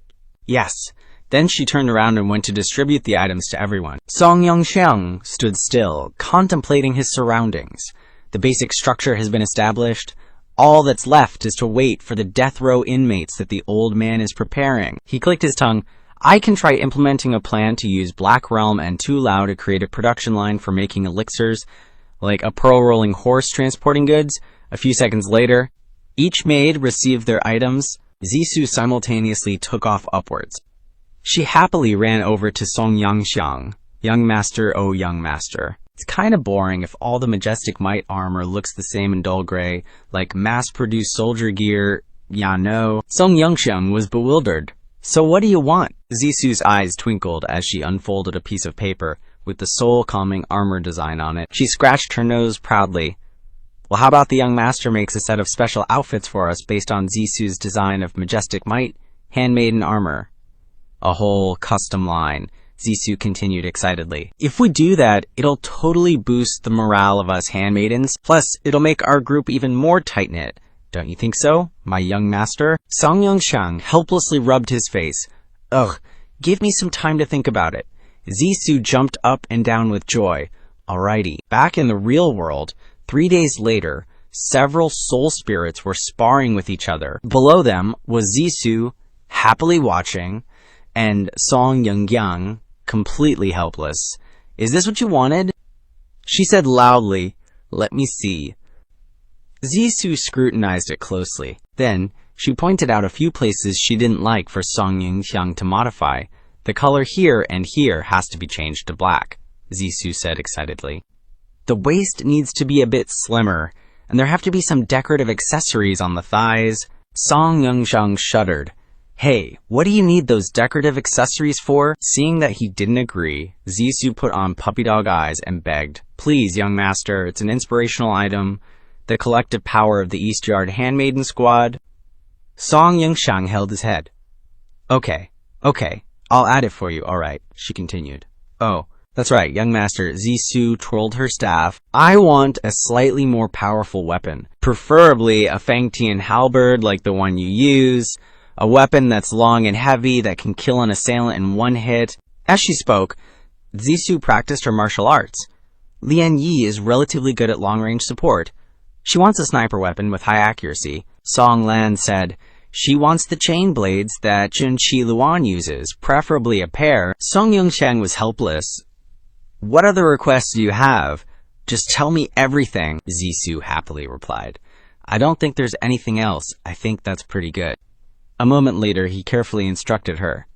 All right then, just place the order. According to this design, go back and continue practicing. With the work finished, Zisu left excitedly. Thank you, young master. Song Yunxiang sighed. Oh, this is such a headache. He mused. The training base for the handmaidens is passable. They can enter the virtual reality dungeon and start fighting the fierce beasts. When the beast tide arrives, the most elite forces must be sent out, and the task of protecting the old, young, women, and children of the Song residents will depend on the handmaidens and family. Song Yunxiang pondered. After completing the virtual reality dungeon test, I can organize the combat forces of the Shadow Guards, Iron Wall Army, Crimson Luan Army, and the military forces arranged by Old Kong and everyone else to come and train in turn. While lost in countless thoughts, a red screen appeared. Danger. Detected a dangerous attack on the host's life safety. Song Yunxiang was bewildered. What? Xiao Hong popped out from the red screen. He curiously asked, What's going on? He shouted, There's an enemy threatening the host's safety. Quickly focus your consciousness over there. Song Yunxiang nodded. Okay. Consciousness is transferred to the other side. Song Yunxiang was lying still on the chair. He suddenly jumped up. This is bad. Miao Yin turned her head and asked, "What's wrong?" Song Yunxiang immediately stood up. "An enemy is attacking. Their strength must be at least Saint stage." Hearing him say that, she panicked. "Are you sure?" Song Yunxiang readied his stance. "They're here." Chi Chen. A series of lightning bolts struck down. Luckily, he activated the formation in time to defend. Inside, the airship was shaking violently. Miao Yin frowned. "Damn it, I didn't even notice." Miao Yin continued. "Leave it to me. Spirit, Soul Ball, dress up." Miao Yin landed. Spirit Soul General Wen Zhong. She looked at the opposite side, frowning, as she asked, "Who's the one who just arrived? Sneaking around, not daring to show your face." The question went unanswered. The culprit launched an attack. Miao Yin also fiercely fought back. The two sources of power collided with each other, merged together, and then slowly dissipated. The enemy showed off their strength.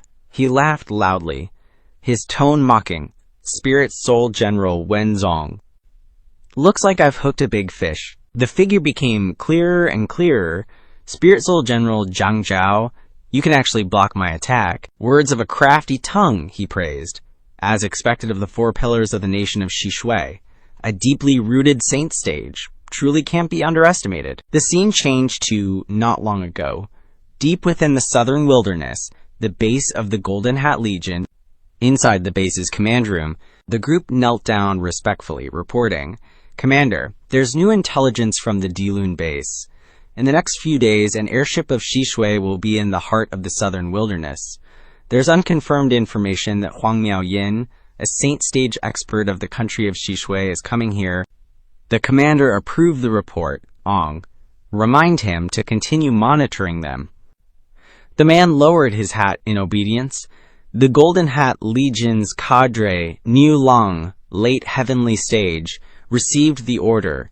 He then left, followed by the small-looking girl next to him, Jia Zhutao, late heavenly stage. "Commander, my Ji of Shadiao City requests the provision of Shadiao King's data. In exchange, I hope we can send powerful experts to help them regain control of Shadiao City and help them kill Mai Jin to avenge Cha."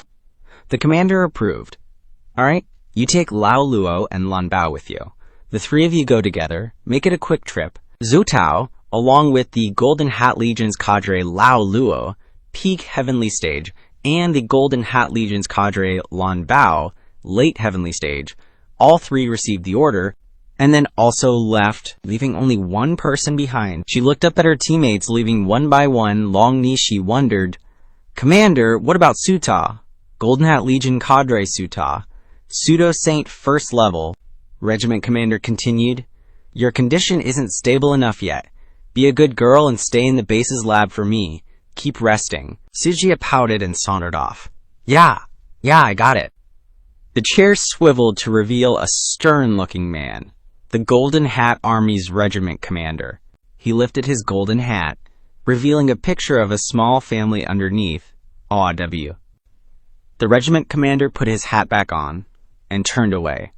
Descending the steps, heading to the elevator, continuing down the base's corridors. Finally, the regiment commander stopped at a certain place, the Golden Hat Legion's main research lab. Subordinates greeted him respectfully. Regiment commander, the energy core is inside." The regiment commander walked up and inquired, "How's it going?" A young man with hair covering his face, operating a screen, replied, "If we follow the original energy replenishment rate, it'll take at least another month." This is the chief researcher of the Golden Hat Legion, by the way. He added, "However, after absorbing the mutations from the Divine Tier relics we obtained earlier, the required energy replenishment time has been drastically reduced, word by word. It should only take about 10 more days before we can conduct a large-scale rift induction experiment." He reported in detail. It's a super-large rift, capable of allowing super-large Saint-tier ferocious beasts to pass through, and can also ensure a stable state with a certain duration. The regiment commander stroked his chin. "How far along is the combat plan preparation?"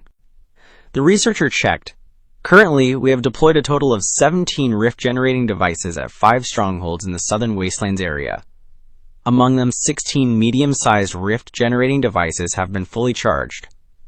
Only this super-large rift-generating device is still being charged." The regiment commander wondered, Is there any way to shorten the time even further? The researcher smiled. According to the data provided by the military staff, if we can obtain more divine tier relics, theoretically, we can shorten the time to 3 days. He explained, however, according to the agreement with D-Lun, we only need to activate 12 medium-sized rift-generating devices and maintain them for about 10 days to accumulate enough energy to coordinate with their Southern Guidance Beast Tide plan. Are we really going to activate this super large rift-generating device? Based on calculations from previous test data, the Southern Guidance Plan, those idiots at D-Lun, the regiment commander continued, will likely attract a Saint-Tier ferocious beast horde capable of destroying the entire southern continent. They want to use the Beast Tide to restrain the strength of the heavenly capital in the southern border, and then launch a surprise attack from the northern border. The plan is good, but unfortunately they don't expect us to add fuel to the fire, pushing the war situation to a point where both sides can't control it, creating chaos in the world, keeping those Taiwan monsters out so we can begin the next step in our plan. The regiment commander laughed heartily, and the researcher echoed his laughter. Yes, a call came in. The regiment commander answered the phone. On the other end, Mulang was flustered. Regiment commander. He asked, "What is it?" He continued, "The town-suppressing warship carrying Saint-Tier experts from Shishui is approaching Stronghold. Number 2, there are likely formation masters on the warship capable of breaking our concealment formation." The researcher whispered, "We've deployed 5 medium-sized rift-generating devices at Stronghold number 2. It would be very troublesome if they were destroyed. The 2 Tier ferocious beasts we summoned in the previous experiment are being held in a formation barrier. We could release them to attract their attention." The regiment commander refused. "No need for now.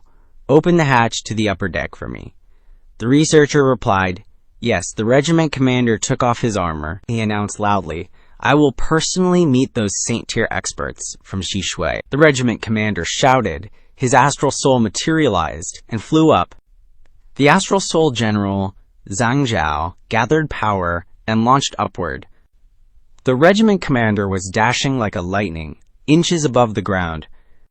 The regiment commander finally located the town-suppressing warship according to the intel. At the same time, inside the airship, a subordinate reported, "Sir, according to Song Yunxiang's estimation, it's likely in this area." Miao Yin pondered, "A base hidden using an ancient formation." She waved her hand, lower the airship's altitude, and thoroughly patrolled this area. Right at that moment, Song Yunxiang jolted awake. "Oh no," Miao Yin asked. "What's wrong?" He replied, "Enemy attack. Their power is at least Saint Stage." Song Yunxiang hurriedly activated a protective formation. "It's coming. Right where the lightning strikes." The commander was surprised that his attack was predicted, and immediately opened the warship's protective formation. Huh, that's not right. Could it be the formation master from our intel? Miao Yin then appeared with her war soul armor, Wang Wenzong, and the two sides clashed. The commander thought, "Her cultivation isn't inferior to mine. Wang Wenzong's war soul seems to have hooked a big fish." As expected of the pillar of state of Shishui, an old Saint Stage can't be underestimated. Miao Yin made her move, a pillar of light striking straight at the commander. He casually defended with his thunder axe, the two forces colliding. One attacked, one blocked, neither gaining an advantage. The commander laughed loudly. "Now that I've blocked your attack, it's my turn to counterattack." Zhang Zhao's war soul fought against Wang Wenzong's war soul, as the commander unleashed a wrathful lightning gathering. Lightning bolts coil around like a tornado. Wrathful lightning of Tianchu, Heavenly Craftsman's 5 consecutive strikes. Miao Yin was caught off guard. She carefully dodged and flew straight towards the commander. With astonishing speed, Miao Yin switched from passive to active. She unleashed a strike, lightning bolts flying, but all were blocked. Useless. Thunder Talisman defense. Both sides were evenly matched. Miao Yin pressed her attack, go, frame-piercing hammer, those flying daggers, charge. Miao Yin focused her control. She felt them nearing the enemy's frame hammer. The commander was surrounded. Beams of light descended, one after another in rapid succession, instantly binding Zhang Zhao's war soul. Miao Yin unleashed the final blow. There's no escape. Eastern Pole, Azure, Profound, 9 Heavens, Responding Origin. The lightning seemed faster, descending and forming a dazzling net around the enemy. Miao Yin concentrated her attack. Golden Citadel, Lightning Talisman. The commander also fiercely resisted. Thunder Talisman, Defend Me. Open the Area of Great Peace, Frame-Breaking Death Array. Thunder Talisman clashed against the Golden Citadel, the two constantly grinding against each other. The commander and Zhang Zhao struggled to resist. Miao Yin and Wen Zhong were going all in, desperately trying to kill each other. Both sides were expending a lot of energy. The squad leader roared. He barely managed to activate the Wrathful Thunder Heavenly Hammer. 2 strikes collided and exploded, creating a massive hole after the impact. The squad leader panted. A Saint Stage expert with rich experience can't be underestimated. Miao Yin was also exhausted. Even though our realms aren't that different, this crazy guy is so hard to deal with. Both sides ceased fighting for now. Inside the airship, Yunxiang skillfully analyzed the opponent's strength, the Spirit Soul General Zhang Zhao. Although his mobility is a bit lower than Wen Zhong's, his offensive and defensive methods are comprehensive and airtight. Wen Zhong's long-range attacks are almost ineffective. In the same realm and level, this is indeed a tough opponent for Wen Zhong. He mused to himself, with my current cultivation, joining a battle between 2 saint stages is like handing over my life. But if it's aerial combat, with Cao Ren's mobility, perhaps I can find a way to create an opportunity for senior sister Amiao. Acting on his thoughts, Yunxiang asked, "Hey, can you lower the airship a bit and drop me off down there first?" Outside the airship, the squad leader continued his assault. Wrathful Thunder, Heavenly Hammer, Heavenly Might, Demonic Subduing. Miao Yin had also finished resting and continued to challenge, Responding Thunder, Controlling Thunder Sword. The squad leader's right flank, along with Zhang Zhao, charged forward. Miao Yin's left flank, along with Wen Zhong, rushed up. A balanced collision. The squad leader laughed loudly. I'm closing in, Wrathful Thunder, Heavenly Hammer, Heavenly Might Thunder, Kill Palm, to strike unexpectedly. Miao Yin hurriedly dodged, and the squad leader grinned. Although your realm is a bit higher than mine, your combat experience is completely unlike that of a seasoned expert. Looks like this Saint Stage expert from Shishui only fights battles where everything goes smoothly, crushing opponents with your realm, right? The squad leader continuously unleashed the Wrathful Thunder, Heavenly Hammer, Heavenly Might, Demonic Subduing, / Miao Yin was terrified and couldn't raise her shield in time, resulting in the attack, sending her flying away. The squad leader laughed evilly, feeling smug. He stood proudly in the air. The squad leader was calm. Oh, the fault talisman from earlier can be restored. He immediately used weaponry reconstruction, a thunder axe, and shot toward Miao Yin. Wen Zhong, taste this move of mine. Wrathful Thunder, Heavenly Hammer. A green lightning bolt strikes down from above, hitting the water pillar directly. The squad leader was ambushed, which drove him crazy. The squad leader had a fierce look in his eyes. Who is it? Who is messing with me? Red gradually appeared behind the smoke. The Spirit Soul General, Lu Biyu, Song Yunxiang, greeted cutely. Sorry about that, excuse me. Wen Zhong stopped, and Miao Yin was surprised. Song Yunxiang, the squad leader said, annoyed. He's going all out, you little ants, daring to interfere in a Saint Stage battle. Then he hurls the Thunder Axe. The captain curses. Die, Thunder Axe, go straight for him. They converge, unleashing a massive surge of lightning with immense power. Song Yunxiang skillfully dodges the azure light of the Spirit General. Song Yunxiang shouts, Spirit General Construct, Spirit Manifestation, Zhao Ren. Zhao Ren equals Kitchen God. The lightning bolts crash down violently. Song Yunxiang counters, Phoenix Transformation. In the blink of an eye, it slams into the heavenly lightning pillar. The captain is shocked. He can even change spirit generals. Is that the legendary Zuo Qi? He scoffs. How could there be such an absurd theory? At the same time, Wen Zhong and Miao Yin rush in from the left. Zhang Zhao senses the attack and blocks the strike. Miao Yin pours her power into the attack. The force is too strong. Zhang Zhao's protective barrier shatters. The captain is pushed back. He shouts, "Thunder talismans, return to me." This creates an opportunity for Yunxiang and Zhao Ren to move. The thunder talismans return, spreading out in all directions. They fuse the lightning to form a lightning sphere. Wenzhong dodges. Just then, Zhang Zhao charges. Wenzhong throws flying daggers. Zhang Zhao deflects the daggers, and at the same time, Zhao Ren dives down from above. Zhang Zhao is caught off guard. Zhao Ren launches a surprise attack. Zhang Zhao doesn't have time to react. After the impact, Zhang Zhao is unscathed. The smoke gradually dissipates. Zhang Zhao managed to defend in time. Now it's time to counterattack. Zhang Zhao unleashes an attack that destroys Zhao Ren's body. Boom! A huge explosion. It seems that Song Yunxiang is about to be obliterated. But no, the captain is furious. It's not the original form of the general spirit beast.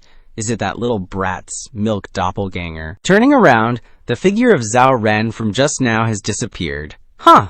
Where did he go? The captain is stern. Thunder talismans. Find that troublemaker for me.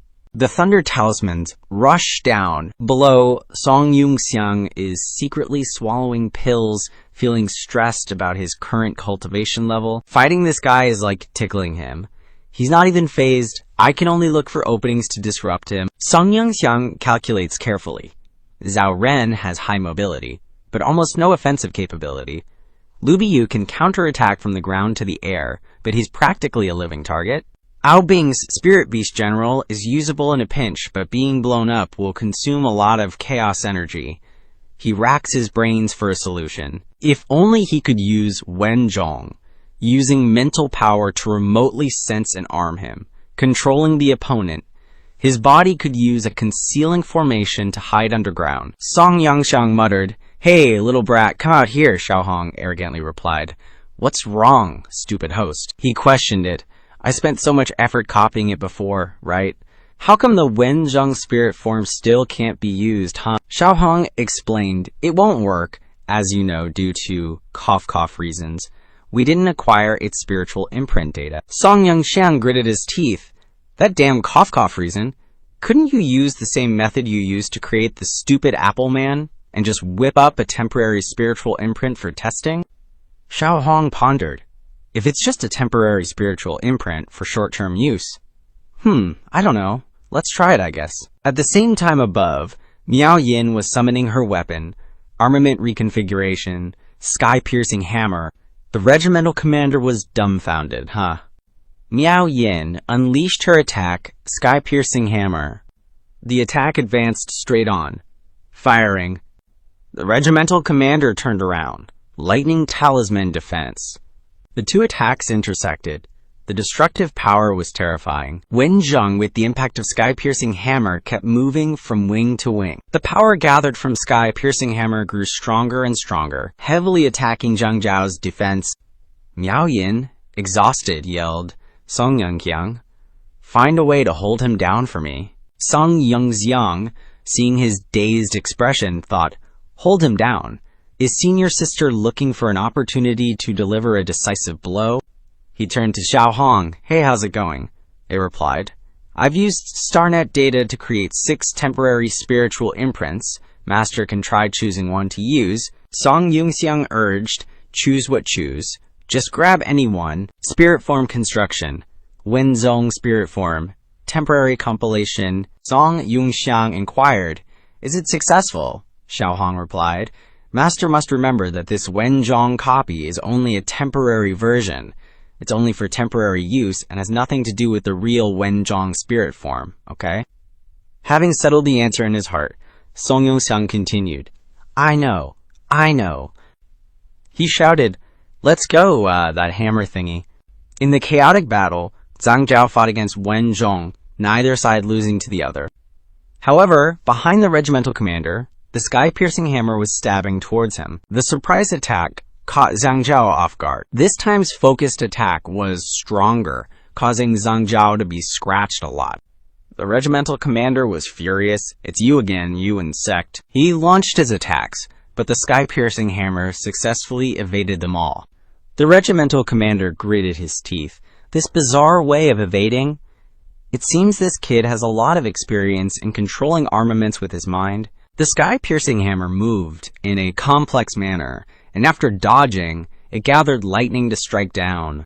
Zhang Zhao was hit. The regimental commander was annoyed. Although those attacks don't hurt or itch, they're truly disgusting. At the same time, thanks to Yunxiang's diversionary tactic, behind Zhang Jiao, Wen Zhang successfully gathered power within the Thunder General form. Miao Yin haughtily declared, "In the name of the Star Spirit General Wen Zhong, I borrow a bit of heavenly might."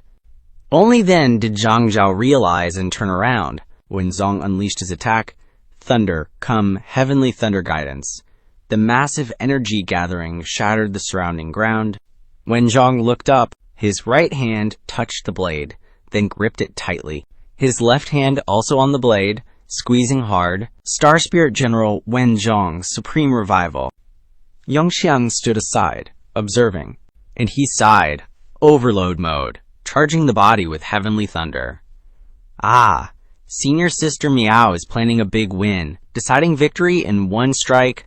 Wen Zhong, majestic in the sky, closed in with lightning speed. Zhang Zhao panicked. This is bad. Zhang Zhao, with no other choice, released himself downward to avoid the blow. But it was a 2-on-1 situation. Zhang Zhao couldn't escape. Yunxiang's breaking sky hammer ambushed him from behind. What? He's using a thunder talisman to counter. The fake breaking sky hammer collided with the real Wen Zhong, along with 2 flying blades. Wen Zhong launched an attack. Zhang Zhao raised his arms to block, not stopping there. Wen Zhong continued to charge forward, continuously delivering fatal blows. Miao Yin concentrated her power. The squad leader passively could only dodge temporarily. After maintaining a distance, he countered, Thunder Talisman Scatter, Great Peace Illusion Technique. Demonic Shadow Bewilderment. Miao Yin sneered, just some petty tricks. Open divine eyes. Zhang Zhao's clones were instantly wiped out. The squad leader was horrified. What? Zhang Zhao continued to use demonic shadows to create an escape route, so he still had this move. Damn it!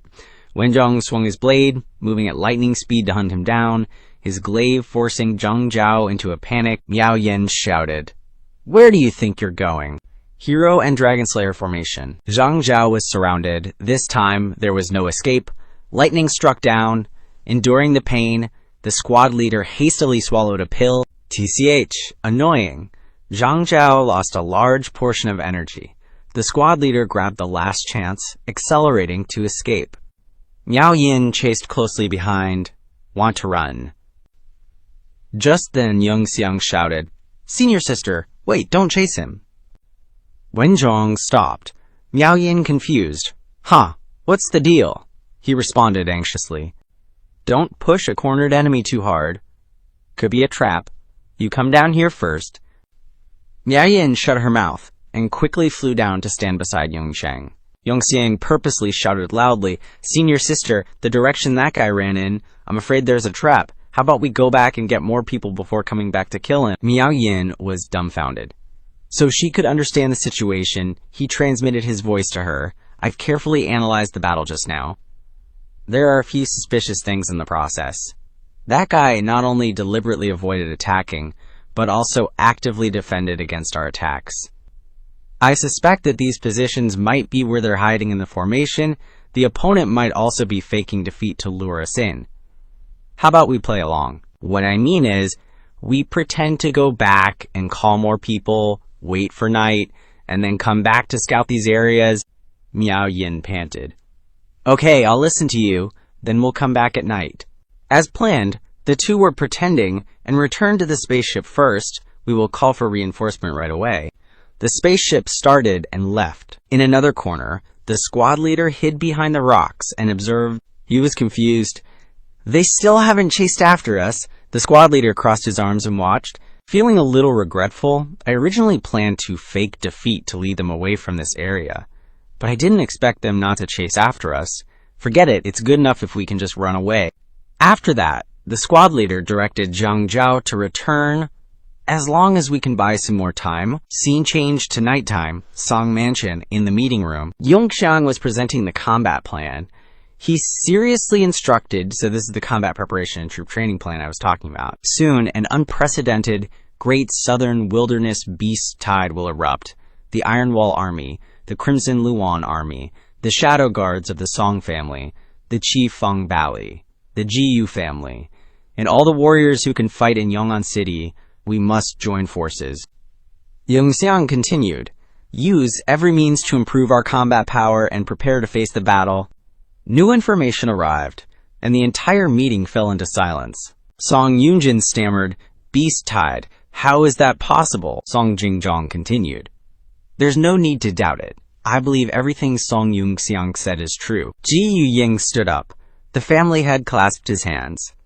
Yonding City, the great illusory heavy industry factory, is working overtime to produce the new far-reaching weapon model. Then Ji Yu Shijing next to him also stood up. Qifeng Valley also requests to fully cooperate. Our GU family is willing to mobilize all resources to fully cooperate with the young master's plan. Song Yun stammered, but Song Qing also spoke up. Good. If so, my Iron Wall Army will mobilize the first batch of elite team to participate in the young master's training plan tomorrow. He glanced at Jin Yun. Your Crimson Luan Army must also do its best to cooperate. She bit her lip. Okay, I understand. Then the Crimson Luan Army will also mobilize a batch of elite troops tomorrow. Song Qing added, the Song family's Shadow Guard team will also send half of their troops to participate in Yunxiang's training plan. Yunxiang heard this, and quickly waved his hands to refuse. No, we don't need so many people yet. The number of people who can enter the secret realm is limited, so we can only divide them into batches. First, let's start with the core figures and commanders, and conduct a hallucination experience of the Beast Tide in the Southern Wilderness Secret Realm. These two words caused confusion among everyone at the meeting. A series of questions poured in. Secret realm, what do you mean? Limited number of people, imitation of the Southern Wilderness Beast Tide, illusion. Yunxiang smirked. I really don't dare to hide it. The secret realm here is the secret realm that you are thinking of. Instead of listening to my explanation, why don't you just try it out and see for yourselves? He activated the Jade Core. 10 minutes later, everyone was teleported back. Everyone was out of breath. Jinyun wiped the sweat off her face. We're out. Jiyu Shijing was still in shock. The scene of the Beast Tide was so realistic. Unlike the two children who were slumped on the ground, the experienced veterans were still standing and exclaimed, so it's like Hongyu's inherited secret realm. It's really amazing. From Homing admired, the time inside is 12 times faster than the outside world. 2 hours inside. Only 10 minutes have passed in reality. Song Yunxiang smiled faintly. All right, let's call it a day for now. Everyone, go get some rest. Tomorrow, I expect you all to bring the first batch of elite troops from your plans for a concentrated war effort at the Song Manor. As Shu Heming was about to leave, he called him back. Old Shu, please wait a moment. Shu Heming was delighted. What is it, kid Yunxiang? Don't tell me you have something good you want to give old me special. Yunxiang burst out laughing. Something good, I wonder. Would a method to help someone break through from the mortal stage to the saint stage count as something good? Shu Heming was bewildered. You really gathered all the things you mentioned. Yunxiang chuckled. That's right. I said before that those things were fully gathered using pills as a guide, formations as support, and then cooperating with a cultivation method to guide the mortal stage's spirit and soul into the saint stage. However, this method still has some risks, so what's missing is someone who dares to treat life and death as nothing, a guinea pig for experimentation. I wonder if old Shu would like to be the first to try this path to the saint stage. Central Nanhuang, the Golden Hat Army's headquarters, is located in a deep and rugged stone crevice. Augmented Soldier Experimentation Zone. No, O1 has several tanks that haven't been placed in the center yet. Looking up at the girl, wrapped in countless red wires, piercing her skin. 2 of the 3 people standing below spoke in turn. Super Augmented Soldier Experiment No, 025, Suta, 14th Augmentation Experiment Failure. Current realm is Pseudo-Saint First Layer. Breakthrough progress, 76%. The man with a ramrod straight posture didn't take his eyes off her, clasping his hands behind his back tightly, and continued. It's fine. Continue to increase the dosage of the divine stage xenogeneic material. Proceed with the 15th augmentation experiment. Hearing this, a girl wearing experimental glasses with messy hair stammered a bit. But if we continue to inject more, perhaps the subject's physical condition and lifespan will. Before she could finish speaking, she was frightened by the other party. So she immediately knelt down, lowering her head and whispering, "Please forgive me. This subordinate is only worried that if the specimen dies, it will affect the experimental plan. Currently, including No. 025, only 3 experimental bodies have reached the pseudo-saint realm, and the survival rate is less than 0.5%. As soon as she finished speaking, the young man who seemed to be the leader waved his hand to appease her. "It's fine. Another plan. The dragon body at base number 3 is progressing extremely smoothly. Before long, we won't have to worry about resource consumption anymore." His attitude remained indifferent, without any abnormalities, continuing, "Once we obtain the data from that patchwork machine in Sand Dune City, and with a large number of super-augmented soldiers as the core, our Golden Hat Legion will have an invincible army capable of dominating the eastern continent." After that, another girl standing on the right quickly added, "Leader, the Dylan military strategist has expressed great interest in our pseudo-saint realm creation technology. They want to use divine stage relics as trading items, hoping to obtain the related technology and super-augmented soldier experimental bodies, as before." But upon hearing this, the other party revealed a sneer and remained silent. Divine stage relics are no longer rare treasures. The treasures in Sand Dune City at least have enough relics for us to use for 3 years. Those things have long been in the bag for our Golden Hat Legion. Therefore, there is no need to carry out any transactions. Just directly provide Dilun with the super augmentation soldier technology and pseudo-saint modulation. This is also the commander's intention. As soon as these words were spoken, the other party could only respond with a sound and then fell silent. Yes. However, the man was still immersed in calculations, his fingers slightly curled. First, let Dilun disrupt the situation, which will contribute to the realization of our ideals. Commander's plan, the world of Huangtian descent, will ultimately resolve all illusions. Just wait, Taiwan. Then he slowly left towards the door with his 2 juniors, ordering, that's right, give the disciple captured in the beast tide in Yuanding City to Dilun as well. At this time, the sound coming from his mouth still echoed throughout the experimental room full of containers and tangled wires. Although the Soul Jade tablet isn't on him, this lucky brat seems very suitable for augmentation creation. He should be a decent resource. Scene changed to a rugged mountain area in the dim night, deep in Nanhuang, near the Golden Hat Legion's base number 2. A green light appeared in mid-air, wide enough to wrap around 2 people carrying each other. "All right, this is the place," one of the 2 suddenly spoke. It turned out to be Yunxiang being carried, with one hand on the other person's shoulder and the other hand holding a colorful compass, saying, "Senior Sister Amiao, put me down." After speaking, the 2 immediately separated into 2 balls, landing heavily on the ground. At this time, Yunxiang slowly squatted down, still holding the radiant object, with a pensive expression. It was a compass with 3 layers full of eye-catching colors. Next, he seriously put his hands in front of him in a rectangular shape, taking out a blue electronic screen, looking at what was happening in the screen and calling out, "As expected, the secret base is hiding under an ancient formation. Senior sister, look, it must be this place." However, Yunxiang hurriedly urged the person next to him, "Let's go, sneak into this base and take a look." And Amiao agreed without hesitation. "Okay, let's go." Seeing this, Yunxiang was a bit flustered, his face covered in sweat, and he hesitantly raised his hands. "It's already so close, senior sister. You don't need to carry me anymore. I can walk a few steps myself." But she still maintained her cold attitude, carrying him up so effortlessly that he looked bewildered. Flying is faster. Don't waste time. Finally, the 2 were flying and having an overly noisy argument. "Hey, wait, at least let me change my posture.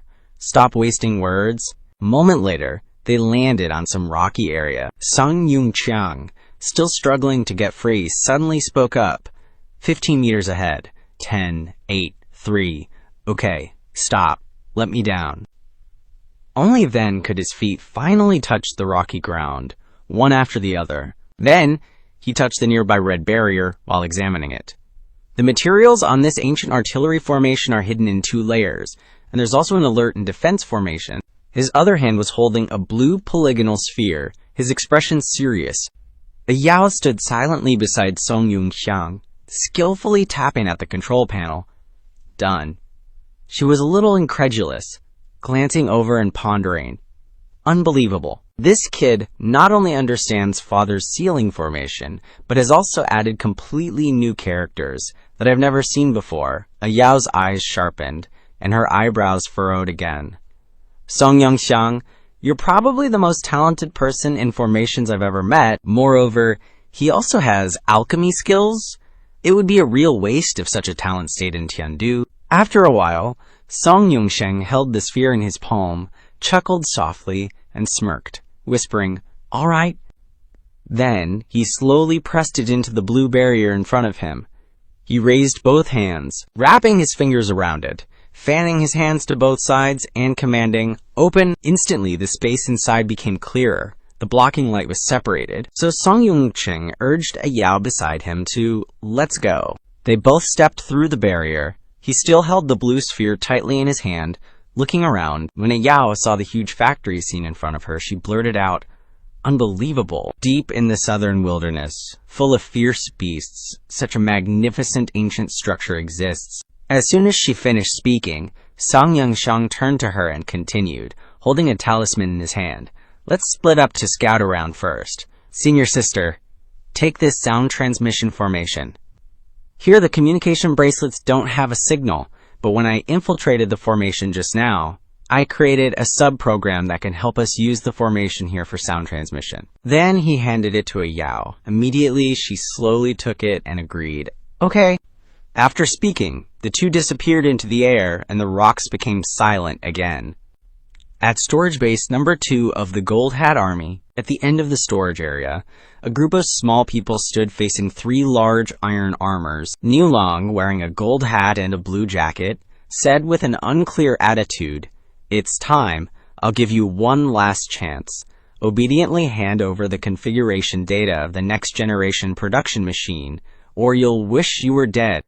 As soon as he finished speaking, a pink-haired girl, tied up in the crowd and imprisoned in a cage, trembled and cursed, "You perverts dare to carry out such crazy, forbidden experiments."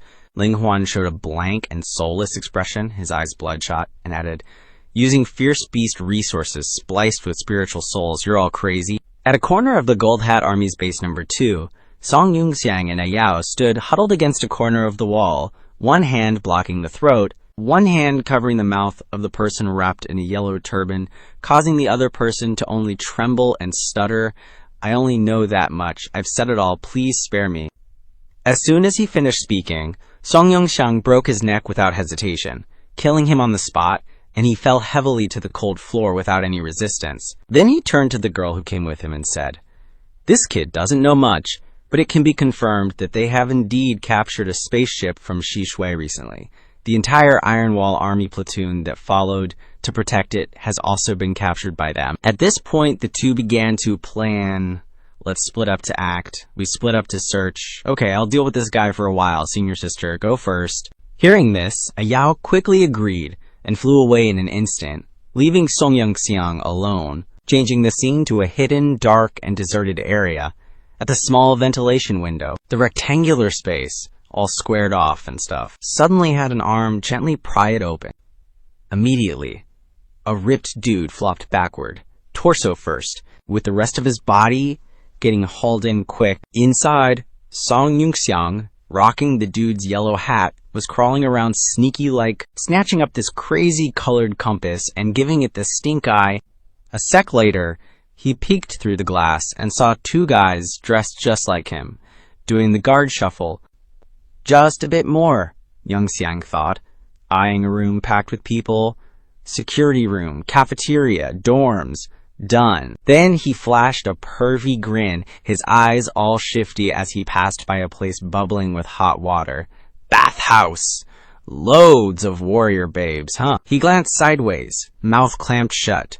This yellow hat brigade is tighter than those sand pirates in the southern wastelands. This org's got secrets galore. A beat later, Yunxiang was all, huh, before wondering, is this the warehouse? And then he straight up jumped down with a thud. Brushing off his hands with a laugh, he went, wonder if there's anything worthwhile in here. After poking around, he scoffed. Just low-grade cultivation resources. Lame. Yunxiang stood legs shoulder-width apart, hands in his pockets, and gave a side smirk. Looks like this is just the regular stash. The good stuff's gotta be in a vault, heavily guarded. He shot a determined look at his oversized, 3-layered compass and started plotting. These spots look like prime locations for treasure vaults. Alright, let's check them out. As soon as he said it, he vanished without a trace, zooming around like a lightning bolt, snooping in every nook and cranny, until he got close to a vent with light streaming in, and Yunxiang got a bit hesitant. This must be it. He slowly pondered and considered his next moves. Can't get inside through the vent. Looks like the only way in is through the door. But then he spotted a problem and tapped his chin, clicking his tongue. Even with the stealth formation, they'd see me busting through the door, and opening it would definitely get me caught. Keeping cool, he muttered. Screw it, let's find someone first. No one had spotted Yunxiang, even after he'd circled around a bunch of times. Then, he suddenly zeroed in on the opening door. 2 girls with black blindfolds walked out, and Yunxiang was in the back throwing up peace signs like, score. But after eavesdropping on their convo with some dude, he was all, wait, what? Maintaining the number 4 rift generator is rough? His eyes narrowed, and he repeated the keywords, generator, rift. Moments later, Yunxiang stood before a massive machine, glowing a sinister red, mulling over everything. He frowned and his jaw dropped slightly. Rift generator could be related to the Beast Tide in Yuanding City, the Dilun Spies, the Yellow Hat Brigade, the Southern Wastelands Beast Tide. He remembered the white-haired, ripped dude with the long beard. If this is all part of some human scheme, then screwing with things before might have messed things up. Suddenly, Yunxiang's eyes widened in panic. The Beast Tide in the Southern Wastelands. I could have stopped it. He glanced sideways, sweating buckets, thinking, but there's also a chance the Beast Tide's gonna happen sooner. Crap. He continued walking along the giant red machine, lightly touching it. Thoughts swirling. Maybe this is some black tech dug up from ancient ruins. This energy fluctuation, it's like I remembered something terrifying. Yunxiang's face went white as a sheet, his eyes glazed over, and the words, God-tier relic, flashed in his mind. Then he trailed along the side of the machine, cursing under his breath. Damn it, I was planning to follow the timeline from my past life. But if this thing's power source is a god-tier relic, doesn't that mean? Before he could even come up with a proper answer, he squatted down in front of a conduit, glancing at the colorful 3-tiered compass as he examined it. Crap. Judging by the structure of this stronghold, there's gotta be at least 3 more places like this. That researcher guy said number 4, so they've definitely built a ton of these rift-generating devices. Then, taking a look at the device itself, he thought, okay, plan time. I could just destroy this thing, or I could shove it into the system space and take it with me. But either of those could cause a butterfly effect, and the Beast Tide might start early. Song Yunxiang's brows furrowed, his eyes sharp as knives. But this could also be a warning. Even if I do nothing, there's no guarantee they'll stay put. He casually kicked the conduit. Not enough intel to make a solid call. First, gotta investigate and weaken them as much as possible. He turned his gaze to the vial in his right hand and commanded, System space, open. After a moment, countless streams of energy swirled around the room. He stretched out his right arm horizontally, continuing to gather it for CA. Done. Yunxiang fell into a brief silence, then glanced to the side and called out, Hey, kid, get over here! Instantly, a red-haired girl popped into existence and asked, What's up, dumbass host? After hearing Yunxiang's words, she readily agreed with a nonchalant attitude and vanished. Go to the clone and open the system space. Help me get the faceless mask into the system space. In a secret realm filled with sharp, jagged rocks, Yunxiang stood before a magic circle, his eyes suddenly rolling back, blank and lifeless, standing completely still. A moment later, he stood with his feet shoulder-width apart and declared, Zilao's side is all set up too.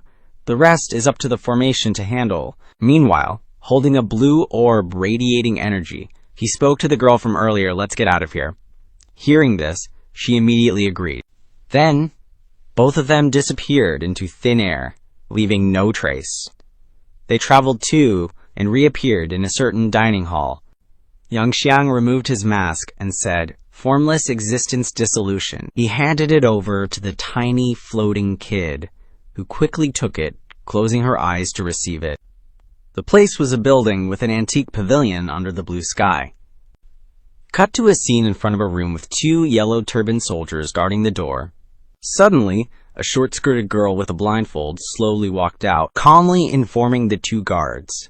Rift-generating device number 4 is maintained. Hearing this, they both said, "Thanks for your hard work." Afterward, they seemed to realize something was off, sweat pouring down their faces. While looking at the girl who left, they continued, "Didn't those two girls go in earlier? I don't know, maybe they're twin sisters. Were there 3 of them when they came here, probably? At the Yellow Turban Army's base number 2. Not long after, 3 people went in 2 separate directions. Upon seeing the long-haired girl, the 2 yellow turban soldiers hurriedly raised their hands to their chests in a salute. Immediately, she slowly nodded slightly, then headed in the opposite direction and left. Then, she asked, via sound transmission, "Song Yunxiang, can you hear me?" Immediately, he was a little surprised and didn't expect it. "Ah, senior sister Miao Yin." Hearing this, she quickly scurried into a hidden corner, touching her wrist as she continued. "Song Yunxiang, I found the princesses, and I also saw the location where the Ironwall army is holding prisoners in the dungeon. Even though there are quite a few of them, there's no one at the saint stage, I believe."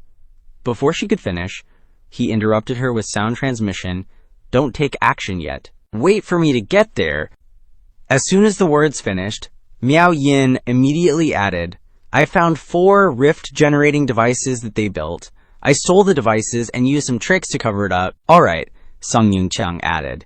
"Let's try to delay them from finding out and secretly rescue people, trying not to make a move to avoid alerting the enemy." Then Miao agreed solemnly. "Okay, then you come here to meet me first," she asked anxiously while stealthily running the machine room. At this moment, the corridor lights were still on. At the machine room of the second base, where an uneven fight was taking place, one person was held tightly by 3 yellow-scarved goons who were relentlessly beating him. Plus a punch speeding like lightning, hitting the opponent's stomach, causing him to gasp in pain, falling flat on the ground, while the devastating blows showed no sign of stopping. At this time, Niulang quietly turned his head, his eyes unusually calm, looking towards the cage, coldly saying, hands in his pockets, what, still not cooperating? Then he suddenly grabbed the pink-haired girl's neck, squeezing tightly, his mouth turning up fiercely. My patience and time are limited. But despite the strong hand squeezing her mouth, Long Huan still showed a sarcastic look, snorting coldly. "Is that all you've got?" Liu Ning, sitting next to her, looked angry and said loudly, "I am a female soldier of Junshi Shui, and I will never accept the threats of you men." Hearing this, Niulang smirked and ordered, "Come on, drag this heroic woman out here for me." His subordinates quickly complied. Yes, so 2 of them roughly escorted the bound Liu Ning, all 3 struggling fiercely. "Behave yourself. Damn it, my mixed power is sealed." A foot suddenly kicked hard into her shin, scolding. "Kneel down." Liu Ning, in white, knelt before Niulang without saying a word. After a while, he squeezed her neck, gritting his teeth sarcastically. "Heroic woman, it's useless to struggle." Liu Ning just snorted coldly, cursing contemptuously. "You son of a bitch." As soon as the words left her mouth, Niulang immediately slapped her across the face, causing a nosebleed. Liu Ning didn't care about the red liquid constantly dripping and glared at the opponent with eyes as sharp as knives. Meanwhile, the perverted Niulang was using his tongue to savor the blood on his hand. The feeling of being restricted from using your mixed power must not be pleasant. Then, kneeling on one knee, he lifted Liu Ning's chin, intending to mock her, but she spat a mouthful of blood in his face. "Do you guys have the famous northern medicine that suppresses mixed power?" He didn't bother wiping the blood running from his cheek to his mouth. Instead, he used his flexible tongue to lick it off. Looking for death, huh? He kicked Liu Ning in the stomach with great force, causing her to immediately cough up blood a few times, flying backwards a few steps. Lying motionless on the floor in front of everyone. At this time, Yunxiang adjusted his hat and left, ordering, "Don't touch the researcher for now. Beat these female soldiers to death," so the subordinates had no choice but to obey. Yes, he and 2 others slowly walked away, leaving the others behind in a noisy mess. "Is that damn woman talking? Tell me quickly." Switching to the entrance of the machine room, the images of Yunxiang leading the way, protected by 2 yellow-scarved goons behind him. Suddenly, one of them spoke up, attracting his attention. "Brother Niu, these little bitches are very tight-lipped. We can't get anything out of them anyway. Why don't we just send them to be materials for the rift-creating machine?" But Yunxiang seemed to disagree, slowly walking. "No hurry. Wait for the intelligence group to thoroughly investigate the origin of that researcher. I suspect her identity is not simple. She must come from a noble family." Hearing this, the 2 yellow-scarved goons following behind spoke up one after another. She even deliberately went deep into the southern wilderness to test the new machine. How could she be someone who cherishes her life? In my opinion, if she's not crazy, she's sick. The 3 guys were chatting away, totally ignoring that a Yao girl slowly approaching. Little did they know, a Shishui spaceship showed up near Base 2 today, even bringing a Scent Stage big shot. "I suspect they're here for this group, Scent Stage. Isn't that?" someone started to say, but Yunxiang interrupted. Meanwhile, a Yao patted her chest, all serious and sarcastic. "No worries. The squad leader personally took care of that Shishui Scent Stage guy. Easy peasy." Then she casually shoved her hands into her pockets, muttering, "Besides, they can't possibly break through our base's defenses." Seems like she overheard everything they said, so these female soldiers aren't so simple, and at least the researchers got some clout. Holding them hostage could get us a good ransom. If we're short on supplies, we can use those dumb female soldiers as sacrifices. Whatever you say, bro. Now, a Yao was all alone in the brightly lit corridor. Suddenly, she flipped up her face shield, glanced back with a sly look, and ducked into a dark corner. Then, she continued to telepathically chat with Yunxiang, senior sister a Yao. "I'm outside the machinery warehouse. I've got a legit way to sneak in. I just saw someone who looked like they're higher up come out. Got it. I'll cover you from the shadows." With that, a Yao subtly covered her face with her hand, thinking to herself, "All things are impermanent." Elsewhere, Yunxiang frowned slightly. Appearance is born from the mind. Then slowly strolled down the corridor and opened a door to a dark room. He looked up with his sharp, knife-like eyes, immediately putting on an utterly bewildered expression.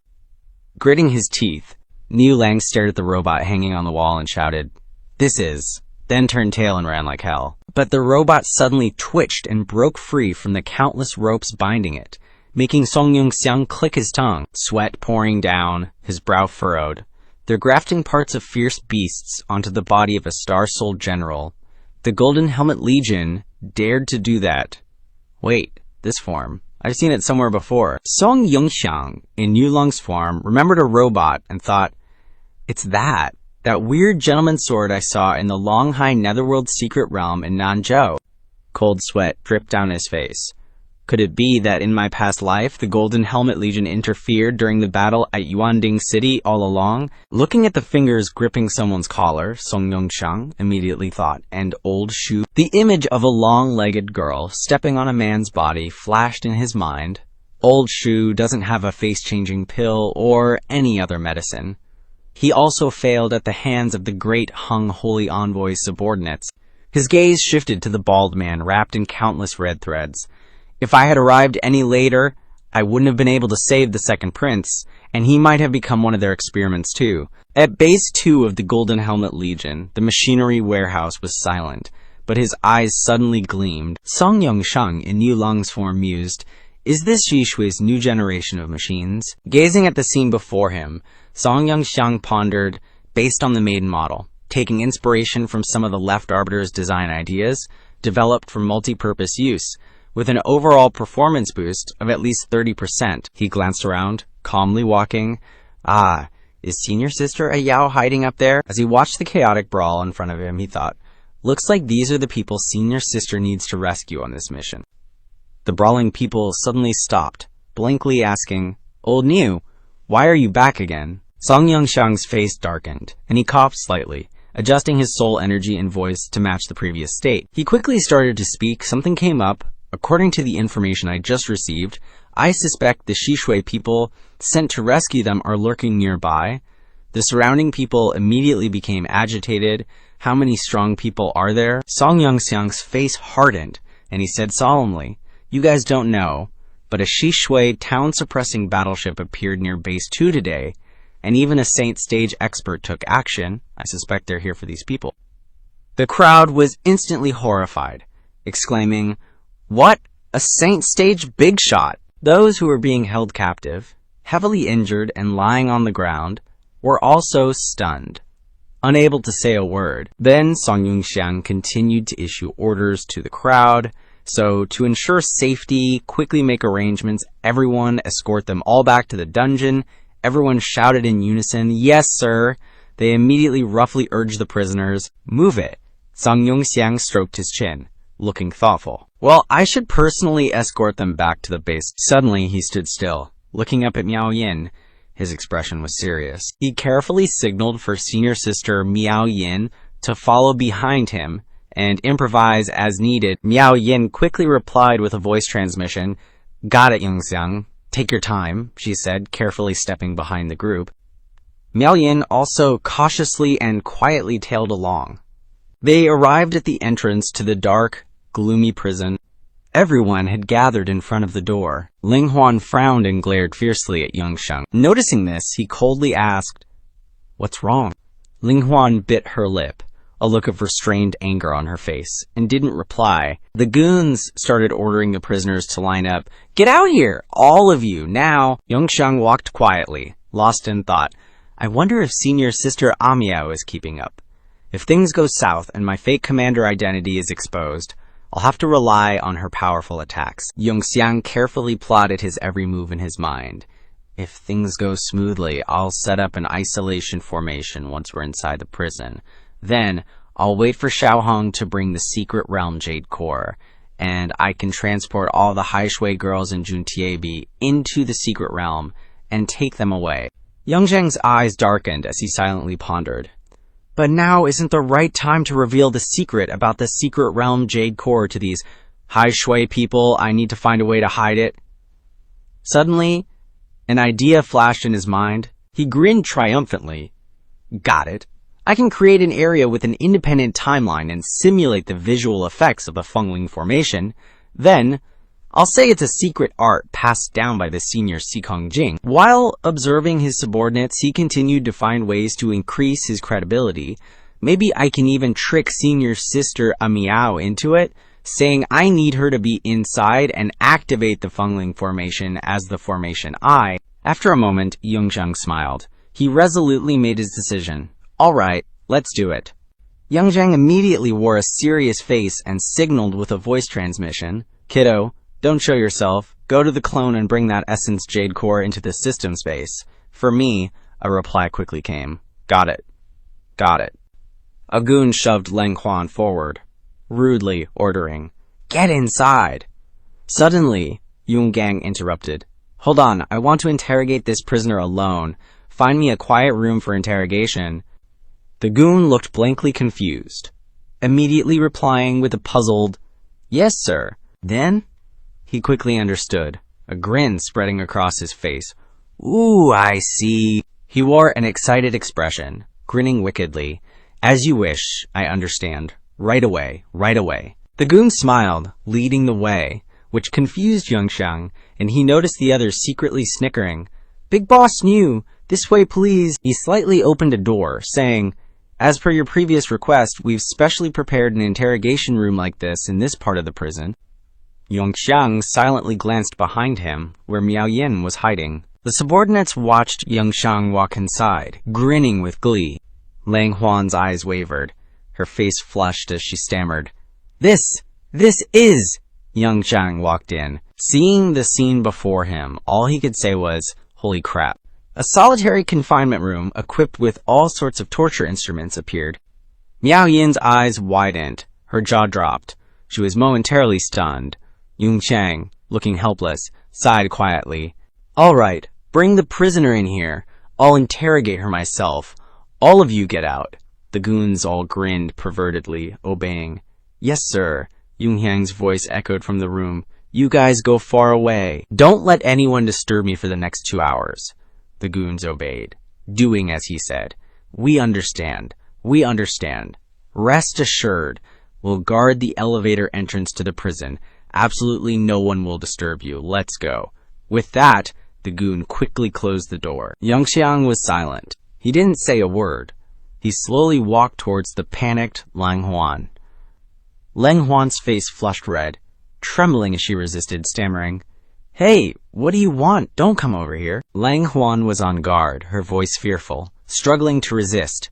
"Don't come near me." Seeing Lang Huan so scared that her whole body was trembling, Song Yunxiang said gently, trying to calm her down, "Don't move. I'll untie you first." Suddenly, Lang Huan bit down hard on Song Yunxiang's hand with all her strength, making him cry out in pain. His other hand quickly covered her mouth to stop her. Song Yunxiang, with a pained expression, couldn't help but curse loudly, "Are you a dog?" Miao Yin then revealed herself, gently reminding him, "Song Yunxiang, don't be disrespectful to the princess." Lang Huan's eyes widened in astonishment. Speechless, Song Yunxiang, while transforming back, continued softly, "Princess Zishui, how did you all end up like this? You can't tell right from wrong, and you bite as soon as you see someone. Your eyeballs look like they're about to pop out." Lang Huan was utterly terrified. Song Yunxiang's gaze was serious as he explained in a deep voice, "All right, we're here to save you. This is the High Minister of Shishui. You must recognize her. I'll release you. Don't scream. Understand?" The ropes binding Lang Huan gradually loosened and fell off automatically. Immediately she ran over and hugged Miao Yin tightly, her voice breaking. "High Minister, great, you personally came to save me." At the same time, Xiao Hong transmitted a message to Song Yunxiang, announcing that the Xingduan Jade Core had been stored in the system space. Song Yunxiang quickly transmitted instructions in response. "Okay, send a clone over there to keep an eye on things." Xiao Hong mischievously replied, "Got it, okay." Miao Yin's expression turned serious, and she said coldly, "Song Yunxiang, what's the next plan?" Song Yunxiang, with a smug look, a slight curve at the corner of his mouth. "It's kind of a big deal, but I have a way to get everyone into the space formation to bring them all out." Before he finished speaking, Miao Yin, looking incredulous, immediately interrupted. "What? How can there be such a formation?" Song Yunxiang quickly used a quiet voice transmission to explain. "This is a top-secret technique left to me by Senior Sikong Jing. I hope Senior Sister will keep it a secret." Miao Yin frowned, still disbelieving, and also transmitted back. "This is a secret technique left by Father." Song Yunxiang winked confidently and replied, "That's right, but this method requires a grand formation master familiar with the art of Fengling to maintain the formation eye from the inside. I think with Senior Sister's level of formation mastery, you can definitely do it." Miao Yin's face suddenly changed, and she forced a smile, saying, "Use the art of Fengling to maintain the formation eye from the inside. I think that's no problem." With that, Song Yunxiang immediately focused on activating the formation. Song Yunxiang gently held the formation in his hand toward Miao Yin, signaling, Senior Sister Miao Yin, please use the art of Fengling to maintain the formation eye from the inside." Miao Yin tremblingly managed to reply, "Okay." Song Yunxiang's face became serious, his lips pressed together. "We'll use the special effects of the art of Fengling to camouflage the Xingduan Jade Core." Looking at the formation in his hand, Miao Yin was worried. Song Yunxiang turned to Miao Yin, instructing her with confidence, Senior Sister Miao Yin, now I'll take you into the compressed space formation. You might feel like you're being sucked into a secret realm. Don't resist. Remember to maintain this formation eye. Otherwise, once the Great Space Formation collapses, even though you're a saint level, you'll be fine, but the others will probably be crushed. Miao Yin looked cautious, her voice slightly trembling. "All right, I got it." With that, Miao Yin was quickly teleported inside the formation. Her eyes looked around, and she murmured, "As expected, it's Father's Fengling formation. but the feeling when I first entered really feels like being sucked into a secret realm. Miao Yin looked incredibly frightened, muttering, I didn't expect that it could compress space to contain living beings. Suddenly, a strange sound came from the formation in Miao Yin's hand. Immediately, Lang Huan was brought into the space. Lang Huan looked around in confusion, asking blankly, Where is this Miao Yin? Also looking puzzled, quickly exclaimed, Princess. Lang Huan then turned to Miao Yin, saying with a confident expression, Huangzhu Kingdom, this must be the spatial formation that person mentioned earlier. Miao Yin immediately chimed in, probably. Lang Huan's face showed curiosity as he exclaimed, to have so many miraculous methods at such a young age, how did Huangzhu Kingdom find such a talented grandmaster of formations? Miao Yin carefully maintained the formation in her hand while saying, his name is Song Yunxiang, and he's from the Song family of the Jiuan Marquisate in the Tiandu Kingdom. Lang Huan couldn't help but chuckle, reminiscing, Song Yunxiang, now that you mention it, I think I've met him somewhere before. Once the formation was set up, the door to the room creaked open. Yunxiang carefully observed the surroundings, making sure there was really no one around. Then, using an invisibility technique, he quickly left the area. The scene of people imprisoned in the dark dungeon appeared. Suddenly, the prison lock unexpectedly made a sound. The prison door immediately swung open.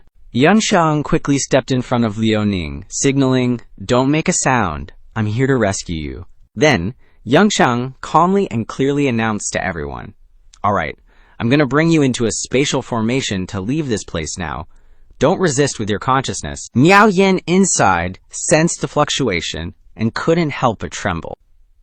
Everyone instantly appeared inside the space. Liu Ning called out in a daze, Your Highness, Princess. Ling Huan smiled in delight, replying softly, You guys are rescued too. Suddenly, Liu Ning turned her gaze towards Miao Yin and unexpectedly shouted, Lord Shangzhu of the nation. Everyone immediately bowed in unison before Miao Yin, and then Liu Ning shouted, This subordinate is Liu Ning, general of the Azure Luan army. Miao Yin, concentrating intensely, with a pressured expression, replied in a trembling voice, Have no time to greet with Lord Shangzhu of the nation. Don't disturb this seat. The formation in Miao Yin's hand remained silent and still. At the same time, in another place where countless male soldiers were imprisoned, the prison door was once again gently opened. Seeing this, the soldiers were all stunned and confused. Yunxiang gradually revealed himself, stepping forward in front of them. With a stern gaze, he gestured and said in a low voice, Don't make a sound. I am Song Yunxiang of the Song family, here to rescue you. One soldier unexpectedly recognized him and immediately exclaimed, Song Yunxiang, young Master Yunxiang. The soldiers immediately bowed in unison, and one introduced himself. This subordinate is Song Ya, captain of the 17th Squadron of the Ironclad Army Scout Camp. This subordinate, Song Ya, greets young Master Yunxiang. Yunxiang stood upright and replied gently, Oh, you all know me. That's good. Then listen to my orders now. Yunxiang quickly activated his power, explaining calmly, Now I will bring you all into a spatial formation to get you out of here. Your consciousness needs to accept it. Instantly, all the soldiers silently disappeared into green smoke. After finishing up, Yunxiang pulled out a talisman to calculate. Like the two rooms before, he left a talisman of illusion formation here, trying to buy some more time. Then he continued to use his invisibility technique to silently leave. Just like that, Yunxiang easily slipped past all the guards. Next, he transformed into a female soldier, casually walking through the base. Yunxiang continued to disguise himself as a soldier, mingling into the crowd as he walked. Not long after that, Song Yunxiang had snuck out of the Yellow Hat Legion's base number 2, without alarming anyone. Yunxiang leisurely and calmly stepped onto the boat. The two female guards at the gate exclaimed in surprise, Song Yunke, are you here alone? Where's our clan head? Song Yunxiang's expression turned serious, his voice firm. Don't panic. First, get the ship moving and out of this area. The female guard hesitated, speaking politely. Sorry, Lord Song Yunke, we only follow the clan head's orders. Yunxiang understood and immediately replied, Got it. I'll bring them out right away. As soon as he finished speaking, in an instant, Yunxiang brought everyone out of the space. Everyone was stunned and muttered in confusion. "Let's all go outside." "What's here?" Miao Yin's limbs went limp, and she breathed a sigh of relief. "That's great! We're back on the ship!" Miao Yin started to calm down. She said gently, "It seems Song Yunxiang's plan was a success. We escaped the Nanhuang bandits' base." Yunxiang stepped forward gently, looking apologetic as he continued. "But it's a pity. The 2 ships of Shishui and the Iron Wall army were captured by them, along with 3 testing machines. The targets were too big, so we had to leave them behind for now." Song Nai immediately bowed, saying gratefully, "Thank you, young Master Yunxiang, for your rescue." Before he could finish, Long Huan interrupted, pushing Song Nai behind her. She looked at Yunxiang with affection, smiling as she spoke. "It's okay, they're just testing machines. The important test data has already been transmitted directly back to the Azure Luan base." Lang Huan's eyes were glued to Yunxiang, her voice sweetly inviting. "Besides, now this princess is even more interested in you. Your name is Song Yunxiang, right? Are you interested in becoming—" Suddenly, Miao Yin appeared from behind, coughing loudly. Miao Yin's face darkened, her voice sharp. "Princess, Song Yunxiang is my junior brother. Please don't touch him casually." The 2 girls exuded killing intent, staring at each other. Yunxiang forced a smile, gently interjecting, "All right, the urgent matter is to leave this area first. Senior sister Miao, please order the ship to start moving." Immediately, Miao Yin turned around, sternly giving the order. "All crew members listen up, start the ship. Our destination is Yong'an City. Leave this area at maximum speed." Everyone quickly responded with a yes. Yunxiang pondered, looking at the scenery outside. This place is deep within Nanhuang. Even moving at full speed, it will take at least 2 days and 1 night to return to Yong'an City. Hopefully, nothing unexpected will happen along the way. Yunxiang's eyes turned sharp, silently ordering Xiaohong, "Now, you little brat, return the mask of myriad faces and the star jade nucleus to the other clone."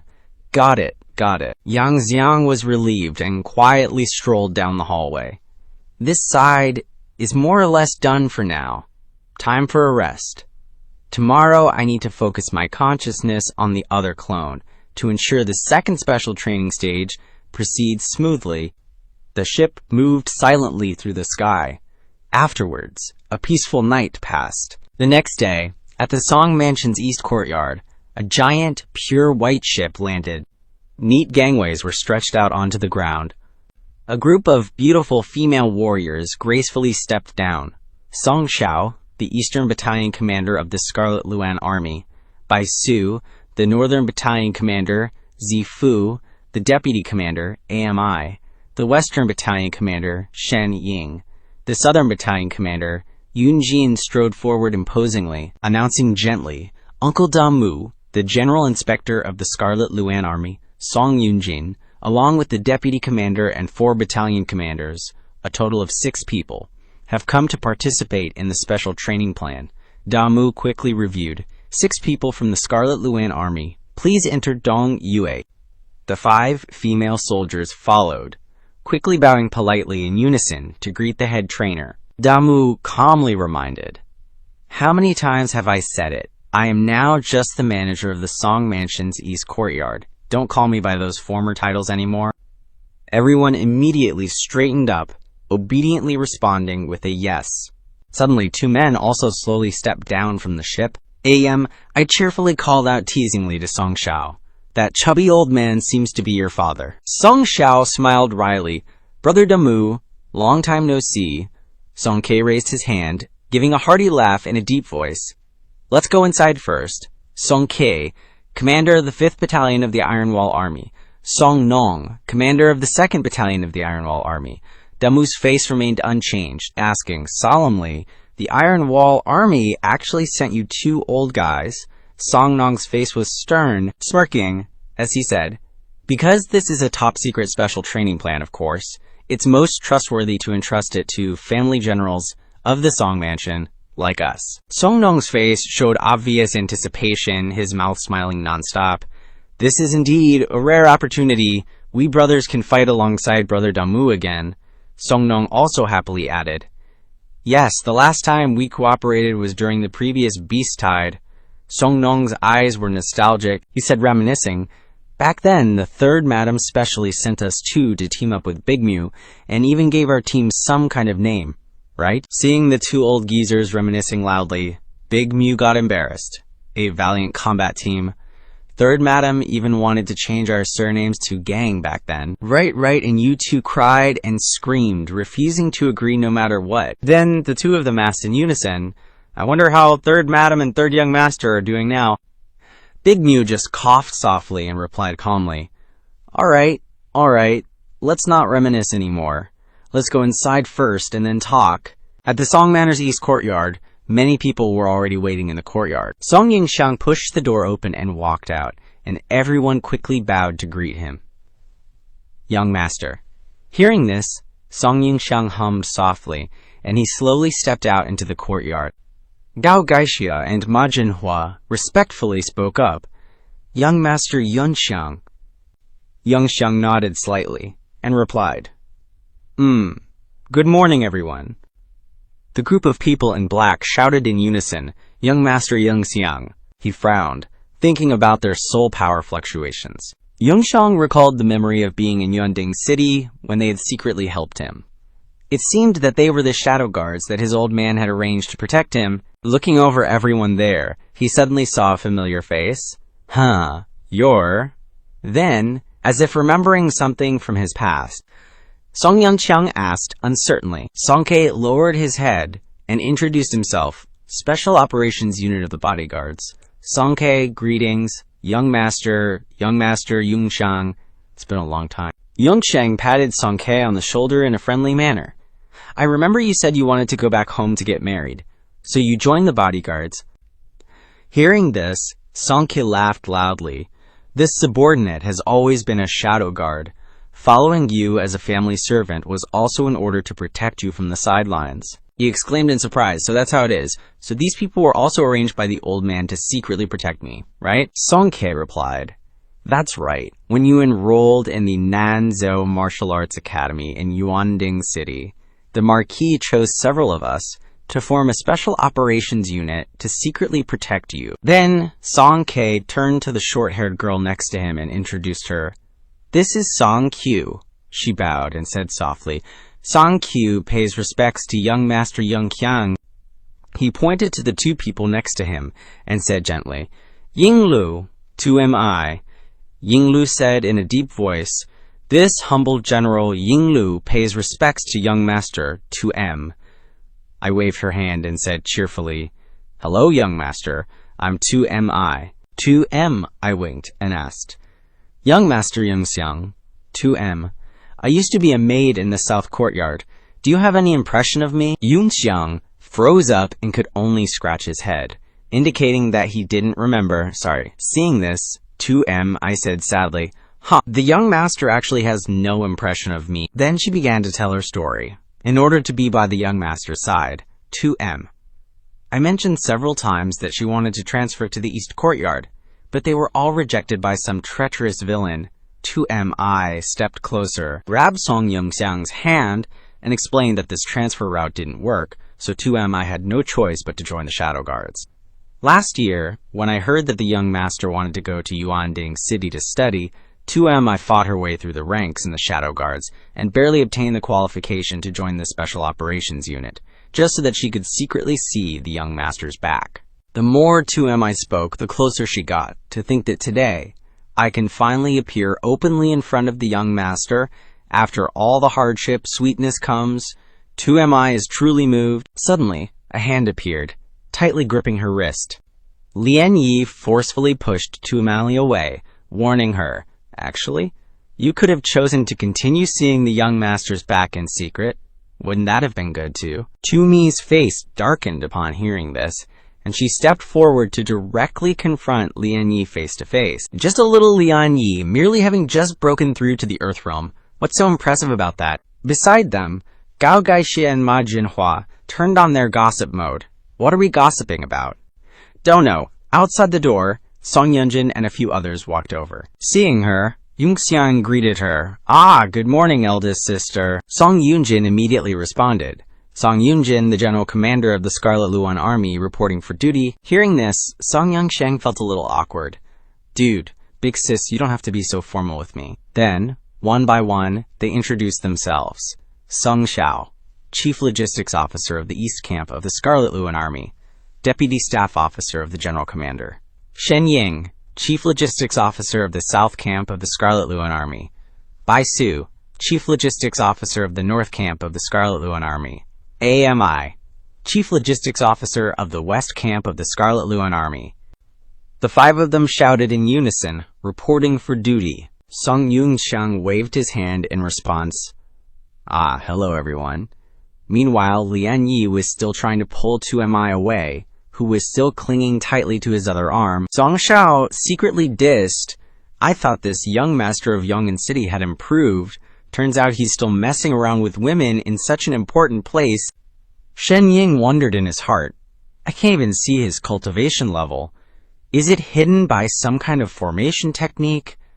Bai Su thought to himself in surprise. Qing Dai is already at the heaven stage. How is that possible?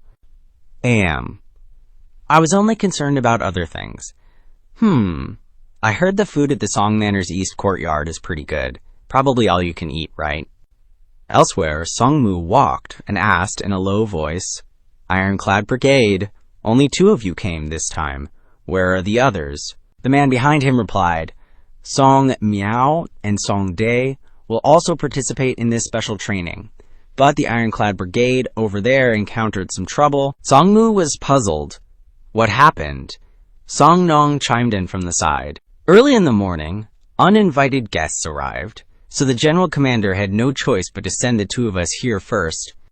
The sky at this time was still incredibly clear, with light and refreshing clouds. At the same time in southern wilderness, a subordinate was calling to report to Song Qing. Yes, General Commander, we were rescued by young Master Yunxiang and managed to escape safely. Yes, it's the infamous southern wilderness sand pirates. On the other end, Song Qing immediately ordered sternly. Okay, I understand. Turn the detailed situation into a military report, quickly return to the garrison, and report again. The subordinate quickly accepted the order, Roger, and then he hung up the phone. Over here, Song Qing was issuing instructions in a deep voice. Quickly synchronize the situation of the southern wilderness sand pirates, and give it to Shi Shui. Go! Zhang Mu received the order and turned to leave immediately. After Song Qing finished dealing with the matter, he turned to face Eunuch Lin. Eunuch Lin asked him with a smile, General Commander, are you finished being busy? Song Qing bowed his head, clasped his hands, and said respectfully, I apologize, Eunuch Lin. There was an urgent intelligence just now. I was a little rude. Please forgive me. Eunuch Lin rose from his chair and replied with a smile. It's okay. It's okay. He slowly continued. I know the General Commander holds many positions. It's indeed very tiring. Fortunately, the Holy Majesty is generous and benevolent. Eunuch Lin slowly received the imperial decree from his subordinate and said in a gentle voice, showing consideration for the general. Song Qing frowned in confusion after hearing this. Then Eunuch Lin's voice rang out clearly, receive the decree, General Song. Meanwhile, in the men's restroom area, Zhang Mu entered with a mysterious look. He glanced around, observing the surroundings. After confirming that no one was around, he went into a toilet stall. Zhang Mu immediately locked the door from the inside. He turned on his phone, preparing to send a message with the content, news leaked, the base of the southern wilderness sand pirates, Shi Shui and the others have escaped. In a small, deserted alley behind the large buildings, a man in white clothes stood with his arms crossed against the wall. At some secret, underground Dilon wine cellar base in Yong'an City, in a dark underground room filled with white papers, there were 2 men, one sitting cross-legged on the table, and one sitting in front of the system screen. Suddenly, the man sitting in front of the screen shouted, Not good. There's a situation. The man with curly black hair and a cigarette in his mouth curiously turned his head and asked, What's wrong? The guy in front of the system screen turned around and announced, There's an unused channel. Just got a message encrypted with a special ops military code. This is the content after decryption. The dude with the permed hair immediately swiveled his chair, adjusted his glasses, looking super serious. That guy's face instantly contorted, eyes wide.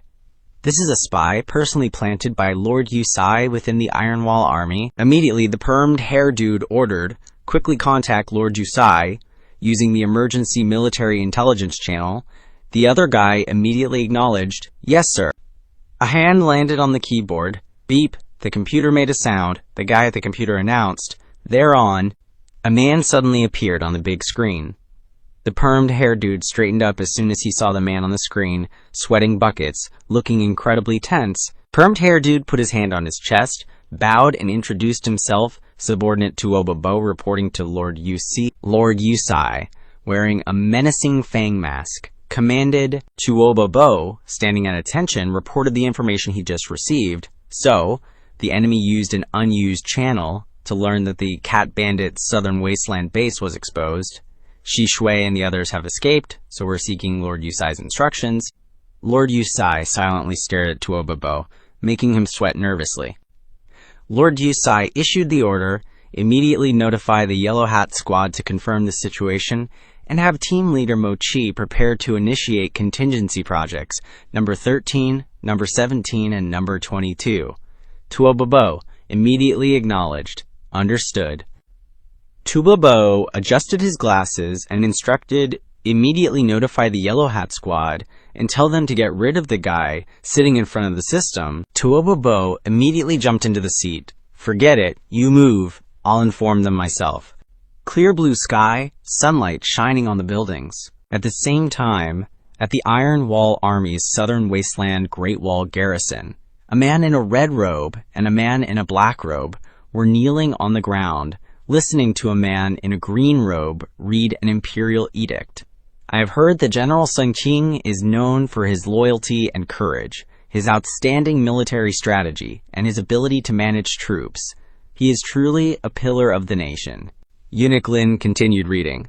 Now that the nation's affairs are keeping me busy day and night, I need talented people to help me. I have carefully observed that Song Qing possesses both literary and martial talents, and is calm and experienced. Therefore, I hereby order him to enter the Ministry of War, and take up a post in the capital to assist the Ministry of War. Song Qing slightly raised his head, his face a little uncomfortable, continued to listen to the edict. After that, he must charge forward on the Southern Wasteland front, which is related to stability and must not be lazy. Eunuch Lin kept rambling through the imperial edict, and the man in white bowed and listened silently. Today, Sun Yuchen has been diligent in his duties and is loyal and hardworking. He has served by my side for a long time and has gained my trust. Today, I order him to take over as the Commander-in-Chief of the Southern Wasteland Joint Defense Line. I hope General Song Qing will help with the handover and consolidate our Southern Wasteland. Song Qing has guarded the Southern Wasteland with the Iron Wall Army for many years and has made great contributions.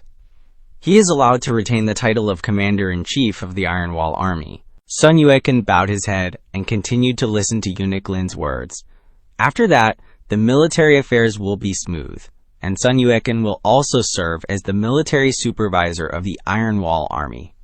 After Song Qing enters the capital, he will replace him in command of the Iron Wall Army. This promotion is precisely my way of praising him. Blue sky. The sound echoes continuously in the city located among the tall buildings. I hope that after you enter the capital, you will fulfill your duties and make new achievements, and wait for the Southern Wasteland military affairs to be handed over completely. Eunuch Lin read the last words of the Imperial Edict. You can return to the capital to take office. This is my decree. Eunuch Lin folded the edict, his tone gentle.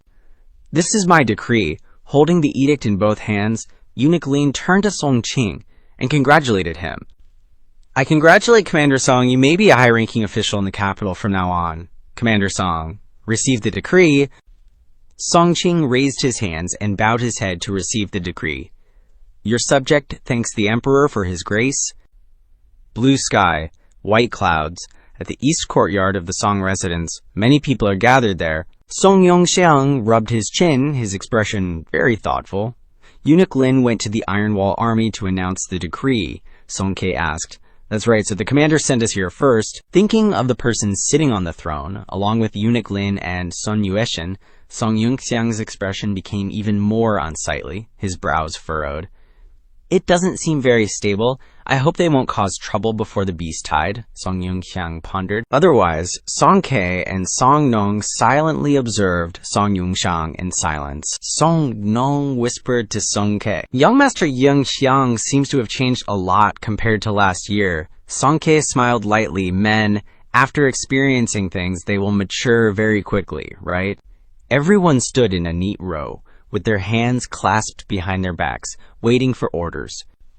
Duo M. I turned her face to one side, smiled lightly. The bracelet on her hand glowed. Do M. I secretly pressed the blue glowing spot on the bracelet. Song Yunxiang, along with Song Ke, Song Nong, and Damu, walked over to everyone. Song Yunxiang spoke up. Forget it, let's not wait anymore. We'll start first. Taking out the magic cube, Song Yunxiang instructed everyone. Relax your minds. Get ready to charge in. Don't resist. Blue streams of qi began to appear, and strong winds enveloped everyone. The sky was clear. Blue qi covered the east courtyard of the Song Manor, and the entire Tuo city was bathed in sunlight. At the same time, in a certain airspace of the Dongzhou Tiandu Kingdom, an airship flew over a mountainous landscape. Two girls were sitting inside the airship. The black-haired girl with black glasses was intently staring at the small screen in front of her. She gently touched the guy on the screen with her finger. The brown-haired girl ran to the black-haired girl's side, then also looked at the screen and exclaimed, "Huh, isn't that my cousin Song Yunxing?" The brown-haired girl teased the black-haired girl. "You really have a perverted interest. You even had the Xuanzhi guard secretly taking pictures of him." The black-haired girl chased her away. Get lost. Ignoring the black-haired girl, the brown-haired girl puffed out her chest proudly. TCH. Xiao Dilan, can you be clear about this? Last night, you clearly heard that Song Yunxiang was doing some special secret realm training plan, and you clung to this princess, wanting me to show my face, wanting to use my status as a relative of the Song family to get you into the Song family, didn't you? Princess, she continued loudly, you need to have a better attitude towards this princess. My current identity is Song Yunxiang's older cousin. Got it? The black-haired girl glanced at her and asked, Older cousin, are you sure you figured out the seniority correctly? The princess had a proud expression. Hey, I made a special trip to inquire about it last time I went back. The princess showed the other person a relationship diagram. Look, I even drew a relationship chart. The black-haired girl fell silent. After looking at the relationship diagram, the black-haired girl slowly asked her, This only shows the relationship between the Song and Xiao families, right? But you forgot the old Lord Song's wife. Remembering that wife and an older man, the black-haired girl mentioned that she was Princess Ruyi, the youngest sister of the Shan Emperor, who was once the most beloved little daughter of the Supreme Emperor. The princess sweated a little. Song Yunxiang's grandfather's wife is the Supreme Emperor. My dad's mom is Song Consort. Song Consort belongs to the Xian Emperor. The princess's head was smoking as she thought about the relationships. The Xian Emperor is the Supreme Emperor. The princess's head was smoking, and she almost fainted. The black-haired girl gave the princess a mocking look. Looking at Song Yunxiang on the screen, the black-haired girl thought to herself, the secret special training plan of the Jade Core secret realm left behind by the Madame. How can he control it so easily? In the Jade Core dimension, a person was sunbathing next to a large screen. Song Yunxiang lay back sunbathing in extreme comfort. He wore heart-shaped glasses, comfortably holding a drink and taking a sip. He put the drink on the table next to him. Above Song Yunxiang's head, cubes floated in the air. He looked at the screen in front of him, then suddenly took off his glasses and looked in one direction. The screen showed a landscape that was constantly exploding, and images of people participating in the training. He commented, Tiskti, this is already the third round. Why are all the Crimson Luan army being destroyed so quickly? Song Yunxiang wondered a little. Could it be that the difficulty I set is too high? Damu, who was next to him, suggested, Young master, is it possible to put this new Weiwan-style armor into the simulation battle so they can adapt to it first? Song Yunxiang rubbed his chin in agreement. That's also good. Maybe they can last a little longer that way. The screen went out, beeping, and Song Nong was eliminated. Then the screen beeped again, and Ying Lu was also eliminated. The beeping sound rang again. This time the screen showed Song Ke. The screen continued to make the familiar beeping sound. Song Kyo was the next to be eliminated. The familiar sound beeped again, and Duum I was the next to be eliminated. On the screen, all the participants in the challenge had been eliminated. Pointing at the screen in front of him, Song Yunxiang called out to the guy standing next to him, "Uncle Damu, why don't you head inside and check things out? Maybe give them some pointers while you're at it." Uncle Damu acknowledged the order. "Yes, young master." He looked up at Song Yunxiang. Song Yunxiang instructed, "Tell them to focus on surviving first. Don't be reckless. Just hang in there, observe, use their brains, accumulate experience, and open a small screen." Song Yunxiang said, "All right, then you go join them too." Old Damu, standing beside him, bowed his head and replied, "Yes." Old Damu slowly disappeared. Song Yunxiang, while working on the screen in front of him, muttered to himself, "Then let's equip them all with the latest model of the device, and then open up special privileges for Uncle Damu to make it easier for him to travel between the locations of the different groups." Looking at the screen in front of him, Song Yunxiang snapped his fingers, finishing the setup. Yunxiang reached for the jacket under his back. Time to see how Zilao is doing. Yunxiang took out a Rubik's Cube, and he suddenly vanished, leaving behind only the praying mat, the table, and the chair. The glass of water and the heart-shaped glasses are placed on the table. In front of Yunxiang was an object placed within a formation. Inside that object was a person sitting. Yunxiang opened the system panel and looked at it. Streams of golden qi, constantly rising. Song Yunxiang smirked. So he's reached the demonic illusion stage. Zilao's breakthrough progress is much faster than I imagined. Yunxiang suddenly changed his expression. He rubbed his chin with a wicked smile as he saw images of battles, and a woman in Zilao's demonic illusion. Zilao's inner demons got some gossip. Looks like I might be able to sneak a peek. No see much. Yunxiang. Haha. Yunxiang opened a blue circle with incantations written on it. Yunxiang closed his eyes and pushed the circle towards the streams of golden qi. He closed his eyes and cast a spell, and a space with blue light appeared. Zilao's demonic illusion. Somewhere in Nanzhou, a vast desert with scattered green trees, a battle is taking place.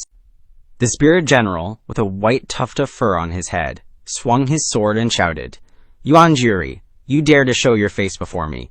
You've got some nerve." The spirit general, with a red tuft of fur, barely blocked the attack with his sword and tried to explain, "He Ming bro, I've truly come sincerely. Please hear me out." Spirit General He Ming continued to charge forward with his sword without yielding.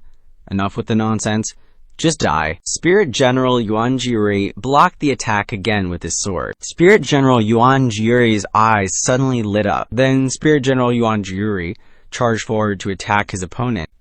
A loud explosion rang out. Rocks and dirt scattered everywhere. Spirit General He Ming charged straight at Spirit General Yuan Jiri. The stab caused another explosion to ring out, and rocks and dirt flew everywhere again. Spirit General Yuan Jiri quickly dodged the deadly blow. Spirit General Yuan Jiri retreated, keeping his distance from Spirit General He Ming. Spirit General He Ming shouted loudly and charged towards his opponent. Spirit General Yuan Jiri also yelled and charged towards his opponent. One sword emitted a stream of golden qi. The other sword emitted a stream of red qi. The two streams of golden and red qi collided. Dust and smoke filled the air. A thunderous explosion shook the sky, and the ground cracked, and rocks flew everywhere. The spirit generals disappeared. Shu Heming flew far away, and Yuan Jiri flew in the opposite direction. Shu Heming was sent flying, tumbling several times before kneeling on the ground. He dropped to one knee, gripping his sword tightly. Then he charged forward with his sword, yelling, "Die!" Yuan Jiri's hand was just about to draw the sword at his hip, when Yuan Jiri's eyes suddenly widened. Shu Heming lunged forward, swinging his sword, and blood splattered everywhere.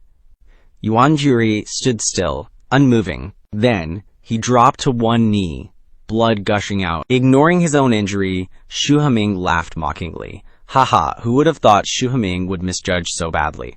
A sworn brother, Yuanjiuri, the Shadow Sword, one of the 4 swords of Nanzhou, is actually a spy for the Dalun Kingdom's war machine. Shu Huaming pointed his sword at the kneeling figure and shouted, Yuanjuri, or should I call you Tuoba Shu? Tuoba Shu held his injured face, his tone full of sorrow. Brother Hamming, I'm really sorry for what happened before. Tuoba Shu's voice slowly explained, but this time I sincerely want to invite you to come with me to the Dalun Kingdom. We have what you need there. Tuoba Shu turned to face Shu Huaming, ignoring the blood still streaming down his face, his voice firm. A way to transcend the mortal realm and enter sainthood. Thinking of the woman he loved being imprisoned and the one who imprisoned her, Su Huaming asked, a way to transcend the mortal realm and enter sainthood. Tuoba Shu replied immediately, that's right, a way to transcend the mortal realm and enter sainthood, with his face covered in blood. Tuoba Shu persuaded him, our war machine has made a breakthrough in this area of research. I believe it won't be long before we can expand and use this technique. We call this research the Pseudo-Saint Project. Mirage Beast Tide of Nanhuang, Defense Zone Number 1 of the Nanhuang Great Wall. A fierce attack is underway at the foot of the wall. The defense zones are divided. Defense Zone Number 5, Heavy Might Armor Experiment Zone. Defense Zone Number 4, Ordinary Might Comparison Zone. Defense Zone Number 3, Integrated Ordinary Might Comparison Zone. Defense Zone Number 2, Might Artillery Experiment Zone. Defense Zone Number 1, Ordinary Might Comparison Zone. Nanhuang Great Wall Defense Zone. Note, 2 of the Iron Wall Army. This zone is also heavily besieged and attacked by robots. Dust and smoke fill the air. Blue beams of light shoot out from the robots' gun barrels. A robot, holding a sword in one hand and carrying a gun on its back, stood on the highest point and ordered, Artillery Squad, listen up. Song Nunong, inside the robot, controlling it, shouted, left angle 47 degrees, 12 minutes, but down 10 degrees, distance 1,850 meters, dust and smoke swirled everywhere. Looking at the robots attacking the city wall, Song Nunong ordered his subordinate robots, take the point outside the wall in defense zone. No, 3 as the target. Widen to the left and right by 15 degrees each. Use fan-shaped firepower. All the robots turned in the directed direction and shouted in unison, Roger! The robot commanded by Song Nunong ordered, fire. All the robots fired beams of blue light. Those beams of blue light formed a beautiful arc, annihilating the robots attacking the city gate. With white smoke everywhere, Song Nunong stood high up, observing the entire battle clearly. In the distance, a huge monster was approaching. Looking at the huge black monster approaching, with smaller monsters beneath it, Song Nunong couldn't help but exclaim, I never expected there to be such a terrifying monster. Song Nunong raised the sword and gun in his hand, commanding the troops, all troops in Battalion 2, listen up. Abandon the defense zone, seize the gap created by this artillery barrage, and cross the fallen defense lines of Battalion 3 and Battalion B. Song Nunong continued to order, withdraw in an orderly fashion, and support Battalion 5. The soldiers immediately proceeded. According to the order Roger, soldiers jumped down from the high ground and ran to other support locations according to the order. A few soldiers remained to hold back the enemy. Song Nunong continued to observe the situation. The huge monsters continued to attack other points. Dust and smoke everywhere. The Mirage Beast Tide of Nanhuang. Area 2. Inside Yong'an City, gigantic monsters are attacking from beneath the ground. Above, 2 robotic rockbirds continuously fire pink beams, destroying everything. The robot bird opens its beak, preparing to unleash a new attack, causing everyone to scream and run. No, a powerful blue beam is launched from a gun. That beam successfully takes down the bird, which was about to attack everyone, causing it to shatter into pieces. Everyone turns to look in the direction of the blue light. It's a robot observing from a distance through the scope of the gun it's holding. That robot is being controlled by Song Keiji. Song Keiji has arrived at the attack position. Song Keiji's eyes turn sharp, beginning to provide support. A robot is standing on the building next to Song Keiji, arms crossed, his tone full of sarcasm. Hey, I'm telling you, old-timer, this is just a simulation. No need to waste your soul power. saving those robots down there, seeing the monsters running towards them. The robot continues to ramble. "Look, you've attracted all the monsters to us." Song Keiji remains silent. Duomi smirks with an arrogant expression. All right. She turns and jumps down from the high place. Duomi rushes down with great speed. "Now is my time to hunt." Duomi controls the robot to fly down, with her hands crossed in front of her chest. Her crossed hands emit a blue light. Duomi's face has a hint of cunning, and she smiles lightly. "Enjoy my performance." Duomi controls the box on her back, from which jade-green sharp objects appear. Those sharp objects fly out one after another. Duomi controls her weapons to fly, creating extremely beautiful streaks of light. She shouts, "Fly, flying swords!" The flying swords immediately fly out to attack the monsters, creating a huge sound. Boom! The sky is gloomy and smoke flies everywhere. Duomi and Song Keiji fight side by side against the monsters. In another location, the Song Manor in the simulation, robot soldiers are fighting with the monsters. The scene is extremely chaotic. Monsters and robots collide with each other, creating a loud rumbling sound. Red and yellow attacks are continuously fired towards the robots. The battle is extremely intense. Gunfights go back and forth constantly, and blue and yellow lights are alternately released by both sides. The robot luckily manages to use its hand to block the opponent's attack in time. Then the robot triumphantly defeats the other monsters, as if suddenly thinking of something. The robot's face turns pensive. A bolt of blue lightning strikes down from somewhere. The robot swings its huge blade and cuts the large monsters in half. The blade emits a blue light as clear as lightning, Song Q says gratefully. "Thanks." The monsters are continuously being slashed to death. A streak of blue light appears. A robot jumps out and swings its sword. The sword energies neatly slice the monsters into pieces. Explosions keep ringing out. The robot stands in the center, surrounded by the corpses of monsters arranged in a circle. Behind it, other monsters are running over. The robot from earlier is being controlled by Ying Lu. A shout rings out, and Ying Lu and the other robots rush to fight the monsters again. Behind the building, explosions continue to sound non-stop. The Southern Wasteland Beast Tide Simulation. Area 1. The Southern Wasteland Great Wall. The Iron Wall Army Defense Line. 5th Battalion. A fierce battle is taking place. Robots arranged in an arc continuously fire blue beams at the approaching monsters. The monsters keep advancing, and the robot soldiers stand close together, forming a shield to prevent the monsters from entering. The blue beams are still being fired non-stop. The commanding robot, holding a large dagger, orders, "Soldiers of the 5th Battalion, hold your formation and prevent the ferocious beasts from climbing the city wall." Song K controlled the robot and continued to command, "Don't let a single one get away." The soldiers shouted in unison, understood, and charged into the fray to fight the monsters. Song K observed this situation, thinking to himself, the 4th Military Defense Line has already collapsed. Without new mechs and commanders, I'm afraid the 3rd Military Defense Line won't hold either. Even though this is a simulated battle, this illusion is just too realistic. All the defense points were under attack by monsters, and the number of monsters was overwhelming. The battles at each defense point were extremely intense and fierce. Looking at the scene before him, Song K prayed silently. I hope Song Nong's side doesn't have any problems. At the same time, within Elder Shu's inner demon illusion, Song Yunxiang secretly eavesdropped on Shu Heming and Tuoba Shu's conversation.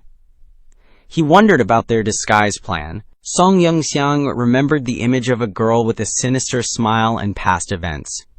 Pseudo-saint, a forbidden technique that forcibly injects saint-stage soul power into the body, allowing the body to barely obtain saint-stage combat power through external force. In his previous life, when Delun invaded Tiandu on a large scale, this technology had actually reached a level where it could be used stably in actual combat. Song Yunxiang looked at the person standing in front of Elder Shu's sword. This guy is Tuoba, that old monster from the Dilan War Department, remembering the base in the desolate land. Yunxiang wondered, could it be that Dilun had been secretly supporting the southern wilderness bandit forces on Tiandu's southern border for decades? Or is this technology something Dilun bought from the Golden Helmet Legion? Tuoba Shu held his sword in one hand and patted his chest confidently, saying, "Brother Hemming, what are you still hesitating about? Join Dilun, and let's work together once again for the revival of the authentic Heavenly Emperor country, and to unify the Eastern continent. Give your all." Shu Hemming held his sword and laughed loudly. "Ha ha ha! Golden streams of chi now surrounded Shu Hemming," he said coldly. "I won't fall for your tricks again." The golden streams of chi gathered behind Shu Hemming, holding swords pointed straight ahead. His voice was full of power. "Someone has helped me find my own path." Covered in golden light, his eyes shining brightly, Elder Shu shouted, "From mortal to saint stage." Elder Shu's power grew stronger and stronger, and streams of light shot straight towards Tuoba Shu. Tuoba Shu found it difficult to resist the attack. "Brother Hemming, you," Tuoba Shu shouted furiously, "don't you regret it?" Then, ignoring the golden streams of chi attacking him, he rushed forward. Golden and red sparks mixed together. Elder Shu still stood there with a heroic yet somewhat lonely figure. Elder Shu succeeded. The path from mortal to saint stage is like standing in the middle of a maze surrounded only by fog. The golden sparks flew everywhere, without direction or clear vision. In the white space, the golden sparks rushed forward. Even the most outstanding geniuses would find it difficult to find a way out of the maze in their entire lives. The sparks touched a hand. Those who could directly reach the saint stage from birth were chosen by creation, grasping the shortest path from the center of the maze to the exit from the beginning. Elder Shu closed his eyes, and streaks of light touched his face. Song Yunxiang put his hands in his pockets, thinking to himself, "The Soul Meridian Cleansing Sutra, the saint-reaching cultivation technique I gave Elder Shu, is a fairly common technique in the central continent, although it can't help the user to be like those cheaters, precisely marking the route." Elder Shu touched the rings of light around him, but at least it illuminated the direction to the exit of the maze. The rest will depend on the person breaking through, passing through the fog that obscures the vision, and finding a way to escape from the middle of the maze. Song Yunxiang smiled slightly. Elder Shu not only broke through successfully on his first try, but the speed was much faster than he expected. Looking at Elder Shu's aged appearance, Song Yunling thought perhaps it was because of his years of unremitting effort that he accumulated enough to explode at this moment. But wait, the inner demon just now seemed too weak, didn't it? Yunxiang thought to himself, "It's not a big deal." Cracks appeared on the white wall behind Elder Shu. The cracks appeared more and more, revealing fragments of a gloomy scene of a city, and Elder Shu was facing that city. Yunxiang realized, so that was just an appetizer. This is Elder Shu's real inner demon. Inside a giant spirit general, there was someone controlling it. In the spirit general's hand, it held a blue object. Inside the object, a girl was imprisoned. The girl cried and pleaded, "Please, Auntie, I am willing to go back to Quan City with you. I won't run away anymore. Just let Brother Hemming go." Song Yunxiang covered his mouth and laughed. Is this Elder Shu's long-awaited old friend? So Elder Shu likes this kind of thing? Elder Shu, his old face raised, looked at the girl and whispered, "Su Yi." Huang Miaoyin had an expressionless face. The voice dripped with disdain. "Shu Hemming, so what if you broke through to the saint stage? Just a mere initial first layer saint stage. In my eyes, you're still just an ant." Song Yunxiang was taken aback by the sudden appearance of that person. He chuckled. "Haha, who knew Senior Sister Adiao had such a stern and terrifying side?" Dying of laughter here. Turns out Senior Sister Adiao is Old Shu's true inner demon. Looking at Old Shu, Song Yunxiang sighed. "But Old Shu, you finally broke through. Why create such a powerful inner demon out of nowhere? Ain't that like tying your own noose?" Smoke billowed intensely as Old Shu declared with determination, "I once swore on this spot that when I entered the saint stage, I would return to Haithui to seek guidance." He extended his hand and shouted, "Come, my old friend." A blue card flew over. Old Shu pinched the card between two fingers and murmured, "Suyi," I once said. He held the card, smoke puffing out in bursts, his voice tinged with regret, that one day I'd smash that 100 zang high wall and take you out of this cage. Sorry I'm late.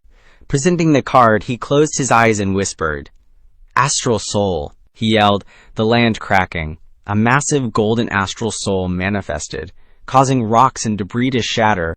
Golden lightning bolts struck the ground, splitting the earth.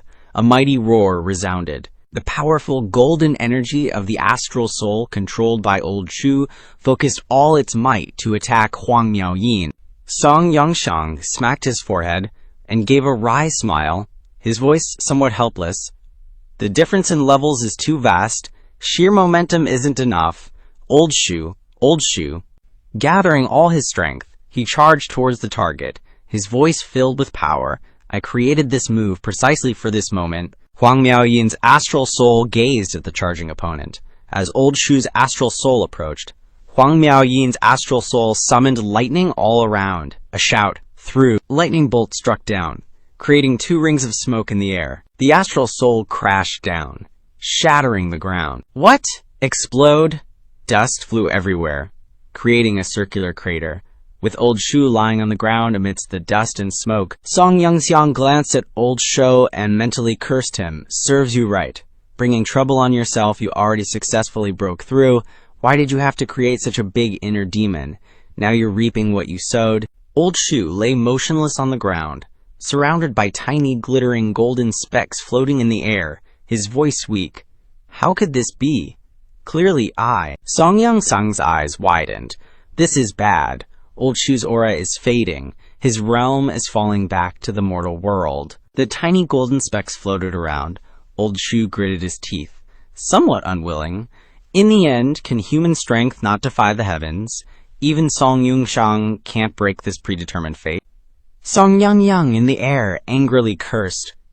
You're clearly digging your own grave. Why are you dragging me into this? Yunxiang closed his eyes, opened the system panels, mumbling, but still couldn't bear to watch Old Shu just fall back into the mortal realm. Fine, I'll help you cheat a little. Meanwhile, in the illusionary beast tide of the Southern Wilderness, Area Number 3, behind the 5th Battalion's defenses, a fierce battle was unfolding. The commander there raised his weapon. 6 squad. Stay behind. The rest of you, follow me up the city walls. The Legion responded and quickly split up. Yes, sir. The commander led them up high. Hurry.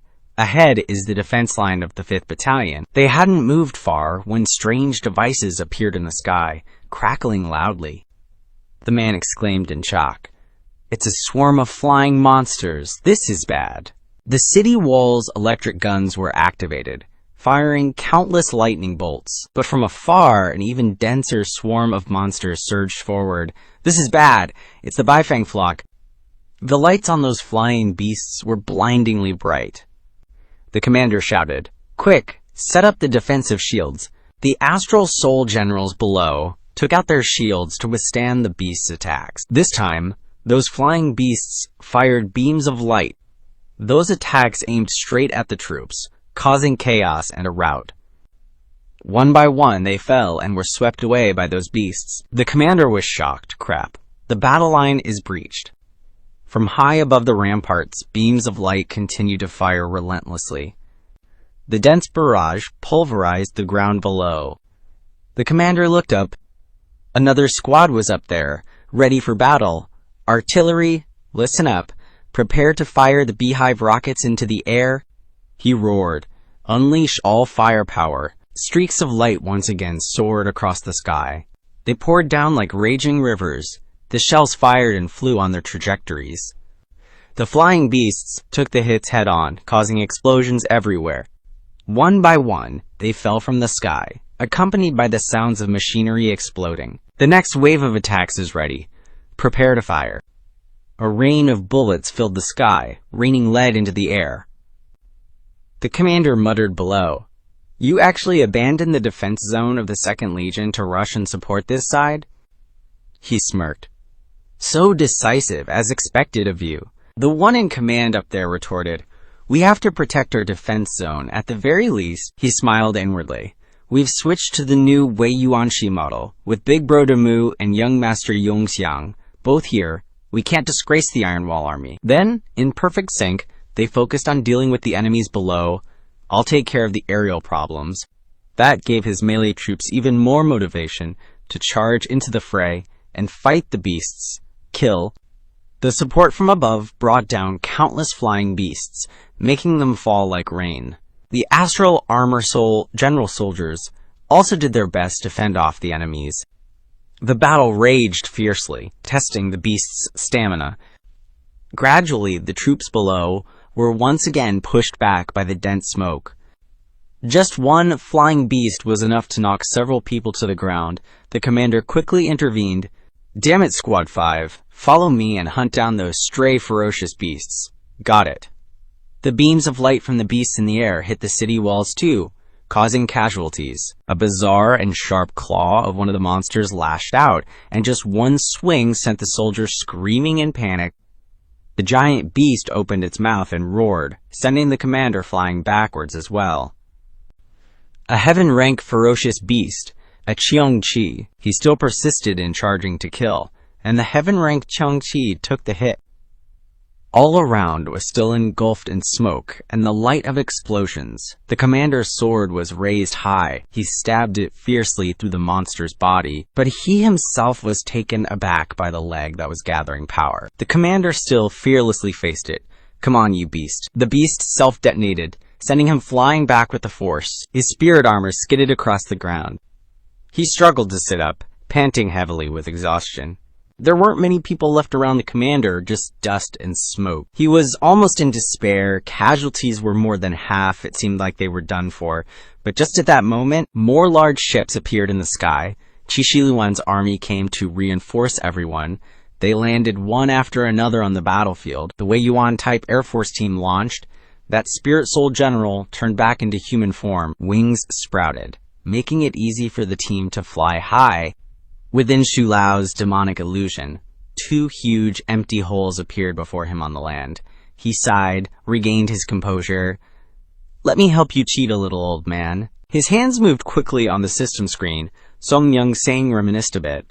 "Before, at Xu Lao's request, and referencing his fighting style, I planned to create a special and powerful mecha just for him, but maybe due to unforeseen circumstances, I couldn't finish it in time this time. Using the Wei Yuan-type flying sword will do for now." The Wei Yuan-type projection board appeared, and he continued to adjust the color. Xu Lao doesn't seem to have any particular color preference. I'll make it similar to his Qingjunzi sword. After some tweaking, a column of light crackled with countless linking blocks falling straight from the sky into the huge hole in the ground. Shu Heming's voice suddenly yelled, "Huh." This is before he could even think. Shu Heming's body suddenly floated up, and the transforming blocks densely surrounded him, leaving him completely confused. "Old Shu, what are you doing? Why am I being forcibly equipped?" Then, as the black-armored robot gradually formed, Xu Lao's solemn voice rang out. "Spirit soul structure, Wei Yuan-type flying sword." Shu Heming yelled out in shock, "Wait, why do I have to shout this incantation?" Back with Song, the valiant spirit soul general Yunxiang hovered off the ground. Song Yunxiang gazed at it for a moment, suddenly remembering that he still had to suppress a Miao Shiji's devilish realm to be equal to his. His hands moved quickly on the system screen, muttering as he worked. "Saint stage first level. And then add a little weakness." As soon as he finished speaking, an encrypted circle appeared above the head of the spirit soul general Yunxiang replica, and streams of code continuously flowed down, resetting according to his adjustments. On Xu Lao's side, he also seemed to sense something. "What? That old hag's aura is decreasing? Seems like I can fight her this time." No, that's not right. With this new mecha, I've got the advantage. Again, looking at the blades on Wei Yuan-type's arm, Shu Heming was curious about how to operate this weapon. The blades on the arm suddenly detached, becoming small, agile flying swords hovering in the air. Xu Lao marveled after some fiddling. So that's how it's used. It's a mind-controlled weapon. Shu Heming quickly got into position to control it. Wei Yuan-type spread its arms. The flying swords immediately formed a neat arc, and then the old man shouted, "Go, flying swords!" The flying swords immediately whizzed away, flying fast without a fixed trajectory. In the control space, Xu Lao's hand quickly swiped across the weapon, but immediately received a command. A sword gradually appeared in the right hand of the Wei Yuan spirit soul. On the other hand, Xu Lao also used his mind to control the flying swords. Flying swords Control her actions for me. The flying sword zipped around. The Spirit Soul General Yunxiang didn't seem to care, leisurely raising a hook hand, attempting to break the formation, but unexpectedly, the flying swords were unaffected, still approaching the Spirit Soul General under control, causing the Spirit Soul General Yunxiang himself to be startled. Breaking formation, why can't I move? Sung Yunxiang stood to the side and coughed awkwardly.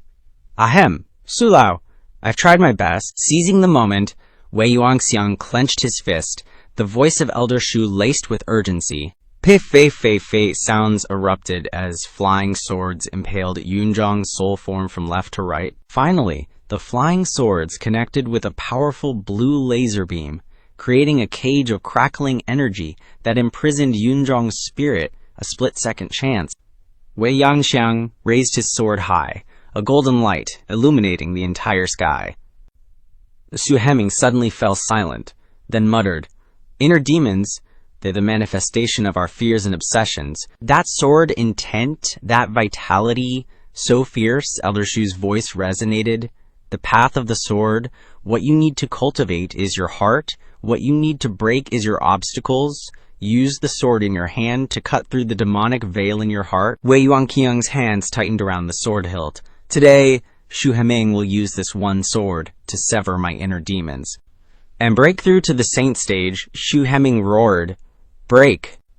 Like a roaring tiger amidst surging waves, he unleashed a majestic sword intent. The noble golden sword intent, like a collapsing pillar of the heavens, crashed down on the replica of Yunxiang's soul. The immense power surged forth, obliterating the inner demonic obstacle that had seemed so deeply ingrained.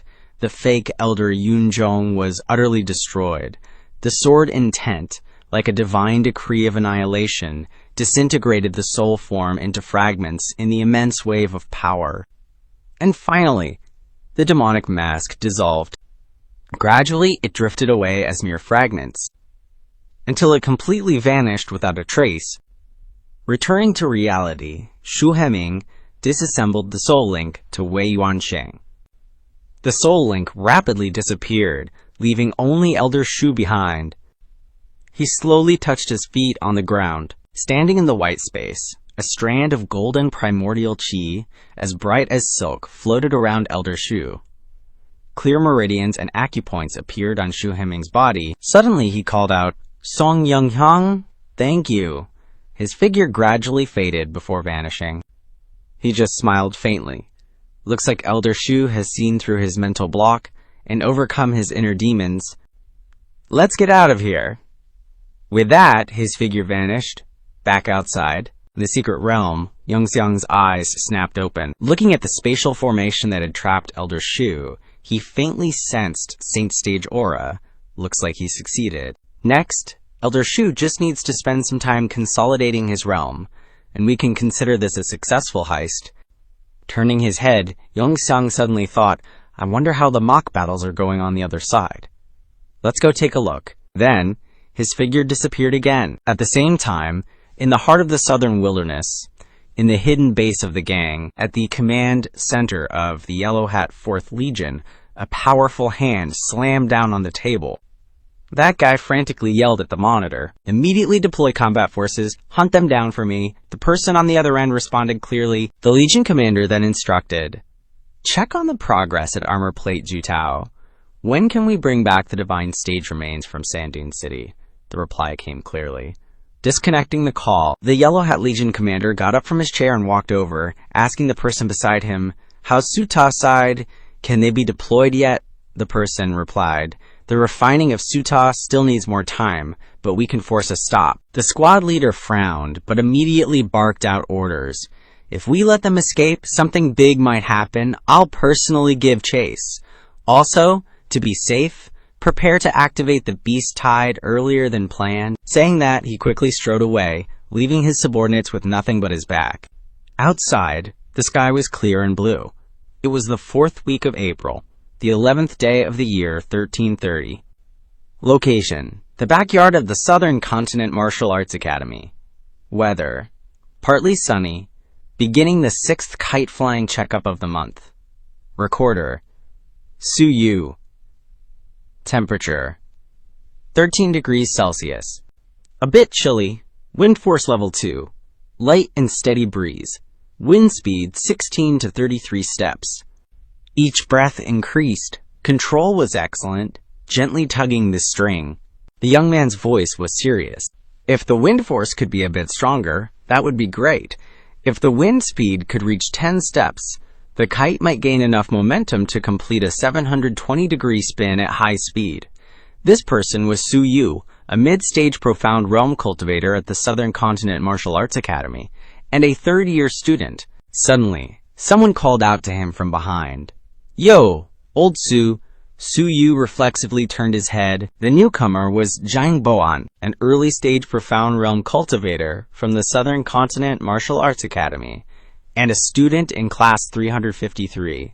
His face was plastered with a smitten smile. "Seeing that kite, I knew you were still here." He casually walked over and put his arm around Su Yu's shoulder, noticing Su Yu glancing at him suspiciously, like he was guarding against a thief. Boan's laughter became even more gleeful. He invited, "Stop flying that kite. Come hang out with me. It's on me today." Su Yu was bored. "Nah, I'm good. I'm afraid you'll be broke again by the end of the month. And then you'll borrow money from me again," Zhang Boan sighed, advising him. "You gotta live a little, man." Just then, a bolt of purple lightning flashed across the sky and cut the kite string. Su Yu felt the kite string suddenly lose force, and with a start, looked up. Boan also looked up in alarm. "My kite." Boan didn't expect that. His voice was also a few decibels louder. "My string was perfectly fine." "Why did it break, old Su? Did you buy some cheap, low-quality stuff again?" The purple lightning remained firmly in the sky, neither moving nor disappearing. A moment later, for some unknown reason, Jiang Boan and Su Yu simultaneously hid behind a wall, watching as several female students from the academy rushed past, wielding swords, hammers, and staffs, all while cursing. "That song guy is getting smart. Even knows to send people to scout ahead. Search carefully. We must find that bastard." Boan was completely dumbfounded, his face blank with confusion. What's up with these girls? Who pissed them off? Su Yu was at a loss. Who knows? Right now, I'm more concerned about what's going to happen to my kite. Whatever, forget it. Zhang Boan spoke up. "These girls look kind of scary." Suddenly, a hand gently tapped his back. A girl unexpectedly appeared, softly saying, "Hello." The two of them jumped in fright and turned around. It was Su Yelin, an early-stage profound realm cultivator from the Southern Continent Martial Arts Academy, and the class monitor of the third-year students. Zhang Boan shouted at the top of his lungs, "Class monitor, why are you here?" Su Yu looked at him like he was an idiot, suggesting, "Should you even hear what you are saying right now?" Su Yalin was a bit speechless. She sighed and replied, "Classmate Jiang Boan, this is the girls' dormitory. Do I not look like a girl?" Boan scratched his head, forcing a smile, and stuttered evasively. Su Yu saved his buddy from total embarrassment, changing the subject. "But class monitor, what's going on with your girls' dormitory?" Yalin calmly recounted, just now. "First-year student Heian caught a pervert peeping. We suspect he's a scout, possibly sent by another culprit. So everyone in the girls' dormitory is investigating suspicious individuals in the surrounding area." Zhang Boan stroked his chin thoughtfully. "I remember. There's a first-year guy who got a warning for peeping at the girls changing clothes a few times already. What was his name again?" "Song Yunxiang." He slapped his hand, his voice getting louder. "Oh, right. But that Song Yunxiang guy is apparently from the same hometown as the class monitor." Su Yalin facepalmed, feeling a headache coming on, and refused. "Don't talk about this anymore. I don't know him." Suddenly she looked up. Yelin's pressure increased. She looked at them meaningfully and raised an eyebrow suspiciously. "Why are you here? Could it be that you're accomplices of the peeping Tom?" Both of them stammered in denial, sweat pouring down their backs in fear. No, I'm not. I didn't. Don't talk nonsense." Su Yu was so anxious that he clasped his hands together. "We really aren't peeping Toms. We're just here to pick up my kite." Su Yelin was both surprised and bewildered. "Kite?" she asked suspiciously. "Why are you picking up a kite at the girls' dormitory?" Su Yu replied sadly, "I was flying it halfway, and I don't know why the string broke, and then the kite was blown here by an evil wind."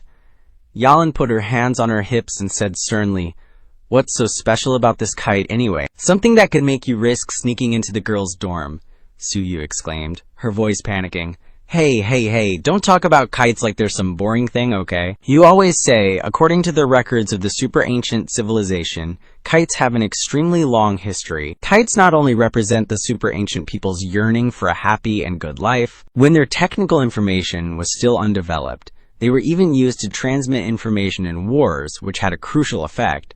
Moreover, kites also symbolize people's desire for the sky. They hoped they could fly freely in the sky like birds. Su Yalin interrupted with a headache.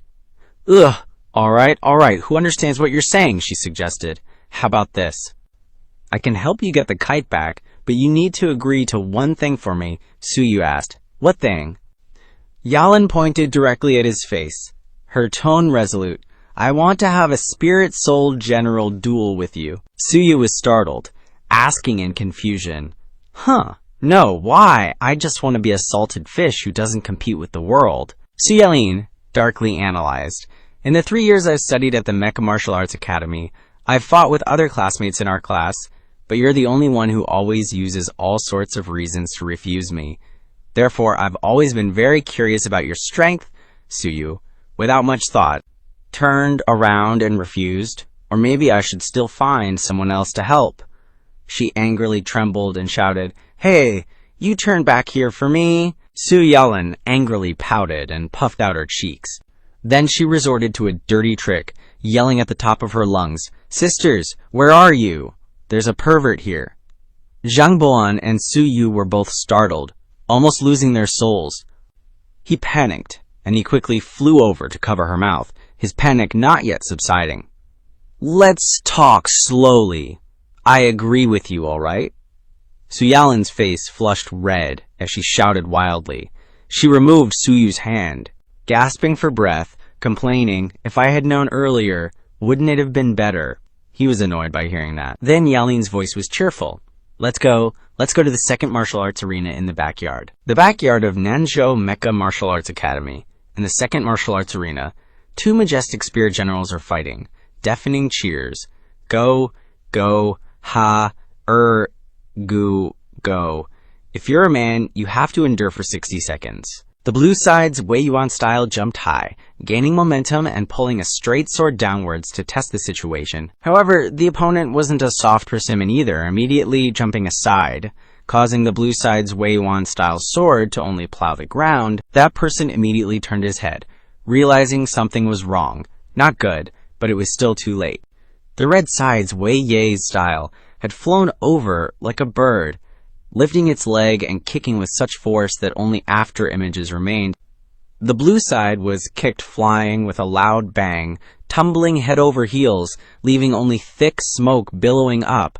Before he could stand up, the longsword was already pointing at his neck. The victory or defeat was already clear. The red side's Wei Yuan style spirit general stood upright majestically, highlighting the arrogant aura of the victor. In the space between the buildings, a voice shouted loudly, The winner, Wei Chuanhui. The male student quickly dispelled the structure of the spirit general, and the virtual connection block of Wei Yuan style gradually dissipated. Stepping out from the smoke and dust, the young man with his hands in his pockets looked coolly at the audience. Wei Chuanhui, mid-stage of profound realm. Zhang Boan's eyes were filled with curiosity and admiration as he exclaimed, That's Wei Chuanhui from 2nd grade? So amazing. Su Yu also commented, That's right, he seized the opportunity in an instant and eliminated his opponent. Suddenly, a familiar voice interrupted, All right, classmate Su Yu. He glanced and saw Su Yalin turning her head to look at him, opening her mouth. Next, it's our turn. She looked at him playfully. Boan didn't know what to say either. Su Yu just stared back at Yalin blankly. Then, finally, he got up from his seat. Okay, let's go. The two quickly moved to the arena floor. The referee raised his voice and shouted, Red side Su Yalin, blue side Su Yu. Su Yu scratched the back of his head, sighing and muttering, Today is really unlucky. I clearly just wanted to be a salted fish. On the audience side, the students were buzzing with lively discussions. Wow, Su Yu Gage is actually going on stage. But who is the one he's facing?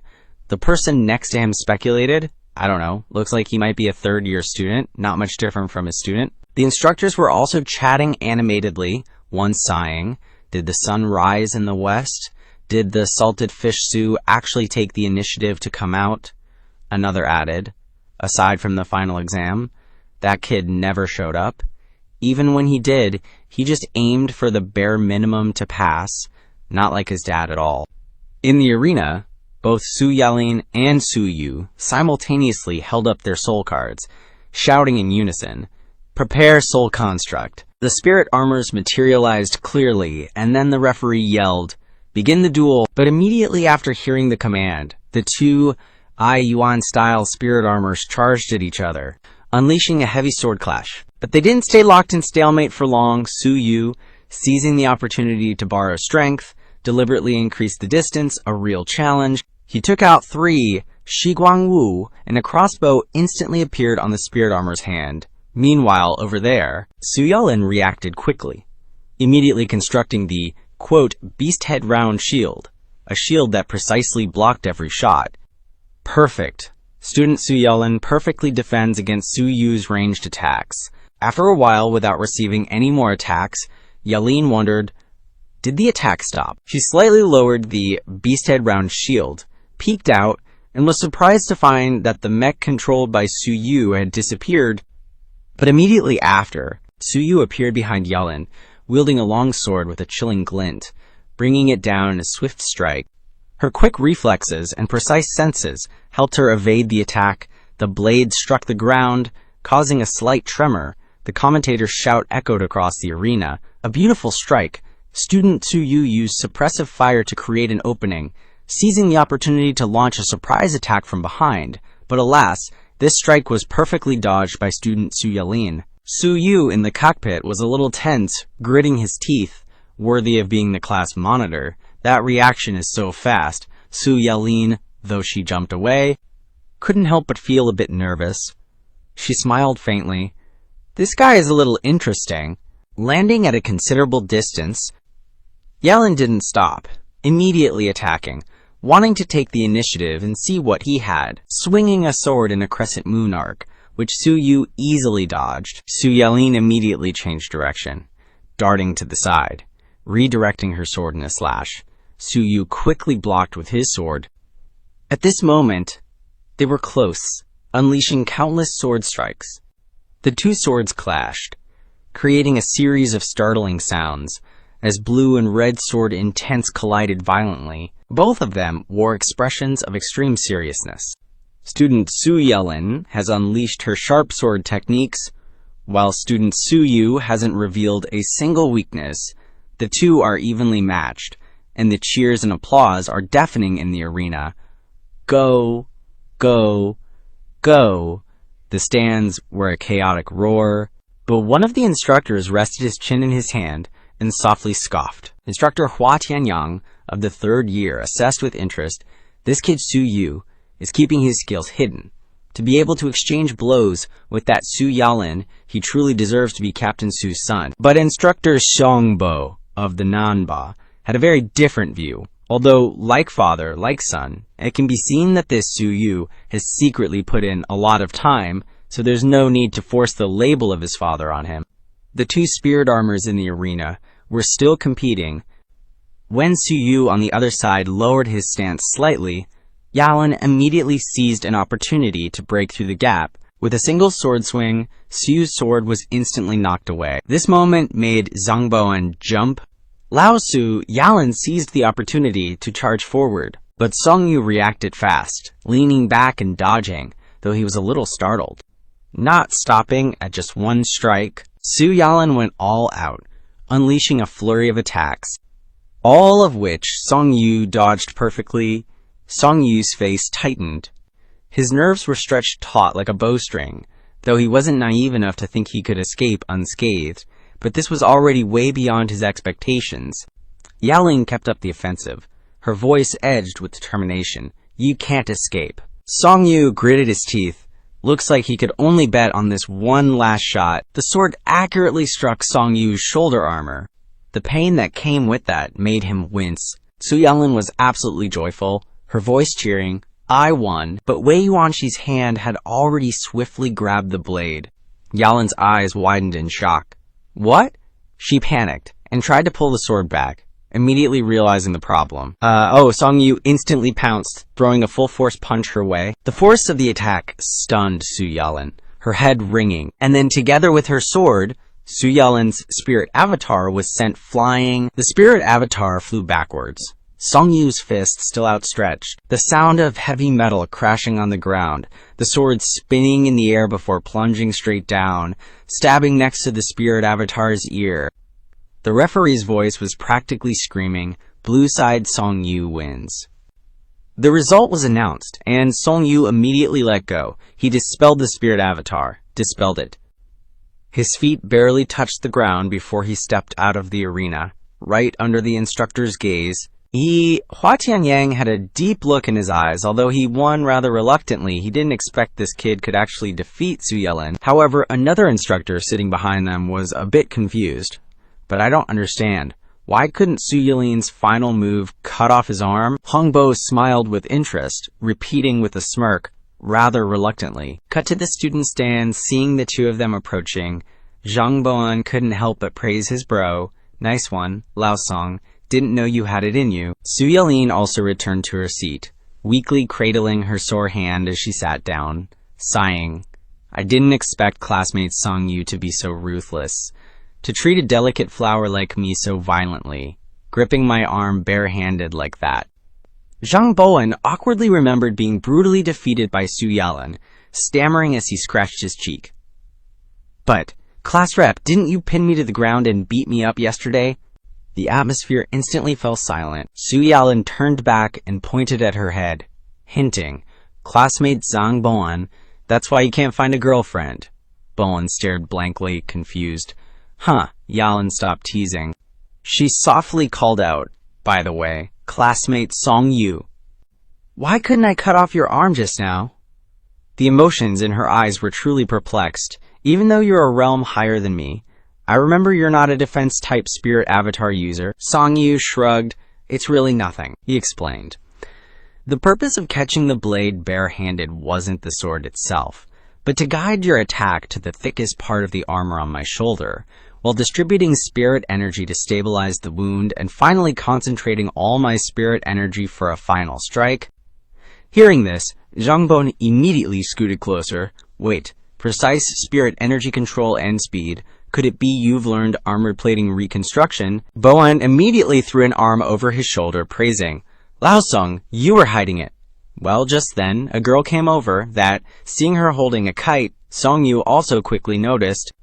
Bailon, early stage of mysterious realm, walked up to Yalin. With a gentle voice, "Yalin, found it?" Su Yalin smiled and took it, Su Yu's eyes following the whole time. "Thanks, Xiaolan. I'll treat you to a meal sometime." Then she glanced at him, her expression relaxing into a playful smile. "Okay, here's your stuff back. But it seems like you really care about this kite." Su Yu took it, his face softening. "Yeah, it's special." In the past, Su Yu had a hard time when he was little, lying listlessly on the ground. His strict father, He Ki, would always yell, "Get up, how are you going to get into the Mech Academy like that? How can you become an outstanding astral soul warrior?" Even he's like that, Su Yu thought. "Xiao Yu, you should focus on cultivation, your talent is great, you have to live up to the heaven's gift." Then the painful memories took another step. His father tearing his hobby apart with a barrage of criticism, still drawing this useless stuff. "When are you going to focus on the proper path? Go cultivate for me. Now." Everyone surrounded him, crushing the young boy with words. "You can draw any time. You have to focus on cultivation first. If you don't cultivate hard, how can you be worthy of your parents? What good is drawing? It's not a proper profession. Cultivate." And so, everything around him was just the two words, cultivation, until, like a savior, an old, wrinkled hand gently rested on his head. The old woman, with a face marked by time, kindly stroked the boy's head, her tone soft and loving. "What's wrong? Why is our little artist crying?" The boy choked back sobs. "Grandma, why won't they let me draw?" Grandma gently patted him. They're just too anxious, making things hard for my little grandson." Then she held out a kite to him, explaining with a gentle smile, "This is called a kite, an ancient cultural artifact. You can draw what you want on it, and then we'll let it fly up so the immortals in the sky can see your drawings." The peaceful scene didn't last long. Time flew by, stealing Grandma's health. Amidst heavy coughs, he cried silently in panic, kneeling by her bed. Grandma still said gently, "Xiao Yu, don't cry. Grandma's fine. It's just that the immortals in the sky like Grandma's kites and want Grandma to make kites for them." She raised her hand to point the kite flying high outside the window, her voice slowing. "Remember to write what you want to say on the kite when you miss Grandma. Grandma can see it." The kite still flickered outside the window before it disappeared, followed by a voice nearly breaking. "Grandma, come back to the present." Su Yu looked at the kite and smiled at Bailan. "Thanks. Bailan, wanna watch the match together?" She awkwardly refused. No need. I have to go to the student council later." At this time, down in the arena, the two astral soul warriors were still battling. The sparse crowd in the stands kept cheering, "Go, go." Uncle An was dozing off, but what match is this? Anyway, Yalin also sighed in boredom. How boring. She grumbled, "If I knew, I would have gone to the student council with Bailan to freeload." Only Su Yu thought differently. "Actually, it's not bad like this. Nothing to worry about. I kind of want every day to be like this." So Yalin was immediately disgusted. "Young Master Su, if you want to laze around, you shouldn't have come to the Mech Academy. I'm such an idiot for losing to someone like you. We should keep watching the match." The three of them watched the match with different expressions. When the clash reached its climax, they were all gawking with their jaws dropped. Against the backdrop of the twilight sky, the match was decided. Red team wins. Su Yalin seriously assessed. That win for the red mech was so close just now, a hair's breadth away, and the result could have been totally different. But her words were cut off by Su Yu. "You're wrong." She blankly turned her head, and he thoughtfully analyzed. Actually, the red mech had set up at least 3 or 4 dimensions already. The blue mech's final strike was within its calculations. Seeing that match, today wasn't a waste after all. Hearing this, Su Yalin went silent. Then she stood up and declared straightforwardly, "Classmate Su Yu, let's have a match next time." But before she could even finish, the twilight sky, which was so beautiful just a moment ago, suddenly turned gloomy. Zhang Boan also freaked out, exclaiming, "Why is it getting so dark?" A crack suddenly appeared in the middle of the air, slowly spreading across the arena. It shattered like glass, the space fracturing, and a monster fell out of the space. A voice screamed, stammering and tearing through the air. "It's a savage beast." Thud, it landed heavily. The massive savage beast roared fiercely. The students of the Mecha Warrior Academy scattered like a swarm of bees, waves of terrified cries echoing, "It's coming over here, run!" The instructors all stood up at once. Elder Shungbo, loudly announcing the order, all relevant personnel, prepare to engage the enemy. One massive savage beast after another came crashing down, densely filling the arena, the spatial rifts in the sky multiplying. They all stood up and roared, charging towards the students. Suddenly, a golden mecha stood out, slamming into a savage beast. It was Instructor Xiongbo, he shouted. "Everyone, don't panic." Instructors and 3rd and 4th year students, deploy your mecha bodies for combat. 1st year students, retreat immediately to the shelters. The students, hearing the orders, tensed up, but at least they weren't a complete mess anymore.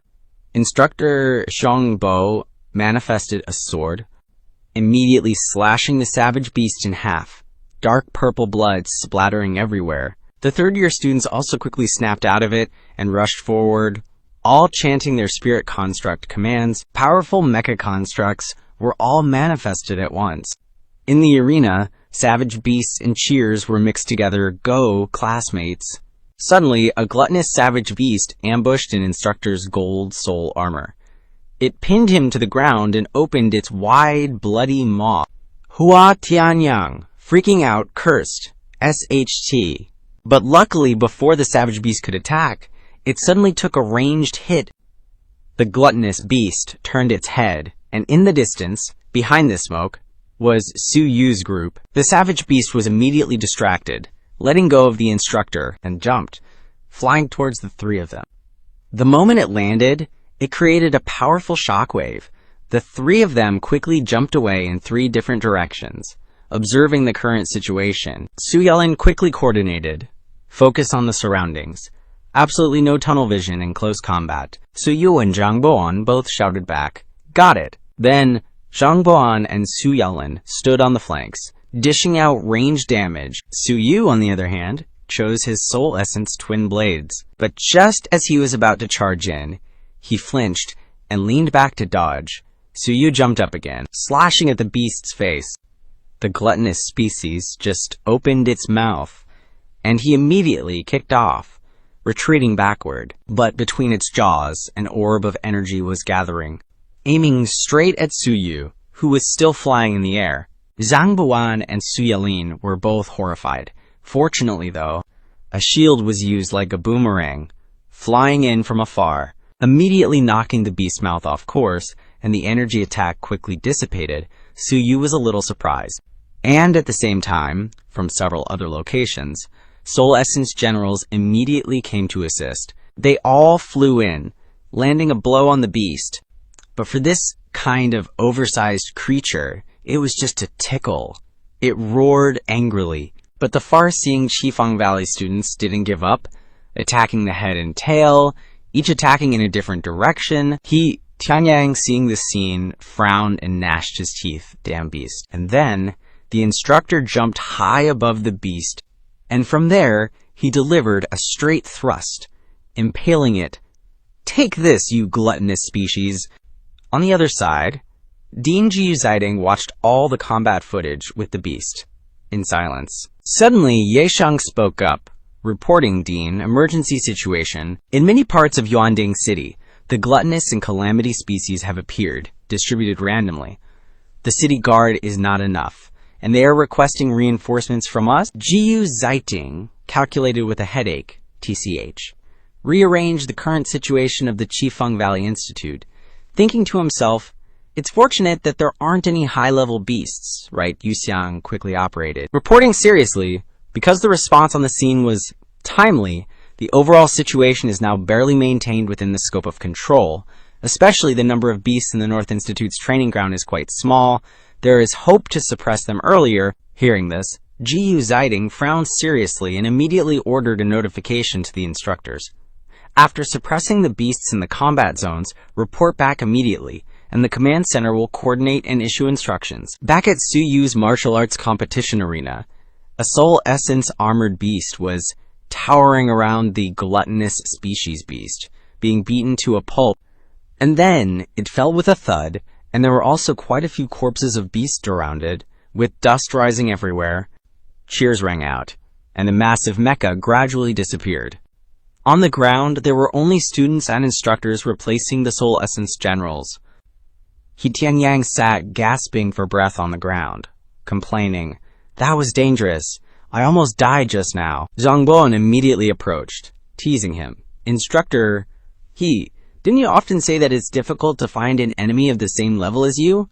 Why is it like this time?" Tianyang shouted angrily, "What do you know? Isn't it because the teaching affairs have been busy recently and I haven't had time to rest?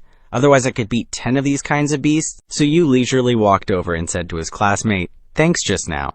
The guy just coldly replied, "No need." At this moment, Bailon stepped forward, carrying a medical kit and asking, "Excuse me, is anyone injured here?" The group of trainees like Su Yu immediately straightened up. Bailon came to help Instructor He bandage his arm, and another person was approaching. Su Yu heard the footsteps and paid attention. Shangbo stood in front of everyone, with his arms crossed, and a serious expression. "Luckily, you guys fought bravely, so we were able to successfully hold this place. Although I'd like to invite everyone to rest for a bit, I'm afraid we don't have that much time. The command center just sent a new directive. The situation is extremely urgent. It looks like you all have to take a trip with me." At the hidden base in the heart of the desert, a doubtful voice spoke. "Initiate the beast tide." But the commander just silently lowered his head. The research doctor behind him took out a card, and the electronic board was constructed accordingly. He inserted the card into the slot and coldly explained, "But we haven't fully charged the stabilization device yet. If we hastily initiate the beast tide, The voice paused slightly. The Gold Hat commander also turned his head to look at him, after manipulating the electronic board for a while. The doctor continued to calculate. There's a 76% chance that the outbreak of the beast tide will be so large that it'll be difficult to control. The commander frowned. Difficult to control. What does that mean? The doctor's voice was even. The rift-generating device we use actually only consumes about 40% of its energy to create the rift. The remaining 60% is used to maintain the boundary stabilizer. It helps expand the rift large enough for Saint Realm cultivators to pass through while limiting the rift, only allowing Saint Realm cultivators to pass. As the name suggests, the boundary stabilizer is designed to precisely control the size of the rift, along with the number and strength of the beasts that appear. In the imagination, giant machines were shown releasing powerful electric-like power directly into the sky, creating countless cheers in space-time. According to the Project NAM lead, our initial plan was to activate 12 intermediate devices to create rifts, plunging the world into chaos, luring out the monsters of Taiwan to appear. Taiwan preaches about universal love, non-aggression, and non-interference in military affairs by force all the time, but their actions are all aimed at containing the military power of the other three countries, eliminating any risks that could lead to the reunification of the Eastern continent. The Gold Hat commander fell into contemplation. The doctor continued. If the beast tide gets out of control, the number could increase many times over, and there might even be countless divine realm ferocious beasts appearing. The discomfort and annoyance in the commander's eyes under the dark glasses couldn't be hidden. He raised his eyes and clicked his tongue, having to give up. If the entire Tiandu is swallowed by the beast tide, that place will lose its value for invasion. After all, what Dilun wants is the unification of the Eastern continent to revive the Heavenly Emperor nation. A desolate land full of ferocious beasts is definitely not what Dilun wants to see. The doctor affirmed, that's right, then there will be two possibilities. One is that the beast tide is too strong, enough to threaten the entire Eastern continent, causing Tiandu, Dilun, and Shishui to temporarily put aside their disputes and cooperate to resist the beast tide. Two is that the beast tide destroys the entire Eastern continent, leading civilization into a new era. And you want to lure Taiwan to take action, all for the doctor. But if possible, Taiwan will still remain inactive. Moreover, we are also facing the risk of being backfired by the beast tide itself. The commander was silent. After a while, the commander still chose to compromise. That's right, if we can't lure Taiwan and catch the doctor, then everything becomes meaningless. The commander recalled a warm memory. Long, he murmured, I must return. The era belongs to me. I must obtain the doctor's power. As he walked away, he didn't forget to ask, if we mobilize all our forces, how long will it take at minimum to ensure the activation of the beast tide on the original scale? The doctor quickly replied, if Jia Zutao and her team collect enough divine realm relics, the fastest it could be is 5 no, maybe just 3 days. Note, I suspect the 5 no is a typo for something else, but kept it literal, as per the instructions. From the large control panel, he pulled out a small area. Continuing, I just came up with a plan. We can extend the time between the beast tide waves. Instead of a continuous flow, we can turn it into periodic waves. With the current resources, we can activate a super large and stable rift, large enough for Saint Realm ferocious beasts to pass through, which is expected to be completed in 5 to 7 days. So the doc suggested he could send the 2 beasties ahead, or just chill and wait a bit. The squad leader didn't say much, just dipped. Alright, I'll sort it out. Yup, outside the base. Suddenly, a deep rumble echoed, and the base did some kind of structural shift. A spaceship zoomed out, crazy fast, blasting through the desert sky. Under the clear blue sky, in the southern wilderness sand dune desert, inside the Mai family's mansion, a huge bamboo building with a hint of Sanskrit culture. This dude, mid-age, rocking a modernized Chinese outfit and a long braid, straight up kicks 2 guard chickens flying. Those 2 went sprawling backwards. A good few meters. Their squad leader saw the unstoppable vibe and yelled, you guys, Yellow hat org people, old LA, leading and dragging along some corpses. The squad leader kept questioning, "What the hell do you want?" Just then, another set of footsteps arrived, with hair as fiery orange as the twilight sky and wearing a purple Western Regions outfit, just adding to her mysterious allure. Seeing her, the guards were so shocked they stuttered. Miss Mai Shi slowly walked towards the table. The person standing behind her subtly clenched their fist behind their back. Mai Jin was wary, but hid his expression well. He scoffed. "Mai Ji, what's the meaning of this? Daring to collude with the Southern Wilderness bandits. Are you trying to rebel?" She angrily pointed at him. "Spare me the crap." Mai Shi growled, "Hog-tie yourself now, you animal in human clothing who dared to kill our father." Mai Jin calmly took a step back, feigning incomprehension.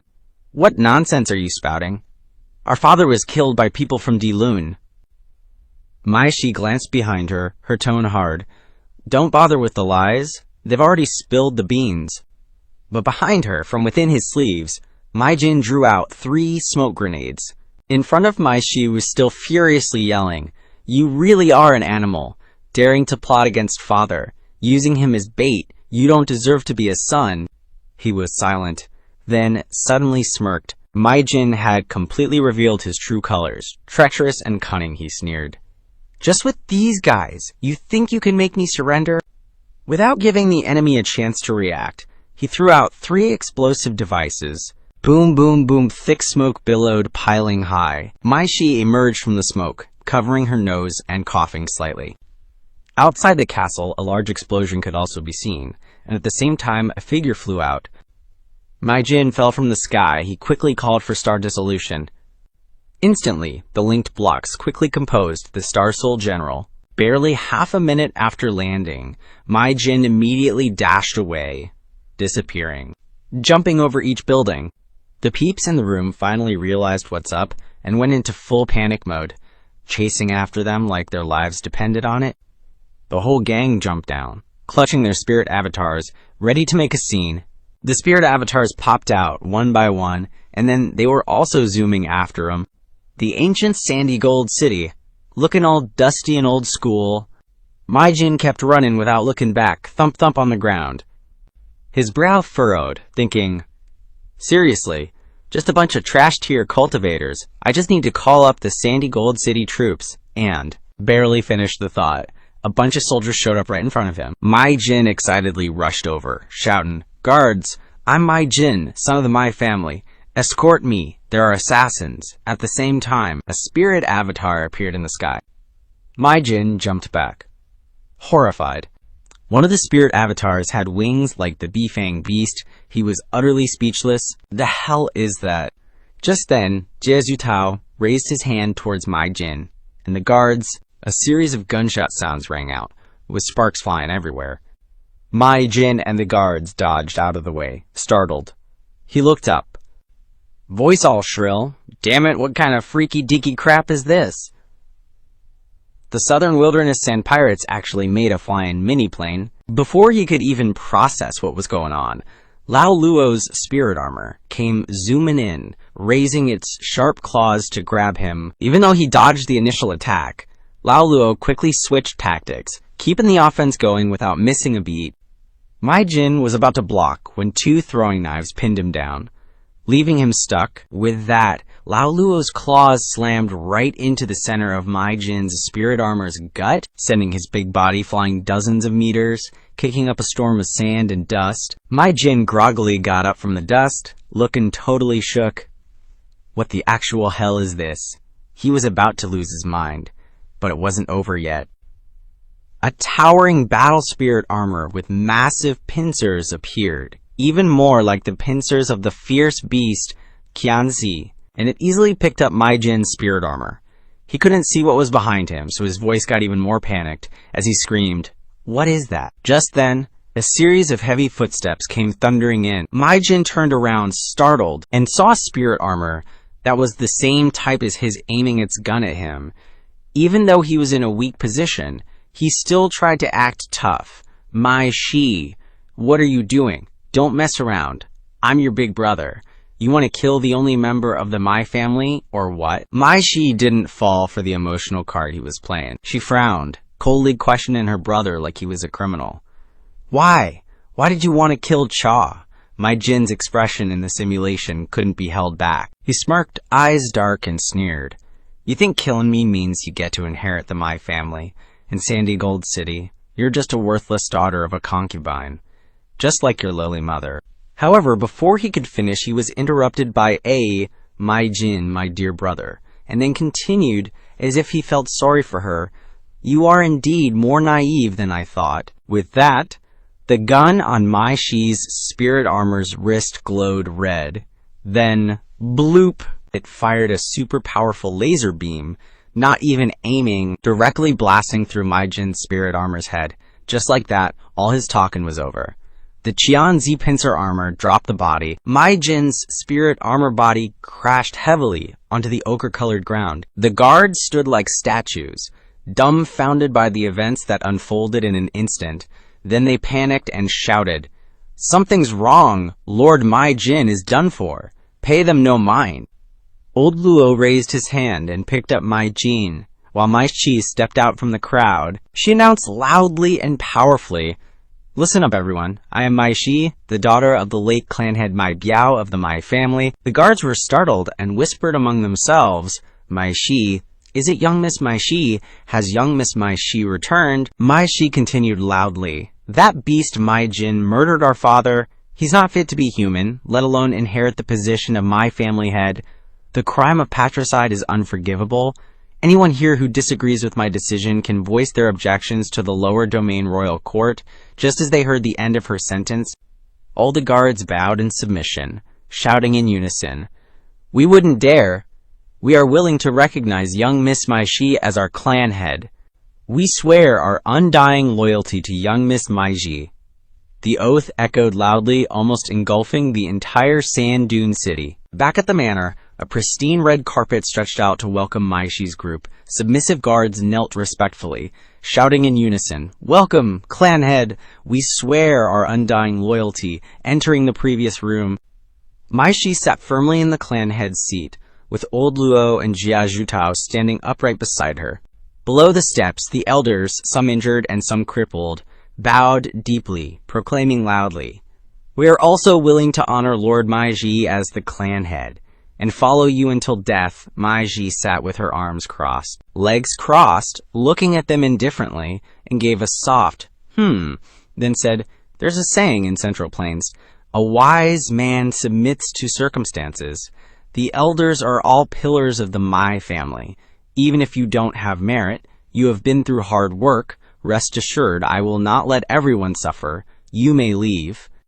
The four family heads prostrated themselves on the floor, saying, "Yes, thank you, clan head." Then the four of them left at the same time, leaving only a few people in the large room. Mai Shi slowly stood up, leaning on the armrest. She stepped aside and bowed slightly to the two beside her. "Thank you all for your help. Mai Ji will never forget your kindness." Jia Zutao said lightly, "No need to be polite, it's just a transaction. Now that it's done, shouldn't the clan head consider our Golden Hats team's reward?" Mai Shi took out a card from her collar. "I understand. These are the specific stats of Sand Dune King." Zhutao quickly raised her hand to interrupt. "There's no rush for this. Take us to see the treasure vault of Sand Dune City. Our team is very interested in the evolution of god-tier artifacts." Although Mai Shi hesitated a bit, she still agreed. "Treasure vault? All right." Outside, the sky was blue with white clouds. Time flew by quickly in Dailan Nation Dai Province. Outside Whitehan City, the yamen of the military war management.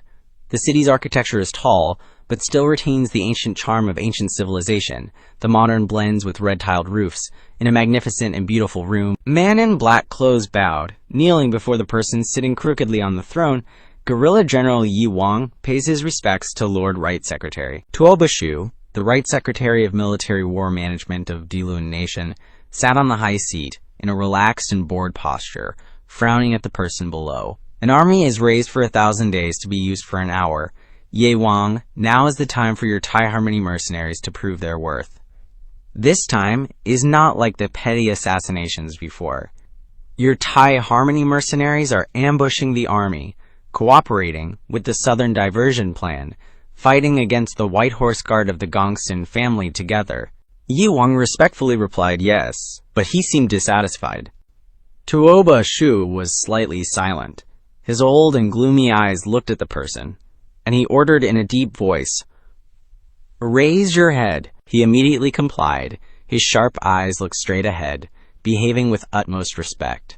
This subordinate bets the honor and pride of the Thai Harmony mercenaries, and is willing to forget himself to serve Lord Right Secretary. Tuoba Shu lowered his eyes and said indifferently, "Rest assured, I will keep my promise with you. I will reward you and your people with a peaceful place in the city you occupy."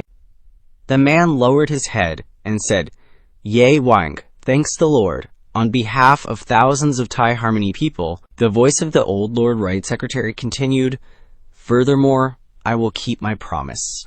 In 5 months, the Southern Pine Secret Realm will be opened, and 2 spots will be given to your Thai Harmony mercenaries. As for whether you can obtain the Spirit General Soul, that depends on your fate." Scene change to area number 3 of the Southern Wasteland Illusioned Beast Tide. A gluttonous heavenly tier beast had just gone through a major battle, surrounded by the collapsing spirit armor corpses that were gradually disappearing. A warrior in a trial-type Wei Yuan robot form was trapped under the beast's feet, full of anger and resentment. Damn it. Even with a new machine type, I still can't defeat a heavenly tier beast. Then the beast raised its sharp claws, causing the warrior to flinch. The man with the square face in the control space was so angry that he almost gritted his teeth. "Bastard!" he roared. Blood vessels also appeared in his eyes.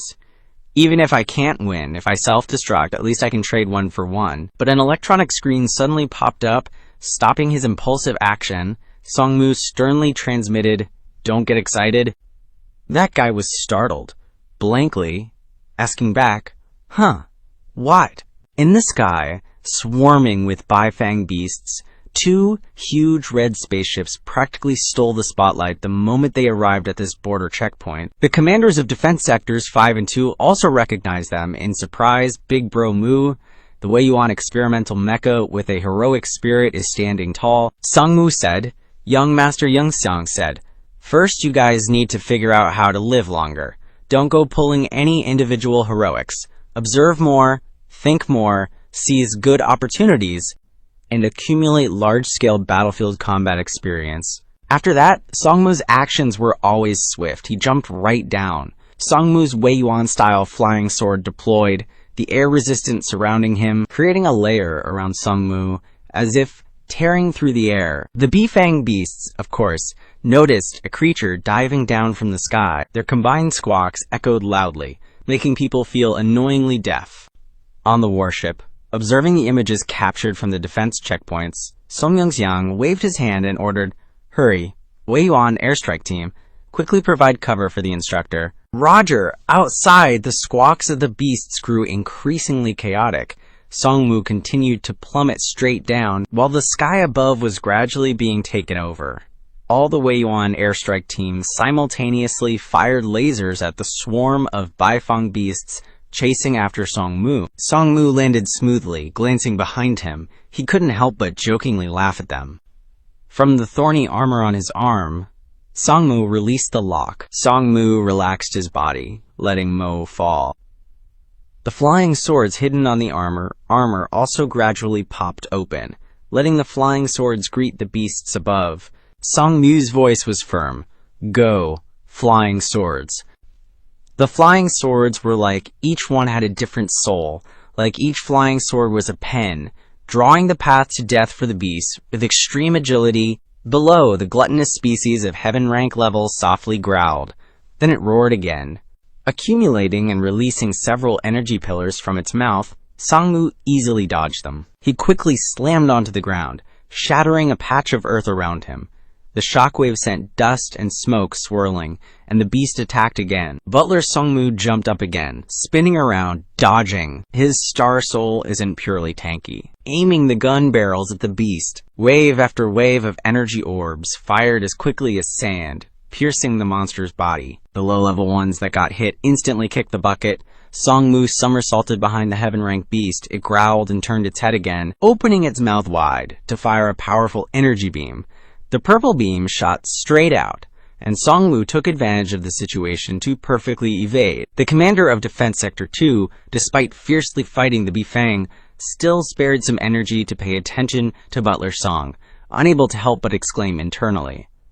Using long-range strafing in the vast airspace to eliminate the small fries, then borrowing the reaction force of the strafing to evade, this kind of high-level operation is worthy of Big Bro Mu. Jumping out of a cloud of dust, Songmu used the same trick again, jumping around the heaven-rank beast in combination, while simultaneously turning to achieve the strafing effect. One shot, one kill for the low-level beasts, whether they're gluttonous species or Bifang. As he landed, he immediately recalled his flying swords. Waiting for the flying swords to gradually close the distance, Songmu pointed the blade straight at the heaven-tier ferocious beast again, issuing a command. All the flying swords danced in countless directions, hurtling towards the ferocious beast. The flying swords surrounded it, slashing wildly. The Area 5 commander also recognized the opportunity, and immediately leaped out from under the heaven-tier ferocious beast's feet. Not forgetting to say thanks, he ran like hell for a while to keep his distance, grumbling a bit. Damn monster, actually stepping out from under its feet. The Area 5 commander discarded a piece of warped protective equipment onto the ground, stopping and turning back towards the ferocious beast. His voice hardened. Try this move on for size. In the abdomen of the astral soul general he controlled, a ball of energy, drawing from the elements in the surrounding space, was gradually gathering. At this moment, the gluttonous, ferocious beast, while fending off the flying swords, was startled and noticed. He shouted loudly, "Lion Roar Cannon!" A pillar of golden energy. With this momentum, it could probably cleave mountains and split the heavens. Let the ferocious beast experience the adventurous feeling of the Jews. After that pillar of light faded, leaving behind a desolate and ugly scar on the land, the Area 5 commander was breathing heavily. He saw from within the gradually dissipating smoke and dust that the heaven-tier ferocious beast was still alive. He couldn't believe it. But more than anything, he was mocking himself. His astral soul was gradually failing to hold, and he mumbled, "I actually exhausted all my soul power," blocking its final attack. The equipment was forcibly dismantled. The Area 5 commander fell to his knees on the ground, blurting out, "Damn it!" On the opposite side, although it wasn't dead, its body looked truly ravaged and torn. Before it could recover, a ray of light flashed, aiming precisely at the ferocious beast's core, and with a swoosh, it burst, the ruby-red core exploding into pieces. Songmu, from afar, had a slightly reproachful tone. "You, still so impulsive. This kind of move that consumes all your soul power shouldn't be used easily unless absolutely necessary. Moreover, the larger the area, the more the power is dispersed. Better to focus your soul power and strike accurately at its weak point in this special space." Yunxiang leisurely watched the battle, a look of satisfaction on his face. Little Mew actually has such skills, truly a hidden talent. Suddenly, he was startled, sensing something unusual. Not good. Yunxiang's expression instantly turned ugly. He felt the warning formation he'd placed along the road being triggered. The pursuit of the Huang Maozituan had arrived. In the inner region of Nanhuang, a warship enveloped in a cloaking screen was hovering in the gloomy sky of the Nanhuang desert. Startled awake from his chair, Yunxiang hurriedly called for senior sister Huang Miaoyin. Everyone was startled and looked towards him. Huang Miaoyin also turned around and asked, "What's wrong?" His face grim, he replied. "The warning formation I placed along the road has been triggered. It seems the pursuers from the Huang Maozituan have arrived as well. How did we get exposed so quickly? Something feels off." He kept thinking but didn't understand. How did we get exposed so quickly? Something's not right. Something must have happened. His expression grew even more troubled and confused. Yunxiang spoke up, asking, "In this period, did anyone report to the superiors or contact the outside world about anything else?" A male squad member hesitated and raised his hand. I made a report to the Grand Commander." Luning looked at Lang Huan, not quite understanding, but still replied, I haven't reported to my superiors yet, but I've arranged for the Qingyao army to purchase materials for refining spirit soul generals according to Her Highness's wishes. Huang Miaoyin wondered, what's wrong? I reported my safety to Her Majesty the Empress through the Dark Mirror Beetle. Sung Yunxiang stroked his chin, thinking, then slowly replied, I'm afraid there's some connection in there. The intelligence has been leaked. Everyone was shocked. Miaoyin asked, a little disbelieving. Are you saying that someone on our side is leaking information to the Southern Wilderness Sand Pirates? Immediately, morale in the room plummeted into chaos. Someone colluding with the enemy? How could that be? Did the Gold Helmet Army plant spies within our ranks? A lack of vigilance against spies is a weakness of your Iron Wall Army? Aren't you being infiltrated again? How could this be? Maybe the problem lies with your Qingyao army? Wait, we can't confirm anything just based on this. It's possible those damn sand pirates saw through the disguise that Song Gongzi set up. Just like that, the two sides argued back and forth in a noisy, chaotic mess. Yunxiang ignored them, still deep in thought. Iron Wall Army, Qingyao Army, Dark Mirror Beetle. Let's start investigating with the Iron Wall Army first. At the speed I need to face, maybe I can proceed with the chase after a day. It's very likely that the number of beasts will be more than expected. Tell the clone to prepare for the battle preparations in Yong'an City. The city's defense forces are controlled by the Kong family, while private armed forces are held by the Liu, Chen, and Tao families. There are also high-level combatants from second-tier families like the Shen, Zhao, Sun, and Luo families.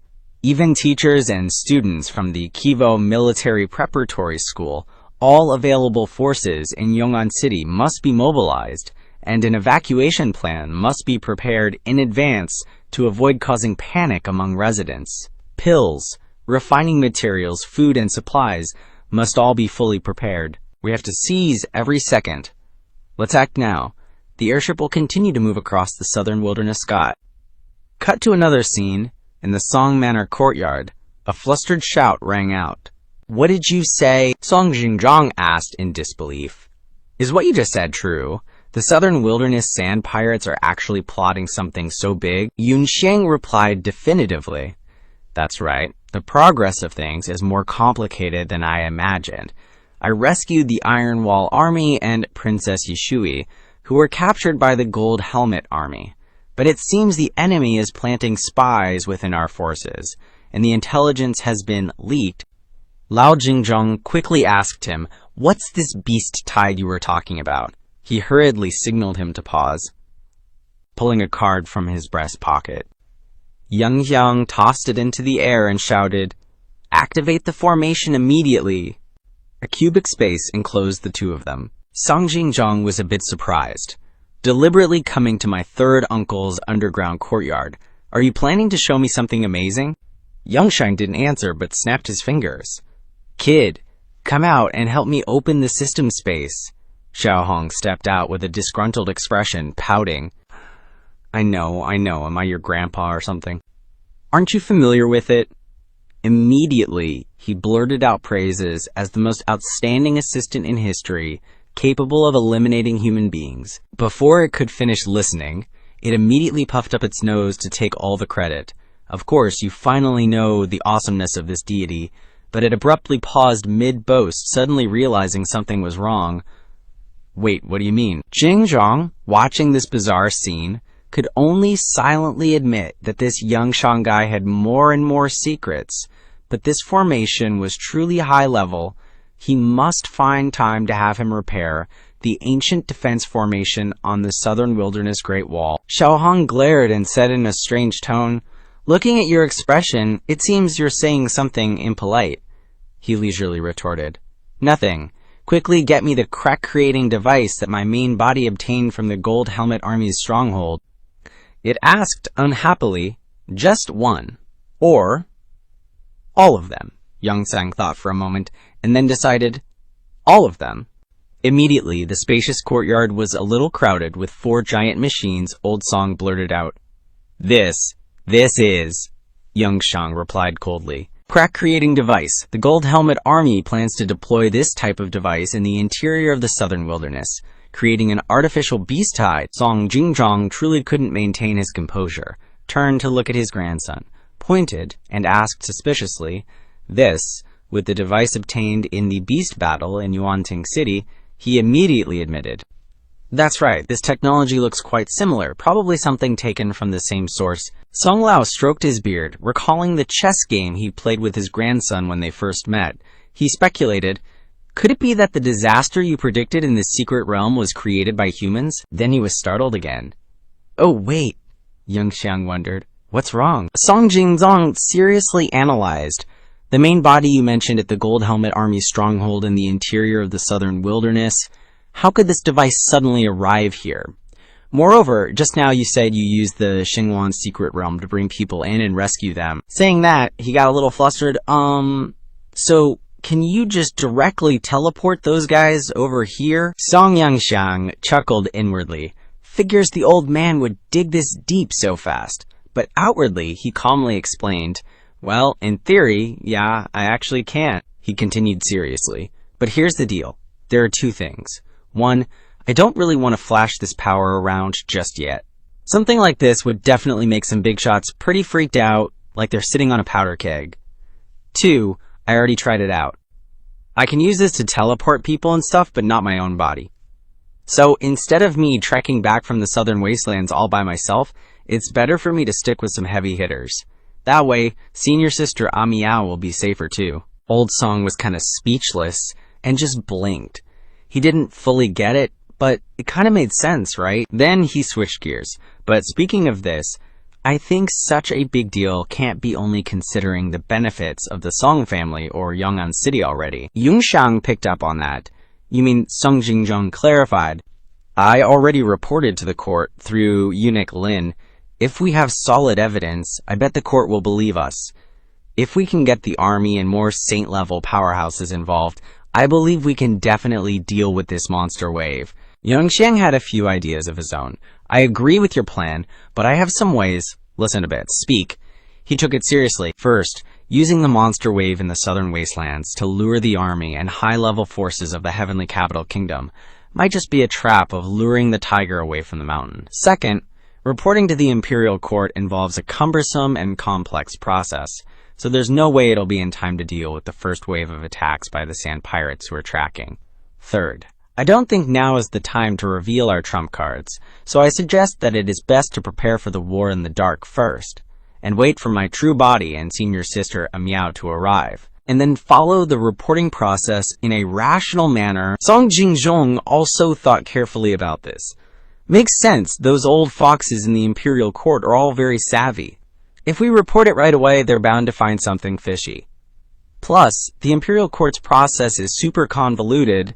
The response time will probably take at least 10 days. Compared to that, your true body coming back a day or two later makes no difference. When your true body returns, these things will be confiscated by putting them in the rune characters. String the process of events together, and then present the evidence in a rational way. But these 2 days really have to start preparing for the war first. If that's the case, I think we can try to win over that Lord Ling from the embroidered uniform guard." He lifted his chin in thought. "The embroidered uniform guard's imperial censor with sword has the authority to handle things on their own and act according to circumstances.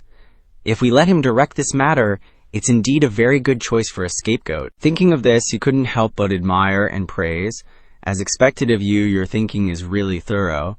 Song Jingjong just chuckled a few times to brush it off. Scene changed to somewhere in Yong'an City, where the streets are bustling with people and signs are ablaze with neon lights. A woman with striking red hair walks down the street, constantly pulling down her baseball cap. Then she suddenly turns into a small alley.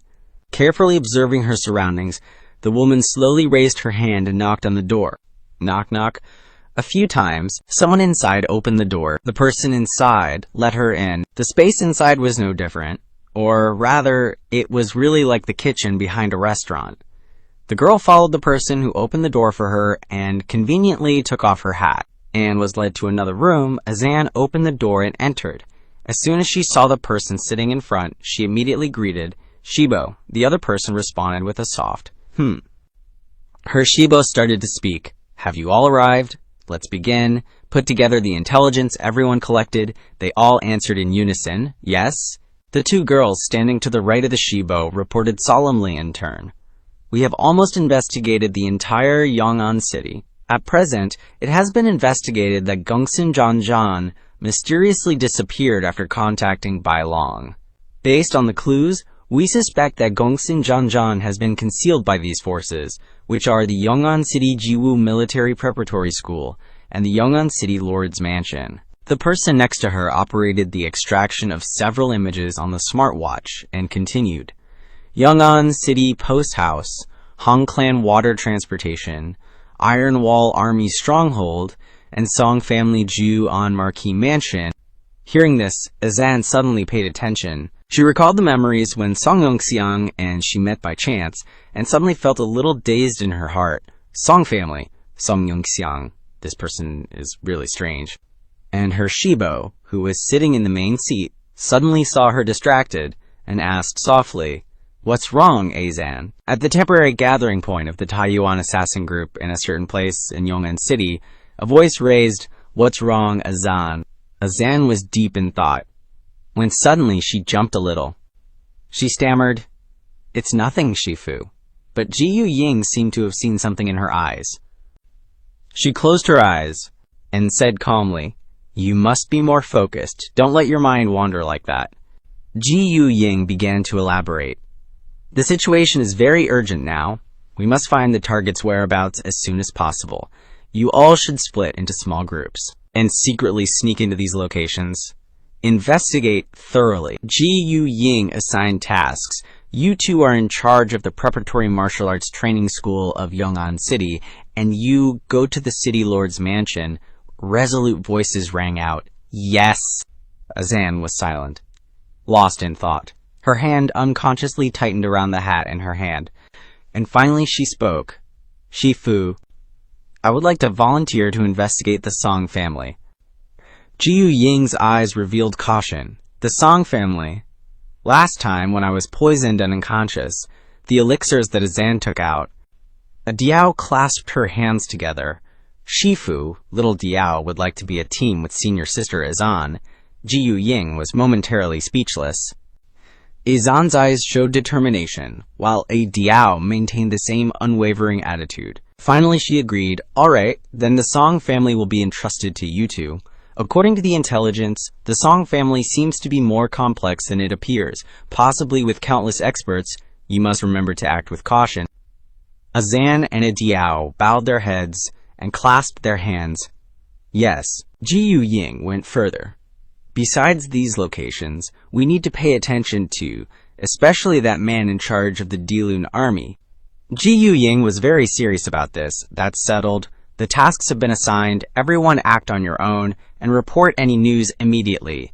The group said in unison, yes.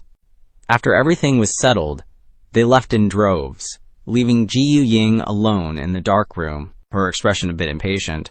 The evening sunset. The sunlight died. The vast sky red. At the same time, the scene shifts to the side parlor in the central courtyard of the Song mansion. Standing before Song Jingzhong, Kong Fan and Kong Zheng clasped their hands together sincerely. Please rest assured, Lord, this old man will summon all the family heads of the Chen, Lu, Tao, and Chu families to appear before you to receive orders immediately. Song Yunxiang said calmly, There is no need to summon them here. Just arrange it directly. As for the second and third-rate families, try to mobilize all the strategies that can be used. Kong Zheng obeyed. Understood. Kong Fan hesitated. It wouldn't be difficult for me to issue a city lord's order in the name of defending against ferocious beasts to mobilize the city garrison and the instructors of the preparatory martial arts training school. He was somewhat apprehensive. But evacuating the people isn't an easy task. What if there isn't a wave of monster beasts at that time? What am I supposed to say? Kong Zheng, annoyed by this, immediately smacked him on the head. Just do as the Lord has instructed. So much nagging. A small city lord like you is nothing in the Lord's eyes. Do you know that? With a swollen bump on his head, Kong Fan immediately changed his tune. Yes. This subordinate can contact the Hongxi Water Transport Company to mobilize their fleet and first relocate the people to another place according to the Lord's wishes. Song Yunxiang said calmly, "Go ahead. Time is of the essence." The two of them obediently bowed and bid farewell. This subordinate takes his leave. Understood. Subordinate takes his leave. Kong Fan and Kong Zhang left together, and the door to the room was closed. Song Yunxiang looked at the watch on his hand. That night, bright stars shone in the night sky. Speaking of Kuiyin City, in the southwest Xing province, within Xiaoyu Kingdom, thick fog surrounded the place. The scene shifts to the Huyan family's manor, Huyanbao. At this moment, the main hall was brightly lit, indicating a conversation was underway.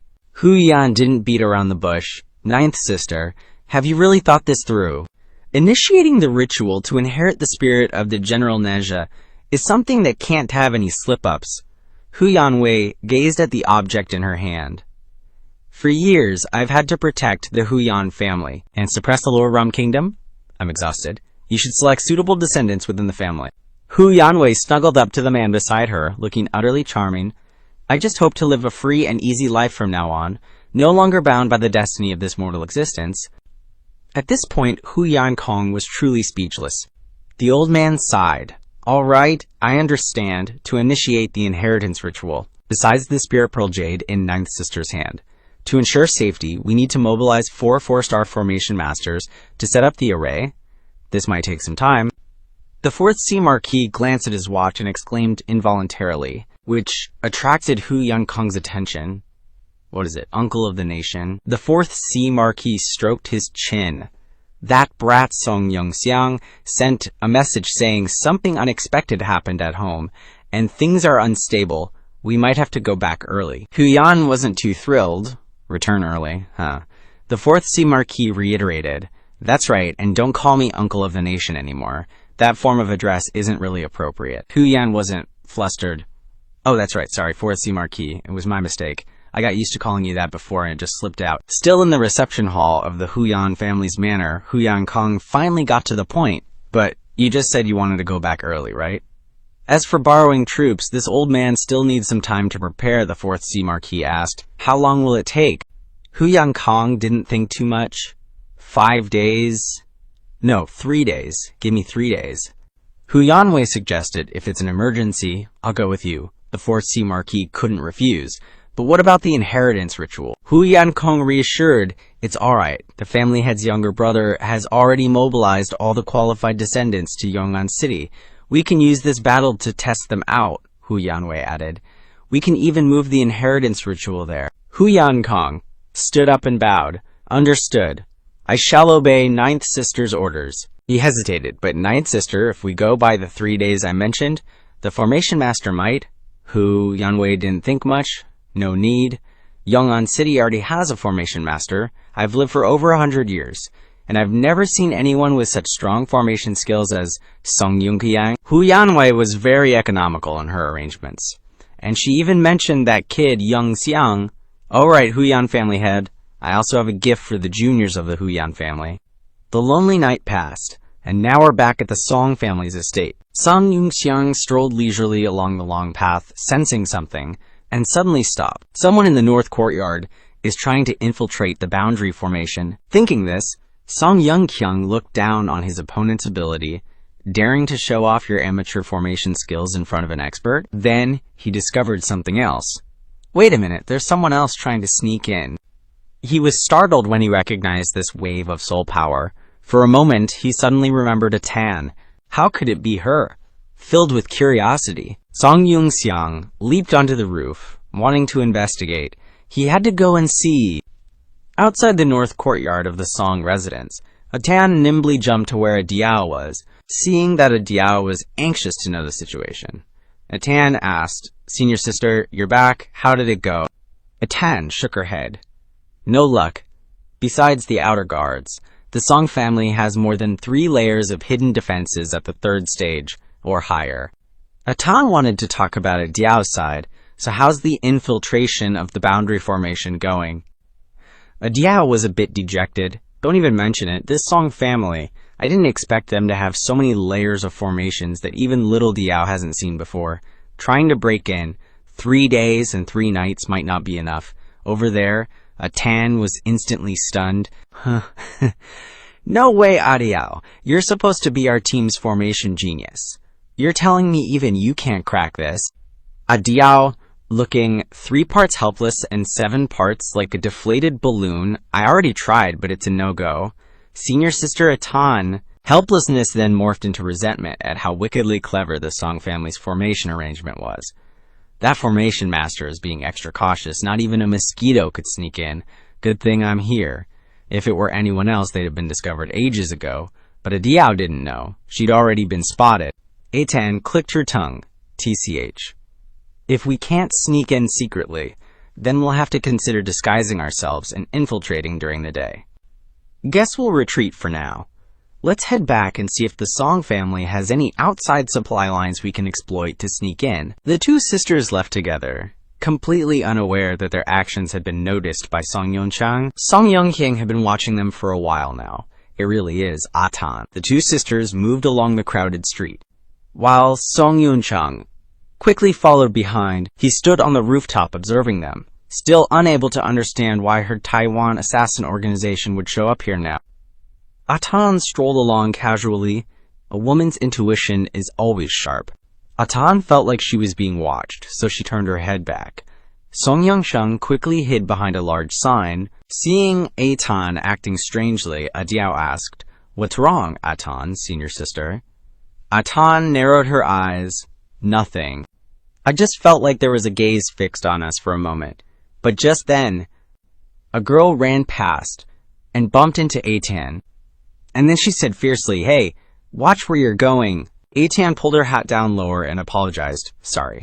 Afterwards, Atan and Xiao Diao quickly left, leaving the girl standing there dumbfounded. Her face was unpleasant. Actually, that was just a mediocre Earthrealm early stage. Why did it make someone so uncomfortable? But the one who was startled was Song Yunxiang, who was hiding above, isn't that person? The Linguogong's county princess of the Zhenbei army. The one you made a contract with that general's spiritual soul. Song Yunxiang was a mix of questions and surprise. According to the timeline of the previous loop, their meeting shouldn't have happened for another 2 or 3 years. Back then, Taiwan, who originally followed the doctrine of universal love and non-aggression, used force to intervene in the war, and even secretly carried out crazy assassinations, targeting the pro-war factions of the 3 countries. Atan, as a quasi-saint expert, and Taiwan's gold medal assassin, Ling Guogong of Tiandu Kingdom, Lord Shangguan of Yishui Kingdom, and even Prince Yanzhou of Dilun all died in her hands. To take revenge, Princess Linglan, the daughter of Ling Guogong, went against the imperial decree and mobilized the Zhenbei army without authorization to carry out a retaliatory siege on Taiwan's bases in the northern continent. That battle was also the first time Atan and I met. Thinking back to that year, the Zhenbei army had intercepted a Taiwan transport ship and besieged the people on board. The people were being chased and killed by an army, desperately fleeing through the desolate ruins. The leader raised his sword high and resolutely shouted, "Kill all the followers of the heretical sect. Avenge Commander Ying. Kill!" The shouts rang out nonstop. And the innocent people could only run for their lives. But those guys were bloodthirsty, not planning on letting anyone off the hook. They were hitting people with extreme cruelty, even pointing their feet directly at a small, defenseless person, stomping down without mercy, like crushing an ant. While escaping, a woman, knowing she wouldn't make it, gave her child to her husband. "Hubby, I'm entrusting our child to you. Please take care of him/her." The husband hugged the child and ran ahead. Realizing his wife's intention, he panicked. "Wait, you're just an intelligence officer. Don't sacrifice yourself like this." But at this point, what did the wife have to fear? "For Taiwan, for the Tao of love, I can dedicate this very life," she said, tears welling up. Her spiritual construct activated, although it has been changed. But she was still just one small woman facing an entire army. Her body trembled uncontrollably, and while fleeing, someone saw her courageous act. The man fell silent for a second, with the spirit of unity. He couldn't abandon anyone, so he couldn't hesitate any longer. assassination squad, all combat personnel. Drop stealth. I'll take responsibility. Everyone, gear up. Everyone was of one mind, pulled out their tokens, and activated their spiritual constructs. Now it wasn't just the lone woman anymore. Two armies clashed head-on. The two sides seemed evenly matched. One person darted around, dodging past an opponent, quickly slicing off his arm. Earlier they were fleeing, but now they showed no sign of weakness. One person nimbly jumped onto a Zhenbei soldier, easily snapping his head off in a second. Their counterattack is indeed formidable. The leader blew someone away, reacting just in time. Don't fight them one-on-one. These Taiyuan assassins, entire army formed the Danku formation, 11 mecha formation. The entire army immediately obeyed, beginning to arrange themselves into a tight formation. The leader aggressively advanced forward. Crush them for me. Hearing the order, everyone rushed forward together, blasting away the Taiyuan army, killing to avenge the commander-in-chief. Avenge him. The two sides fought even more fiercely. The scene was utterly chaotic, with the loud clashing of weapons and constant shouts. The leader of the Zhenbei army lost patience. Rear ranks, fire. Their army shifted again. The Taiyuan army realized something was wrong. Crap. The Zhenbei army arranged themselves into a tight formation, constantly firing bullets at them, cleverly dodging the rain of bullets. That person was filled with resentment. Damn you, you wretched warlord hounds. Why do you want to start another war? Is reclaiming territory really more important than people's lives? Finishing her sentence, she desperately crossed through the rain of bullets, rushing straight toward the enemy, her movements as swift and nimble as a swallow in flight. The Zhenbei army immediately tried to suppress her, using combined attack techniques to encircle and kill her. Though she fought valiantly, she was quickly figured out and stopped. Her whole body collapsed weakly to the ground. Through binoculars, the fierce battle was clearly visible, and the observer was currently standing on a high mountain. Seeing the opponent so infatuated like that, the guy next to him couldn't help but say, "Great General, we're supposed to be here with the imperial decree to bring Princess Zhao Linglan back. Is it really okay for you to just secretly observe like this?" Yunxiang was still nonchalant. No rush, no rush. Let's keep watching. Besides, the princess is a saint stage powerhouse, and I'm just a tiny, insignificant heaven stage guy. My strength is limited. What can I do? Truthfully, Yunxiang knew very well that. He chuckled inwardly. His master had specifically instructed him to let the princess get her revenge first. Only after she had killed all her enemies should the Xuanjia guards step in and summon her. Down below, the battle was still raging, and it seemed like many people had already died. The Zhenbei army was on a killing spree. Only one person remained. A man was hugging his child and crying, reluctant to run, my wife. Only one person was standing in front of the Zhenbei army now, and the leader showed no mercy. Fire. Prepare to brace yourselves. That person kept looking back at his comrades, hoping they could escape. The leader pointed his weapon forward and fired, but suddenly he stopped. Wait. He quickly sensed the danger. Something's wrong. Get out of the way. Just then, a powerful attack was heading their way. The firepower was so intense that it pierced through and shattered that person's body. Yunxiang could tell immediately that such a terrifying long-range attack was from an original spirit general. From the hazy smoke and dust, a figure emerged. The hooves of a horse, steadily stomping on the ground. The person who just appeared looked incredibly majestic, striding forward with a heroic air. As soon as they saw the person, everyone shouted, "Spirit General Lu Biyu! It's Great General Azan! Great General Azan has come to save us!" Azan walked past the lone warrior, who trembled and said, "Great General Azan, thank you." Faced with Azan's powerful aura, the Zhenbei army had to retreat a little. Spirit armor Lu Biyu fearlessly charged onto the battlefield, and her appearance caught the attention of the person who had been waiting all along. Linglan stood on the bow of the ship, cold and indifferent. "Finally, you've been forced to come out," Azan angrily questioned. "Why? Why must you massacre these innocent people?" Her expression was beyond comprehension. Linglan seemed to have suffered enough, and there was no remorse in her eyes. Why? How dare a lowly assassin from Taiwan ask why? Suddenly, Linglan grabbed the cloak she was wearing and let it fly in the wind, and get ready to die. Linglan jumped resolutely off the ship, activating her spirit construct, and she flew straight down to the ground. When she landed, smoke and dust billowed up in a massive explosion. Linglan transformed, appearing as the Spirit General Yu Fai, her appearance no less imposing than Azan's. The battlefield seemed to fall silent as the two spirit generals faced each other. People behind were worried about Great General Azan, but Azan did not flinch and move back, her eyebrows furrowed, revealing her determination. This time, she even had to use pills. A red pill slowly entered her mouth. Instantly, spirit armor Lu Biyu seemed to gain even more power. Her whole body glowed with a terrifying, fiery red aura. Yunxiang watched the fight and couldn't help but exclaim, trading lifespan for realm boost, plus a limited time weapon buff. No wonder he's an assassin from Taiwan. Azan was so eager to charge at his opponent like he couldn't stop himself. Here we go, the Fangtian Huaji is out too. At this point, Linglan didn't seem nervous facing Azan at all.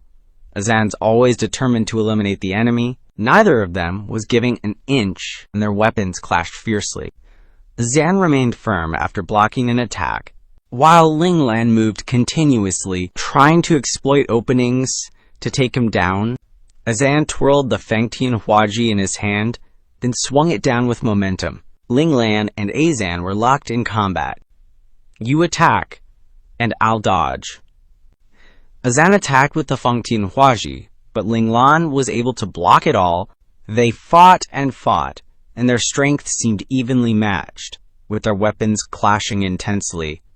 But only Linglan knew how difficult it was for her. That Fangtian Huaji of the Spirit Soul General Lu Biyu is terrifying. Even the Lishui spear structure couldn't withstand it. Azan really has combat experience. Quickly grasped Linglan's mentality. Where are you looking? Leaving yourself open. In front of her was Azan's Fangtian Huaji coming right at her.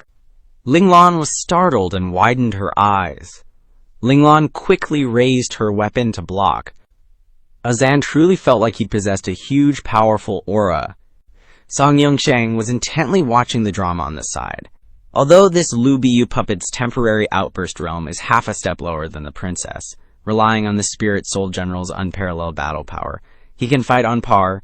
Below, Linglan and Azan are still fighting fiercely. Linglan is now in a you attack I block situation, an intense battle. Songyang sees this as a pity, but the princess took advantage of the weapon damage to dissolve the force, avoiding the attack. People next to him were made anxious by him. Lord Protector, why do you look so regretful? Whose side are you on? Anyway, two evenly matched opponents, Linglan decided to take out the ultimate weapon. She drew her sword and pointed it at Azan, the touching willow sword. Linglan's sword immediately unleashed a beautiful arc. Azan gripped his spear tightly, seizing the opportunity to retreat. In that moment, Linglan became completely focused. Yunxiang observed the battle very keenly, faking a sword swing, taking the opportunity to widen the distance. The princess wants to. Yunxiang's guess will be right. Linglan immediately summoned a godly arm bow, and when the bow was about to fire, all energy seemed to be especially focused on it. 3 dazzling golden arrows aimed straight at Azan, but before Azan could react, Linglan flicked her fingers. Crack! At first there were only 3 arrows. Now it's splitting into like 100 tiny arrows, right before the storm hits. Azan ain't gonna outrun this, so she's going head to head. Yunxiang is sweating bullets. This Lu Biyu spirit avatar is seriously OP. Daring to tank a direct hit from the top, gotta respect that. That arrow rain finally stops, and everything's all smoky and hazy, can't even see Azan. But just then, thwip goes the sound of an arrow being drawn back. Azan spots her on this side, and get this, Linglan's charging up for another shot. Her bow's pulled back tight, with an arrow that looks extra special. 9 Heavens piercing rock arrow. Linglan fires it off, and this fiery arrow just zooms right at her. Azan reacts quick, summoning the cloud-piercing sky splitter bow, and this bow in her hand is pulled back all the way. After getting enough power, she releases her hand immediately. The two arrows collide, boom, huge explosion. But then Ling Lan's 9 Heavens piercing rock arrow is still going strong, heading straight for her. Azan's on high alert, instantly using the sky-splitting claw, trying to grab Ling Lan's arrow, but man, is it tough. Blocking this one arrow sends Azan flying off her horse. Even the sky-splitting claw couldn't handle it. Azan lands hard, looks up, and just then, Ling Lan's already charging in for the kill. Sword raised high, ready to take her out, yeah.